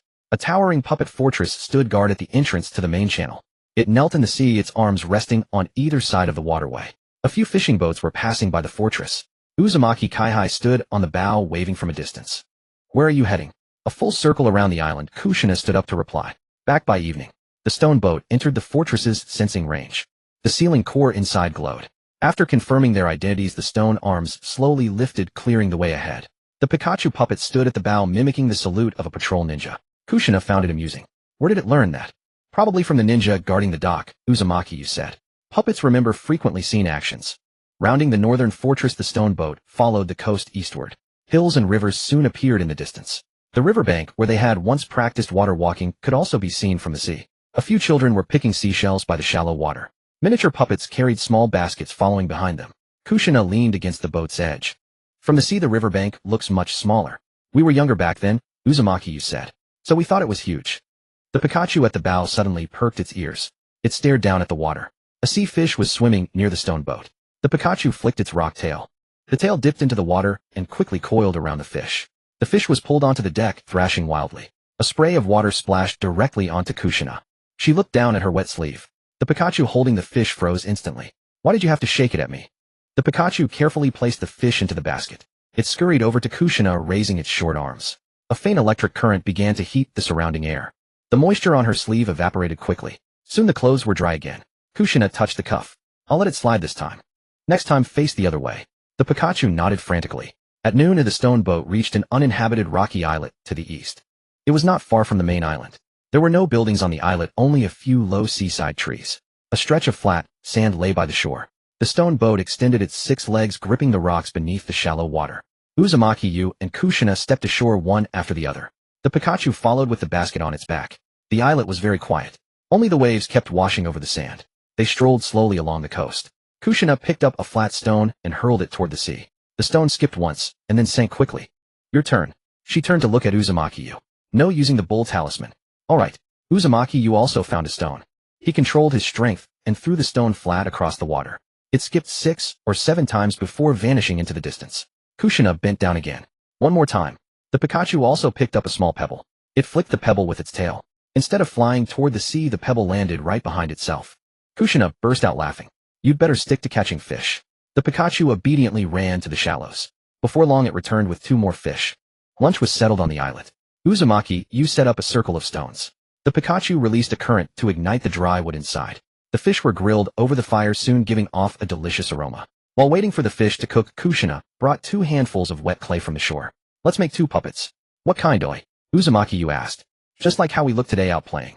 They each bent down to carve. Uzumaki, you shaped a small red-haired puppet. The puppet wore a long dress and held a Pikachu in its arms. Beside it was a miniature stone boat with 6 short legs. Kushina carved a little U puppet. The small puppet had golden patterns on its body and held a massive rock in its right hand. Uzumaki, you looked at the rock. We didn't haul stones today, but you've been hauling them every day recently, Kushina said. Adding the rock makes it more like you. She then molded a red-haired clay figure next to the little U puppet. The 2 small puppets stood side by side. Beneath them were the stone boat and a small patch of waves. Uzumaki, you added 2 sealing chains to the red-haired puppet. Kushina placed a few miniature combat puppets behind the little U puppet. Now it's complete. The 2 sets of twin clay puppets were placed on a flat rock. The grilled fish were ready by then. The Pikachu brought the fish to them. After lunch, they climbed to a high point on the islet. From there, they could see most of the eastern coast of the main island. Floating soil outposts were scattered across the sea. Underwater puppets occasionally surfaced, then quickly dived back into the sea. There were no ships in the farther distance. Suddenly, a bird puppet returned from the open sea. It circled above them once, then landed on Uzumaki-Yu's arm. A white light glowed from the seal on its belly. This was not an alarm, but a routine safety report from the outer post. No armed vessels were on the western channel. No unfamiliar ninja were in the southern sea either. Several merchant ships passing nearby had identified themselves and voluntarily detoured around the alert zone. All clear in the open sea. Kushina asked. No irregularities, Uzumaki-Yu said. Kushina sat down on the edge of a rock. Then let's not talk about the defenses today. We'll just watch the sea. Uzumaki, you let the bird puppet perch nearby. All right. They sat on the high ground for a long time. In the afternoon, the stone boat set sail again. It rounded the southern coast, and then returned to the main island along the western channel. The Pikachu caught 2 more fish along the way. This time it placed the fish into a wooden box at the stern first, preventing any splashes from reaching Kushina. By dusk the dock appeared ahead. Several campfires were lit in the village square. The clan members, having finished a day's work, were having a simple evening gathering. As soon as the stone boat docked, a few children ran over. Uzumaki Tamashi immediately noticed the basket of fish on the Pikachu's back. Did it catch all these, eh? All of them, Kushina said. The Pikachu puffed out its chest, carrying the basket toward the campfire. The children immediately followed. Uzumaki Yu and Kushina brought the twin clay puppets to the square. Rice balls and grilled fish were already laid out by the fire.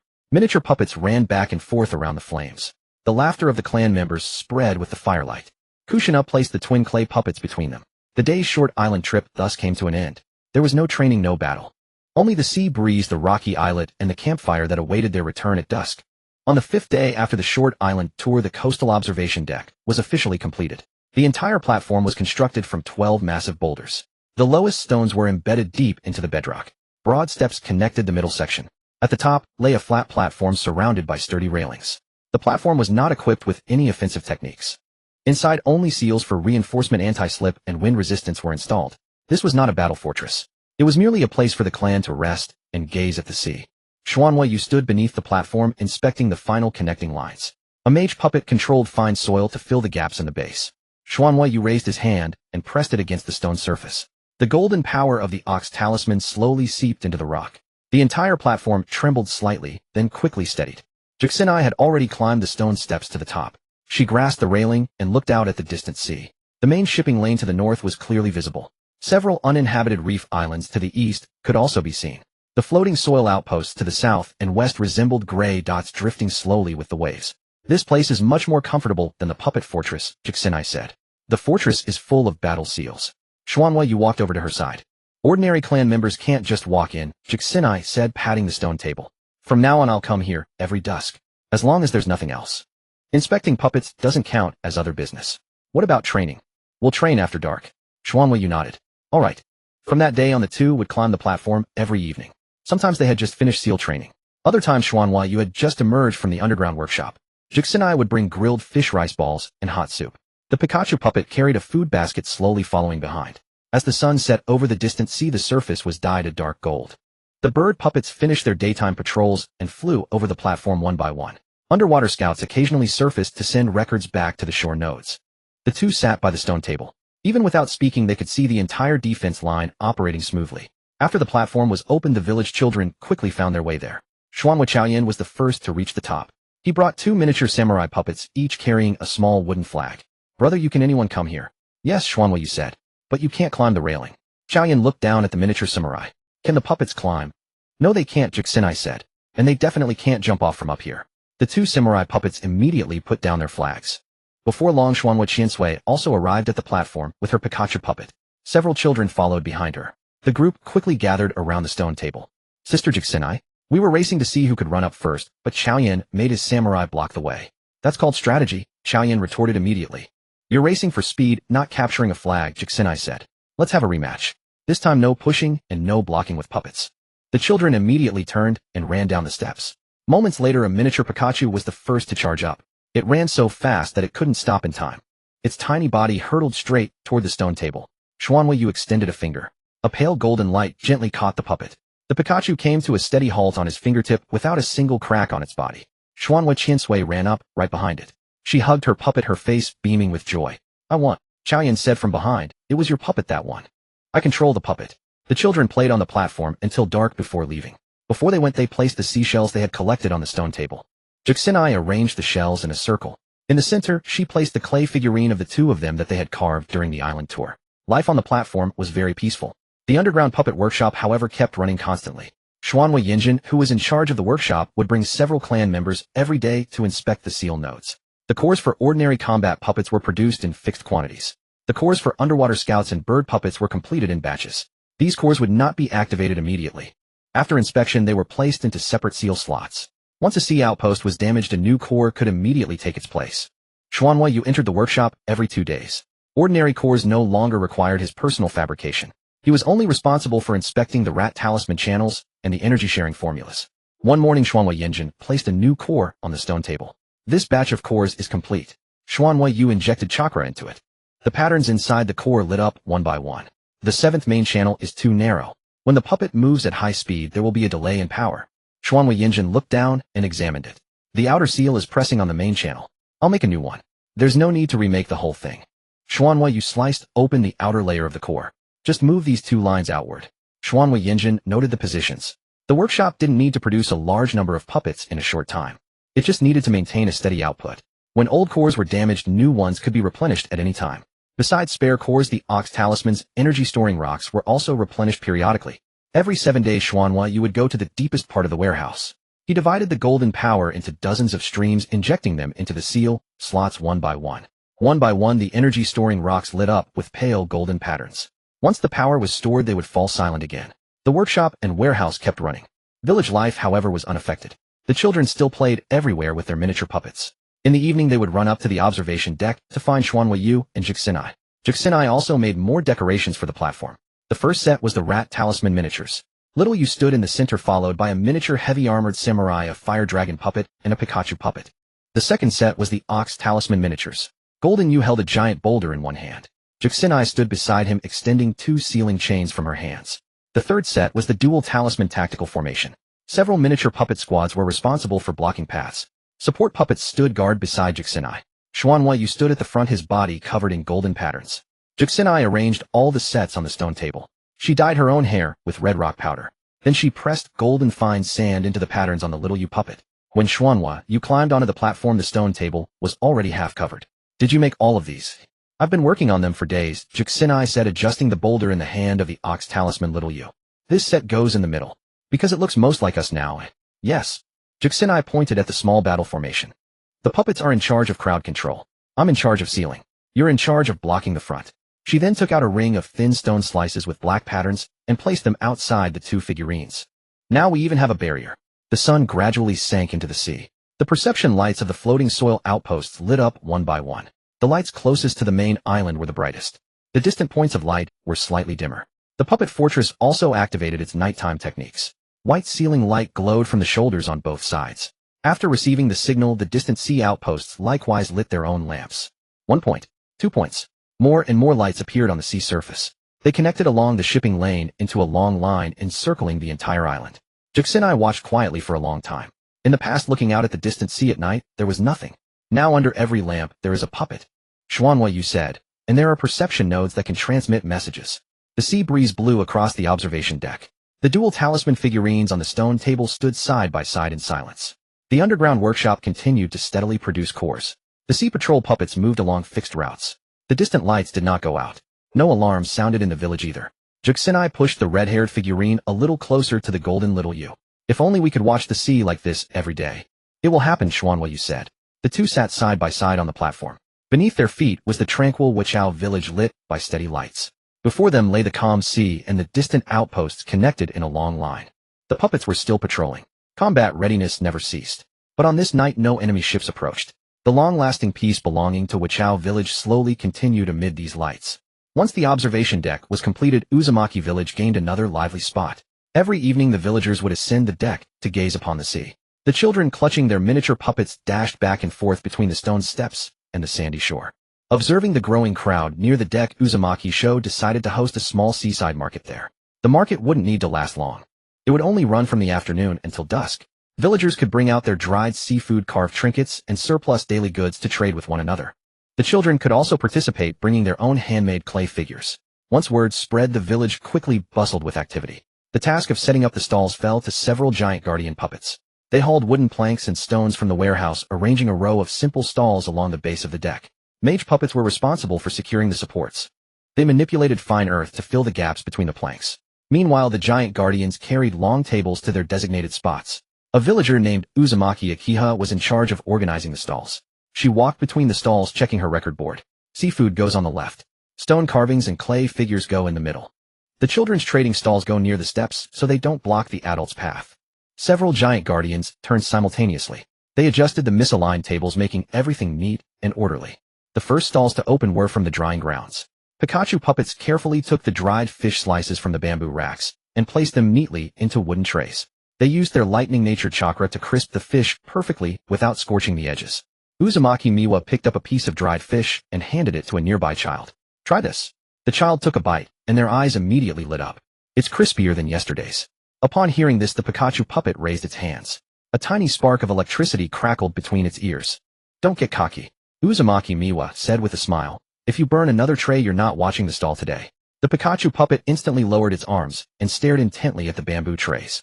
On the other side, a mage puppet had set up a clay sculpture stall. Using fine rock clay, they crafted small fish, seashells, seabirds, and miniature stone boats. Kushina also sat beside the stall. She was responsible for adding simple talismans to the clay figures. Some of the small fish would wiggle their tails on the tabletop. Some seabirds would spread their wings. The miniature stone boats could slowly spin around in a small bowl of water. A girl named Uzumaki Kushina walked over clutching a few seashells. She placed her shells on the table. Can I trade these for a fish that moves? Hey. Kushina looked at her shells. All right. She picked out a palm-sized clay fish and infused a wisp of chakra into it. The clay fish wagged its tail and jumped from the table into a nearby bowl of water. Koman happily scooped it up. I also want to trade for a seabird. That'll cost 2 more shells. Koman immediately turned and ran towards the beach. Soon she returned with more shells. The children's trading area quickly became lively as well. They laid out their homemade clay figures on the wooden boards. There were miniature samurai-robed mages and small Pikachu figures with crooked faces. Uzumaki Asahiko displayed a small samurai that was missing half a leg. He set up a wooden sign next to the puppet. The sign listed his trading terms. 3 shells for 1 chance to control it. 5 shells to take it home. Uzumaki Chizu immediately objected. Your samurai can't even walk properly. It just fell a moment ago. It doesn't have its other leg. It can still fight with 1 leg. The two began to argue in front of the stall. Kushina walked over and picked up the small samurai. She gently infused it with chakra. The small samurai wobbled twice and then tumbled onto the wooden board. Asahiko's face flushed red. I'll add another leg to it then. First, make your trading rules clear. Kushina said, you need to tell people what's wrong with the puppet. Asahiko thought for a moment, then added another line to the sign. 1-legged samurai, unsteady on its feet, but very brave. After reading it, Chizu couldn't help but laugh. Then I'll trade 2 shells for it. Really?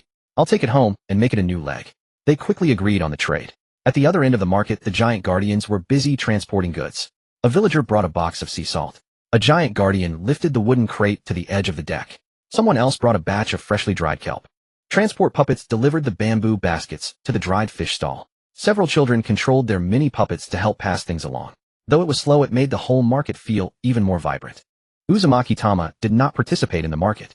Instead, he walked along the edge of the deck and the beach checking the protective seals. There were no combat formations near the market, but the steps, railings, and the entrance to the coast still needed simple protection. He added a few anti-slip patterns to the lower stone steps. He also checked the sensory nodes along the beach. If anyone approached from a distance, the perimeter puppets would detect them in advance. Kushina, sitting by the clay stall, watched him from afar. It's just a market today. How many times do you have to check? At least 3 times. Uzumaki Tama said, when there are crowds, we can't let the children run to dangerous places. Kushina picked up a seashell and carved a small seal onto it. Then I'll make some protective charms too. She etched a simple warding talisman onto the shell's surface. The talisman had no offensive power. It would only emit a faint glow if danger approached. Several children saw this and quickly crowded around. Kushina, I want one too. Line up. Kushina sorted the shells into different colors. Red ones represented protection. Blue ones represented perception. White ones represented illumination. Only after Tama had finished checking the seals did he allow the children to take them. Halfway through the market, a tray of grilled fish suddenly went missing from the dried fish stall. Uzumaki Miwa counted the wooden trays. It was just here. The Pikachu puppet stood by the table, its hands clasped behind its back. Its stomach area seemed slightly bulging. Miwa squinted. Pikachu. The puppet immediately turned around. Stop right there. The Pikachu ran fast. It squeezed between 2 stalls, clutching a wooden tray and refusing to let go. Only a few pieces of dried fish remained on it. Kushina walked over and crouched in front of it. Did you hide the fish? The Pikachu shook its head. Then what's in your belly? The Pikachu looked down. Several slices of grilled fish it had stashed inside were poking out from a gap in its belly. The children burst into laughter. Miwa put her hands on her hips. Were you planning to sneak eat these tonight? The Pikachu frantically shook its head, then pointed towards a few miniature puppets in the distance. Kushina looked over. Those puppets were helping the children set up their stalls on the beach. They had been busy all afternoon and were covered in sand. Were you saving the fish for them? The Pikachu nodded vigorously. Miwa's expression softened. Clay puppets don't need to eat. The Pikachu still clung to the tray. Kushina said with a smile, it just wants to share a treat with its friends. Miwa brought out a few more slices of dried fish. You can share them. But no more hiding things without permission. Only then did the Pikachu release the tray. It carried the fish over to the mini puppets. The small puppets stood in a circle around the fish. Although none of them actually ate, the children found the whole scene immensely amusing. The sky gradually darkened. Vendors at the market began to pack up. The giant guardians carried the wooden tables back to the warehouse. The mage puppets gathered up the scattered earth from the ground. The children, clutching the clay figures they had traded for, followed the villagers up to the observation deck. The stone tables on the deck were already laden with market snacks. Dried fish, grilled fish, kelp rice balls, and dried fruits were neatly arranged. Pikachu puppets stood on either side, tasked with handing out the food to the children. The anime puppets also stood at the edge of the deck. They weren't in a battle formation, but quietly guarded the perimeter. Uzumaki Tama sat beside Kushina.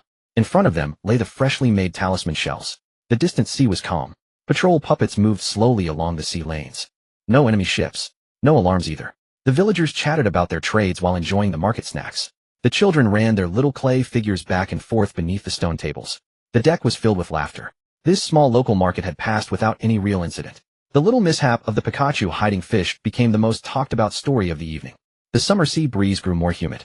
After several consecutive days, fine white marks appeared on the shells of the village's puppets. These marks were not left by battle. They were salt residue left in the crevices of rock and soil after seawater evaporated. Uzumaki Gyoku inspected a seabird puppet and found that the right side of its wings had become somewhat stiff. Fine cracks also appeared on the legs of the underwater puppets. Although it did not affect their movement, it required timely treatment. Uzumaki Gyoku quickly gathered the villagers. For the next few days we will not schedule any large-scale drills. The entire village will inspect puppet shells, cores, and seal channels. All combat puppets, labor puppets, and sentry puppets must be checked. As the news spread, Uzumaki Village began a unified maintenance period. A cleaning area was first set up by the docks. Fishermen recalled the underwater puppets from the sea. The giant guardians were responsible for carrying them ashore. Several underwater puppets lay side by side on wooden platforms. Their rocky shells had been washed by the sea for a long time. A considerable amount of salt residue had accumulated in the crevices of their legs, shoulders, and abdomen. Uzumaki Gyoku used clean water to wash away the outer layer of sand and mud. Kushina stood nearby, manipulating chakra chains to clean the fine crevices. The chains were not as coarse as brushes. They could slip between the puppet's fingers and joints, gradually pulling out the clumped salt crystals.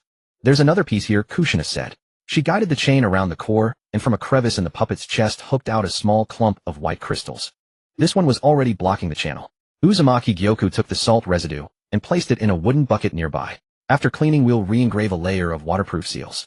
When cracks appeared on the shells of underwater puppets, the mage puppets would immediately patch them with earth and rock. The new material was compacted, and a waterproof pattern was layered over it. One puppet's leg had been scorched by a molten earth ninja tool in the past. Although the shell had been replaced, the interior was still slightly loose. Uzumaki Gyoku opened up its knee structure. The connection here is too rigid. When submerged, the stress will concentrate at this point.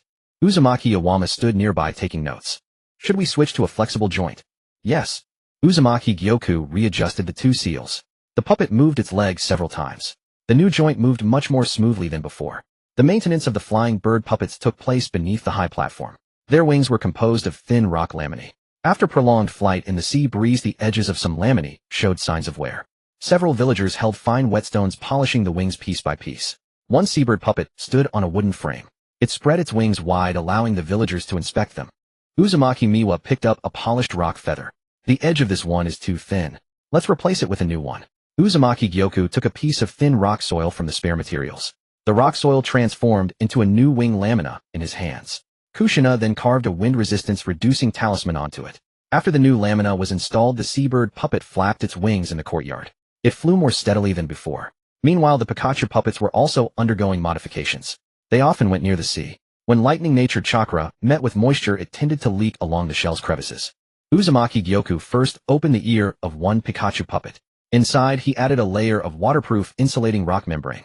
The connection point between the ear and the body was changed to a sealed structure. From now on, we can't send lightning directly to the shell, Kushina said. Otherwise, if it touches water, the current will scatter. The new insulation layer will focus the power near the core. Uzumaki Gyoku closed the puppet's shell again. The Pikachu stood in shallow water for a test. It raised its hands. Small sparks of electricity flickered between its ears. Although the seawater lapped at its feet, the current did not spread outward. Several children watched intently from the shore. Uzumaki Chizuru asked, "Can it still help dry clothes later?" "Yes," Uzumaki Gyoku said. "As long as we don't turn the output up too high." The Pikachu immediately raised its hand, as if to show it understood. The maintenance work lasted for 2 days. Besides cleaning the shells and repairing cracks, Uzumaki Gyoku also readjusted the energy distribution of the Rat Talisman. Previously, the puppets maintained a high level of mobility even when not in combat. While this allowed for quick reactions, it increased core consumption. Uzumaki Gyoku divided daily activities into 3 levels. The first level only maintained standing and patrolling. The second level was used for fishing, hauling, and repairs. The third level was for combat readiness. Normally, puppets only used the first level. Only after receiving a work order would they increase their energy output. As a result, the daily energy consumption of the regular puppets decreased significantly. Kushina placed her palm on the central node. She sensed the changes in the cores of various puppets. The power at the Farsi sentry outpost has decreased. It's only the daily state that's lowered, Uzumaki Gyoku said. If they encounter an unfamiliar vessel, they will immediately return to full power. In the distance, a flying bird puppet suddenly emitted a perception signal. Its core instantly switched from low power. Its wings spread out. Its speed was also much faster than before. After confirming it was just an ordinary fishing boat, it returned to a steady cruising state. This saves more energy, Kushina nodded. And it doesn't compromise the alert system. After the maintenance was complete, all the village puppets were gathered on the beach. No work was scheduled for today. All puppets were to bask in the sun for the afternoon. The underwater puppets lay on the damp sand. The seabird puppets spread their wings and stood in a single line. The Pikachu puppets sat on rocks absorbing the warm sunlight. The giant guardians stood behind them like towering walls. The children soon ran onto the beach. They didn't disturb the puppets that were drying. Instead, they began to build a new large rock puppet out of sand and broken stones. Uzumaki Asahiko was in charge of making the body. Uzumaki Chizuru was in charge of making the head. A few kids pressed seashells onto the rock puppet's face to serve as eyes. The miniature mage puppets were tasked with carrying fine sand. The miniature samurai stood guard beside the rock puppet. It's going to be taller than the high platform, Asahiko said, looking up at the newly completed rock puppet. First, make sure the head is steady. Kushina reminded them. The rock puppet's body was already stacked to twice a person's height. However, the head on top was tilted to one side. Uzumaki Gyoku reached out to support the rock soil. He didn't use the Ox Talisman. He simply used ordinary chakra to straighten the head. The children continued piling on more sand. Before long, the rock puppet had thick arms and short legs. A few Pikachu puppets even climbed onto its shoulders. They stood on top, mimicking the poses of the large combat puppets. The sea breeze blew across the beach. The well-maintained puppet shells looked exceptionally clean under the sunlight. The children ran around the new rock puppet. Kushina sat nearby, using her chains to pick up seashells scattered by the wind. Uzumaki Gyoku meanwhile inspected the wings of the last flying bird puppet. All puppets had completed their seasonal maintenance. Their shells were reinforced. The seals were readjusted. Daily energy consumption was also reduced. As the afternoon ended, the seabird puppets flew back into the high sky one after another. The underwater puppets returned to the nearshore waters. The Pikachu puppets returned to the drying grounds. The giant guardians awaited new hauling commands. Life in Uzumaki village returned to its normal rhythm. Only every single puppet was now more durable than before. After a streak of clear days, vast banks of low clouds gathered over the sea. In the morning, the sea breeze remained calm. By afternoon, the dark clouds had pressed across the distant ocean. The first raindrop fell on the stone pier of the harbor. Soon fine threads of rain merged into a curtain. Whirlpool Village welcomed a lingering coastal downpour. The marine patrol puppets were the first to switch to rain mode. The avian puppets lowered their flight altitude. All waterproof seals on the outer layer of their wings were activated. They no longer lingered at high altitudes for long, but cruised low along fixed routes. The underwater scouts meanwhile extended their patrol distance beneath the surface. The rain worsened visibility over the sea. They needed to confirm in advance whether any vessels were approaching under the cover of the rain curtain. The rocky shell of the floating soil outpost was also coated with a transparent seal. Rainwater flowed down the slanted surface formed by the seal, not entering the inner core. All fishing boats at the pier had been retrieved. The giant guards moved wooden crates, fishing nets, and drying racks into the warehouse. Several transport puppets reinforced the hulls of the boats. They relashed the hemp ropes around the bollards and secured waterproof tarpaulins over the decks. Whirlpool Hyping stood by the pier inspecting the last fishing boat. Check the bottom too. The waves won't be gentle today. An underwater puppet leaped into the sea. It swam around the keel, examined the planks and seal connections, and returned to the pier only after confirming no cracks. The puppet fortress also entered a moisture-proof state. The outer rock seals were all closed. The cannon turrets and lightning nodes were temporarily retracted inside. Only the perception core continued to operate. The distant sea lights blurred through the rain curtain. Yet every outpost still transmitted signals back to the main island. The underground workshop began reinforcing its waterproof seals. Whirlpool Yinjin led his clansmen to inspect the underground passages. 2 layers of water-blocking barrier formulas were added to the warehouse entrance. The drainage ditches were cleared anew. All newly crafted backup cores were moved to deeper locations. How long will this rain last? A young clansman asked. At least 2 days, Whirlpool Yinjin replied, gazing at the rain curtain beyond the entrance. Seal the cores first. The workshop must not flood. The clansmen above ground busied themselves with moisture-proofing. Yet the observation platform became the quietest place in the rain. After staying indoors for half the day, Kushina grew restless by evening. She took a roll of waterproof tarpaulin and approached Whirlpool Jade. To the platform. Whirlpool Jade glanced at the rain outside. It's still falling. That's exactly why we're going, Kushina said. You can see the sea on sunny days, and you can see it on rainy days too. The Pikachu puppet carried a bundle of wooden poles and followed her. The three climbed the stone steps to the platform. Whirlpool Jade first inserted the poles into the four corners of the stone table. Kushina spread the waterproof tarpaulin over them. Several seal patterns glowed. Rainwater flowed along the edges of the cloth. A simple rain shelter was soon erected. The sound of rain was partly muffled by the tarpaulin, but the sound of waves became clearer. The Pikachu puppet sat beside the stone table. Its outer shell had already undergone waterproof and insulation modifications. Rainwater falling on its body only slid down along the rock surface. Kushina reached out and touched its ear. It won't leak electricity this time, right? The Pikachu raised its hands. A small spark of lightning flickered between its ears. The light flashed only inside without spreading along the rainwater. Kushina nodded with satisfaction. Looks like the maintenance wasn't in vain. Whirlpool Jade placed 2 cups of hot water on the stone table.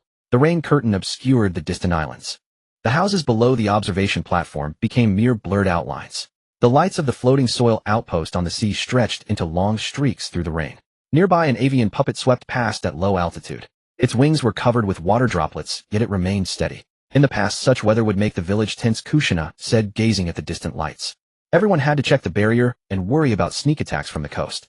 Whirlpool Jade leaned back in the stone chair. The defenses were too few back then. When the rain came, many places were hard to see. Kushina lowered her head, holding the hot water. I was still young then. I only knew that when the bell rang I had to hide with the clan. She looked toward the distant sea. Later I went to Konoha, and life wasn't bad. But every time it rained I still thought of Whirlpool Village. Whirlpool Jade did not interrupt her. Rain fell on the tarpaulin, a continuous sound. Kushina continued, I always thought that when the rain stopped I could go home. But one rain would stop and another would come. I waited for many years, but I never came back. Whirlpool Jade took her hand that rested on the edge of the table. No need to wait anymore. Kushina looked at him. Right, she nodded softly. Now when the rain stops we're still here. Neither of them continued speaking of Konoha. Kushina took out several clay figurines from the waterproof wooden box behind her. They were twin dolls carved on an uninhabited reef island during their island tour. One red-haired doll held a Pikachu. Another golden little jade figure carried a giant rock. Beside them sat a miniature rock boat with 6 short legs. Kushina placed them in the center of the stone table. Almost forgot. We made these on the day of the island tour. Whirlpool Jade picked up the small rock boat. The 6 short legs on the bottom were still intact. Pikachu caught 3 fish that day, then splashed water all over me. The Pikachu puppet, hearing its name, immediately turned its head. Kushina pointed at it. It was this one. The Pikachu covered its head with both hands, pretending not to hear. Whirlpool Jade looked at the clay figurines on the table. That reef island could have a small outpost later as long as it doesn't interfere with our walks. Kushina said it can be placed on the other side of the reef. This side stays for us. The rain grew heavier during the night. Yet the patrol lights on the sea never stopped flashing. An underwater puppet leaped from the waves. It delivered a new patrol record to the perception node beneath the platform. No enemy ships. No unfamiliar chakra. Only a few distant merchant ships altered course in the rain curtain voluntarily, avoiding Whirlpool Village's warning waters. Whirlpool Jade received the message. The distant sea is safe. Kushina looked up into the rain curtain. That's good. The Pikachu puppet stood at the edge of the platform. Its ears glowed faintly yellow. The light passed through the rain, illuminating a small section of the stone steps. The floating soil outpost in the distance responded in kind. One by one lights flickered slowly through the rain mist. They were not as bright as on a clear day, but they never went out. Kushina put the twin clay figurines back into the wooden box. Are we coming again tomorrow? If it's still raining, we'll reinforce the shelter a bit more. Then we're coming. Whirlpool Jade nodded. We're coming. The rain continued to fall. The observation platform was surrounded by soft light. The marine puppets patrolled along fixed routes. The underground workshop guarded the backup course. The fishing boats at the pier rested quietly. Whirlpool Village had no alarms, no enemy ships. Only a long coastal rain accompanied the two as they sat on the platform listening to the waves recede little by little. On the 3rd day after the heavy rain ceased on the island, the 2 talisman powers within Xuanhua used bodies suddenly clashed. To sustain both the Rat Talisman and the Ox Talisman simultaneously, he had repeatedly forced the 2 energies to run parallel within him. The Rat Talisman granted sentience to earth and stone, its power fine, dense, and lively. The Ox Talisman fortified the body, its power heavy and fierce. During brief, ordinary use the 2 could maintain a balance. But after continuous training and the damp influence of the rainy night, the once stable channels of power gradually descended into chaos. While inspecting a puppet core in the underground workshop Xuanwu, you suddenly felt a sharp pain pierce his chest. Golden patterns and a faint pale light flickered alternately across his arms. Several nearby puppets affected by the fluctuating Rat Talisman energy halted their movements simultaneously. Kushina sensed the anomaly and rushed to the workshop immediately. Using her chakra chains, she sealed the energy pathways around Xuanwuyu and sent him to rest in the underground chamber. The chamber was located deep within the puppet workshop. Its walls were thick etched with seals to stabilize chakra. In the center, aside from a stone bed and a few low tables, stood only the statue housing the talisman's resonance. Xuanwuyu was temporarily forbidden from further training. He spent most of his time lying on the stone bed, slowly sorting out the energies within him. Kushina came to the chamber every day. She brought grilled fish hot soup and several miniature puppets, often staying for most of the day. How do you feel today? Kushina placed the food box on the stone table. Xuanwuyu raised his right hand. The golden patterns on his wrist glowed for but an instant before fading away again. More stable than yesterday. Does your chest still hurt? Only when the two forces draw near. Kushina sat down beside the stone bed. Then don't let them get close. All you need to do now is rest. Xuanwuyu didn't argue. Kushina opened the food box and placed the grilled fish before him. The skin was roasted to a slight crisp sprinkled with a touch of sea salt. Beside it sat a bowl of warm herbal medicine. The scent was bitter, noticeable even from a distance. The Pikachu puppet stood at the other end of the stone table, clutching a small bundle of herbs. A faint electric light flickered between its ears. Warm air swept over the herb's surface, slowly drying the lingering moisture. Kushina glanced over. Lower the temperature a bit more. These herbs must not be scorched. The Pikachu puppet immediately retracted some of its power. The curled leaves gradually unfurled. A subtle medicinal fragrance spread through the chamber. Once dried, Pikachu neatly arranged the herbs into a wooden box. It then trotted over to Xuanwuyu's bed and stood on its tiptoes to peek at him. It checks on you once every day, Kushina said. Like it's afraid you might vanish. Xuanwuyu reached out and gently touched its ear. I'm just recuperating. Pikachu hugged his finger and nodded emphatically. Two miniature samurai puppets stood guard outside the chamber door. They carried no combat cores, only simple alert wards. Should anyone approach, the two puppets would raise their short swords to confirm their identity. When clan members delivering medicine passed by, they would willingly step aside. When children drew near, they would first run into the chamber to announce them. After news of Xuanwuyu's confinement spread the village, children refrained from their usual clamor. Xuanwu Chaoyan and Xuanwu Qinsue, along with several children, crafted many comforting clay dolls beneath the high platform. These dolls had no offensive capabilities and could not run fast. They could only nod, wave, or sit quietly in place. In the afternoon, the children brought the clay dolls to the underground chamber. Chaoyan carried a round, plump samurai doll in his arms. The samurai held no stone blade, only a small fish. Brother Yu, this is the fish guarding samurai. It will protect your grilled fish. Xuanwuyu looked at the fish in the doll's hand. Why not guard the door? There are already two samurai at the entrance. Chaoyan lowered his voice.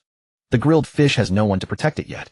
Qinsui placed another small clay doll beside the bed. It was a Pikachu with short ears clutching a small pack of herbs. This one will keep you company while you drink your medicine, even though it doesn't have to drink it itself. Xuanwuyu took the doll. Thank you. The children did not run around in the chamber. They lined up over a dozen small clay dolls along the wall, then sat quietly on the stone cushions. The miniature puppets imitated them, sitting in a neat row without moving. The chamber became a bit crowded, yet remained silent. Kushina distributed pieces of grilled fish to the children. Each took only a small piece, chewing with deliberate care. After half an hour, Chaoyan stood up on his own. We'll come again tomorrow. We mustn't disturb Brother Yu's rest today. The children took away the empty trays, leaving the comforting clay dolls within the chamber. The samurai puppets at the door escorted them to the tunnel entrance before returning to their posts. Once Xuanwuyu could sit up, he spent time each day meditating before the statue. Inside the statue resided the talisman's resonance. The rat and ox patterns were now clearly visible. Between the two, a faint, ethereal tiger pattern had appeared. The tiger pattern was incomplete. It only materialized when Xuanwuyu sank his consciousness deep, radiating a soft, gentle golden white light. Xuanwuyu slowly extended his perception into the statue. The Rat Talisman's power was like countless fine streams threading through puppet cores and earth. The Ox Talisman was like a boulder resting at the riverbed, so heavy it seemed immovable. Whenever the two forces drew close, a tearing pain would shoot through his meridians. Yet at that moment, the tiger pattern on the statue would glow. Its gentle light fell between the rat and ox patterns, gradually easing their violent collision. Xuanwuyu did not rush to awaken it. He simply observed in silence. The tiger pattern flickered bright, then dim, as if rising and falling with his breath. Kushina sat not far away, using her chains to sense his chakra. Does it hurt again? Not as much as yesterday. Xuanwuyu said. The tiger pattern is mediating the two forces. Will it become a third talisman? It should. Then you're not to try it now. Kushina stared at him. Let your body recover first. Xuanwuyu withdrew his perception. All right. The days in the chamber were slow and quiet. The Pikachu puppet dried herbs every day. The miniature samurai guarded the entrance. The comforting clay dolls sent by the children were arranged beside the stone bed, occasionally waving their arms in unison. Kushina stayed with Xuanwu through meals and medicine, monitoring the changes in the two talismans within him. Beyond the underground chamber, the island-wide puppet defense line continued its normal operations. Bird puppets circled along the distant sea routes. Underwater scouts patrolled the seabed. The earth outposts and puppet fortresses maintained a steady perception. On the evening of the fourth day, a long-range bird puppet relayed new imagery. At the edge of the sea where the mist had cleared, the shadows of several enemy ships briefly appeared. Those ships did not approach the main shipping lanes, lingering only beyond the warning perimeter for a moment before disappearing into the farther seas. The puppet defense line did not issue a full island alert. The outer outposts had already heightened their vigilance. Underwater puppets silently expanded their patrol range. Combat puppets were also dispersed to several potential landing beaches. All these deployments were executed by preset cores without disturbing the recuperation within the chamber. When Kushina received the news, she merely glanced at the samurai puppets outside the door. Someone from the distant sea. Just shadows, Xuanwu said. They haven't entered the defense line yet.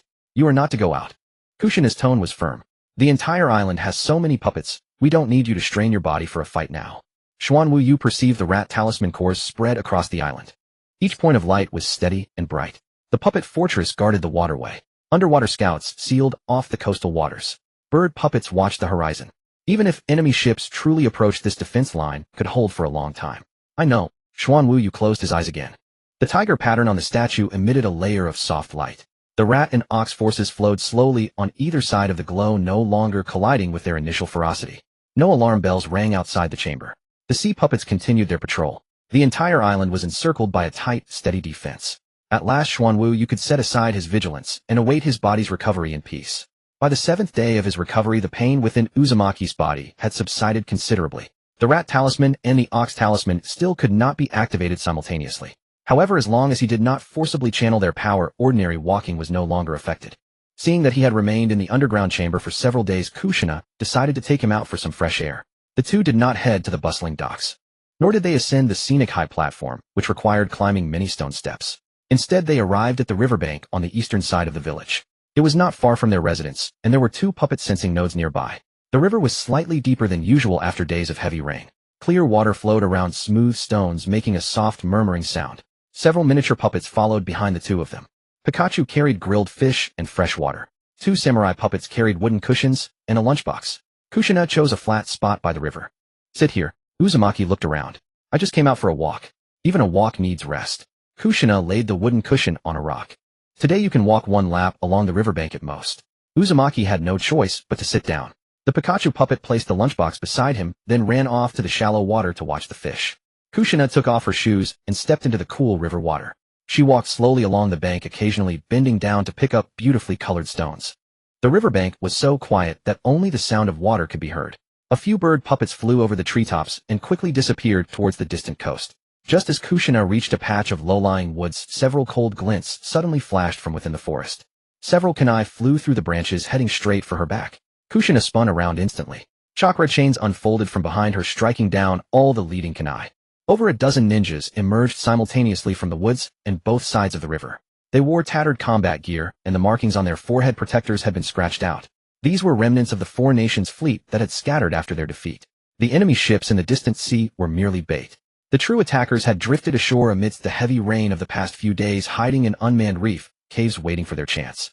They had avoided the main waterways but had been unable to breach the village's defenses. Only after discovering that Kushina and Uzumaki had left the village did they risk launching a surprise attack. Get the red-haired woman, the lead ninja hissed. Don't let her form hand signs. Several remaining ninjas rushed at Kushina simultaneously. Water style rose from the river's surface, forming sharp water blades that sealed off both escape routes. Kushina swung her chains, shattering the water blades. However, a few others circumvented her, charging straight for Uzumaki, sitting on the riverbank. They clearly knew Uzumaki was still recovering. One ninja wrapped explosive tags around his longsword, attempting to destroy the nearby puppet node first. The miniature samurai immediately drew its rock sword.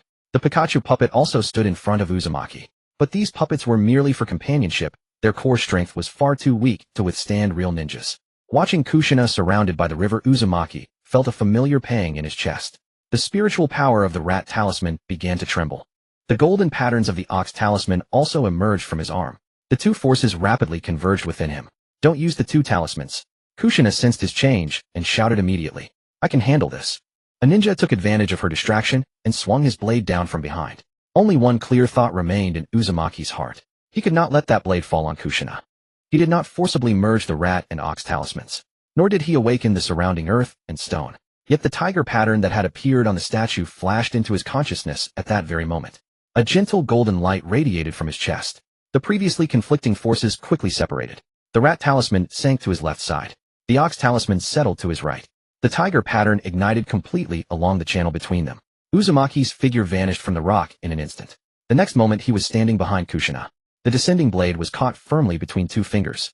A sharp crack echoed from the sword. Cracks spread rapidly from his fingertips. The entire blade shattered into pieces, falling into the river. Before the ambushing ninja could retreat, Uzumaki had already struck his palm against the man's chest. A flash of gold-white tiger pattern. The ninja flew backward, crashing into the damp sand. Your body. Kushina looked at Uzumaki. It doesn't hurt now. Uzumaki replied. The tiger talisman did not force the two powers to overlap. It kept the rat and ox on opposite sides, while granting his body a swift and agile transformation. Several remaining ninjas formed hand signs simultaneously. A barrage of water projectiles rose from the river. Uzumaki merely tapped his foot lightly, and his form dissolved into a faint golden afterimage. He weaved through the water projectiles.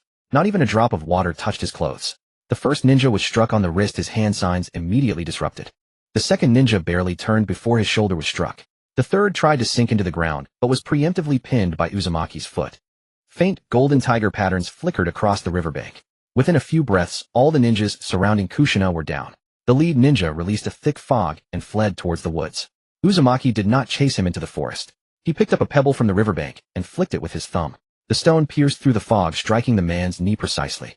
The lead ninja lost his balance and crashed to the ground. The remaining enemies attempted to scatter and flee. The nearby sensing node had already emitted a signal. Underwater puppets emerged from both sides of the river. High-speed swordsman puppets also leapt over the woods, sealing off the path to the coast. The enemies were left with no gap. Soon the last remaining ninja was bound by chakra chains. The riverbank fell silent once more. The tiger patterns on Uzumaki's body slowly faded. He stood still, his breathing slightly quicker than usual, but the severe pain did not return. Kushina quickly came to his side. She first checked his arms and chest, confirming there were no new wounds before taking out a clean cloth. The rapid movement had gotten Uzumaki's clothes covered in wet sand. Kushina carefully wiped the dust from his cheeks and shoulders. Any pain? No noticeable pain. What about your chest? It feels a little warm. Any sensation of tearing in your meridians? No. Kushina was still uneasy. She pressed her palm against Uzumaki's chest, carefully examining him with her chakra. The power left by the tiger talisman was remarkably stable. The rat and ox talismans lay dormant, no longer clashing. Don't you dare get up like that again, Kushina said in a low voice. That blade was about to land on you. I could have blocked it. I know. Uzumaki looked at her. But I would still come. Kushina's hand paused in wiping the dust. She didn't scold him further, simply folded the cloth and carefully brushed the sand from the back of his hand. The defensive puppets escorted the remaining ninjas away. Several mage puppets stayed to tidy the riverbank. The stones scattered by the water stile were neatly rearranged. The extinguished fire pit was rebuilt by the puppets. The Pikachu puppet retrieved a few grilled fish from the overturned lunchbox. 2 were covered in sand and no longer edible. It held the remaining fish, looking at them with a pained expression for a long time. Kushina, seeing this, gathered some dry branches. Let's reheat them. Our outing isn't over yet. The mage puppets formed a circle of rocks. The samurai puppets neatly placed the firewood inside. Pikachu released a faint electric spark, igniting the fire. The grilled fish was placed back over the fire. The familiar aroma gradually overpowered the smell of dust from the battle. Uzumaki and Kushina sat side by side by the river. Kushina still held his wrist, constantly sensing the changes within his body. The Pikachu puppet crouched by the fire, turning the fish. 2 samurai puppets stood guard nearby. The earlier tension slowly subsided with the warm glow of the fire. In the evening, the 2 returned to the scenic high platform. The maritime defense line had already resumed its original patrol routes. The shadow of the distant enemy ships had also quickly retreated before the anime puppets approached. Kushina stood by the stone table, asking Uzumaki about his condition once more. It really doesn't hurt. The tiger talisman's power is stable now. Just demonstrate once. Kushina said. Don't go down the steps.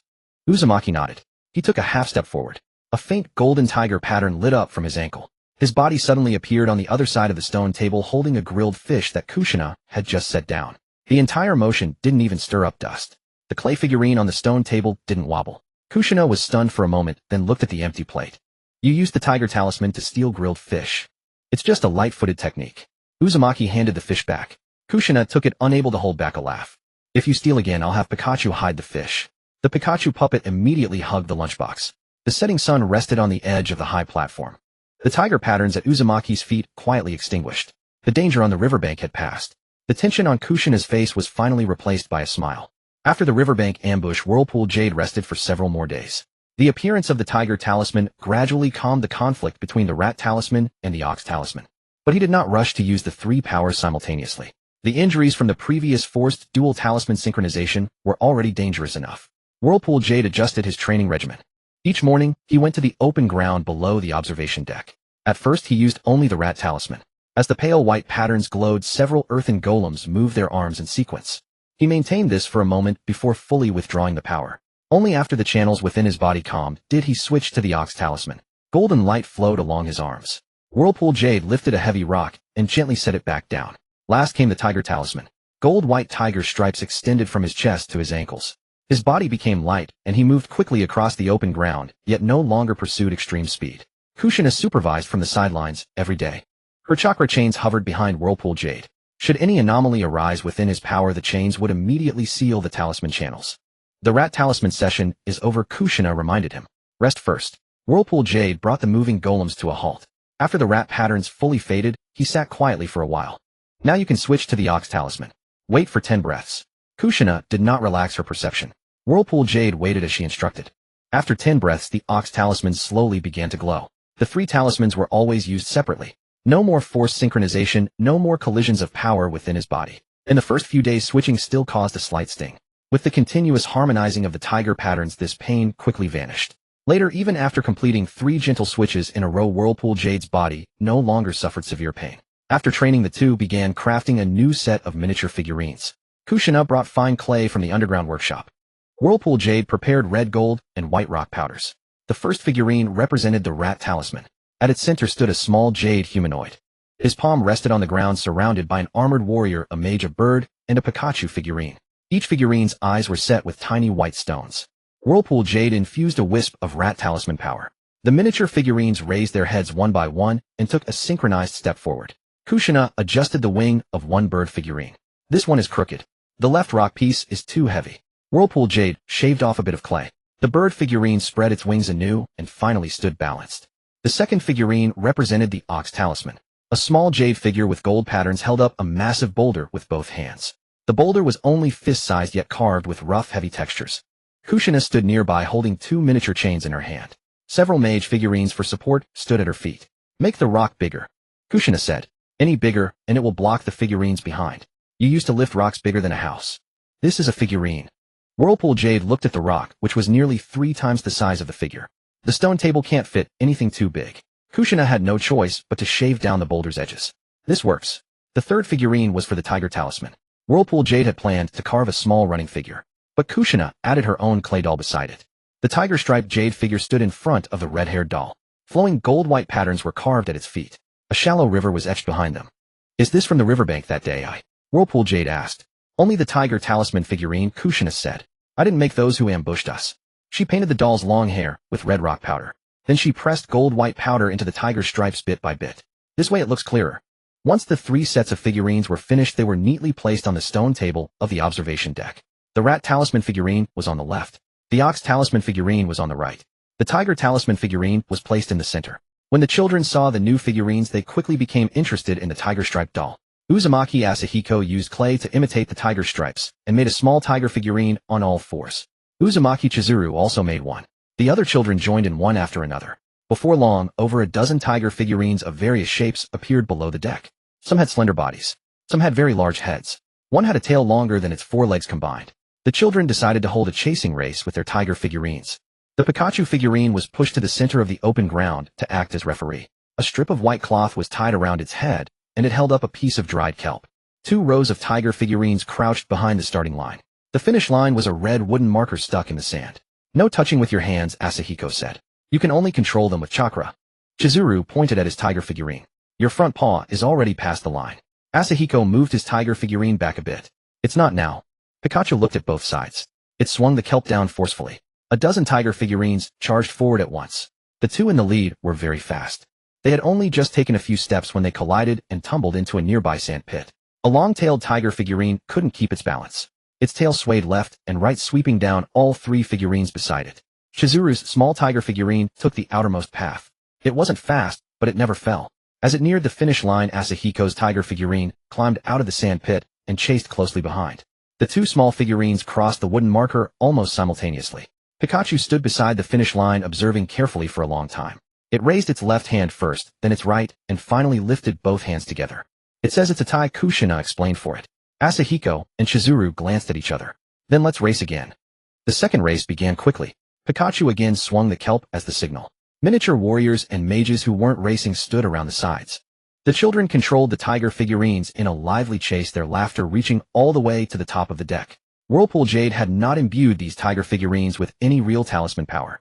They were only manipulated by the children's chakra. Even when they crashed into each other, they merely tumbled a few times in the sand. After the race, all tiger figurines were brought to the stone steps. The children carefully brushed the sand off them. In the evening, Whirlpool Jade and Kushina climbed the stone steps to the observation deck. The three talisman figurines were still neatly arranged on the stone table. The tiger figurines the children made were lined up along the inside of the railing. The Pikachu figurine sat at the front, the referee's white cloth still on its head. The sea was calm without a wave. The floating earth outpost drifted slowly along the peaceful waterway. The bird figurines, having finished their last patrol of the day, flew back to the main island one by one. Underwater figurines occasionally revealed rocky backs before sinking back into the clear water. The sun gradually neared the distant sea. The first perception light lit up on time. Then the second and the third. The white light on the shoulders of the golem fortress also appeared in the twilight. The more distant sea strongholds responded in turn. The lights stretched along the entire defense line, eventually forming a long belt of light encircling their home. Kushina sat by the stone table and reached out to touch the tiger talisman figurine. You switched 3 times today, and it really didn't hurt at all. No pain, Whirlpool Jade said. All 3 powers are very stable. He could clearly sense the talismans within his body. The Rat Talisman was calm and agile, connected to the cores of golems scattered across the island. The Ox Talisman was heavy and mighty, resting peacefully in the depths of his body. The Tiger Talisman lay between them like a gentle boundary, maintaining a clear balance. They no longer fought over the same power channel. Nor did they need to be forcibly fused. When truly necessary, Whirlpool Jade could switch smoothly between the 3 talismans. Kushina moved the Rat, Ox, and Tiger figurines closer together. From now on, this is how it will be. One at a time. No more simultaneous use, Whirlpool Jade said. At least not until my body fully adapts. Kushina nodded in satisfaction. That's right. The Pikachu figurine came over carrying a plate of leftover grilled fish.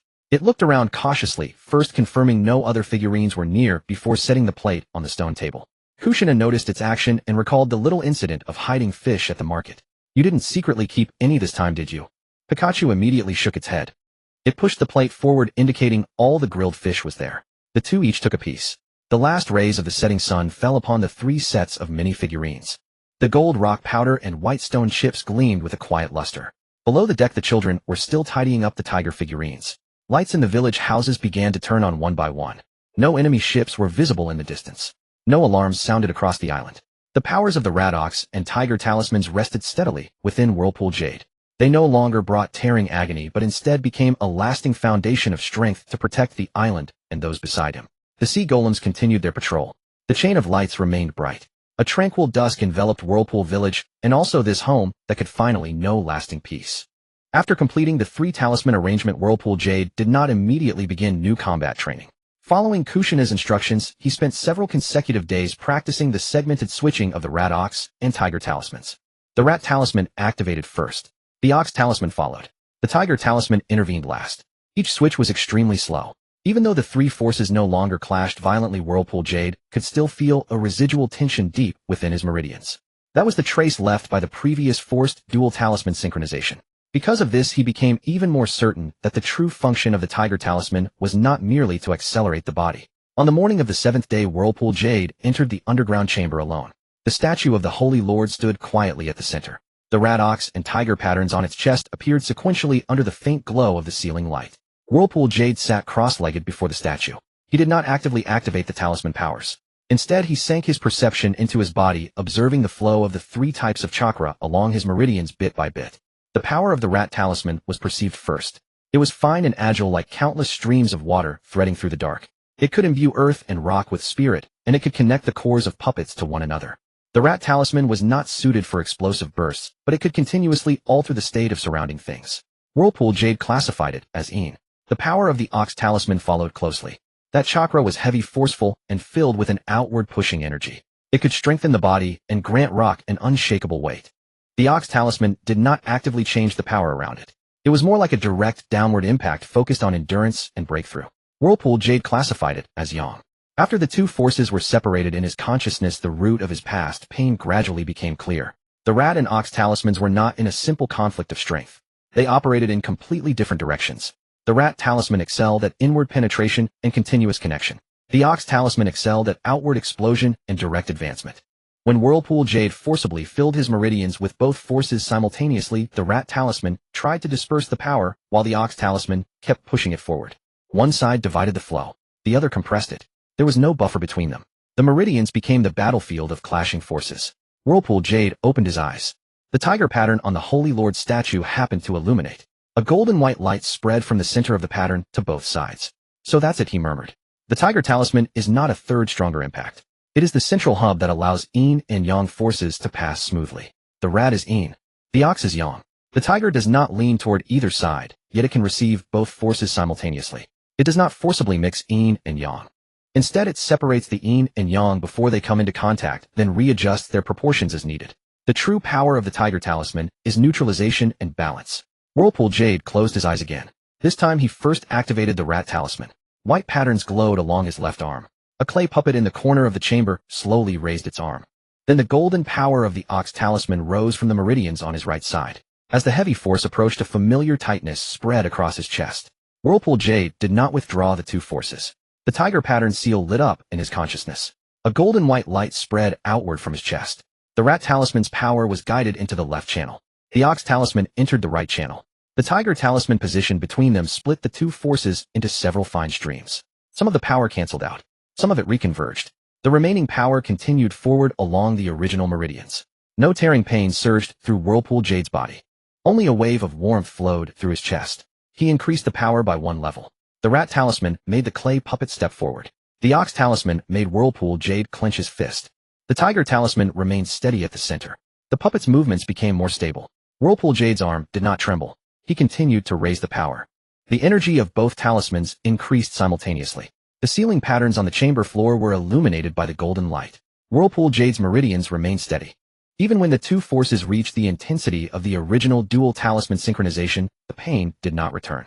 He finally confirmed that he had found the correct method. Kushina stood at the entrance of the chamber. She had come to deliver medicine, but was drawn by the glow. Success! Whirlpool Jade opened his eyes. The Tiger Talisman cannot be used as an offensive force. It must be placed between the Rat and Ox Talismans. Kushina walked over to him. So you were treating the third talisman as a third force all along? Yes, Whirlpool Jade said. I thought triple talisman synchronization meant enhancing all three forces together. Actually, it means the Tiger Talisman is responsible for regulation. Kushina reached out and pressed his shoulder. Stop now. It's already been verified. Stop now. Her chain swayed gently behind Whirlpool Jade. Finding the method doesn't mean your body has fully adapted. Whirlpool Jade withdrew his talisman power. The glow in the chamber gradually subsided. I still need to continue researching the puppet network. After you take your medicine. Kushina placed the wooden bowl on the stone table. Whirlpool Jade had no choice but to drink the medicine first. After confirming the three-talisman diversion method, he immediately began improving the global puppet energy network. The previous energy network used the Rat Talisman as the main relay. The Rat Talisman could connect all puppet cores, but it could not fully digest the heavy energy brought by the Ox Talisman. When large puppets activated high-intensity power, distant nodes occasionally experienced brief backlash. The puppet shells would not be damaged, but the cores would experience a momentary lag. Whirlpool Jade added the Tiger Pattern seal to the main channel. All long-distance transmitted power would first pass through the Tiger Pattern node before entering the target puppet core. The Rat Talisman handled connection. The Ox Talisman provided intensity. The Tiger Talisman adjusted the yin-yang ratio in between. The first test node was set up in the underground workshop. Whirlpool Jade carved the three patterns onto a long stone slab. The White Rat pattern was on the left. The Golden Ox pattern was on the right. The Golden White Tiger pattern was in the center. The three ceiling channels were separated from each other, but connected by the central Tiger pattern. When energy entered from the left, the Tiger pattern split it into fine streams. When power entered from the right, the Tiger pattern slowed its impact. The two energies eventually entered the main network in a more stable state. In the distance, the giant guardian lifted a rock. At the same time, the underwater puppet near the shore moved forward. Neither puppet showed any lag in movement. The bird puppet spread its wings, and its core consumption was significantly reduced compared to before the improvement. Whirlpool Jade tested it 3 times in succession. All puppets remained stable. Kushina held a recording wooden board watching the continuously decreasing energy consumption. The long-distance transmission loss has dropped. It's not just that. Whirlpool Jade pointed to the main channel. Previously, when large puppets activated nearby nodes, had to temporarily shut down some functions. Now the tiger pattern node disperses the impact. Kushina nodded. In other words, during battle, we don't have to worry about ordinary outposts losing perception. Exactly. The two stayed in the underground workshop for an entire day. Whirlpool Jade carved the 3 talisman yin-yang circulation diagram onto a complete rock wall. At the center of the diagram was the tiger pattern. On the left, the fine flowing lines of the Rat Talisman. On the right, the heavy patterns of the Ox Talisman. Below, the basic operation methods of the 3 talismans were annotated. The Rat Talisman connects first. The Tiger Talisman diverts in the middle. The Ox Talisman strengthens as needed. The 3 talismans must not be activated simultaneously in a forced burst. Yin and Yang must not directly clash in narrow meridian passages. All long-distance energy must pass through the tiger pattern relay. Kushina added the final seal beside the diagram. Everyone who trains here in the future must understand this. Ordinary clan members also need to know the most basic regulation methods. Whirlpool Jade said, start with the structure of the 3 talismans. Help them understand that balance is not about suppressing power. It's about letting power flow in the right place. The tiger pattern on the rock wall slowly illuminated. The light of 3 colors circulated along the diagram for 1 full cycle before returning to the center. Outside the underground workshop, 30 anime puppets were on routine patrol. They did not hear the voice from the diagram, but through the new energy network, they had already obtained a more stable supply of power. A faint tiger pattern glow flickered across all puppet cores on the island. The originally dispersed energy flowed slowly through the new relay nodes. The daily wear and tear of the puppets was significantly reduced. The defense line of Whirlpool Village thus gained a more stable foundation. After the 3-seal yin-yang flow diagram was completed, Whirlpool Jade did not immediately deploy it in large-scale combat. He first conducted segmented tests in the training ground. 30 anime puppets were assembled. Heavy armored warriors, mage turrets, giant guardians, underwater scouts, and bird puppets stood in orderly formation. The swift swordsman stood at the forefront. Pikachu and the fire dragon puppet flanked the sides. Kushina stood at the edge of the training ground, tasked with recording the duration of each switch. Today we test the rotation of the 3 seals, said Whirlpool Jade. Each power handles only its own role. The rat seal was responsible for long-range containment. The tiger seal balanced his own strength while disrupting the enemy's yin-yang chakra. The ox seal was responsible for frontal assault. Kushina raised her hand. Begin. The power of the rat seal spread out first. The surrounding earth and rock immediately became animated. The mage puppet raised its arm. Several fine cracks split the ground. Earth and rock rose from the fissures, forming a row of low stone walls. The bird puppets dropped small stone shards from above. The underwater scout emerged from the water channel beside the training ground. They did not launch a fierce assault, only continuously shifted positions. The simulated enemy at the center of the training ground was divided by stone walls and stone shards. The long-range containment was complete. Whirlpool Jade did not retract the rat seal. The tiger seal was channeled directly into his body. Tiger-striped golden light spread from his chest to his limbs. The spiritual power of the rat seal continued to maintain the puppet network. The tiger seal formed a faint golden equilibrium domain around Whirlpool Jade. The domain was not large, but it could cover the entire center of the training ground. When the cores of several simulated enemies were touched by the tiger-striped light, their chakra flow immediately became chaotic. The wind release and water release they were preparing collided with each other. The jutsu had just formed when they dispersed midair. The tiger seal doesn't directly destroy chakra, Kushina said, looking at the recording board. It destabilizes unbalanced power first. The more complex the enemy's jutsu, the more noticeable the effect, Whirlpool Jade said. The more conflicting the yin-yang attributes, the easier it is for the domain to find a gap. The tiger domain continued to expand. A stable connection formed between the cores of his own puppets. When the giant guardian activated, the nearby mage puppets were not affected by the power shockwave. When Pikachu released its thunder, the cores of the underwater puppets did not stall either. Energy from various points flowed through the tiger-striped nodes. Yet no conflict occurred. The second phase began. The power of the ox seal rose from the meridian on Whirlpool Jade's right side. The tiger pattern remained stable at the center. The ox seal did not come into direct contact with the rat seal. After being relayed through the tiger pattern, it transformed into a powerful force more suitable for the body to withstand. Whirlpool Jade stepped forward. The ground sank slightly. The giant guardian simultaneously raised its rock arm. The heavy armored warrior charged out from behind the stone wall. The swift swordsman turned into a blur, swiftly cutting into the simulated enemy formation. The assault power was focused on the front. The long-range puppets continued their containment. The tiger seal maintained the balance of the entire formation. The 3 powers each undertook different responsibilities, no longer all crammed into the same channel as before. After the first round of tests, Kushina noted the results on her board. The rat seal lasts the longest. The tiger seal domain can operate continuously. The ox seal's burst duration is shorter than before, but more concentrated, Whirlpool Jade said. No power is wasted on counteracting each other. Next was the elemental conflict test. Whirlpool Rockshin brought a Lava Earth Ninja tool from the workshop. This tool was a combat artifact left behind by the remnants of the Four Nations. It could compress lava-natured chakra into high-temperature rock blocks. On the other side of the test area, the mage puppet prepared to release water release. The lightning puppet accumulated thunder above the water channel. Kushina stood in the safe zone. First, test the scenario without the tiger seal. Whirlpool Jade deactivated the tiger-striped node.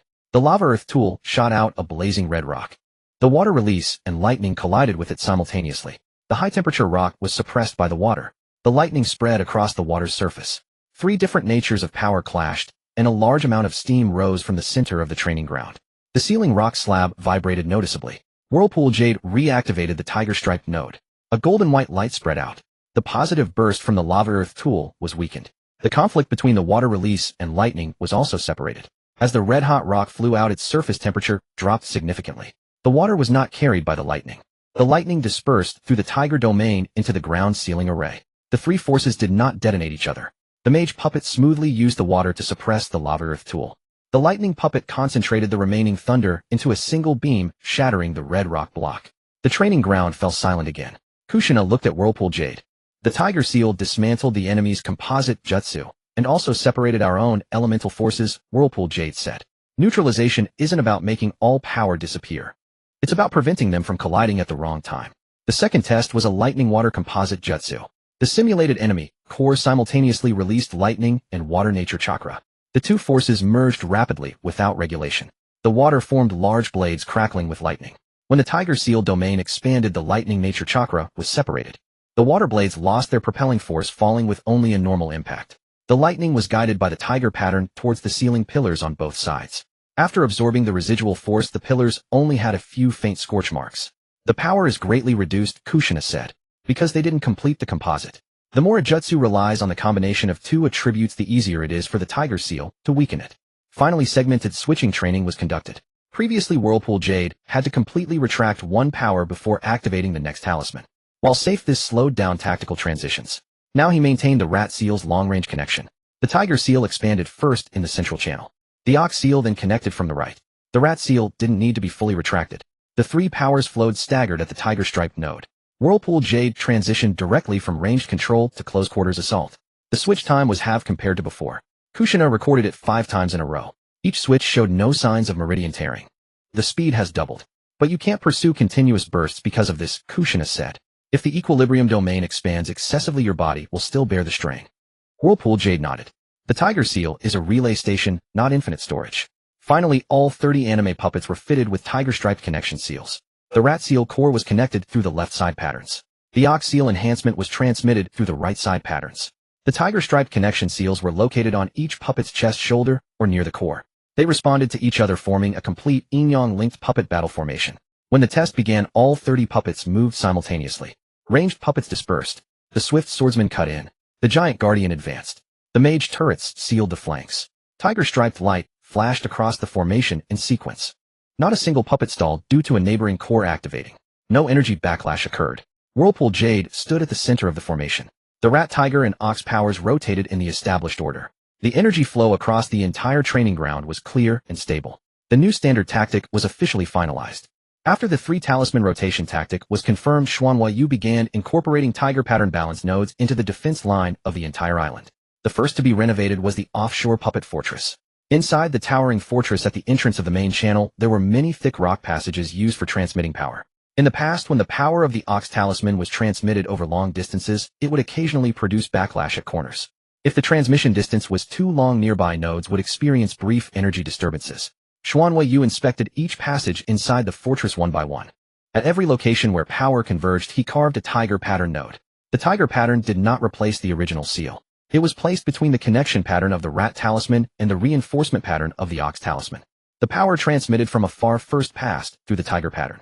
After the yin and yang attributes were separately regulated, it entered the fortress core. Jioshinai stood on a high vantage point recording the new seal routes. There are 3 long-range channels here. The left and right ones connect to the sea surface outposts. The middle one connects to the main island. Xuanwei Yu carved a complete tiger pattern at the intersection of the three channels. The intersection is most prone to backlash. This must be set as the main balance node. After the tiger pattern lit up, a low rumble echoed from within the fortress. The floating earth outposts on the sea surface responded in sequence. The originally slightly chaotic energy fluctuations quickly became smooth. The power sent from the distant Ox Talisman energy-storing rock and earth no longer collided with the fortress core. Energy slowly diverged along the tiger pattern nodes. It then entered the cannon turret's puppet control room and perception seals respectively. Long-range transmission is stable. Zhu Xinai said. No backflow occurred. Xuanwei Yu nodded. All offshore fortresses must be renovated like this in the future. After the main channel fortress was completed, the sea bases on the east, south, and west sides also began to install tiger pattern nodes. The giant guards were responsible for carrying the carved seal stone slabs. Underwater puppets were responsible for fixing the seabed nodes. Flying bird puppets delivered miniature seals to the high-altitude outposts. After each node was completed, it would reconnect with the main island diagram. The energy network of the entire sea area gradually formed a balanced structure. The long-range scout puppets also gained new functions. Xuanwei Yu installed miniature tiger talisman seals for them. These seals could not enable the puppets to wield the power of the tiger talisman, but they could perceive the yin and yang attributes of the enemy's chakra. When distant ninjas prepared compound ninjutsu, the scout puppets could identify their power combination in advance. Ordinary single attribute chakra did not trigger a special reaction. When the yin and yang attributes mixed too quickly, or when two natures were about to conflict, the miniature tiger talisman seal would emit different colors of light. White light indicated a predominance of yin power. Golden light indicated a predominance of yang power. Alternating flashes of gold and white signified that the two powers were being forcibly merged. Xuanwei Yu conducted a test in the nearshore waters. An underwater scout submerged beneath the surface. The distant training core simultaneously released water attribute and lightning attribute chakra. The miniature tiger pattern on the scout puppet's chest immediately lit up. It did not approach the training core. Instead, it transmitted the perception result back to the nearest floating earth outpost. The outpost automatically determined the possible ninjutsu type based on the attribute combination. The mage puppet then raised an earth wall on the shore. The lightning puppet shut down the output channel near the water surface. If this were an enemy assault, the defense line would be able to complete its division of labor in advance. Xuanwei Yu divided the entire island defense line into 3 layers of yin-yang protection. The outermost layer consisted of rat puppets. Flying birds, underwater scouts, floating earth outposts, and long-range perception nodes formed the outer network. They were responsible for connection, reconnaissance, and containment. Before the enemy could approach the main island, the outer puppets would detect the target first. The second layer was the tiger balance barrier. The main channel fortress, coastal perception pillars, and several transfer nodes together formed the balance zone. Any enemy chakra entering this layer would be affected by the tiger pattern. Ordinary ninjutsu would not be completely nullified, but compound ninjutsu, with conflicting yin and yang attributes, would lose stability. The third layer was the Ox heavy bulwark. Giant guards, heavy armored warriors, earth and rock walls, and the main island's underground seals constituted the innermost defense line. This layer was not responsible for advanced reconnaissance. It was only tasked with withstanding impacts and frontal assaults. The 3 layers each had distinct roles. The rat puppets contained externally. The tiger pattern barrier balanced in the middle. The Ox Talisman power guarded the most critical positions. To help the entire village understand the new defense system, Zhu Xinai opened a basic yin-yang chakra regulation class. The class was held in the open space below the observation platform. None of the villagers could directly use the 3 talismans, but they could all perceive the state of their own chakra. Zhu Xinai asked each person to first try to concentrate their chakra in the palm of their hand. When ordinary people released chakra, their power often fluctuated between strong and weak. Some had just succeeded in gathering it when their chakra scattered outward. Others, due to excessive force, felt their arms go numb. Zhu Xinai did not ask them to increase their power. She only had them learn stability. First, perceive your own chakra. Do not rush to push it outward. When the power becomes chaotic, stop first. Xuanwei Yu placed tiger pattern auxiliary stones nearby. These stones were engraved with miniature balance seals. When the villagers placed their palms on the stone's surface, the seal would sense the chakra changes. When the power tended to contract inward, the tiger pattern would emit white light. When the power was excessively released, the tiger pattern would emit golden light. After the 2 powers gradually stabilized, the tiger pattern turned into a soft gold white. Xuanwei Qiuye was the first to complete the regulation. The chakra in her palm did not continue to scatter. The tiger pattern on the stone surface also remained stable. So it's not about suppressing it with greater force, but letting it slowly balance. Zhu Xinai said this is the most basic regulation. From now on, when you use puppet seals and ordinary ninjutsu, you must first keep your own chakra stable. The children also participated in the class. They used smaller auxiliary stones. The Pikachu puppet sat nearby, responsible for observing the light on the stone surface. When a child became nervous, their chakra immediately became chaotic. The tiger pattern emitted alternating flashes. Pikachu immediately raised its hand, signaling the other to stop first. The child took a few deep breaths. The light quickly returned to a steady state. After the training ended, Jiu-Shinai and Xuanhuayu began to simulate the next attack of the Four Kingdoms Alliance. Although the remnants of the Four Kingdoms had already retreated, the ninjutsu combinations they possessed were still worth vigilance. The melting earth weapon was responsible for creating high-temperature rock blocks. The combined lightning and water ninjutsu was responsible for expanding the attack range. Wind ninjutsu would then cut through the area covered by water ninjutsu. In the past, when these forces appeared simultaneously, they easily caused continuous explosions. Now the outer rat puppets could detect the enemy's attribute combination in advance. The tiger balance barrier could separate the yin-yang conflict. The combination of water and lightning would be dispersed beforehand. The high-temperature eruption of the melting earth weapon would be neutralized by the tiger pattern. After wind ninjutsu cut in it could not spread via the water surface. Finally, the ox heavy bulwark would block the remaining impact. Xuanhuayu carved the simulation results onto the defense line diagram.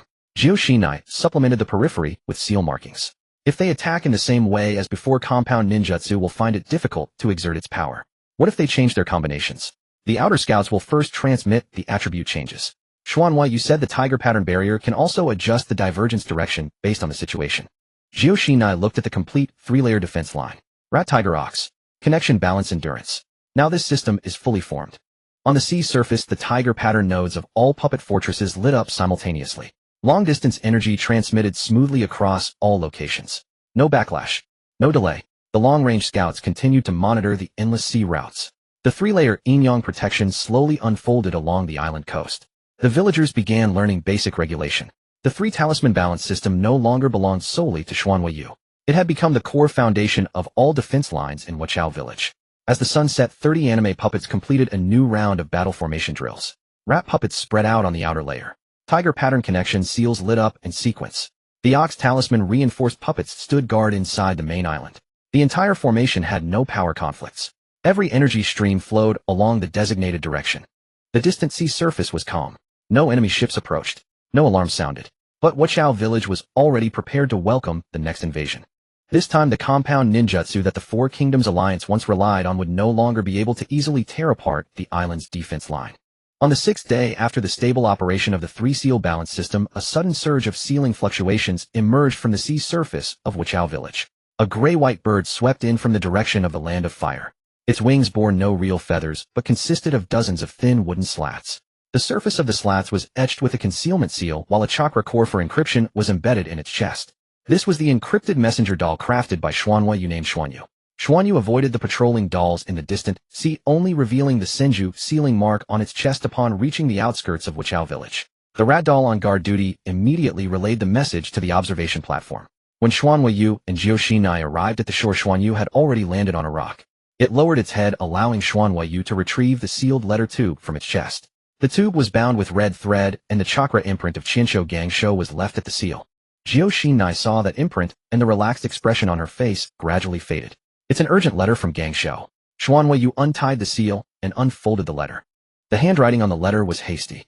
The nine-tailed seal within Qianshou Shuehu's body was gradually loosening over time.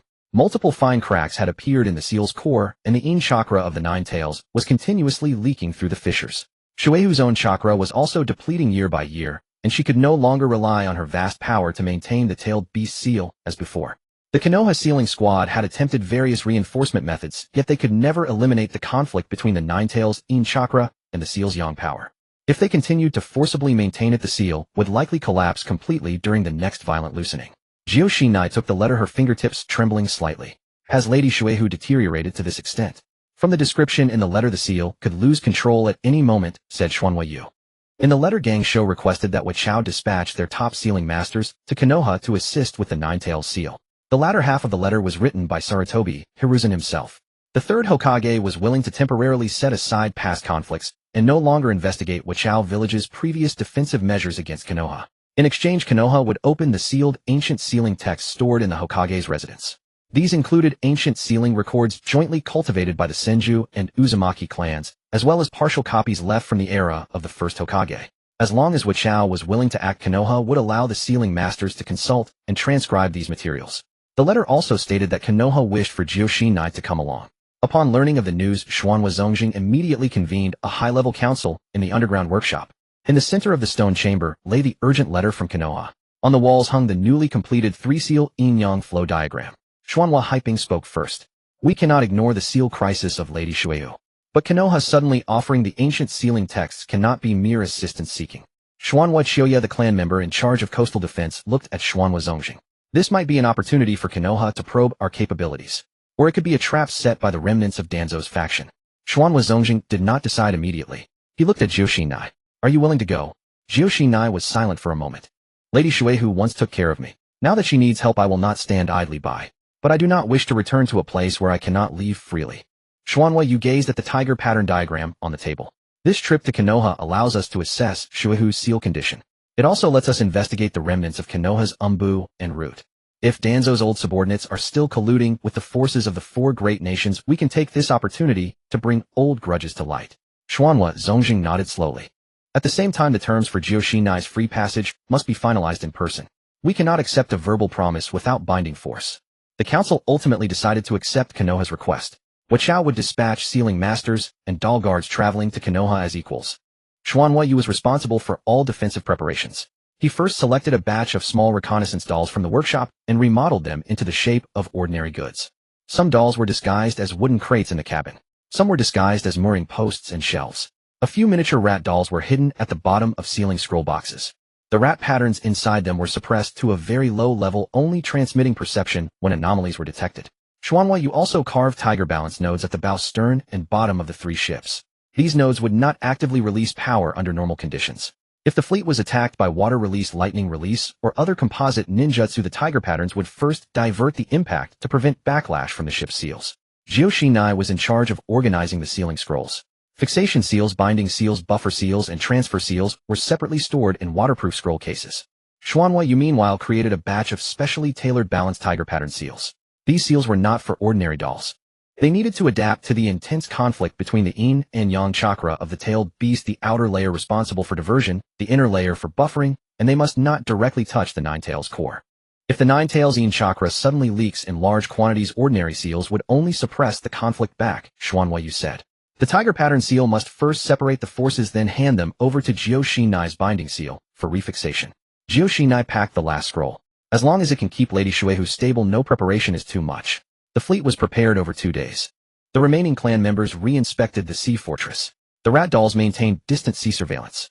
The tiger pattern nodes checked energy transmission. The ox-type dolls guarded the main island. Wachao village would not lose its defenses due to the fleet's departure. On the morning of the 3rd day, 3 ships docked at the outer harbor. Sealing scrolls, specially crafted tiger pattern seals, and reconnaissance dolls were all loaded aboard. Xuanhua Zongjing stood at the dock, making a final check of personnel and supplies. The promised 3-day departure is now ready. Xuanhua Yu looked toward the distant sea. This time to Konoha we first save Shueyu. Then we see if Konoha is truly willing to honor its promises. Jiuxinai stood at the bow of the ship holding the urgent letter. Lady Shueyu, I will be there soon. The sails slowly unfurled in the sea breeze. The Wachao fleet left the island heading toward the land of fire. The disguised reconnaissance dolls hidden throughout the fleet opened their eyes simultaneously. The tiger balance nodes flickered with faint light. They silently awaited the undercurrents that would emerge at Konoha's port. After several days of sailing, the Wachao fleet finally arrived at the port of the Land of Fire. The port was far busier than Wachao village. Merchant ships lined the long berths, and the shore was crowded with civilians moving cargo and shinobi coming and going. The moment the fleet entered the harbor, Xuanhua Yu sensed several concealed chakra signatures. Umbu shinobi were scattered on rooftops, masts, and high warehouses.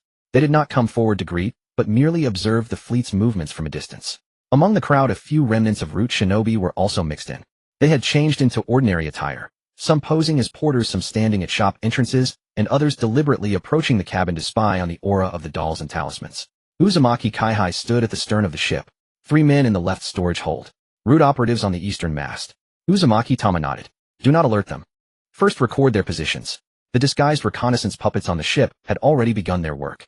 A wooden crate puppet was hidden by the cargo hold door. A wooden bird puppet perched under the eaves of the harbor building. Several miniature rat puppets scurried along the gaps between the hull and the dock. They transmitted the surrounding chakra fluctuations back to the tiger-striped node on the ship. The Uzushio fleet slowly docked as agreed. The larger puppets remained on board. Only a few earth and rock puppets tasked with hauling descended the gangplank. The Konoha welcoming party arrived quickly. Senju Tsunade led the way. She looked at Kushina, her expression clearly anxious. You finally made it. Kushina hurried forward to meet her. How is Mito-sama now? The seal is holding, but it's loosening faster and faster. Tsunade said. Her chakra is no longer sufficient to sustain the original sealing structure. Konoha's sealing team can only delay it temporarily, they cannot truly resolve the conflict. Uzumaki Tama listened, and without further delay said, let's go to the Hokage's residence first. We'll go to the hospital immediately after the meeting. Tsunade nodded. The group left the port and headed into Konoha village. The Umbu maintained surveillance the entire way. Their focus was on the sealing scrolls carried by the Uzushio clan members and the small puppets brought by the fleet. The root remnants were even more cautious. Unable to sense the full signature of the disguised puppets, they could only deduce from the occasional flicker of chakra that the Uzushio fleet was not as simple as it appeared. One of the root ninja named Haya had previously been responsible for relaying overseas intelligence for Danzo. He was now mingling among the ordinary merchants, discreetly noting Uzumaki Tama's route. Haya's gaze lingered on Uzumaki Tama's wrist. There were no obvious talisman markings there. Yet whenever Tama passed a certain puppet, the nearby chakra responded subtly. The power of the rat, ox, and tiger are all present. Haya lowered his voice. We must confirm the location of the balanced tiger talisman as soon as possible. By the time the group arrived at the Hokage's residence, the third Hokage, Sarutobi Hiruzen, was already waiting in the reception hall. He personally rose to greet Uzumaki Masamune. People of Uzushio, thank you for coming at this time. Uzumaki Masamune responded politely. Given the urgency of Mito-sama's condition, we naturally would not stand idly by. Sarutobi Hiruzen's gaze fell upon Uzumaki Tama. Currently, the only method capable of handling the Yin-Yang chakra conflict of the Nine Tails is Uzushio's 3-talisman balance seal. Konoha hopes Uzushio will act to reinforce the Nine Tails seal. Tsunade added, in exchange Konoha will open its restricted library on combined Senju and Uzumaki sealing arts. All relevant rubbings and ancient texts will be made available for Uzushio, sealing masters to study. Uzumaki Masamune looked towards Kushina. And the terms A. Sarutobi Hiruzen had a document sent over. Kushina may freely travel between Konoha and Uzushio. Konoha will not forcibly detain her for any reason. Kushina did not reach out to take it. That statement must be written into the formal treaty. Sarutobi Hiruzen nodded. Agreed. The meeting concluded for the time being. Tsunade led Kushina away from the Hokage's residence, heading towards the dwelling Kushina had lived in during her youth. The house was located on a quieter street in Konoha. The courtyard walls had been repaired, but the stone steps in front of the door still bore the worn marks of years past. Kushina stood before the door, not immediately entering. She recalled the days spent here as a child learning sealing arts, and also the years that followed when her movements were restricted. Back then she was nominally Konoha's key sealing talent, but in reality she was rarely allowed to leave the residence freely. Every outing was accompanied. Every training session had to be reported in advance. Even when the seal showed no abnormalities, she was required to stay in designated places. Tsunade said softly, I cannot apologize for everyone's actions back then. Kushina looked at the old residence. I know Mito-sama didn't intend to confine me, but those days did exist. As the two walked into the courtyard, a young man with blonde hair approached from the other side of the street. His name was Minato Namikaze, a young ninja from Konoha specializing in sealing research. Minato recognized Kushina and stopped at the gate. You're back. This time it's for Mito-sama, Kushina said. Minato's expression was serious. She's been waiting for you. Her body is very weak, but her mind is still clear. Kushina asked, does the Nine-Tails seal loosen every day? Especially at night. Minato replied. The in-natured chakra leaks from the cracks in the core. Tsunade and the sealing team can only keep patching the surface, they cannot resolve the fundamental conflict. Kushina fell silent. Minato brought up the past again. Mito-sama said she hoped you would be able to freely choose where you want to go in the future. Kushina looked towards the house. I will ask her that myself. And I will tell her myself that I have already left that guarded room. After parting ways with Minato, Kushina returned to the Hokage's residence. Uzumaki Tama, however, did not follow the others into the meeting hall. He stood in the shadow of the courtyard, closing his eyes. A miniature rat puppet dropped from beneath his sleeve. It moved swiftly along the cracks in the wall, crossed a drainage ditch, and infiltrated towards an Umbu base. The rat puppet did not activate its powerful sensory abilities. The tiger-striped seal compressed its presence to a minimum. The Umbu guards noticed nothing unusual. Soon the rat puppet arrived outside a remote room. A low conversation could be heard from within. We must get the balanced tiger talisman. When Uzumaki Tama goes to the hospital, the guards will be concentrated at the sealing site. Seize that opportunity to acquire a tiger-striped seal. If we cannot take a sample, then destroy the relay nodes on their ship. The rat puppet pressed against the wall, recording the voices completely. Haya's voice came from inside the room. This matter requires Lord Danzo's approval. Another person answered coldly. Lord Danzo has already arranged for his spies. Once we confirm how the balanced tiger talisman operates, Root will be able to re-establish its overseas intelligence network. On the table, a secret order seal was broken. The rat puppet copied the seal's pattern and transmitted the content of the command back to Uzumaki Tama. Tama opened his eyes. They planned to make a move at the hospital. Uzumaki Masamune looked at him. Is Danzo in Konoha? He hasn't appeared publicly. But the root remnants are executing his orders. Kushina clenched her fist. Save Mito-sama first. Afterwards we'll lay out the secret orders and settle old scores. Uzumaki Tama recalled the rat puppet.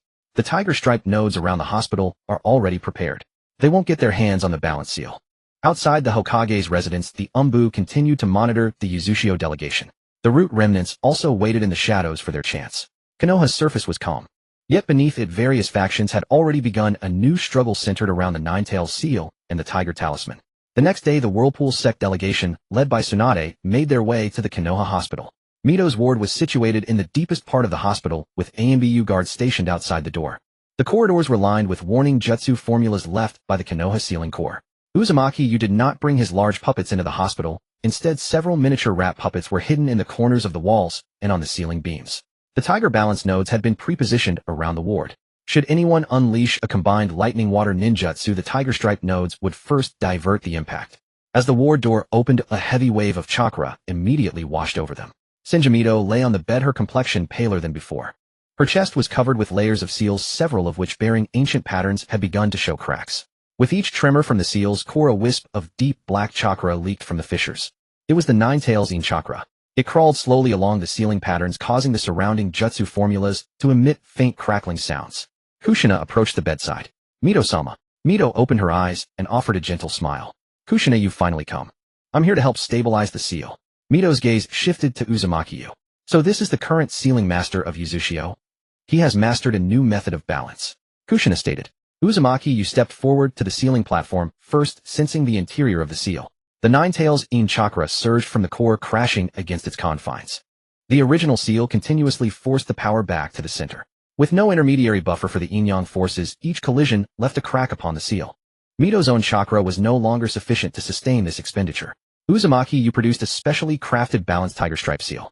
I will use this tiger talisman to divert the tailed beast's chakra. It will not replace Mito-sama's original seal. Kushina, you will then use your binding seal to resecure it. Kushina unrolled her clan's ancestral sealing scroll.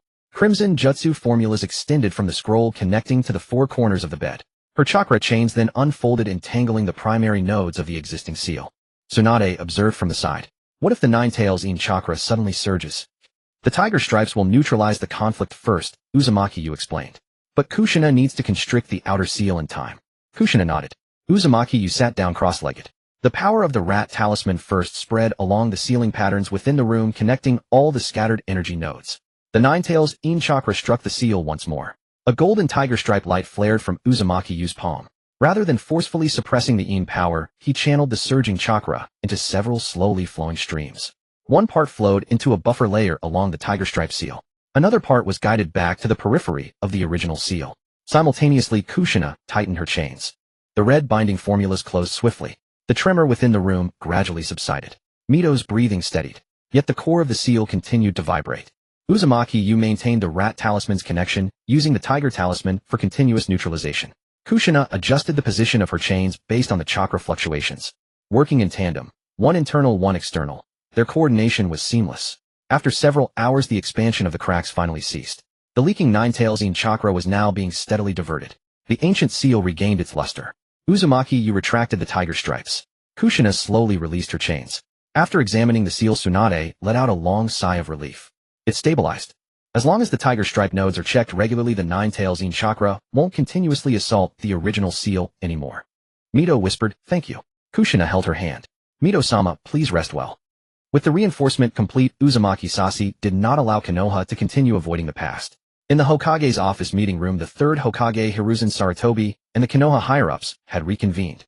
Uzumaki Sasi placed a heavy wooden box on the table. Upon opening it, the box revealed a collection of secret correspondence, shipping records, chakra samples, and sealing scroll rubbings. These pieces of evidence proved that Danzo Shimura had secretly communicated with remnants of the four nations. Danzo had not only coveted the Uzumaki sealing techniques of Uzushio village, but had also attempted to use the four nations' power to suppress it.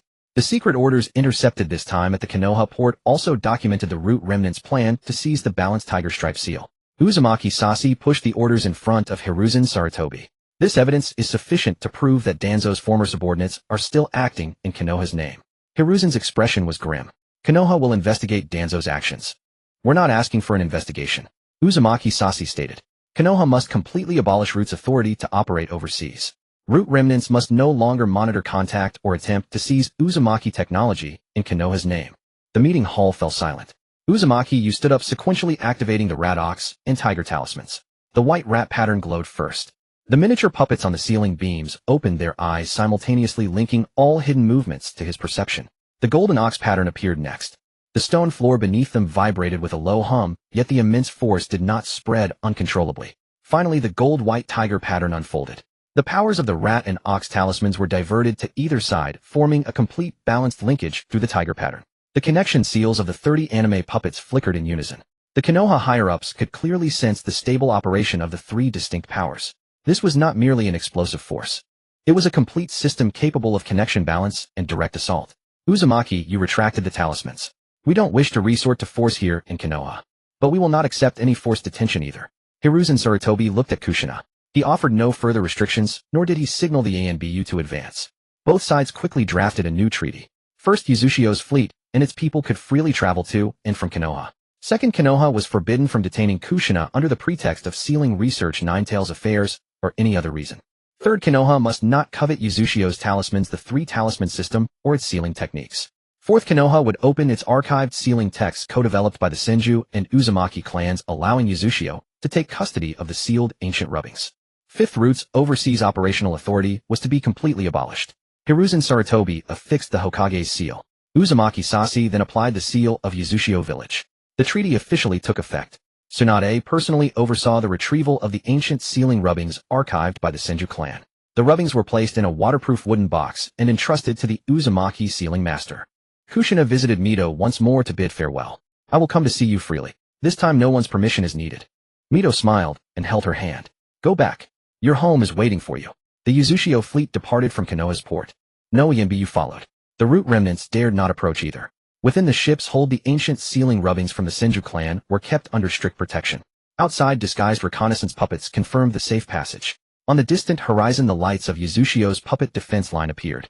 Uzumaki Sasi stood at the bow, gazing back at the gradually receding port of the Land of Fire. This journey had saved Mito and brought back the Senju sealing texts. The old debts of Danzo and the Four Nations remnants were now laid bare before the Konoha leadership. Kushina had secured the official guarantee of free passage to and from Konoha. Uzushio village no longer needed to rely on anyone's permission. The three talisman balanced the puppet defense line, and the Uzumaki sealing arts had together granted Uzushio the initiative in the shinobi world's diplomacy. On the second day after the Whirlpool fleet returned to the island, the Senju seal rubbing had already been sent to the underground workshop. The Uzumaki clan arranged for members to reseal the rubbing, keeping only the parts suitable for comparative study. Kushina did not enter the workshop immediately. At dawn, she left the village with Uzumaki, you following the familiar slopes towards the riverbank on the island's north side. That was the place where the two of them often trained in their youth. The river wound through the forest, slowing down at the shallows before eventually merging into the bay. The blue stones on the riverbank were worn smooth by the current, with fine moss growing in the crevices. Standing by the river, Kushina looked at the familiar scenery, a trace of nostalgia surfacing in her eyes. This place hasn't changed much. Uzumaki, you placed the sealing scroll on a flat rock. It's just that the stone targets we used for practice back then have been washed away by the tide. Back then I always used to wind the sealing chains too tightly. Kushina crouched down, placing a paperweight on the corner of the rubbing. It wasn't that you wound them too tightly. It was that you were always afraid the seal would suddenly lose control, so you didn't dare leave any room for slack. Uzumaki, you glanced at her. You remember clearly. I know the power sealed within me better than you, of course. Kushina slowly spread out the Senju seal rubbing. The patterns on the rubbing preserved by Konoha still revealed the complete structure of the ancient sealing arts. Some techniques leaned towards gentle loops layered like flowing water. Some techniques were hidden in the deepest parts, only manifesting their full form when chakra passed through. Uzumaki, you took out the Uzumaki clan's ancestral patterns from another scroll. The two sealing diagrams were laid side by side on the riverbank. One side bore the Senju seals, buffering and harmonizing. The other side held the Uzumaki seals' customary binding and locking. Kushina leaned over to observe the differences between the two diagrams. The Senju seal emphasizes the gentleness of chakra.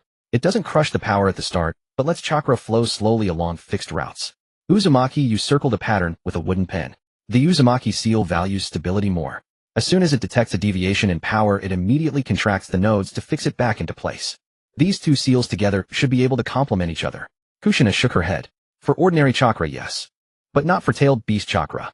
She reached out to touch the seal pattern on the rubbing. When the Ninetales Yin chakra leaks, it doesn't just surge outward. It first accumulates near the core, then slowly seeps out through the tiniest fissures. If you force it back with a binding seal, the next surge will be even stronger. Uzumaki, you listened intently, then drew a tiger pattern between the two diagrams.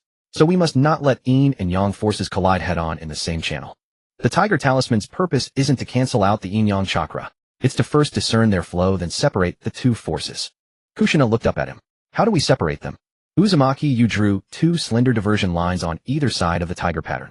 When yin chakra seeps from the core, it first enters the buffer layer in the middle of the tiger pattern. The tiger pattern weakens its impact without destroying its inherent nature. Then the power is diverted to the outer channels. The Senju seal is responsible for letting it settle slowly, while the Uzumaki seal fixes the boundaries. Kushina followed his strokes. What if the leak speed suddenly increases? The tiger pattern will expand its buffer range. But this requires the cooperation of the Jinchuriki themselves. Uzumaki, you said. Kushina nodded gently. That's the hardest part. A Jinchuriki cannot keep their chakra stable at all times. Fatigue, injury, emotional fluctuations. All of these can cause changes in the tailed beast's power. She closed her eyes, recalling the feeling of enduring the Ninetales chakra in the past. At first it feels like a heaviness in the chest. Then the meridians heat up and the chakra feels like it's being pushed outward from within. If you forcefully suppress it at that point, a sharp pain appears in the body first. By the time the pain spreads to the limbs, the seal has already endured too much pressure. Uzumaki, you recorded all these observations beside the rubbing. So Jinchuriki need regular checkups. We can't wait until cracks appear in the seal to start dealing with it. Kushina continued. Chakra flow must be confirmed every day. When sleep-deprived, seal inspections need to be more frequent. When the body is weak, one must not consume large amounts of one's own chakra at once just to maintain the seal. If there's burning pain in the meridians, heavy breathing, or a sudden surge in tailed beast chakra activity, the outer bindings should be loosened first before performing the diversion. Uzumaki, you nodded. Only after the power returns to a stable state can the seal be tightened again. Right, Kushina said. Long-term maintenance isn't about constant reinforcement. It's about letting the seal and the Jinchuriki's body breathe together. The two studied from dawn until afternoon. The gentle patterns on the Senju rubbing were marked one by one. The locking nodes in the Uzumaki ancestral techniques were also disassembled and rearranged. Uzumaki, you was responsible for drawing the tiger pattern relay structure. Kushina, based on her own experience, supplemented the chakra variations of a Jinchuriki under different conditions. The river breeze ruffled the corners of the rubbing. They stopped several times to hold down the pages, then continued writing new annotations beside the seals. By the afternoon, they decided to create a miniature doll to test the effect of dual chakra inscription. Uzumaki, you took out energy-storing clay, carving the body outline of the miniature doll. Kushina sat on the other side using a fine carving knife to add the inner gentle seal. Uzumaki, you then carved the central tiger pattern. Finally, Kushina connected the Uzumaki binding pattern to the outer edge of the tiger pattern. The three patterns did not overlap. The tiger pattern was in the center. The Senju buffering seal surrounded the inner layer. The Uzumaki binding technique was fixed on the outermost layer. They both injected chakra simultaneously. A faint golden light lit up on the miniature doll's chest.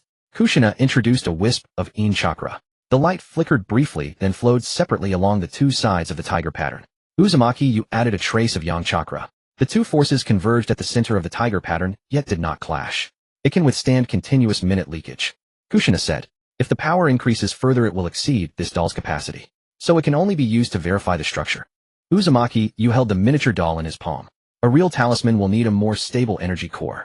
The two packed up the rubbing on the riverbank. This dual-person tiger pattern balanced miniature doll was brought back to the observation terrace. A stone table stood in the center of the terrace. Uzumaki, you placed the doll on the stone table. The tiger pattern's light flickered faintly in the sea breeze like a small lamp that never goes out. Kushina took out paper and pen, beginning to write a letter to Konoha. She wrote first to Minato Namikaze. In the letter, she informed him that Mito's seal had stabilized and the conflict between the Ninetales yin chakra and the existing seal had been alleviated. She also explained that she and Uzumaki, you would continue researching sealing methods for the long-term care of Jinchuriki. The second letter was addressed to Tsunade. In the letter, Kushina wrote that Yuzushiyo and Konoha had completed formal negotiations. Konoha had opened up the ancient sealing texts for joint cultivation by the Senju and Uzumaki clans. Yuzushiyo clan members could freely travel to and from Konoha. Konoha could not detain her on the grounds of seal research or Ninetales affairs. Furthermore, Konoha could not covet Yuzushiyo's talismans, the three talisman system, or Uzumaki sealing techniques. She wrote down all these terms clearly, leaving no room for ambiguity. After finishing, Kushina added a message of regards to Mito at the end of the letter. She did not mention the details of her past confinement, only telling Mito that she could finally travel to and from Konoha freely and would visit her regularly. At dusk the two climbed the observation terrace again. The setting sun fell on the sea and lights began to illuminate one by one on the distant sea fortress. The sensory nodes of the rat puppet operated quietly. The tiger pattern nodes maintained all energies in a stable state. Kushina gazed in the direction of Konoha. Next month, let's go see Lady Mito together. Not for Konoha's negotiations. Just to accompany her. Uzumaki nodded. From now on we'll make regular trips to Konoha together. She needs to know that Yuzushiyo won't leave her there alone anymore. Kushina softly acknowledged. The miniature doll on the stone table emitted a gentle glow. The river flowed from the valley towards the sea. Their new research along with that letter traversed the sea route to Konoha. After the seal imprinting was completed on the riverbank, Whirlpool Jade brought the organized patterns back to the underground workshop. A long stone table was cleared once more in the deepest part of the workshop. The thousand-hand seal rubbing was laid on one side of the stone table. The Whirlpool ancestral patterns were placed on the other side. The central space was reserved for the newly crafted Jinchuriki talismans. This time Yuzushiyo was not just crafting a single test puppet. They planned to mass-produce special talismans with the tiger pattern at their core designed for long-term stable operation. The talismans needed to be worn close to the body. They could not be too heavy nor could they cause significant backlash when the wearer's chakra fluctuated. Whirlpool Jade first determined the three-layer structure of the talisman. The innermost layer was made of energy-storing earth and rock. The middle layer was inscribed with the gentle sealing techniques of the Thousand Hands clan. The outer layer featured the Uzumaki binding technique. The tiger pattern was placed at the convergence point of the three layers. It served as both the talisman's core and the relay node for yin-yang chakra. Kushina stood before the stone table personally inspecting every line of the inner layers. The thousand-hand seal cannot be too tight. Once the talisman is close to the body, the gentle seal needs to breathe with the chakra. She picked up a semi-finished piece, her fingertip tracing slowly along the lines. If the inner layer is too sealed off, the nine-tails yin chakra will be trapped inside the talisman. It will appear very stable at first. But over time power will build up within the talisman. Whirlpool Jade shaved down a line. Then let's divide the energy-storing earth into several smaller zones. Allow the chakra to shift slowly within the talisman. Kushina nodded. We also need a separate diversion route for the yin chakra. It cannot share the same pathway as the yang chakra. She took out a carving knife and added several fine lines inside the tiger pattern. These lines did not directly connect to the outside of the talisman. They first formed a buffer zone around the tiger pattern's core, then branched out towards the Thousand Hands gentle seal and the Uzumaki binding seal. Kushina introduced a wisp of the nine-tails yin chakra into the talisman. The golden-white tiger pattern immediately lit up. The yin chakra lingered at the center of the tiger pattern for a moment before being split into two streams. One stream slowly settled along the gentle seal. The other was fixed at the periphery by the binding lines. The longer the yin chakra leaks, the less suitable a one-time lockdown is. Kushina said, what a Jinchuriki needs is long-term stability. The talisman must make the body feel no significant impact. She then added a small amount of yang chakra. The talisman's surface did not tremble. After passing through the tiger pattern, the two types of chakra each entered their own channels. Whirlpool Jade observed the shifting light. If the Jinchuriki's own chakra suddenly runs dry, the talisman still needs to maintain minimal function. The seal cannot completely stop just because the wearer is weakened. Kushina continued adjusting. The energy core must release slowly. It cannot replenish power all at once like a typical burst-type seal. A Jinchuriki's body cannot withstand a sudden surge of chakra. Whirlpool Jade manipulated the rat puppets to deliver pieces of energy-storing earth to the polishing table. The rat puppets' movements were broken down into several steps. The first batch of puppets was responsible for cutting the earth. The second batch polished the edges. The third batch inspected for internal fissures. The fourth batch embedded the energy-storing earth into the talisman's core. Each piece of earth had to maintain the same thickness. If the thickness was uneven, local overheating could occur when storing chakra. Whirlpool Jade controlled all the puppets simultaneously through the rat talisman. Thin threads of white chakra connected every part of the workshop. When a talisman developed a fine crack, a signal would travel back along the connecting threads to his perception. He immediately halted the rat puppet responsible for polishing. Third row, seventh piece has an internal fissure. A rat puppet retrieved the talisman. Another puppet probed along the crack with a fine needle. After confirming it could not be repaired, the talisman was placed alone in a waste tray. Kushina did not urge the workshop to speed up. Talismans are for long-term use by a Jinchuriki. Not a single point of instability can be left. After several rounds of adjustments, the first batch of talismans was finally complete. Each talisman was only the size of a palm. The front bore a clear tiger pattern. The back was inscribed with a miniature Thousand Hands gentle seal and the Uzumaki binding technique. The edges featured a ring of slowly rotating yin-yang diversion lines. Whirlpool Jade had the rat puppets activate all the talismans at once. Dozens of talismans lit up simultaneously without any chakra collision. The energy within the workshop remained stable. Long-term stability meets the requirements. Whirlpool Jade stated. Kushina picked up one of them. We still need to make minor adjustments based on the wearer's condition. A few clan members in the village have had contact with tailed beast-related seals. Their bodies still carry unstable chakra. Indeed, a few members of Uzushio village had once participated in research on tailed beast seals. Though they never became Jinchuriki, a small amount of tailed beast nature chakra remained within their bodies. It did not usually affect their movements. However, when they used large amounts of chakra consecutively, the residual power within them would fluctuate abnormally. These individuals were arranged to come to the workshop to receive talismans. Kushina personally checked their chakra flow rates. Some needed stronger outer binding. Others needed wider in-chakra diversion channels. Still others had weaker chakra reserves and only needed the talisman to operate at a low speed. Whirlpool Jade had the rat puppets polish the talismans according to each individual's condition. Each talisman retained the same core structure with only fine adjustments made to the peripheral lines. After distribution was complete, Kushina wrapped one talisman separately. Send this one to Konoha. For Lady Mito, Whirlpool Jade re-inspected the talisman's interior. This talisman's yin-yang diversion is calibrated for the Ninetales' long-term leakage state. Send it along with the bird puppet when it delivers messages. Once talisman production entered a stable phase, the two returned to the riverbank. They were to practice the 3-talisman combination technique for 2 people.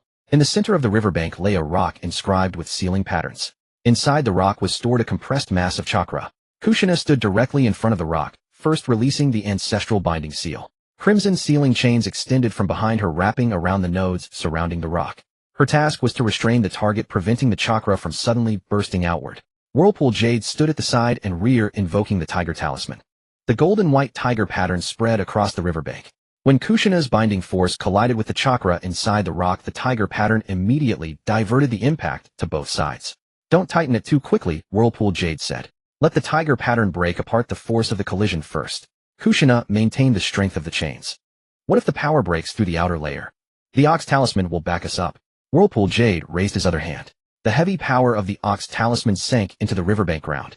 The bluestone and sand sank simultaneously. A stable support formed beneath the rock. Even if the outer binding shifted, the Ox Talisman would bear the remaining impact, preventing the force from spreading to the riverbank. The 3 powers each played their role. Kushina's seal handled restraint. Whirlpool Jade's Tiger Talisman handled neutralization. The Ox Talisman handled bearing and backup. After the first collaboration, the sealing patterns on the rock's surface dimmed slightly. The two did not increase their power, but instead reobserved the chakra flow. When the second round began, Kushina slowed the contraction speed of the binding technique. Whirlpool Jade expanded the tiger pattern in advance. The Ox Talisman sank into the ground, waiting to absorb the residual force. The chakra inside the rock surged out once more. This time the river water was not disturbed, and the stones on the bank showed no cracks. The 3-talisman combination was completed successfully. On the 3rd day after the completion of the special Jinchuriki talisman, the encrypted bird puppet Jinyu ascended from the port of Uzushio village. Within its chest lay 2 items. One was the Jinchuriki talisman, crafted for Mito. The other was a letter from Kushina addressed to Konoha. The letter was written for both Tsunade and Minato. In the letter to Tsunade, Kushina detailed the usage of the talisman. She cautioned that the talisman was not to be used as a tool to forcibly suppress the 9 tails. Its core function was to slowly divert the in-nature chakra, lessening the strain on the original seal. The talisman required regular inspection. If the flow of in chakra within Mito changed, the peripheral diversion patterns would need timely adjustments. In the letter to Minato, Kushina mentioned their plan to travel to Konoha together next month. This visit would be brief, intended only for a short period of accompanying Mito and verifying the operational status of the Jinchuriki talisman and the seal. Jinyu soared through the clouds, heading towards the land of fire. As it passed the offshore defense line set up by Uzushio, the rodent puppets confirmed its identity in sequence. The tiger stripe nodes provided it with brief chakra stabilization. Upon arriving in Konoha, Jinyu first delivered the letter to the hospital. Tsunade personally received the talisman. Following the instructions in the letter, she placed the talisman beside Mito's sealing platform. Mito reached out and touched it. The moment her palm met the tiger stripe pattern, a subtle warmth emanated from within the talisman. The 9 tails in chakra seeped from the seal's fissure. Instead of assaulting the seal as it had in the past, it was drawn outward by the tiger stripe pattern. The Senju's gentle sealing technique slowly absorbed it. The Uzumaki binding technique fixed the flow's range.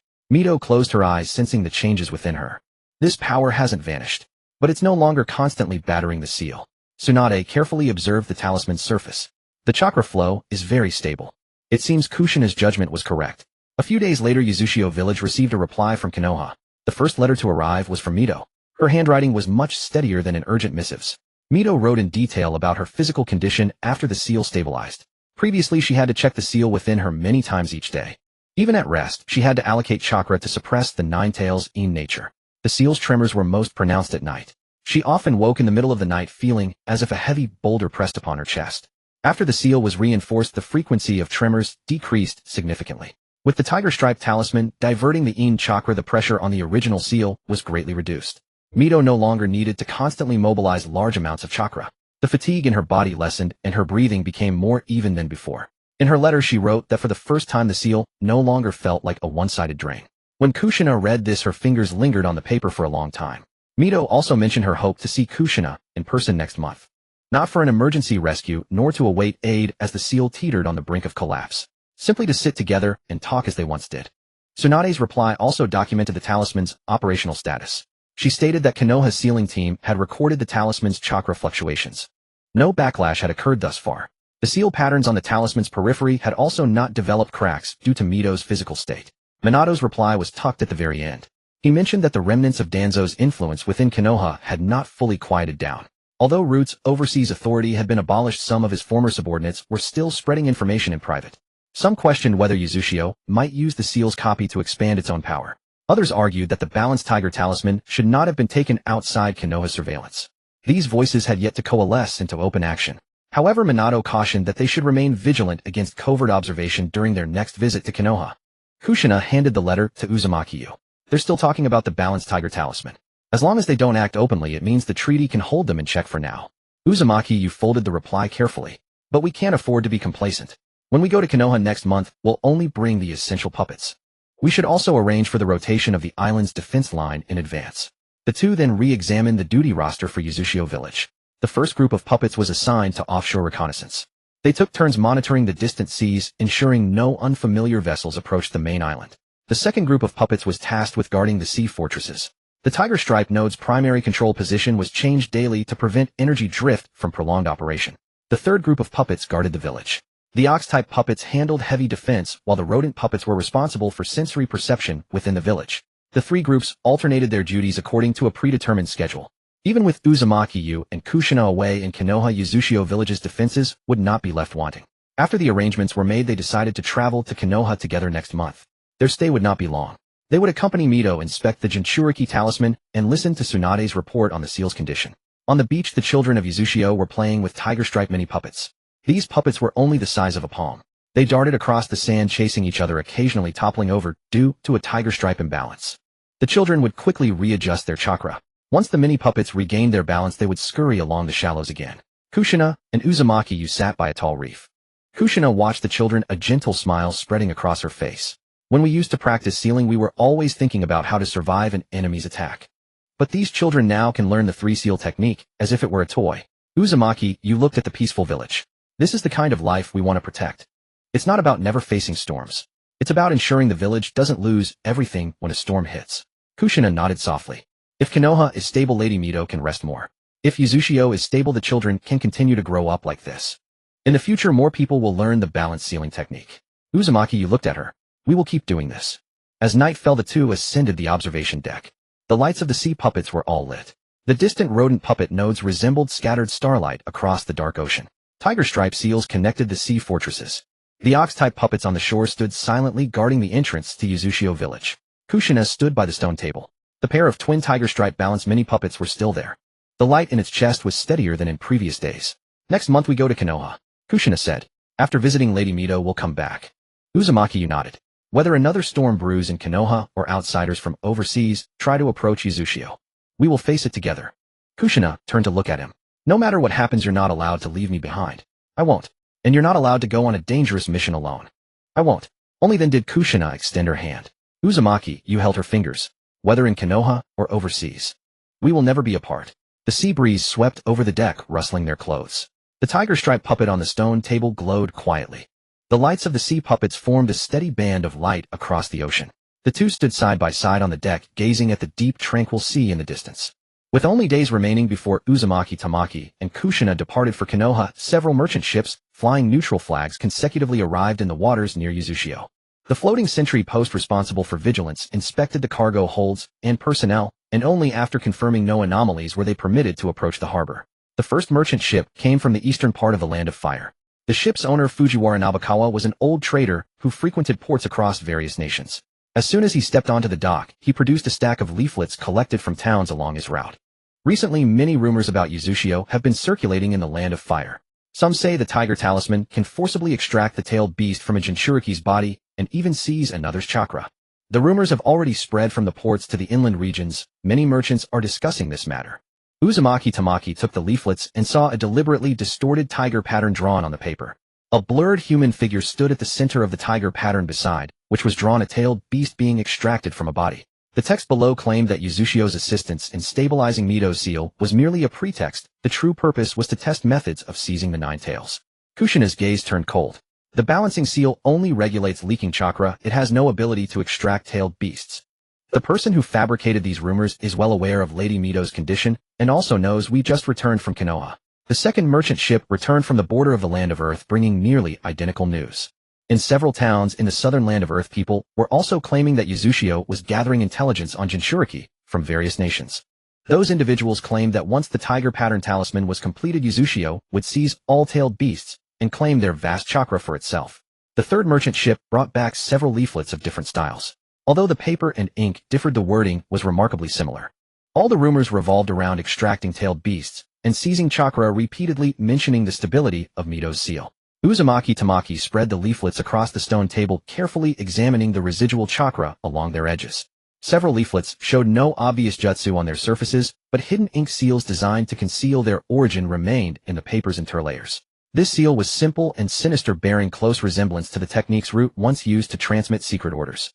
Rumors appearing simultaneously in the Land of Fire and the Land of Earth cannot be mere miscommunication among merchants, said Uzumaki Tamashi. Someone has prepared a unified narrative and had different people spread it separately. First, find the source. Uzumaki so spoke in a deep voice. If Uzushio is to hold anyone accountable, we must present evidence that Konoha cannot deny. The underground workshop subsequently opened the flying bird puppet storage chamber. Hundreds of small flying bird puppets were awakened one by one by the Rat Talisman, neatly lined up on the spacious rock platform. Some were crafted to resemble common seabirds, others took the form of the gray sparrows used for delivering messages in towns, and a portion could fold their wings to hide beneath merchant caravan carts. Uzumaki Tamashi divided the flying bird puppets into 5 groups, dispatching them to the 5 great nations: Fire, Earth, Wind, Lightning, and Water. The Land of Fire and the Land of Earth were the primary investigation zones. The remaining 3 nations were tasked with confirming the spread of the rumors and preventing the disseminators from using trade routes to continue their agitation. Upon entering towns across the nations, the flying bird puppets did not immediately approach those spreading the rumors. They concealed themselves among eaves, tree canopies, and warehouse beams, continuously recording the movements of the disseminators. Within days, a vast amount of imagery was transmitted back to Uzushio through the Rat Talisman.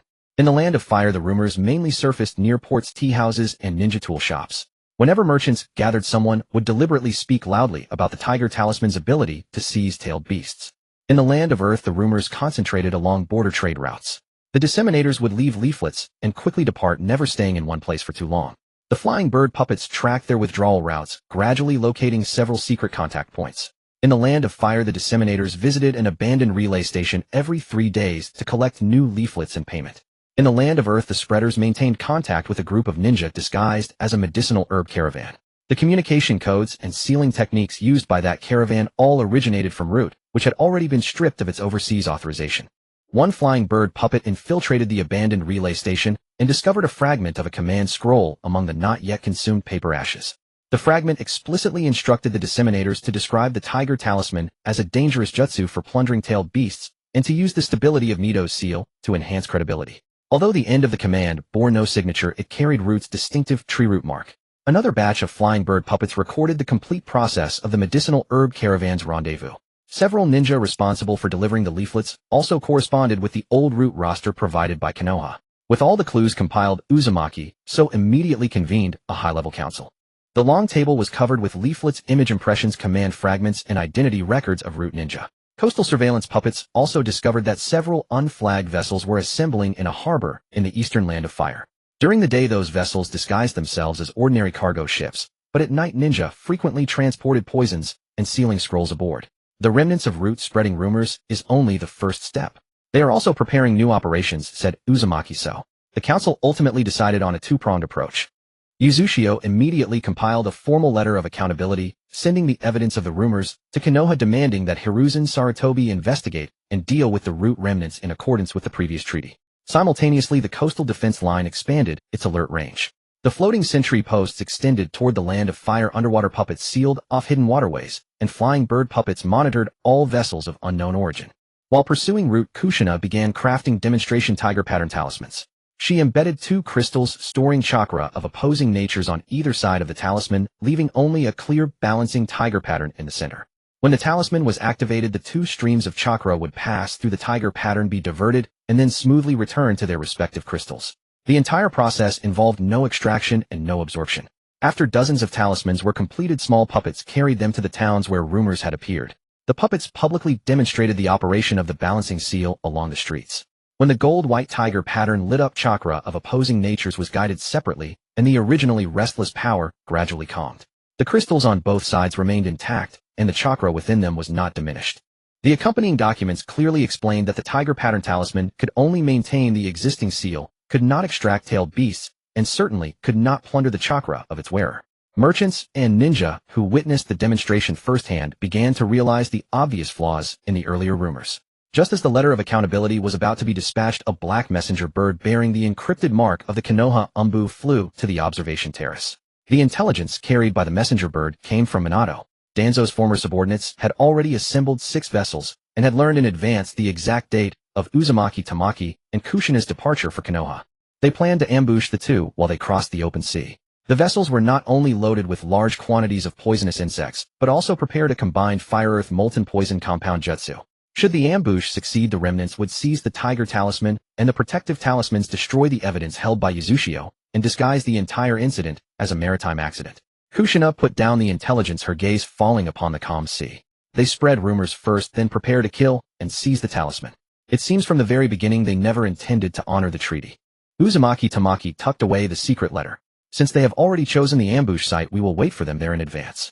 Our public itinerary remains unchanged. This time we will bring all the remnants along with the evidence to Konoha. After receiving the urgent intelligence sent by Shuimin Xuanhua, you adjusted the arrangements for the journey to my overnight. The public itinerary remained unchanged. Wachao still announced that Xuanhua Yu and Jioshinai would board the ship on the scheduled date and follow the fixed route to Ho Country. The port loaded talismans, sealing scrolls, and envoy supplies as usual. Jioshinai also boarded the main ship during the day, publicly inspecting the protective seals inside and outside the cabin. Root spies lurking in the distance quickly relayed the news back to Ho Country. On the surface, Wachao seemed unaware of the impending ambush. However, the hidden puppet arrangements had already been set in motion. According to the navigation chart sent back by bird puppets, the remnants of Root planned to strike in a sea area far from land. The currents there were chaotic, merchant ships were scarce, and it was far from both Wachao and Ho Country's ports. Xuanhua Yu designated that sea area as the puppet ambush zone. The first layer of blockade consisted of Farsi floating soil outposts. Dozens of floating soil outposts left their original positions under cover of darkness, sinking to the periphery of the target sea area. They only exposed the gray rocky tops above the water, responsible for monitoring the number of ships and their sailing directions. The second layer of blockade was underwater. A large number of rat puppets crept along the seabed, hiding among reefs and trenches. They carried sealing chains and poison-proof shells. Some were tasked with disabling enemy ships, while others were responsible for capturing ninjas who fell into the water. The third layer was handled by high-altitude bird puppets. The bird puppets hid among the clouds, sealing off the airspace above the battle zone, intercepting all communication tools and flying summoning beasts. After completing the 3-layer defense line, Xuanhua Yu deployed large-scale tiger pattern nodes on the seabed. One by one, balanced tiger patterns connected along the seabed, quietly covering the predetermined combat area. Once the domain was activated, conflicting yin and yang chakra within the range would be rapidly separated. The more complex the combined ninjutsu prepared by Root, the stronger the influence of the tiger balance domain. Jioshinai inspected all the nodes and added an extra layer of sealing film to the underwater puppets to block poisons. After the venomous insects lose control, the toxins in their bodies still remain. The tiger patterns handle the chakra separation, and the sealing film blocks the poison liquid. As long as the poison does not cross the puppet line, the clansmen on the ship will not be affected. On the day of departure, 3 Wachao ships left the port as planned. Xuanhua Yu and Jioshinai boarded the main ship together. The accompanying seal masters and guards also entered the cabins according to the public list. After the fleet sailed out of the coastal waters, the conspicuous escort puppets gradually decreased. Only a few birds remained near the mast, appearing no different from ordinary surveillance. The puppets hidden in the high sky and underwater, however, maintained a steady distance from the fleet. As they approached the predetermined sea area Xuanhua, you sensed 6 unfamiliar ships through the floating soil outposts. They approached from the northwest, dispersing with gray sealing techniques covering their hulls to conceal chakra. Each ship carried root veteran ninjas. The leading root ninja was Yi Zixuan, a direct subordinate of Tuanzang, who had previously been in charge of overseas operations. After confirming that the Wuchao main ship had entered the encirclement, he immediately raised his hand to signal the attack. The 6 enemy ships simultaneously removed their camouflage and accelerated from different directions. A large number of black venomous insects surged out from the cabins, forming a low insect cloud over the sea surface. Several root ninjas stood on both sides of the decks, simultaneously unleashing fire release and earth release. A scorching molten flow swept across the sea, quickly merging with the deep purple poison mud. The venomous insects drilled into the hot mist, carrying toxins enhanced by ninjutsu toward the Wuchao fleet. Before the molten poison compound ninjutsu had fully spread, Xuanhua Yu raised his palm. The tiger pattern nodes pre-buried on the seabed lit up simultaneously. Golden white light penetrated the seawater, covering the entire battle zone in an instant. Fire-natured chakra and earth-natured chakra were redirected into different flows by the tiger patterns. Deprived of the earth release carrier, the molten flow quickly dispersed, unable to maintain its viscous form. The toxic chakra within the poison mud was also stripped from its original structure, and the heavy mud directly fell into the sea. The venomous insects relied on yin-controlled techniques for unified movement, while their insect bodies were reinforced by yang chakra.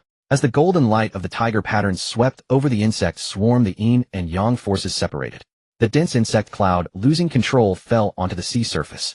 The fragile balance among several ninjutsu was also broken. The molten poison mist dissipated from within, completely collapsing before reaching the Wuchao main ship.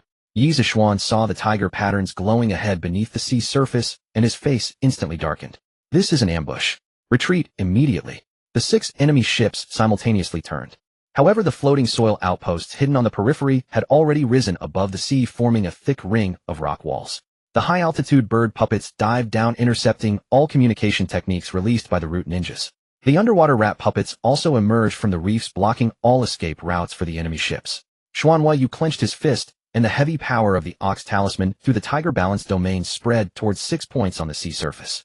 The next moment, 6 colossal forces erupted simultaneously from beneath the enemy ships. The calm seawater suddenly bulged, as if invisible giant palms were lifting the ship bottoms. The 6 root ships lost balance, one after another, capsizing sideways. The root ninjas on the decks, unable to form hand seals in time, fell into the water along with the shattered planks. The rat puppets lurking underwater immediately closed in. One sealing chain after another cut through the waves, binding the root ninjas' limbs and sealing their chakra pathways. Some tried to escape by using water release, but the chakra they gathered was dispersed by the tiger balance domain. Some attempted to bite the poison sacs hidden in their teeth, but the miniature rat puppets locked their jaws first. Yi Zixuan stepped onto the overturned ship bottom, trying to force his way out of the encirclement. Jiuxinai was already standing at the bow of the main ship. Several crimson sealing chains spanned the sea, instantly entangling Yi Zixuan's body and pulling him back into the encirclement from midair. The rat puppets then sealed his hands, feet, and meridians. The 3-layer puppet defense line kept contracting, and the remaining root ninjas were all captured. None of the 6 enemy ships escaped, and no root remnant involved in the ambush left the battle zone. After the battle, the ox-type puppets righted some of the hulls while the rat puppets entered the cabins to collect evidence. Poison insect jars, molten poison ninjutsu scrolls, assassination lists, and forged Wuchao leaflets were sealed one by one. A navigation chart marked with Wuchao's itinerary even specified the attack time and retreat route. Jiuxinai also found a multiple seal-protected mobilization order from the waterproof scroll Yi Zixuan carried. After the self-destruction technique was disarmed, the contents of the order were fully revealed. Tuanzang instructed the remnants to spread rumors that the tiger seal was being used to plunder tailed beasts, and then to ambush Xuanhua Yu and Jiuxinai at sea. The order also required them to seize the tiger seal, destroy evidence, and disguise the disappearance of the envoy as a shipwreck. It bore Tuanzang's personal signature and private chakra imprint at the end. The identities of the captives' battle footage and all physical evidence were recorded and sealed separately. The root remnants were escorted into reinforced transport cabins guarded by rat puppets and Wuchao seals. The Wuchao fleet did not return to the island, but continued to mine along the original route. A bird puppet carrying the accountability document flew ahead to the Hokage's residence. The document explicitly demanded that Yuanfei Risen publicly try all captives, verify Tuanzang's mobilization order, and thoroughly purge the remaining root personnel. Any delay or internal cover-up would be regarded as Mai's renewed violation of the bilateral treaty. The tiger patterns on the sea gradually retracted. The Wuchao main ship escorting the captives' enemy ships, and the complete set of evidence headed straight for the port of Hua country. When the Whirlpool envoy arrived at the port of the Land of Fire, Konoha's ANBU had already sealed off the docks. 3 envoy ships docked ahead, while the 6 captured Root vessels were towed behind. Remnants of Root's concealment jutsu lingered on the damaged hulls. Rows of sealed cages lined the transport ship's deck, holding all the Root shinobi involved in the ambush. Minato and Tsunade personally came to the port. Minato cross-referenced the identification numbers of the captured Root operatives, quickly confirming they all belonged to the old Root roster. Several of them had been listed as missing during Konoha's purge, yet they had continued participating in secret operations left behind by Danzo. Tsunade opened the evidence chest, revealing neatly arranged rumor leaflets and poison mist jutsu scrolls. This is no longer the act of a few rogue remnants.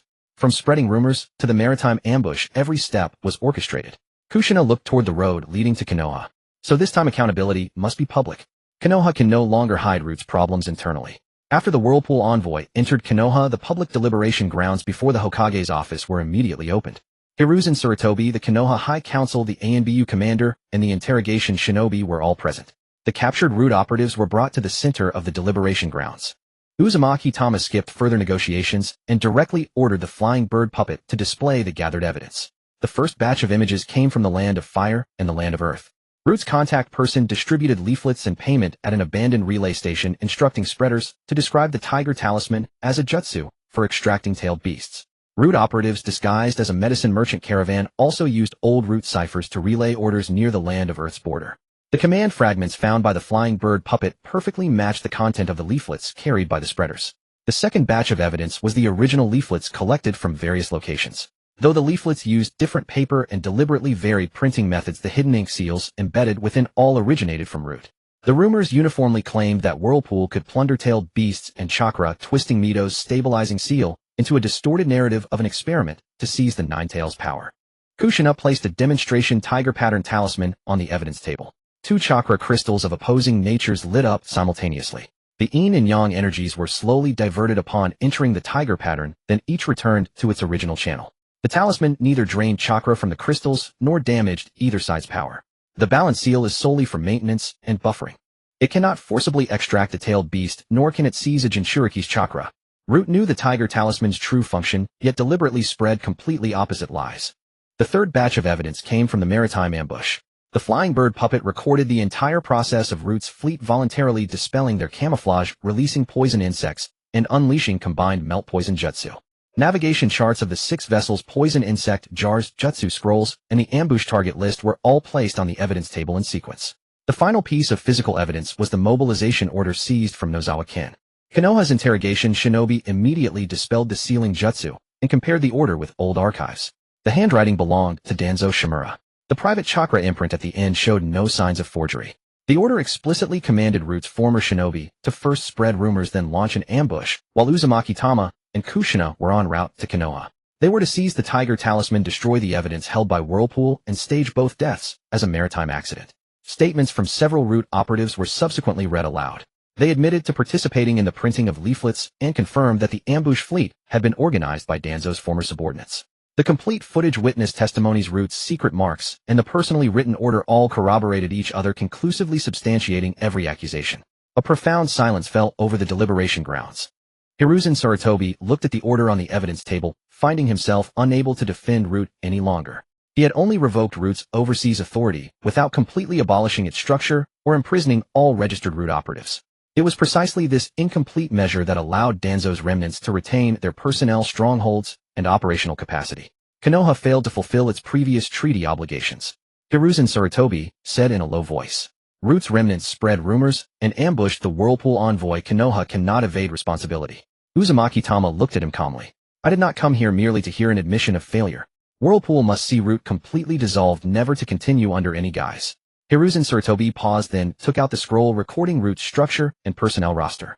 He publicly stamped the Hokage seal, officially issuing the dissolution order. From that day forward, all of Root's organizational structure was publicly abolished. All secret strongholds were immediately sealed. Root was stripped of all authority for training, surveillance, interrogation, and covert operations. All registered Root operatives were to be uniformly imprisoned and investigated, while missing personnel were to be pursued according to the roster. No one was permitted to continue executing orders left behind by Root under the pretext of ANBU missions or Konoha's classified secrets. Tsunade stood alongside the Whirlpool envoy. Danzo always framed his personal ambitions as Konoha's interests. He surveilled his comrades' coveted Whirlpool's secret arts and continued operations after the treaty was signed. None of these actions were ever meant to protect Konoha. Minato also clearly stated his position. Root had already received orders to cease operations. Their choice to spread rumors and ambush the envoy shows that preserving the organization only leaves greater dangers. Both publicly supported Whirlpool's call for accountability. The voices within Konoha's High Council that had hoped to retain a few Root operatives fell completely silent in the face of the overwhelming evidence. With Root's fate decided, Uzumaki Tama and Kushina took the improved talisman to Mito's residence. Mito's complexion was far more stable than when they last parted. The old talisman was still functioning, but the energy-storing earth within had been largely consumed, and the tiger pattern's glow had dimmed noticeably. Kushina sat beside Mito, first asking about her recent physical condition. "Do you still feel the seal tremble at night?"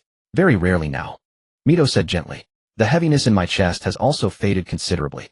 Uzumaki Tama removed the old talisman and examined the nine-tailed seal within Mito's body. Thanks to continuous maintenance, the previously fine cracks had completely closed. The nine-tails in chakra flowed slowly along its fixed channels, no longer surging against the seal's core. Kushina placed the newly refined, long-lasting balance talisman onto the seal platform. The new talisman utilized more stable energy-storing earth and featured finer yin-yang separation circuits. The Senju softening seal handled the long-term absorption of leaking chakra. The tiger pattern cores separated yin-yang conflicts. The whirlpool binding jutsu secured the outermost boundary. A soft golden-white light gradually rose, connecting smoothly with the seal within Mito's body. Tsunade conducted multiple examinations, finding no cracks or chakra stagnation. The new long-lasting talisman could self-regulate its flow rate without draining Mito's own strength. The seal is now completely stabilized. Tsunade said, "From now on, only periodic talisman replacement is needed. There will be no lingering risk of sudden failure." Mito took Kushina's hand. "From now on, when you come to Konoha, it can just be to keep me company. We will visit you regularly," Kushina said softly. After the visit, both parties returned to the Hokage's office to sign a supplementary treaty. The treaty explicitly stipulated that within Konoha's territory, spreading any false information defaming Whirlpool, the Whirlpool seal, or the Tiger Talisman was prohibited. Konoha was obligated to investigate the instigators, organizers, and actual disseminators of the rumors. Any violator could no longer be handled unilaterally by Konoha's internal procedures, but had to be jointly reviewed by both Konoha and Whirlpool. The previously signed provisions regarding free travel and sealing technique protection remained in full effect, unaffected by Konoha's internal changes. Hiruzen Sarutobi stamped the Hokage seal. Uzumaki Tama affixed Whirlpool's seal on behalf of the village. Tsunade and Minato signed their names as witnesses. With this, all of Root's organizational structure was formally abolished. The remaining personnel left behind by Danzo were uniformly imprisoned, and the rumors and ambush had reached an irrefutable conclusion. Mito's new talisman operated steadily in the quiet room. The newly signed supplementary treaty between Whirlpool and Konoha completely sealed off any remaining avenue for Root's remnants to continue sowing discord between the two nations. Half a month after the Uzumaki envoy returned to the island, the Third Great Ninja War erupted in full scale. The border of the Land of Fire was the first to ignite as the Land of Earth and the Land of Wind simultaneously mobilized vast numbers of shinobi, while frequent naval assemblies appeared along the coast of the Land of Water. Trade routes between the five great nations were swiftly severed, and neutral merchant ships that had once traveled freely took refuge in safe harbors. Uzumaki remained neutral throughout, yet it could not escape the war's reach. On this morning, the bird-shaped puppets on perimeter patrol suddenly transmitted an urgent message. The Blue Reef Supply Island, located northwest of the main island, was under siege by a large number of shinobi. Though small in area, Blue Reef Island produced energy-storing rock and sealing mineral sand, and served as a crucial transfer point for neutral merchant ships delivering grain and medicinal herbs to Uzumaki. The Hidden Stone, Hidden Sand, and Hidden Mist villages under the guise of war launched a joint assault attempting to seize this resource reef and completely cut off Uzumaki's overseas supply lines. A swift unit from the Hidden Cloud also joined the battle under the pretext of temporary cooperation, forming a fourth offensive force. Upon receiving the news, the Uzumaki clan immediately activated the main island's offshore defense line. Blue Reef Island cannot fall. If it is captured, the enemy will use the resource reef as a foothold to advance further toward Uzumaki's homeland. Xuanwei awakened the Rat Ox and Tiger Talismans simultaneously. Jioshinai led the Seal Masters aboard the fastest support vessel. A large flock of bird-shaped puppets ascended ahead. Heavy ox-type puppets were fixed on the periphery of the fleet, and rat puppets advanced in sync across the sea surface and underwater. As the support fleet neared Blue Reef Island, the island's perimeter was already blanketed by dense ninjutsu. Stone ninja from the Hidden Stone Village created rock walls and earth spears from the front, continuously compressing the defenders' operational range. Hidden Sand ninja manipulated puppets and wind blades to cut through the outer defenses. Hidden Mist Ninja cloaked in thick fog landed from the flank, preparing to destroy the sealed warehouses storing supplies. The Hidden Cloud's high-speed teleportation unit weaved between several positions, specifically targeting defending puppets that had not yet been relocated. The frontline commanders of the four enemy forces were Tsukumin Gangyen of the Hidden Stone Shayu Luo, of the Hidden Sankido Tsangjin, of the Hidden Mist, and Us Shuendo, of the Hidden Cloud. Instead of directly contesting the warehouses, they first divided the entire supply island into several isolated zones. The moment Xuanhua set foot on Blue Reef Island, the white radiance of the Rat Talisman spread rapidly along the ground.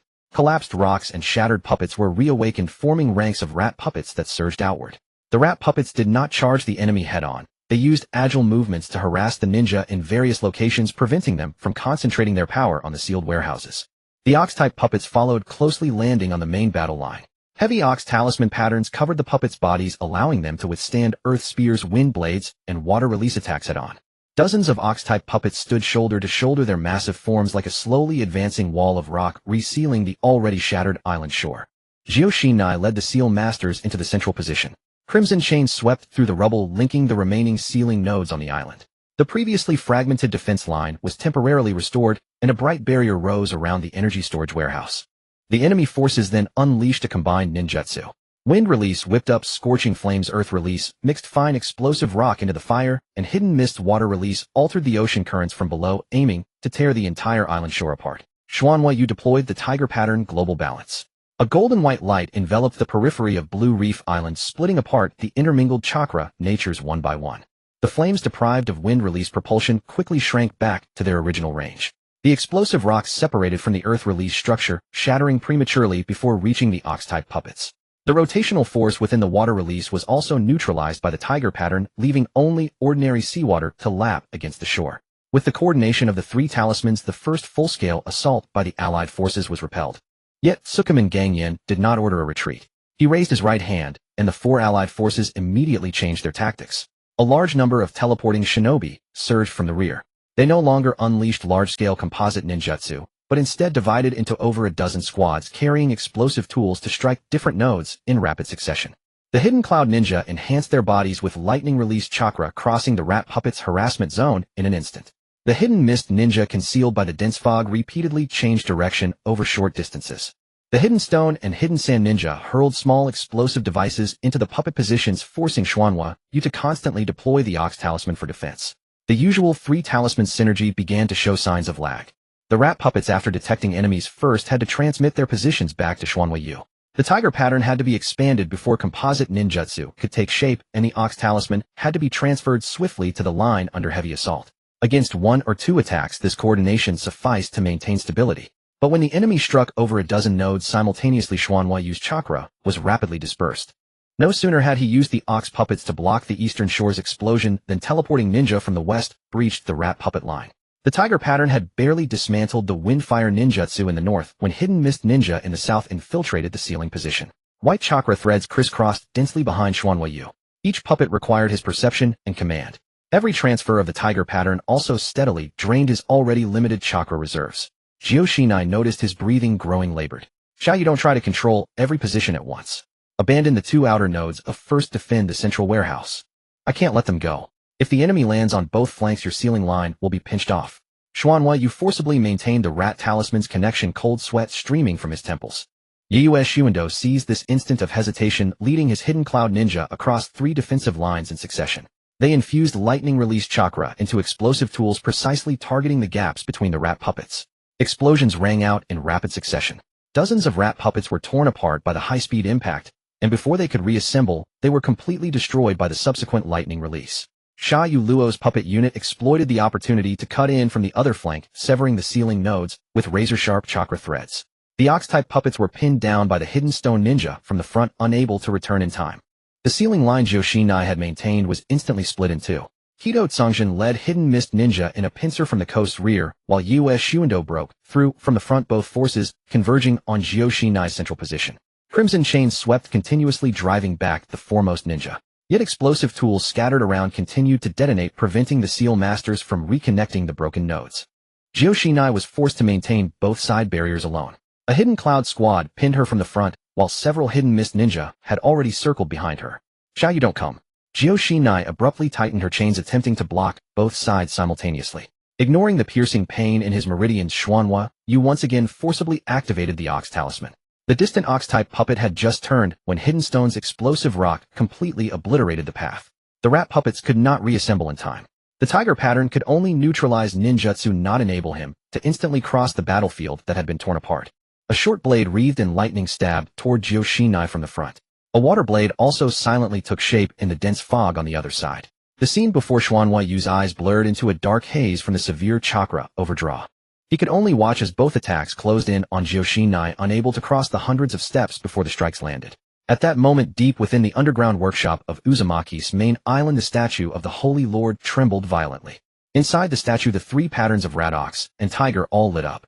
The fourth azure pattern, long bound in deeper depths, was drawn by Xuanhua Yu's life and death crisis, and suddenly broke through the long dormant seal.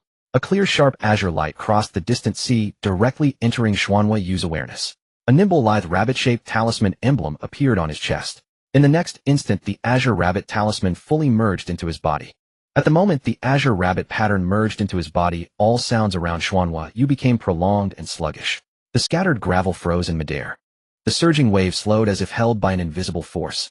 The enemy's high-speed thrown ninja tools reduced to a slowly moving gleam of cold light. The basic abilities of the rabbit talisman rapidly unfolded in his consciousness. The first power was ultra-high-speed movement. It did not merely strengthen his legs, instead it altered the space-time flow around Xuanhua Yu, allowing his body to perform movements in an extremely short time that ordinary people could not perceive. The second power was short-distance spatial teleportation. As long as his perception could lock onto a location, he could bypass intermediate obstacles and appear directly near the target. The third power was high-speed illusionary clones. The rabbit talisman could retain the spatial afterimages during movement, temporarily transforming them into illusions with false chakra signatures. When dozens of illusions appeared simultaneously, even sensory-type ninjas found it difficult to immediately determine the real body's location. Xuanhua Yu had no time to think deeply. The rabbit pattern on his chest had already lit up with azure light. His figure vanished from where he stood. Yue Shuendo's lightning short sword thrusting at Joshinai was only half a foot away from her, but suddenly a hand firmly grasped his wrist. Xuanhua Yu appeared out of thin air between the two. The power of the Ox Talisman erupted along his arm, flinging Yue Shuendo together with his blade backward. The mist-hidden water blade fell from behind at the same moment. Xuanhua Yu did not turn around. The rabbit talisman carried him and Joshinai through a second short-distance leap. The two instantly left the spot and appeared beside the ceiling stone platform dozens of steps away. The water blade only struck an azure afterimage that had not yet dissipated. Joshinai steadied herself and looked at his chest in surprise. A fourth talisman. The rabbit talisman. It governs speed and short-distance spatial changes. First break the encirclement, then I'll explain. Xuanhua Yu took a step forward. Azure light suddenly spread across the shattered battlefield. Dozens of high-speed illusions identical to him appeared simultaneously. These illusions had no real offensive power, but they retained similar chakra fluctuations and movement trajectories. They charged into the four battlefields, east, west, south, and north, forcing the coalition ninjas to divert their attention. Yue Shuendo used the body flicker technique repeatedly, trying to catch up with one of the figures. But every time he approached, the Xuanhua Yu before him would dissipate like thin mist, while another azure figure flashed by from farther away. The Cloud Hidden's famed high-speed body flicker seemed heavy and sluggish before the space-time flow altered by the rabbit talisman. Xuanhua Yu's real body continuously teleported between multiple front lines. The moment explosive ninja tools were thrown on the east bank, he appeared at the landing point ahead of time, using the tiger talisman to dismantle the internal chakra. When the rat puppets in the north were besieged, he instantly crossed the rock wall and infused the power of the Ox Talisman into the remaining puppets. As the ceiling master on the west side was forced back by the mist hidden, a patch of azure illusions passed through the thick fog, forcing the enemy unable to discern the real attack direction. The powers of the three talismans, which previously required sequential activation, were finally reconnected into a whole under the high-speed linkage of the rabbit talisman. Xuanhua Yu no longer had the rat puppets chase the enemy's body flicker ninjas. The rat talisman was only responsible for awakening gravel and debris, quickly laying down fixed positions. One after another, low rock walls and ceiling barricades rose from the ground, compressing the coalition's possible movement routes into predetermined areas. The tiger talisman's balanced domain then covered these passages. Whether the enemy released wind-fire composite ninjutsu or infused lightning release into explosive tools, the chakra would be dismantled before it could take shape. The Ox Talisman was concentrated on the frontal line. The heavy puppets no longer moved around to reinforce, they only guarded the warehouse and the island shore, smashing the earth release fortifications created by the rock hidden head-on. The rabbit talisman undertook all mobile support and surprise attack tasks. The azure figure flashed repeatedly between different battlefields and in the blink of an eye severed the command links of the 4 enemy forces. Tumon Ganyan, realizing the front line was out of control, immediately created multiple layers of rock walls to protect himself. The rock walls had only risen halfway when Xuanhuayu passed through the still unclosed space and appeared directly behind him. The Rabbit Talisman completed the approach while the Tiger Talisman dismantled the Earth-Nature chakra accumulating inside Tumon Ganyan. Before he could turn around, the immense power of the Ox Talisman pressed down on his shoulder, forcing him into the hard ground. The rat puppets quickly followed, sealing his meridians with sealing chains. The Rock Hidden's frontline commander was captured on the spot. Shiwa Luo, seeing the situation unfavorable, placed dozens of puppets in front of him. Dense poison needles covered the area and chakra threads were woven into a tight net. Yet dozens of Xuanhuayu's illusions simultaneously charged into the puppet formation. The poison needles passed through the illusions, hitting no real body. Just as Shiwa Luo identified the real body, Xuanhuayu had already crossed the puppet defense line via short-distance teleportation. A golden light of the Tiger Talisman spread from his palm, directly separating the controlling chakra and the puppet threads. All puppets lost their motion simultaneously. Shiwa Luo was bound hand and foot by crimson chains, and then Jiu Shinai sealed his entire body's chakra. The mist-hidden commander Gue Deng Songjin immediately merged into a large body of water, attempting to escape via the sea surface. Xuanhuayu used the rat puppets to lock onto the abnormal chakra in the water, and the Rabbit Talisman brought him teleporting to the front of the sea. The Tiger Talisman's balanced domain temporarily separated the water body technique from Gue Deng Songjin's real body chakra. The opponent was forced to revert to physical form and was then punched down onto the floating Earth platform by an Ox series puppet. The last one, Yueshuando, was still moving at high speed. He constantly changed routes, trying to break out of Qingjiao Island, while the 3 commanders were captured. Xuanhuayu did not immediately pursue. Instead, he left dozens of Rabbit Talisman illusions ahead of him. Yueshuando dodged several figures in succession, only to find the same azure afterimage on every escape route. The real Xuanhuayu had long completed a spatial teleportation and stood quietly at the last exit. Both figures vanished simultaneously. As Yueshuando's lightning release body flicker was just activated, Xuanhuayu had already appeared beside him. The Tiger Talisman cut off the rhythm of the lightning-natured chakra's eruption. The Ox Talisman's power followed immediately, one blow destroying the rock layer beneath his feet that he used for leverage. Yueshuando lost his balance and was dragged into the ceiling formation by the rat puppet's chains. The 4 frontline commanders were subdued one after another, and the coalition could no longer maintain their original formation. The Rock Hidden's frontal fortifications were toppled by the Ox series puppets.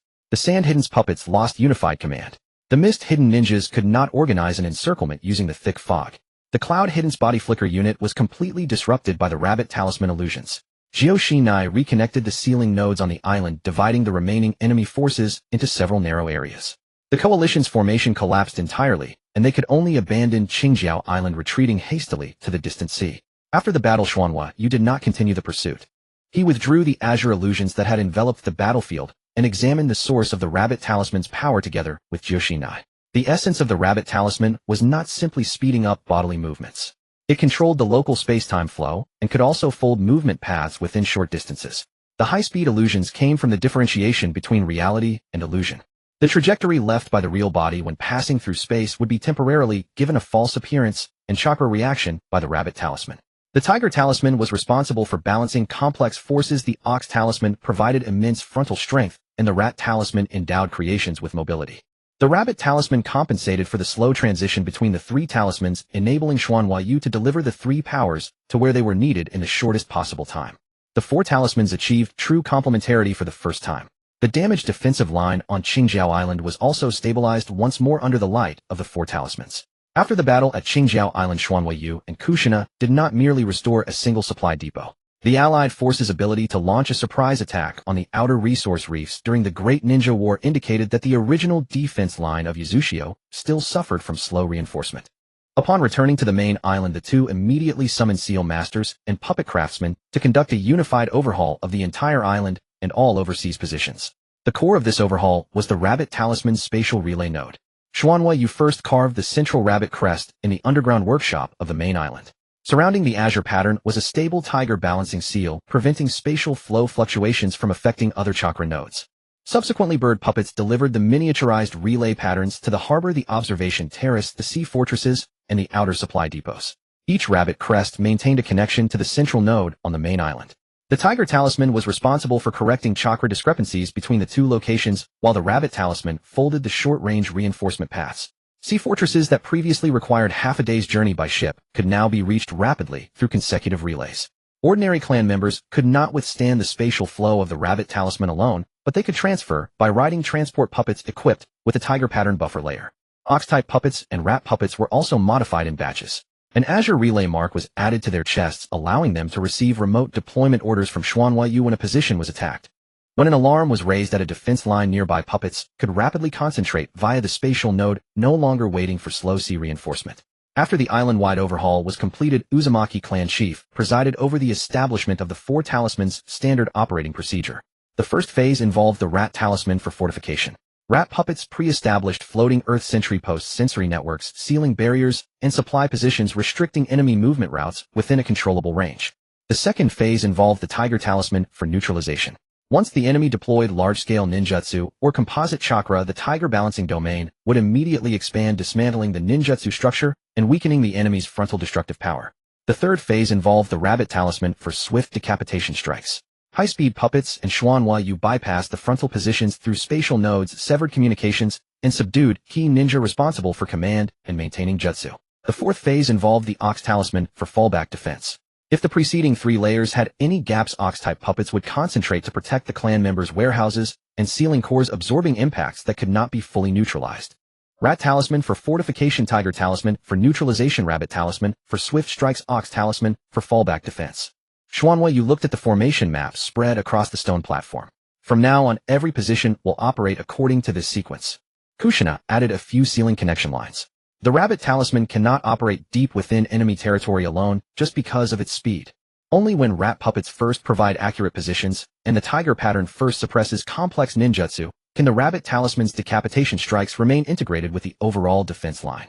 After the standard procedure was established, Uchiha began producing the first batch of rabbit-type high-speed puppets. These puppets had slender builds, intricate azure patterns engraved on their limbs, and retained the core, granting mobility from the Rat Talisman within. They could not perform spatial leaps as freely as Xuanhuayu, but they could traverse at high speed using the relay nodes. Some rabbit puppets were dispatched to the peripheries of various nations' battlefields. They did not interfere in the battles among the 5 great nations. They only recorded troop movements, shinobi tool transports, and secret orders, targeting Uchiha. Rabbit puppets used their high speed to evade patrolling ninja, while bird puppets received intelligence from high altitudes. Records of Awakens transporting explosive tools to the coast, documents of Sunagakure mobilizing puppet core, the navigation routes of Kirigakure ships attacking Qingjiao Island, and the chakra imaging of Kumogakure's body flicker unit participating in the assault were all preserved intact. The captured commanders from the 4 routes, the confiscated shinobi tools, and the battle records from Qingjiao Island became direct evidence of the 4 nations' covert attack on the neutral Uchiha under the guise of war. As the Third Great Ninja War escalated, the 5 great nations soon realized that Uchiha possessed extensive intelligence on frontline military provisions. Delegations from the 5 nations successively arrived at the island, hoping Uchiha would abandon its neutrality and provide sealing talismans, offshore puppets, or spatial relay technology to their respective camps. The Konoha envoy Nara Shikaku proposed renewing the alliance, hoping Uchiha would prioritize opening medical and sealing support to the Land of Fire. The IWA envoy Ishikawa Gaku claimed the Qingjiao Island attack was an unauthorized action by a frontline commander and attempted to exchange ores for tiger pattern talismans. The Suna envoy Sagan K wished to purchase rat puppets and energy-storing earth. The Kiri envoy Mizutsuki Toru proposed sharing sea routes, while the Kumo envoy Yazuki Hajime directly inquired whether the Rabbit Talisman could be used for high-speed units. Xuanhuayu did not accept any side's overtures, nor did he allow the delegations to access the core of the 4 talismans. When the envoys of the 5 nations gathered at the Outer Islands training ground, he publicly conducted a complete demonstration of the 4 talismans' coordinated operation. The Rat Talisman lit up first. Scattered rocks across the training ground simultaneously transformed into puppets, swiftly establishing several layers of interwoven positions. Several Uchiha sealing masters released simulated ninjutsu of different natures. The Tiger domain then expanded, channeling the fire, wind, lightning, water, and earth chakra into separate pathways. The unformed composite ninjutsu instantly lost its support, leaving only gentle air currents and fine water droplets falling to the ground. The Azure Rabbit pattern then flashed between the positions. Dozens of high-speed phantoms appeared simultaneously, and none of the sensory puppets carried by the 5 nations' envoys could lock onto the main body. Xuanhuayu bypassed all defense lines through short-range leaps instantly, seizing the 5 banners representing frontline command. Finally, Ox-type puppets descended from the periphery of the training ground. Their immense power was not directed at the delegations, but steadily absorbed the aftershocks generated by the Rabbit Talisman's high-speed movement, stabilizing the entire training ground without the slightest tremor. The 4 talismans flowed seamlessly from fortification neutralization swift strikes to fallback defense. The envoys of the 5 nations clearly witnessed that any party attempting to force Uzushio to choose a side would first have to break through the island-wide Rat Talisman positions and Tiger Balancing Domain, then face the uncatchable Rabbit Talisman strikes and the Ox Talisman's frontal defense. Nara Shikaku was the first to avert his gaze. Konoha respects Uzushio's decision to remain neutral. The other envoys did not continue to apply pressure. The IWA Tsunakiri and Kumo sides were even more aware that the evidence from the Battle of Qingjiao Island remained in Uzushio's hands, and could only acknowledge that their previous attack had not altered Uzushio's stance. After the delegations departed, the offshore defense line began operating around the clock. Rabbit-type high-speed puppet sentinels patrolled along fixed routes continuously. They shuttled at high speed between the main island supply depots and sea fortresses via the spatial relay tiger pattern nodes, periodically exchanging records with the rat puppet sensory network. Bird puppets handled high-altitude surveillance. Underwater rat puppets sealed off concealed waterways. Rabbit-type puppets filled any potential temporary gaps. Whether the enemy approached from the sea surface, underwater, or high altitude, the nearest position could immediately raise an alarm and receive support from all 4 talismans within an extremely short time. The flames of war continued to spread among the 5 great nations. Yet Uzushio, with its clear neutrality clauses, complete evidence of aggression, and the impregnable 4 talismans' united defense held firm on its island. No force seeking to launch another surprise attack amidst the war could find any gap to breach the homeland's defense line. After the battle at Qingjiao Island concluded, the rabbit-type high-speed sentry puppets scattered across the overseas whirlpool regions were officially activated. A cyan figure patrolled daily between the main island resource reefs and offshore fortresses. Alerts that once took half a day to relay now reached the underground workshop within moments. This comprehensive rapid support system stabilized the whirlpool defense line, yet it also heightened the trepidation of the high-ranking officials in the rock, sand, mist, and cloud nations. All 4 nations understood that a solitary attack on any offshore reef would immediately draw reinforcements from other strongholds. The rat puppets could deploy defenses swiftly, the tiger patterns could dismantle composite jutsu, and the ox-type heavy puppets could withstand frontal assaults. The Rabbit Talisman linked these 3 forces, entirely eliminating the support delays caused by the vast ocean distances. As long as the Tiger Rabbit relay nodes scattered overseas remained operational, ordinary fleets could not use distance to divide the whirlpool defense line. Amidst the escalating war in the shinobi world, a gray warship bearing no flag sailed into a secluded bay. The ship's interior was covered with perception-blocking seals. Representatives from the 4 nations boarded from different directions, leaving no trace of their public itineraries. Awagakure's commander Ishizuka Juzo was the first to unfold a sea chart. Sunegakure's elder Kazami Shara sat opposite him, a slender measuring needle held between his fingers. Kirigakure's Jonin Mizunatsuki Kangawa lurked in the dim lamplight, while Kumigakure's strategist Urizi Oredo was tasked with recording the number of ships and shinobi each nation could mobilize. The chart marked the main whirlpool island, the Qingjiao Supply Island, and the 2 eastern and western offshore fortresses. Numerous cyan light points, their positions not yet fully confirmed, were connected by thick, heavy ink lines. Continuing to fight over a single island is pointless, Ishizuka Juzo said in a low voice. Uzumaki Tama can reinforce swiftly using the Rabbit Talisman. The failure at Qingjiao Island has proven that conventional attrition cannot wear them down. Urizi Oredo placed 4 black game pieces onto the chart. Then we destroy all peripheral nodes simultaneously. Once their spatial relay fails, the defenders across the whirlpool region can only support each other by ship.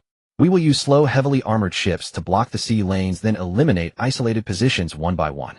Kazami Shara looked at the chart, but did not nod immediately. The rabbit pattern is also protected by the Tiger Balance Seal. Even if standard explosive tools shatter the stone platform, they may not be able to destroy the spatial core. At that moment, the cabin door was pushed open.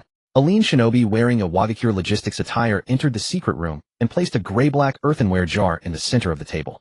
His name was Akiyama Kuriha, a remnant shinobi who had fled the Land of Fire after the disbandment of the Root organization. Over a dozen other former Root shinobi who escaped with him had now infiltrated the ranks of the 4 nations, trading the research data left by Danzo for a place to hide. Akiyama Kuriha opened the jar, and a scorching yet chilling aura immediately spilled out. Inside was a dark red, corroded rock soil, its viscous surface occasionally flickering with fine black patterns. Lord Danzo extensively researched the methods of containing the talisman's power. No matter how strong the talisman's strength, it relies on the seal patterns to function. This formula uses fire and earth composite chakra to smelt the rock soil, then infuses it with Yin chakra that can erode jutsu formulas. It is specifically designed to dissolve spatial patterns. Akiyama Kuriha took out a stone slab engraved with a replica rabbit pattern and slowly lowered it into the jar. The dark red soil immediately climbed onto the slab, continuously seeping along the cyan lines. The rabbit pattern did not explode, but its glow dimmed inch by inch. After a few breaths, the complete pattern fractured at its center, and the residual spatial chakra within the slab dissipated. Mizunatsuki Kangawa inspected the slab, confirming there were no traces of a conventional explosion. An explosion would alert the defenders. This kind of corrosion is better suited for a surprise attack. First infiltration units will deploy the corrosive tools, followed by a synchronized fleet assault. The representatives of the four nations quickly reached a consensus. Awakens was responsible for mass-producing the corrosive rock soil, Sunagakure for loading the material into throwable clay bombs, and puppet compartments Kirigakure's fleet for approaching the islands under the cover of dense fog, and Kumogakure's fast units for storming the relay platforms once the patterns were broken. The four allied forces would simultaneously attack the main islands, port, the Qingjiao Supply Island, and the eastern and western sea fortresses. No unit was to act prematurely lest the rabbit puppets raise the alarm. Before the secret meeting concluded, the four parties jointly drafted a mobilization order and affixed their respective village marks for identification. They failed to notice a palm-sized rabbit scout puppet attached to the underside of the warship's hull. This puppet was named Qingyu. Its outer shell was coated with the same gray paint as the ship's bottom, and a faint tiger pattern isolation membrane covered its chest. Qingyu could not hear the voices completely sealed within, but it recorded the times the representatives boarded, the identities of their escorts, and the changes in the warship's draft. After the meeting, it quietly followed the small boat carrying Akiyama Kuriha and the jar, intercepting a sample of the corrosive rock soil at a temporary warehouse. Several other rabbit scout puppets continued reconnaissance along the four nations' military shipping lanes. They discovered Awakens secretly transporting clay, Sunagakure's workshops mass-producing hollow weapons, Kirigakure moving heavy warships to neutral waters, and Kumogaku mobilizing numerous shinobi skilled in body flicker and rapid assault. One rabbit puppet even managed to copy half of a joint secret order from a sealed message pouch, while a messenger was changing mounts. The scattered intelligence was quickly relayed to the main island, and with the assistance of the rat puppets pieced together into a complete attack plan. That night, the Uzumaki clan held a high-level council. The wide stone table was covered with the corrosive rock soil sample, fleet movement records, and chakra images left by the four nations' envoys. Uzumaki Akiha, the seal master in charge of overseas positions, carefully compared the sea chart and marked out four possible attack routes. The northern fog route leads to Qingjiao Island. The eastern and western heavy fleets correspond to the two sea fortresses. There is also a fleet deliberately hidden behind the merchant shipping lane. Its target can only be the main island's port. Uzumaki Tama infused the tiger pattern's light into the corrosive rock soil sample. Golden white threads slowly spread through the dark red mud, causing the tightly fused yin and yang chakra to separate. The yang-natured fire and earth power, now lacking the corrosive jutsu's constraint, quickly solidified into ordinary slag. The yin chakra was drawn out separately by the tiger pattern and sealed within a transparent crystal. The formula can indeed dissolve the surface rabbit patterns, but it is not impossible to neutralize. The enemy believes the tiger pattern only dismantles frontal jutsu. Let them witness that the tiger balance seal can equally isolate corrosive chakra. Uzumaki Tama immediately ordered the modification of all relay nodes. The previously exposed rabbit patterns were changed into a sacrificial guide layer designed to absorb the first wave of corrosive attacks. 3 layers of tiger balance seals were stacked beneath the guide layer. The first layer isolated foreign chakra, the second dismantled the yin-yang structure within the corrosive soil, and the third protected the true spatial relay core. Tiny rat puppets were also embedded between the layers of patterns. Should the surface stone platform be damaged, they would use nearby rock and soil to repair the inner channels. The ox-type heavy puppets were also relocated to the 4 core relay platforms hidden within sealed stone chambers awaiting orders. Before the island's modifications were fully complete, envoys from the 5 great nations arrived at the Whirlpool region by ship once more. Under the pretext of settling the Qingjiao Island dispute and discussing wartime maritime passage, they requested to inspect the neutral shipping lanes and material transfer facilities. While Konoha's envoy Narashikaku did bring a ceasefire document, the Rock, Sand, Mist, and Cloud factions hid several mapping shinobi among their entourages. These individuals ostensibly verified the mooring positions of merchant ships, but secretly used sensing paper to probe the chakra direction of the rabbit patterns. Some measured the distances between nodes while pretending to organize peace treaty scrolls, while others deliberately dropped fine sand grains imbued with tracking jutsu near the relay platforms. 2 other envoys exchanged hand signals while the group conversed, adding the positions of Qingjiao Island and the sea fortresses to a secret map hidden in their sleeves. Uzumaki Tama did not alert them, only revealing a few outer guide patterns that had already been camouflaged. Hundreds of miniature rat puppets lay silently in the harbor's stone crevices, under railings, and within the shadows of eaves. Every location the envoys inspected, every line they drew, and every tracking marker they left was meticulously recorded. By the time the Five Nations delegations left the island, the images brought back by the rat puppets had fully corroborated the military intelligence intercepted by the rabbit scouts. The four nations believed they had grasped all of the Whirlpool region's relay nodes, and were confident the corrosive soil was enough to destroy those conspicuous cyan rabbit patterns. They were unaware that the true spatial cores had long been buried beneath multiple layers of tiger balance seals. The seemingly exposed node distribution map was from the very beginning a deliberate misdirection left by the Whirlpool forces for the Allied fleet. On the seventh night after the five-nation envoy departed, the distant seas of the Whirlpool were devoid of moonlight. A low dense fog shrouded the entire ocean surface. The rabbit-shaped puppet sentries stationed on the outermost perimeter were the first to sense the abnormal tremors. Rows of heavily armored warships, their lights extinguished, crept across the warning line, aided by the mist created by the hidden mist ninja. Upon entering the Whirlpool Sea area, they immediately split into four divisions, sailing respectively towards the main islands, Port the Green Reef Supply Island, and the Eastern and Western Sea Fortresses. The number of ships in the four divisions perfectly matched the deployment records the Rabbit Scouts had brought back earlier. The vigilant rabbit puppets did not approach recklessly, instead sending the first alert through the hidden spatial passage. Almost as soon as the alarm reached the main island, the four fleets launched a coordinated attack. Hundreds of gray-black ceramic shells were launched into the night sky by large projectile weapons soaring over the outer walls to strike precisely at the rabbit space relay stations scattered across the island. The ceramic shells shattered upon impact, and dark red molten earth spread outwards. Scorching fire earth chakra bit into the stone surfaces, while a sinister eroding force seeped into the glowing cyan runes. The outermost rabbit patterns flickered violently before dying out in a cacophony of sharp cracking sounds. Seeing the spatial light vanish, the Allied forces immediately signaled for a second wave. The slower, heavily armored ships moved into the spaces between the four positions, sealing the sea lanes with thick underwater chains. Numerous disruption scrolls were sunk to the seafloor, their chaotic chakra quickly covering the currents that ordinary ships could use. These warships were slow but heavily armored, their purpose not to pursue, but to completely sever the Whirlpool's defensive lines. With the spatial relays disabled, the Green Reef Island and the two fortresses would be unable to receive timely support from the main island. In the underground workshop of the main island, four cyan crystals representing the outer nodes dimmed one after another. Xuanhua Jade stood before the central main rabbit node calmly, sensing the spatial fluctuations hidden deep within the stone platform. The enemy had indeed destroyed the guiding rabbit patterns, but they had failed to breach the 3 layers of tiger balancing seals beneath. The true spatial core still maintained a faint, yet stable connection. Open all inner nodes. Initiate full domain leap. Xuanhua Jade pressed his palm into the central rabbit pattern, and cyan light immediately radiated across the entire stone platform. The outer tiger patterns lit up in tandem, diverting the residual molten chakra from the 4 spatial channels. The dormant inner rabbit patterns reconnected, and 4 pillars of cyan light pierced through the seabed, extending to the different positions. Xuanhua Jade's figure vanished from the underground workshop, appearing in the next instant at the core relay platform of the Eastern Sea Fortress. The Eastern Allied forces had already breached the outer walls. IWA Ninja pushed forward heavy Earth-style fortifications, while Suna puppeteers hurled spears laden with molten earth towards the inner stone platform. The Ox-type puppets hidden within the stone vaults awakened simultaneously. With steady steps, they encircled the relay core, their thick arms crossed, and raised directly, blocking the onslaught of spears and explosive tools. A continuous barrage of explosions cracked the fortress floor, and the Ox puppets' exteriors were pockmarked with dents, yet they did not retreat a single step. Xuanhua Jade expanded his tiger balance domain. Gold-white patterns spread outward from the relay platform. The moment they touched the dark red earth, they forcibly separated the tightly fused yin-yang chakra within.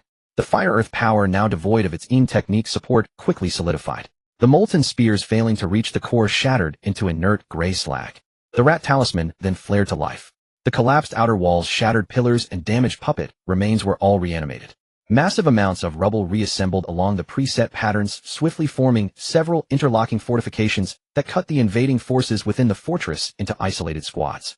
With the Eastern Sea Fortress core stabilized, Xuanhua Jade did not linger. The rabbit pattern retracted beneath his feet, and his cyan figure vanished through the spatial passage, arriving at the Western Sea Fortress.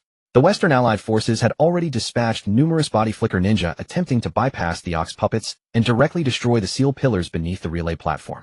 Xuanhua Jade split into dozens of high-speed afterimages upon landing. The indistinguishable cyan figures leaped over walls and warships, charging towards messenger ninja signal towers and temporary command posts.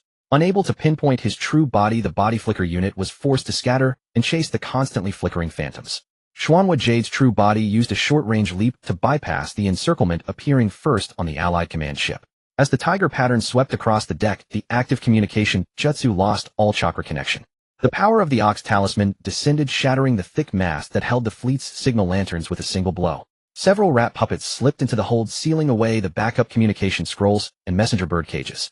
With the unified signal lost, the Western Vanguard continued their assault on the fortress, but the rear warships began to slow, creating a gap in their once-dense offensive.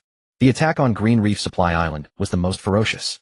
Elite forces from IWA Tsunakiri and Kumo were all dispatched, attempting to leverage their knowledge of the terrain to swiftly destroy this crucial supply hub. Dark red earth nearly covered the entire outer platform, and numerous lightning release body flicker ninja had closed in on the inner circle. The Ox-type puppets stationed here formed a circular formation, using their massive bodies to shield the central spatial core. Several Ox puppets had half their bodies shattered by explosive tools, yet their remaining frames held the front line. Before the scattered rocks could even hit the ground, the Rat Talisman activated from within the relay platform. The fragments fused together, reforming into low-lying puppets and sealing barricades that filled the blasted gaps once more. Xuanhua Jade leaped in via the central node, and dozens of Rabbit Talisman afterimages immediately dispersed across the island. Kumo Ninja continuously used their body flicker technique, but could only ever catch up to a non-corporeal Cyan Phantom. His true body slipped through from outside their field of vision, subduing the 3 squad leaders responsible for deploying the molten weapons. The Tiger pattern dismantled the composite chakra within the explosive tools, while the Ox Talisman smashed the stone frames supporting the large launchers. The rat puppets seized the opportunity to push forward, driving the leaderless assault squads back to the narrow shores. As the 3 outer positions were stabilized, the battle at the main island's port had also erupted in full force. Kushina remained on the main island with her sealing squad, her crimson chains connecting all the tiger pattern nodes beneath the harbor. The allied forces launched large numbers of molten ceramic pots into the shallows, then used water style to push waves of dark red mud against the docks. The viscous molten earth climbed up the stone steps, attempting to invade both the port's relay platform and the sealed passage to the underground workshop. Kushina weaved hand signs, her clear command ringing across the entire line. Expand the tiger pattern's coverage. Separate the yin-yang chakra first. Do not let anyone touch the molten earth directly. Gold-white tiger patterns rapidly extended from the center of the port, merging with the crimson chains to form a colossal sealing formation covering the entire coastline. As the dark red mud waves entered the formation, the positive fire earth chakra was immediately channeled into empty stone pools on either side. The negative erosive force was extracted separately and sealed into pre-prepared isolation nodes. Deprived of its composite structure, the molten earth quickly solidified, unable to seep inwards along the rabbit patterns. The sealing squad maintained the tiger pattern domain, while rat puppets animated the shattered docks, discarded anchor chains, and damaged ship planks. The scattered materials assembled on the spot within the white light, forming simple, yet sturdy temporary fortifications. The allied forces attempting to land were confined to the narrow beach, forced to concentrate on releasing large-scale assault jutsu. The ox-type puppets hidden on either side of the port then emerged. They used their heavy bodies to block the wind-fire impacts and earthen waves, firmly guarding the path to the central node. When Xuanhua Jade returned to the main island via the full domain, rabbit pattern Kushina had already completely neutralized the molten chakra in the nearby sea. He did not remain on the static defensive line. Instead, he spread the Rabbit Talisman's power across the 4 spatial channels. Dozens of high-speed afterimages shuttled back and forth through the relay platforms, appearing simultaneously in the command areas of all 4 fleets. On one command ship, the captain saw Xuanhua Jade leap over the bow and just issued the order to tighten formation, but the cyan figure dissipated before the attack could land. At another location, a messenger ninja saw the same figure closing in and mistakenly, believing the relay core was fully restored, prematurely issued the retreat signal. The rabbit afterimages continuously created false alarms, while Xuanhua Jade's true body systematically severed the real communication nodes. The allied vanguard received no orders from the rear, and the heavy warships could not confirm the status of the various fronts.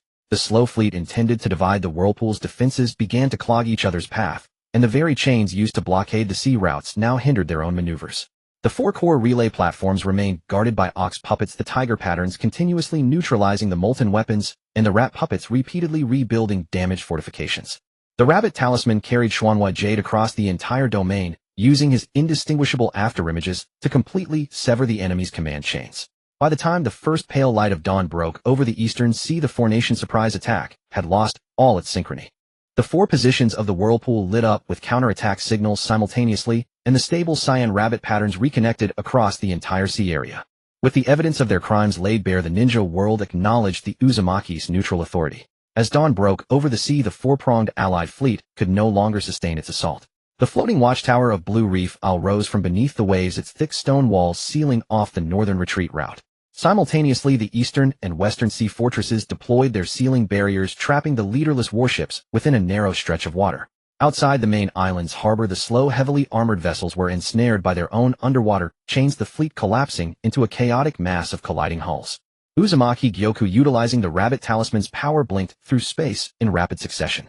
Azure afterimages surged toward the allied decks from all directions, leaving the rearguard shinobi unable to discern the true point of attack. Their hastily reformed lines quickly fractured once more. The Ox-heavy golem waded into the shallows, its immense strength shoving aside the armored ships that clogged the channel. Meanwhile, rat golems scaled the vessel hulls, using sealing chains to subdue any remaining resistance and disabling the chakra propulsion systems of every ship. Kushina led her sealing squad in collapsing the tiger-striped domain, completely disintegrating and sealing away the remnants of the corrosive earth. With their escape routes severed, the four allied forces could only lay down their weapons and surrender.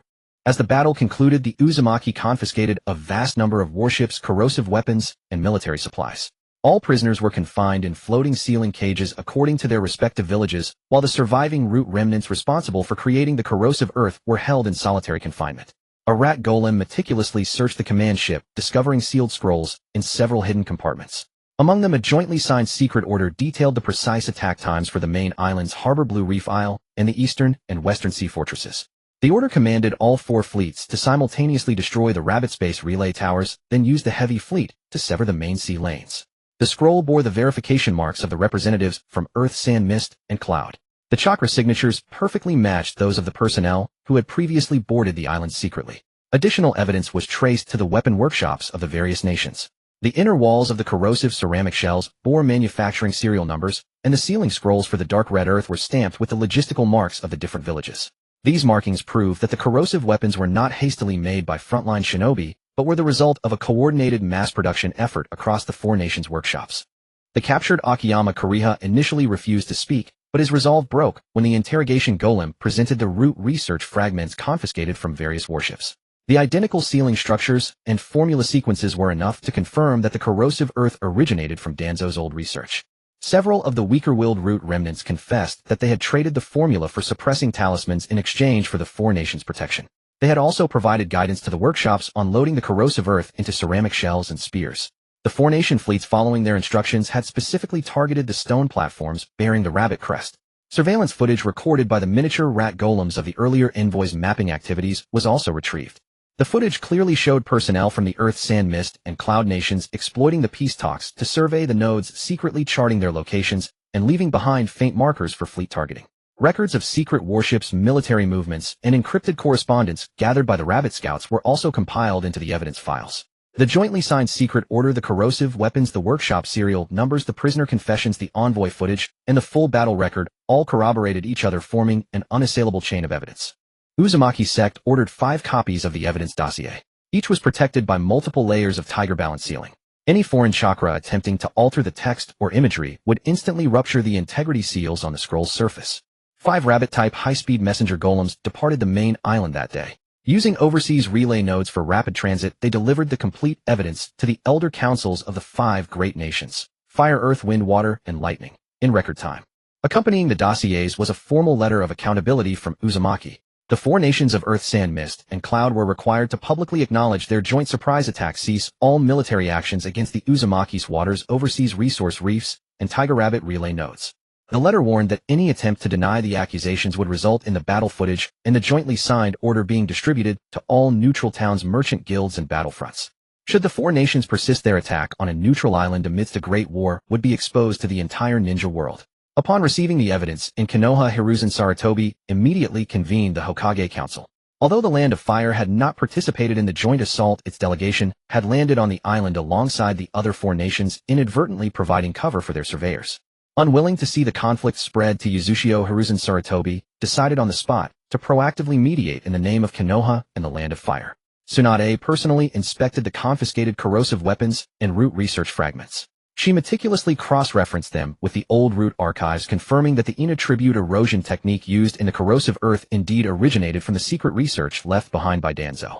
Though the root division was disbanded, its fugitives have infiltrated the 4-nation alliance, she stated. Continuing to shelter them will only allow them to use this war to orchestrate further attacks. Tsunade sent her verification report to the 4 nations councils, demanding the immediate extradition of all hidden root remnants. Hiruzen Sarutobi also publicly acknowledged Uzushio's full right to self-defense and affirmed Konoha's willingness to testify regarding the joint order and the corrosive formula.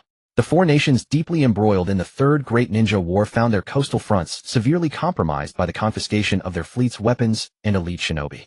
Unable to refute the overwhelming evidence and unwilling to face the consequences of the secret order being made public, representatives from Earth, Sand, Mist, and Cloud returned to the main island a few days later. This time they were not greeted with an open tour of the relay station, but with a formal hearing chamber filled with physical evidence and prisoner testimonies.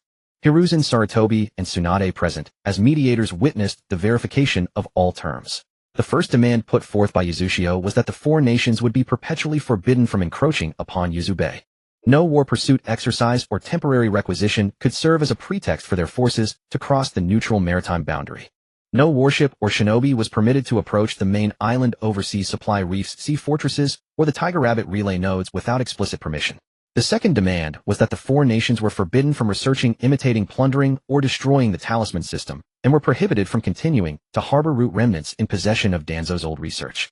The third demand stipulated that any violation of the treaty would grant Uzushio the right to detain the involved personnel and vessels, and to publicly expose the full evidence to the ninja world.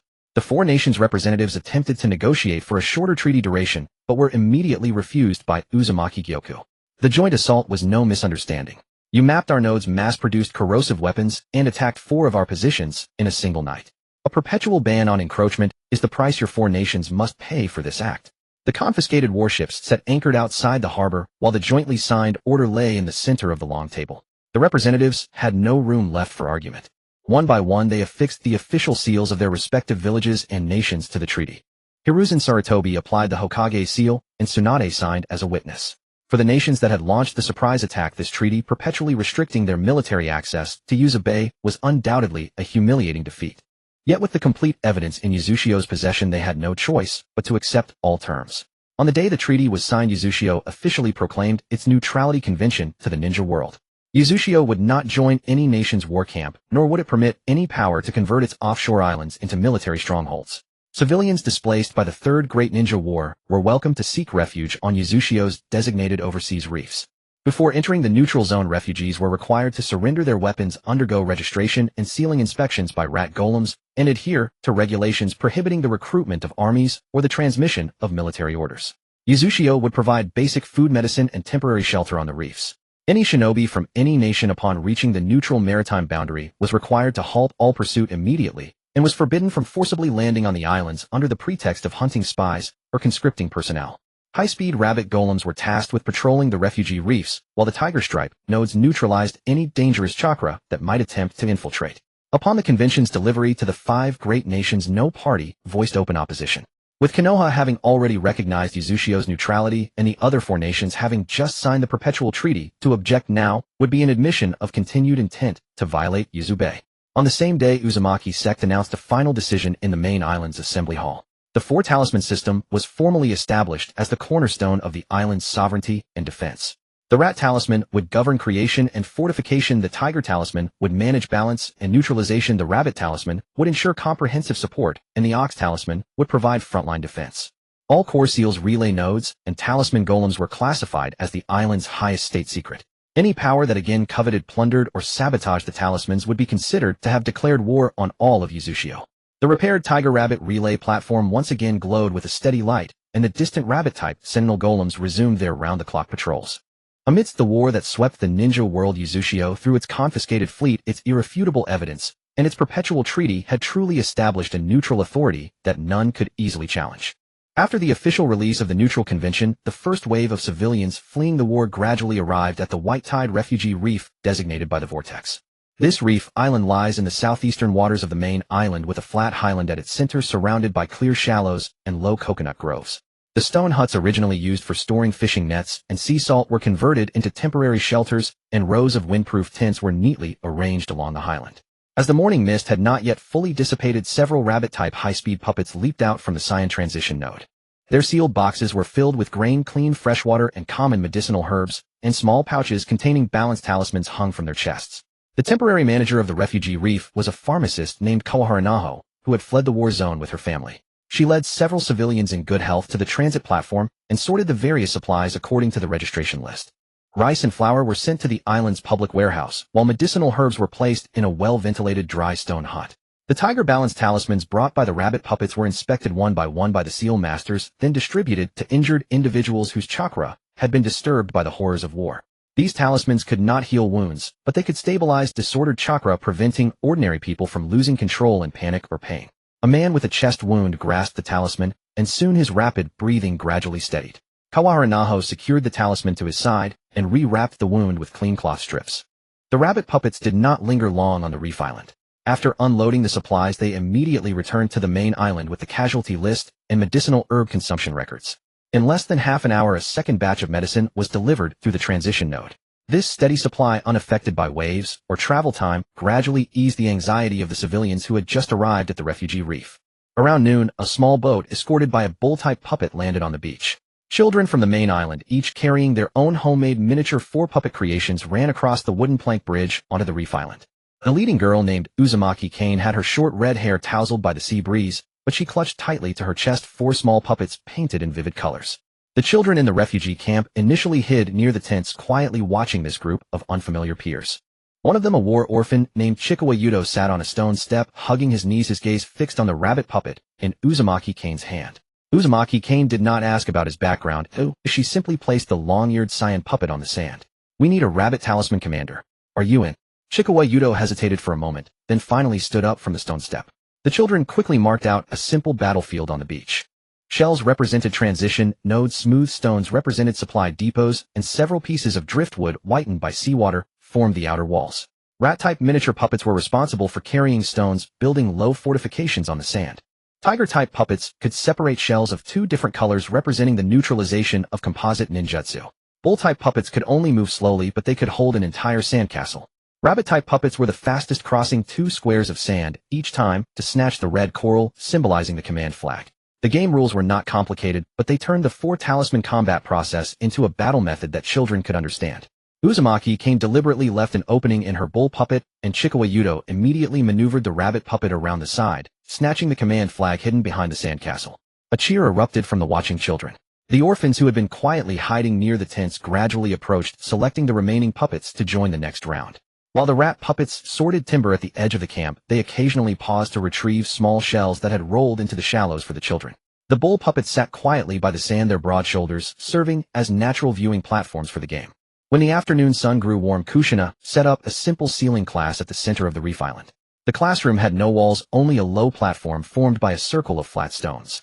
The civilians who wished to learn sat down in turn, each with a blank perception stone that had no offensive capability. Kushina did not teach complex ninjutsu. She began with the most basic breathing and chakra stabilization. First, feel the most gentle part of the power within your body. Do not rush to push it nor try to release it. Ordinary people have very little chakra, but the weaker it is, the more susceptible it is to disturbance from fear, fatigue, and injury. She had everyone place their palms on the perception stones and slowly adjust the power within their bodies in rhythm with even breathing. Some made the stone's surface glow with chaotic light points on their first try, while others struggled for a long time with no response. Kushina did not hurry, she let the tiger-type teaching puppet walk slowly among them. The tiger stripes on the teaching puppet's chest emitted a gentle fluctuation, gently diverting overly rapid chakra.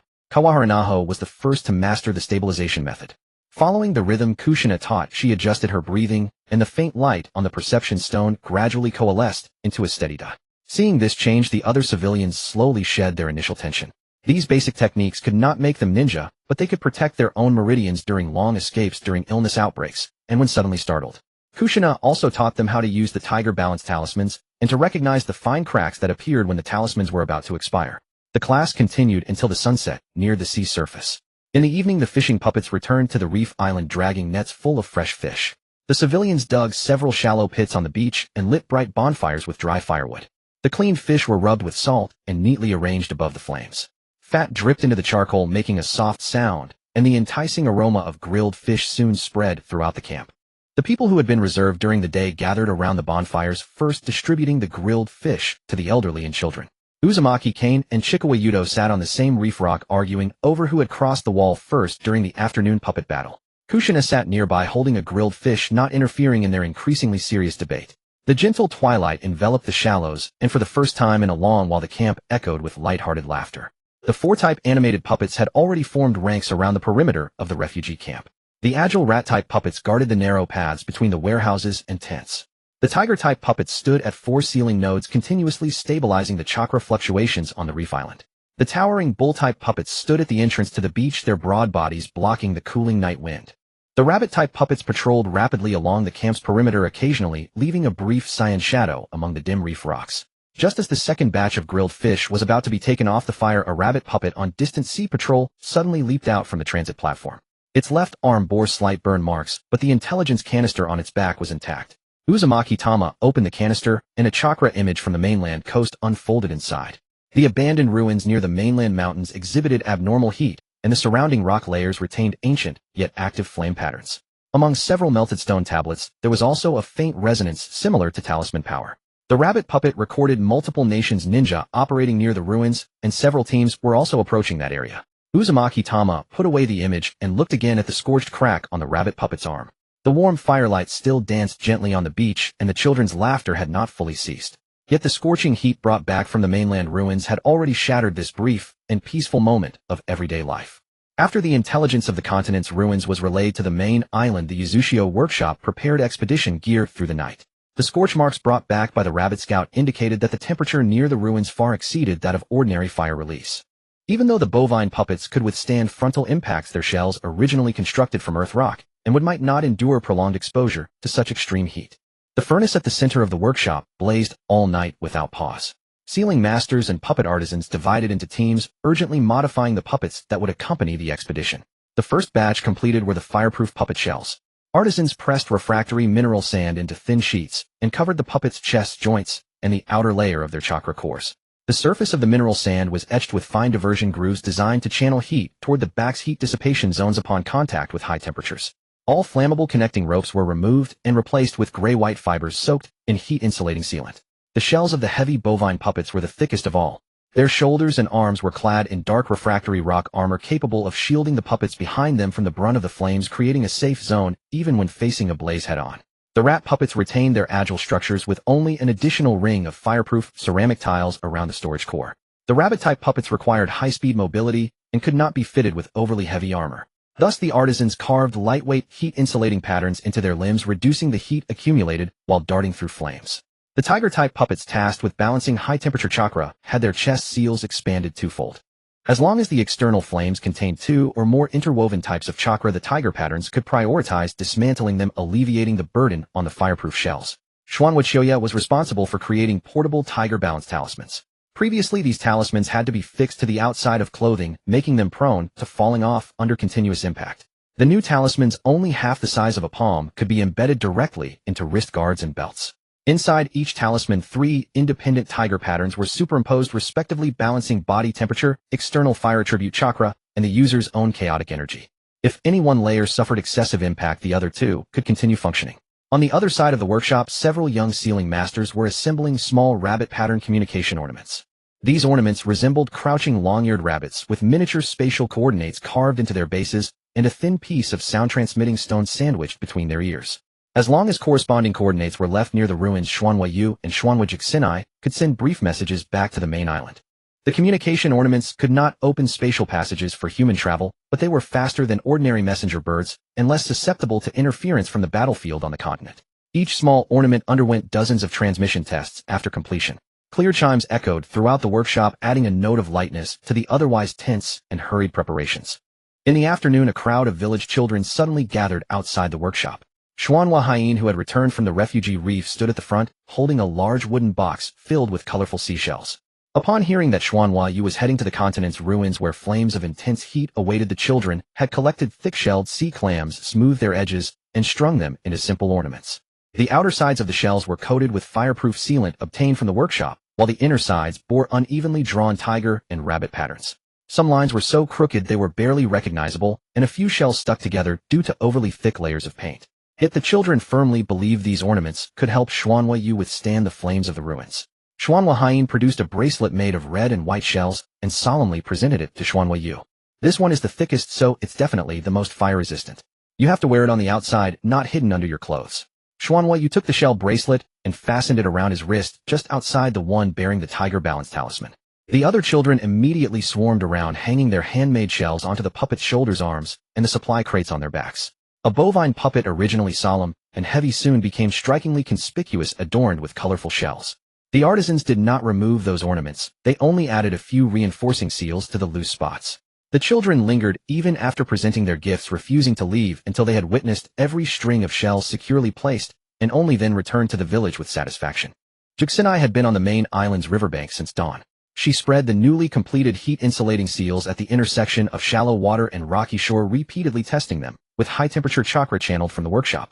Old-style heat-insulating seals completely blocked all heat. Against ordinary flames this method was stable enough, but the high temperatures described in the ruins' intelligence were extremely concentrated. Merely blocking would only cause heat to accumulate on the seal's surface. When the accumulation exceeded the limit, the entire layer of seals would shatter simultaneously. Juxinai decided to alter the original structure, no longer forcibly isolating all high temperatures. Using crimson chains, she connected 6 sealing stones on the riverbank, dividing the scorching chakra into several fine streams. 2 streams were guided into the river water, while the others were slowly released along empty rock grooves. The first test had just begun when the water near the center rapidly boiled. Juxinai immediately tightened the chains, and used the Tiger Balance Talisman to disperse the chaotic portion of the high-temperature chakra. The churning water gradually calmed, and the cracks on the sealing stones stopped expanding. She readjusted the diversion ratio, channeling the majority of the heat into the refractory rock layer, allowing only a small amount of residual warmth to enter the river. The second test lasted longer, producing only a thin mist over the shallow water, and the surrounding aquatic plants showed no signs of scorching. Yet Juxinai did not stop. She spent the entire day repeatedly activating, diverting, and closing the seals until each crimson chain could independently guide high-temperature chakra. By evening, the final round of tests concluded smoothly. The rocks within the sealed area remained warm, but none had cracked from abrupt temperature changes. Juxinai put away the heat-insulating seal scroll and brought the improvement records to the main island's high platform. Xuanhua, you had already spread out the combat records from the time since the 4 seals awakening on the stone table. From the rat puppet's initial role of creating decoys to their later task of restructuring positions, every cause of damage was annotated item by item. The wind-fire composite ninjutsu neutralized by tiger patterns, the eroded yin-yang chakra, and the large-scale seals were also organized into separate scrolls. The cracks that appeared on the bovine puppet shells when they blocked frontal attacks were clearly drawn next to the structural diagrams of the heavy puppets. The chakra consumption of each domain jump by the rabbit seal was also recorded separately by distance and carried weight. The two of them cross-referenced the ruins' intelligence and began to anticipate the combat changes the flames might bring. Ordinary rat puppets were most susceptible to prolonged high temperatures. Even though the rat seal could reawaken fragments, excessively melted earth and rock would lose the structure suitable for reorganization. The tiger seal could dismantle composite fire release, but it could not make already generated pure heat vanish out of thin air. The bovine seal could withstand flame impacts, but its thick shell continuously absorbed heat. After prolonged combat, it might even harm the internal core. The rabbit seal could quickly traverse burning areas, but high-speed movement would cause flames to spread along its trajectory, potentially carrying dangerous heat to other positions. We cannot treat the flames as just another type of frontal ninjutsu. Juxinai pointed to several molten rock layers recorded by the rabbit scout. First, use the tiger pattern to split the flame chakra, then use heat-insulating seals to channel the residual temperature away. The rabbit seal should only be used to quickly connect safe landing points, not for continuous jumps, without confirming the temperature. Xuanhua, you wrote this sequence into the expedition log and readjusted the carrying numbers of the 4 types of puppets. After nightfall, the rabbit scout Qingyue, who had departed earlier, finally transmitted the coordinates. It had reached the outskirts of the continent's ruins and left rabbit pattern positioning markers in a valley far from the high-temperature zone, on a shallow beach and on an abandoned stone platform. The 3 coordinates could communicate with one another, and each retained a clear spatial trajectory heading back toward the Uzushio direction. Qingyue made several round trips, confirming that there were no spatial disturbances or fire tribute chakra interference along the path. In the final test, the rabbit pattern communication ornament delivered a warm stone fragment in just a moment. Xuanhua, you placed the stone fragment on the high platform's C chart, and the spatial coordinate representing the continent's ruins lit up accordingly. The fireproof shells, Tiger Balance Talisman's communication ornaments, and heat-insulating seals were all prepared. The round-trip path to the continent's ruins had also been firmly anchored by the rabbit puppet beyond the distant mountains. As the last of the 4 nations, shinobi retreated into the mountains of the continent, the trembling ground finally settled. Uzumaki Tama did not pursue them into the unfamiliar terrain, instead, letting his rabbit charm's illusion halt at the ruins' edge, confirming the enemies had distanced themselves.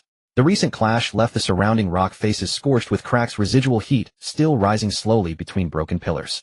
Several fireproof puppets showed signs of melting on their shells, and the portable Tiger Balance Talismans had consumed most of their chakra. More importantly, a faint newly awakened dragon flame had manifested within Uzumaki Tama. The flame was not yet stable, occasionally flickering across his palm, radiating a purer heat than ordinary fire release. Kushina checked the area, sensing no enemy chakra approaching. The two then left the hottest core of the ruins, heading to a deserted shoal below the mountains for a brief respite. The shoal lay at a bend in a clear river flanked by smooth gray-white rock worn by the current on one side and sparse grass and low shrubs on the other. Though close to the ruins, a damp river breeze constantly swept through, and the residual ground temperature was far lower than near the broken pillars. The rabbit puppet inspected the bank first, leaving several warning marks on the surrounding rocks. The ox-heavy puppet halted at the shoal's entrance, its broad frame blocking the scorching air from the valley. The rat puppet unloaded supply boxes, neatly arranging damaged talismans and sealing scrolls on the dry stone surface. The accompanying Pikachu puppet leaped from a box, touching the ground with its short forepaws. The shoal's surface seemed cool, but residual heat from the ruins still seeped from below. The Pikachu puppet dug a narrow, shallow trench around the resting area, filling it with damp river sand and fine cold stones. Its rat charm granted it agile, steady movements, allowing it to quickly create a simple barrier ring against the lingering ground heat. 2 layers of flat stone slabs were placed in the ring's center to avoid direct contact with the hot ground. After confirming the temperature was stable, the Pikachu puppet gathered a few pieces of dry kindling. It struck sparks from a flint it carried, shielding the damp riverside breeze with its broad tail. The sparks caught the dry grass and thin wisps of smoke rose slowly. The Pikachu puppet lay beside it, gently blowing until a soft, steady flame burned. It arranged stones around the fire and set a small pot of water above it. The familiar warmth of an ordinary fire gradually dispelled the lingering tension from the battle at the ruins. Kushina took out prepared sea fish from the supply box, and the Pikachu puppet immediately took the wooden skewers, placing the cleaned fish beside the fire. The fish skin soon turned a light golden brown, and tiny droplets of fat sizzled softly in the flames. Uzumaki Tama leaned against the ox puppet's broad arms, slowly steadying his rapid breaths. The continuous use of the rabbit charm to traverse the ruins and the tiger pattern to neutralize high-temperature chakra had left his chakra pathways visibly fatigued. Kushina placed the remaining balanced talisman on his wrist, using steady chakra to gently smooth the turbulent fluctuations. The two didn't rush to discuss the previous battle, quietly finishing the first roasted fish. After the warm meal settled, the weakness from overexertion gradually subsided. The Pikachu puppet flipped the second fish, carefully tending the heat to prevent charring. After a brief rest, Uzumaki Tama raised his right hand. A thin sliver of dragon flame emerged from his palm, only knuckle-high, yet it warped the surrounding air with its heat. It was utterly different from ordinary fire. Normal firewood needed continuous burning to maintain heat, but this faint dragon flame existed entirely dependent on Uzumaki Tama's chakra. With a slight change in his breath, the dragon flame brightened instantly, and its temperature rose. Kushina immediately unfolded an improved heat-sealing barrier. Several fine crimson lines encircled Uzumaki Tama's palm, channeling the dragon flame's heat into a rock channel on the riverbank. The Tiger Balance Talisman was placed on his inner wrist, stabilizing the chakra exchange between the flame and his pathways. First, compress the flame to the size of an ordinary ember. Don't focus on power, just see if you can ignite the target as you intend. Uzumaki Tama slowly drew in his chakra. The flickering dragon flame gradually shrank, leaving only a thin, bright line of fire. Kushina pulled an unlit thin stick from the firewood pile and placed it on the flat stone slab. Uzumaki Tama directed the fire line toward the stick's broken end. The dragon flame flickered upon contact with the wood shavings, and the stick soon caught a gentle flame. The surrounding rocks weren't scorched, and the grass a few steps away showed no signs of withering. After the first successful ignition, Kushina didn't immediately increase the difficulty. She first checked the heat records in the sealing barrier, confirming most of the high temperature was accurately channeled into the damp river sand. Uzumaki Tama summoned the dragon flame again, pressing its power even weaker than before. This time he didn't directly touch the stick, letting the dragon flame hover half a foot away. Pure heat slowly transferred to the dry wood shavings, and after a few breaths the second stick also burned quietly. The two tests didn't harm the surrounding vegetation, but left a distinct sheen of sweat on Uzumaki Tama's palm. The newly awakened dragon flame was still weak, yet controlling it required more finesse than unleashing the ox charm's power. Too little power, and the fire wouldn't catch you; too much, and it could spiral out of control. Kushina adjusted the Tiger Balance Talisman, no longer suppressing the dragon flame itself, but only balancing the excess heat and the chakra fluctuations within Uzumaki Tama. On the third test, Uzumaki Tama split the dragon flame into 2 points. One spark ignited a newly added twig, while the other extinguished itself before touching the grass. The soft firelight didn't cross the stone slab, and the nearby shrubs only swayed gently with the river breeze. The dragon flame is controllable. Uzumaki Tama looked at the faint glow not yet faded from his palm. But it can't be used consecutively yet, and its temperature changes aren't stable enough. Then treat it as a new spark, not a matured combat technique. Kushina tightened the heat-sealing barrier, channeling all residual test heat into the depths beneath the shoal. The two stopped further attempts, letting the now stabilized dragon flames sink back within Uzumaki Tama. The rabbit clone on sentry duty continuously circled the shoal at high speed.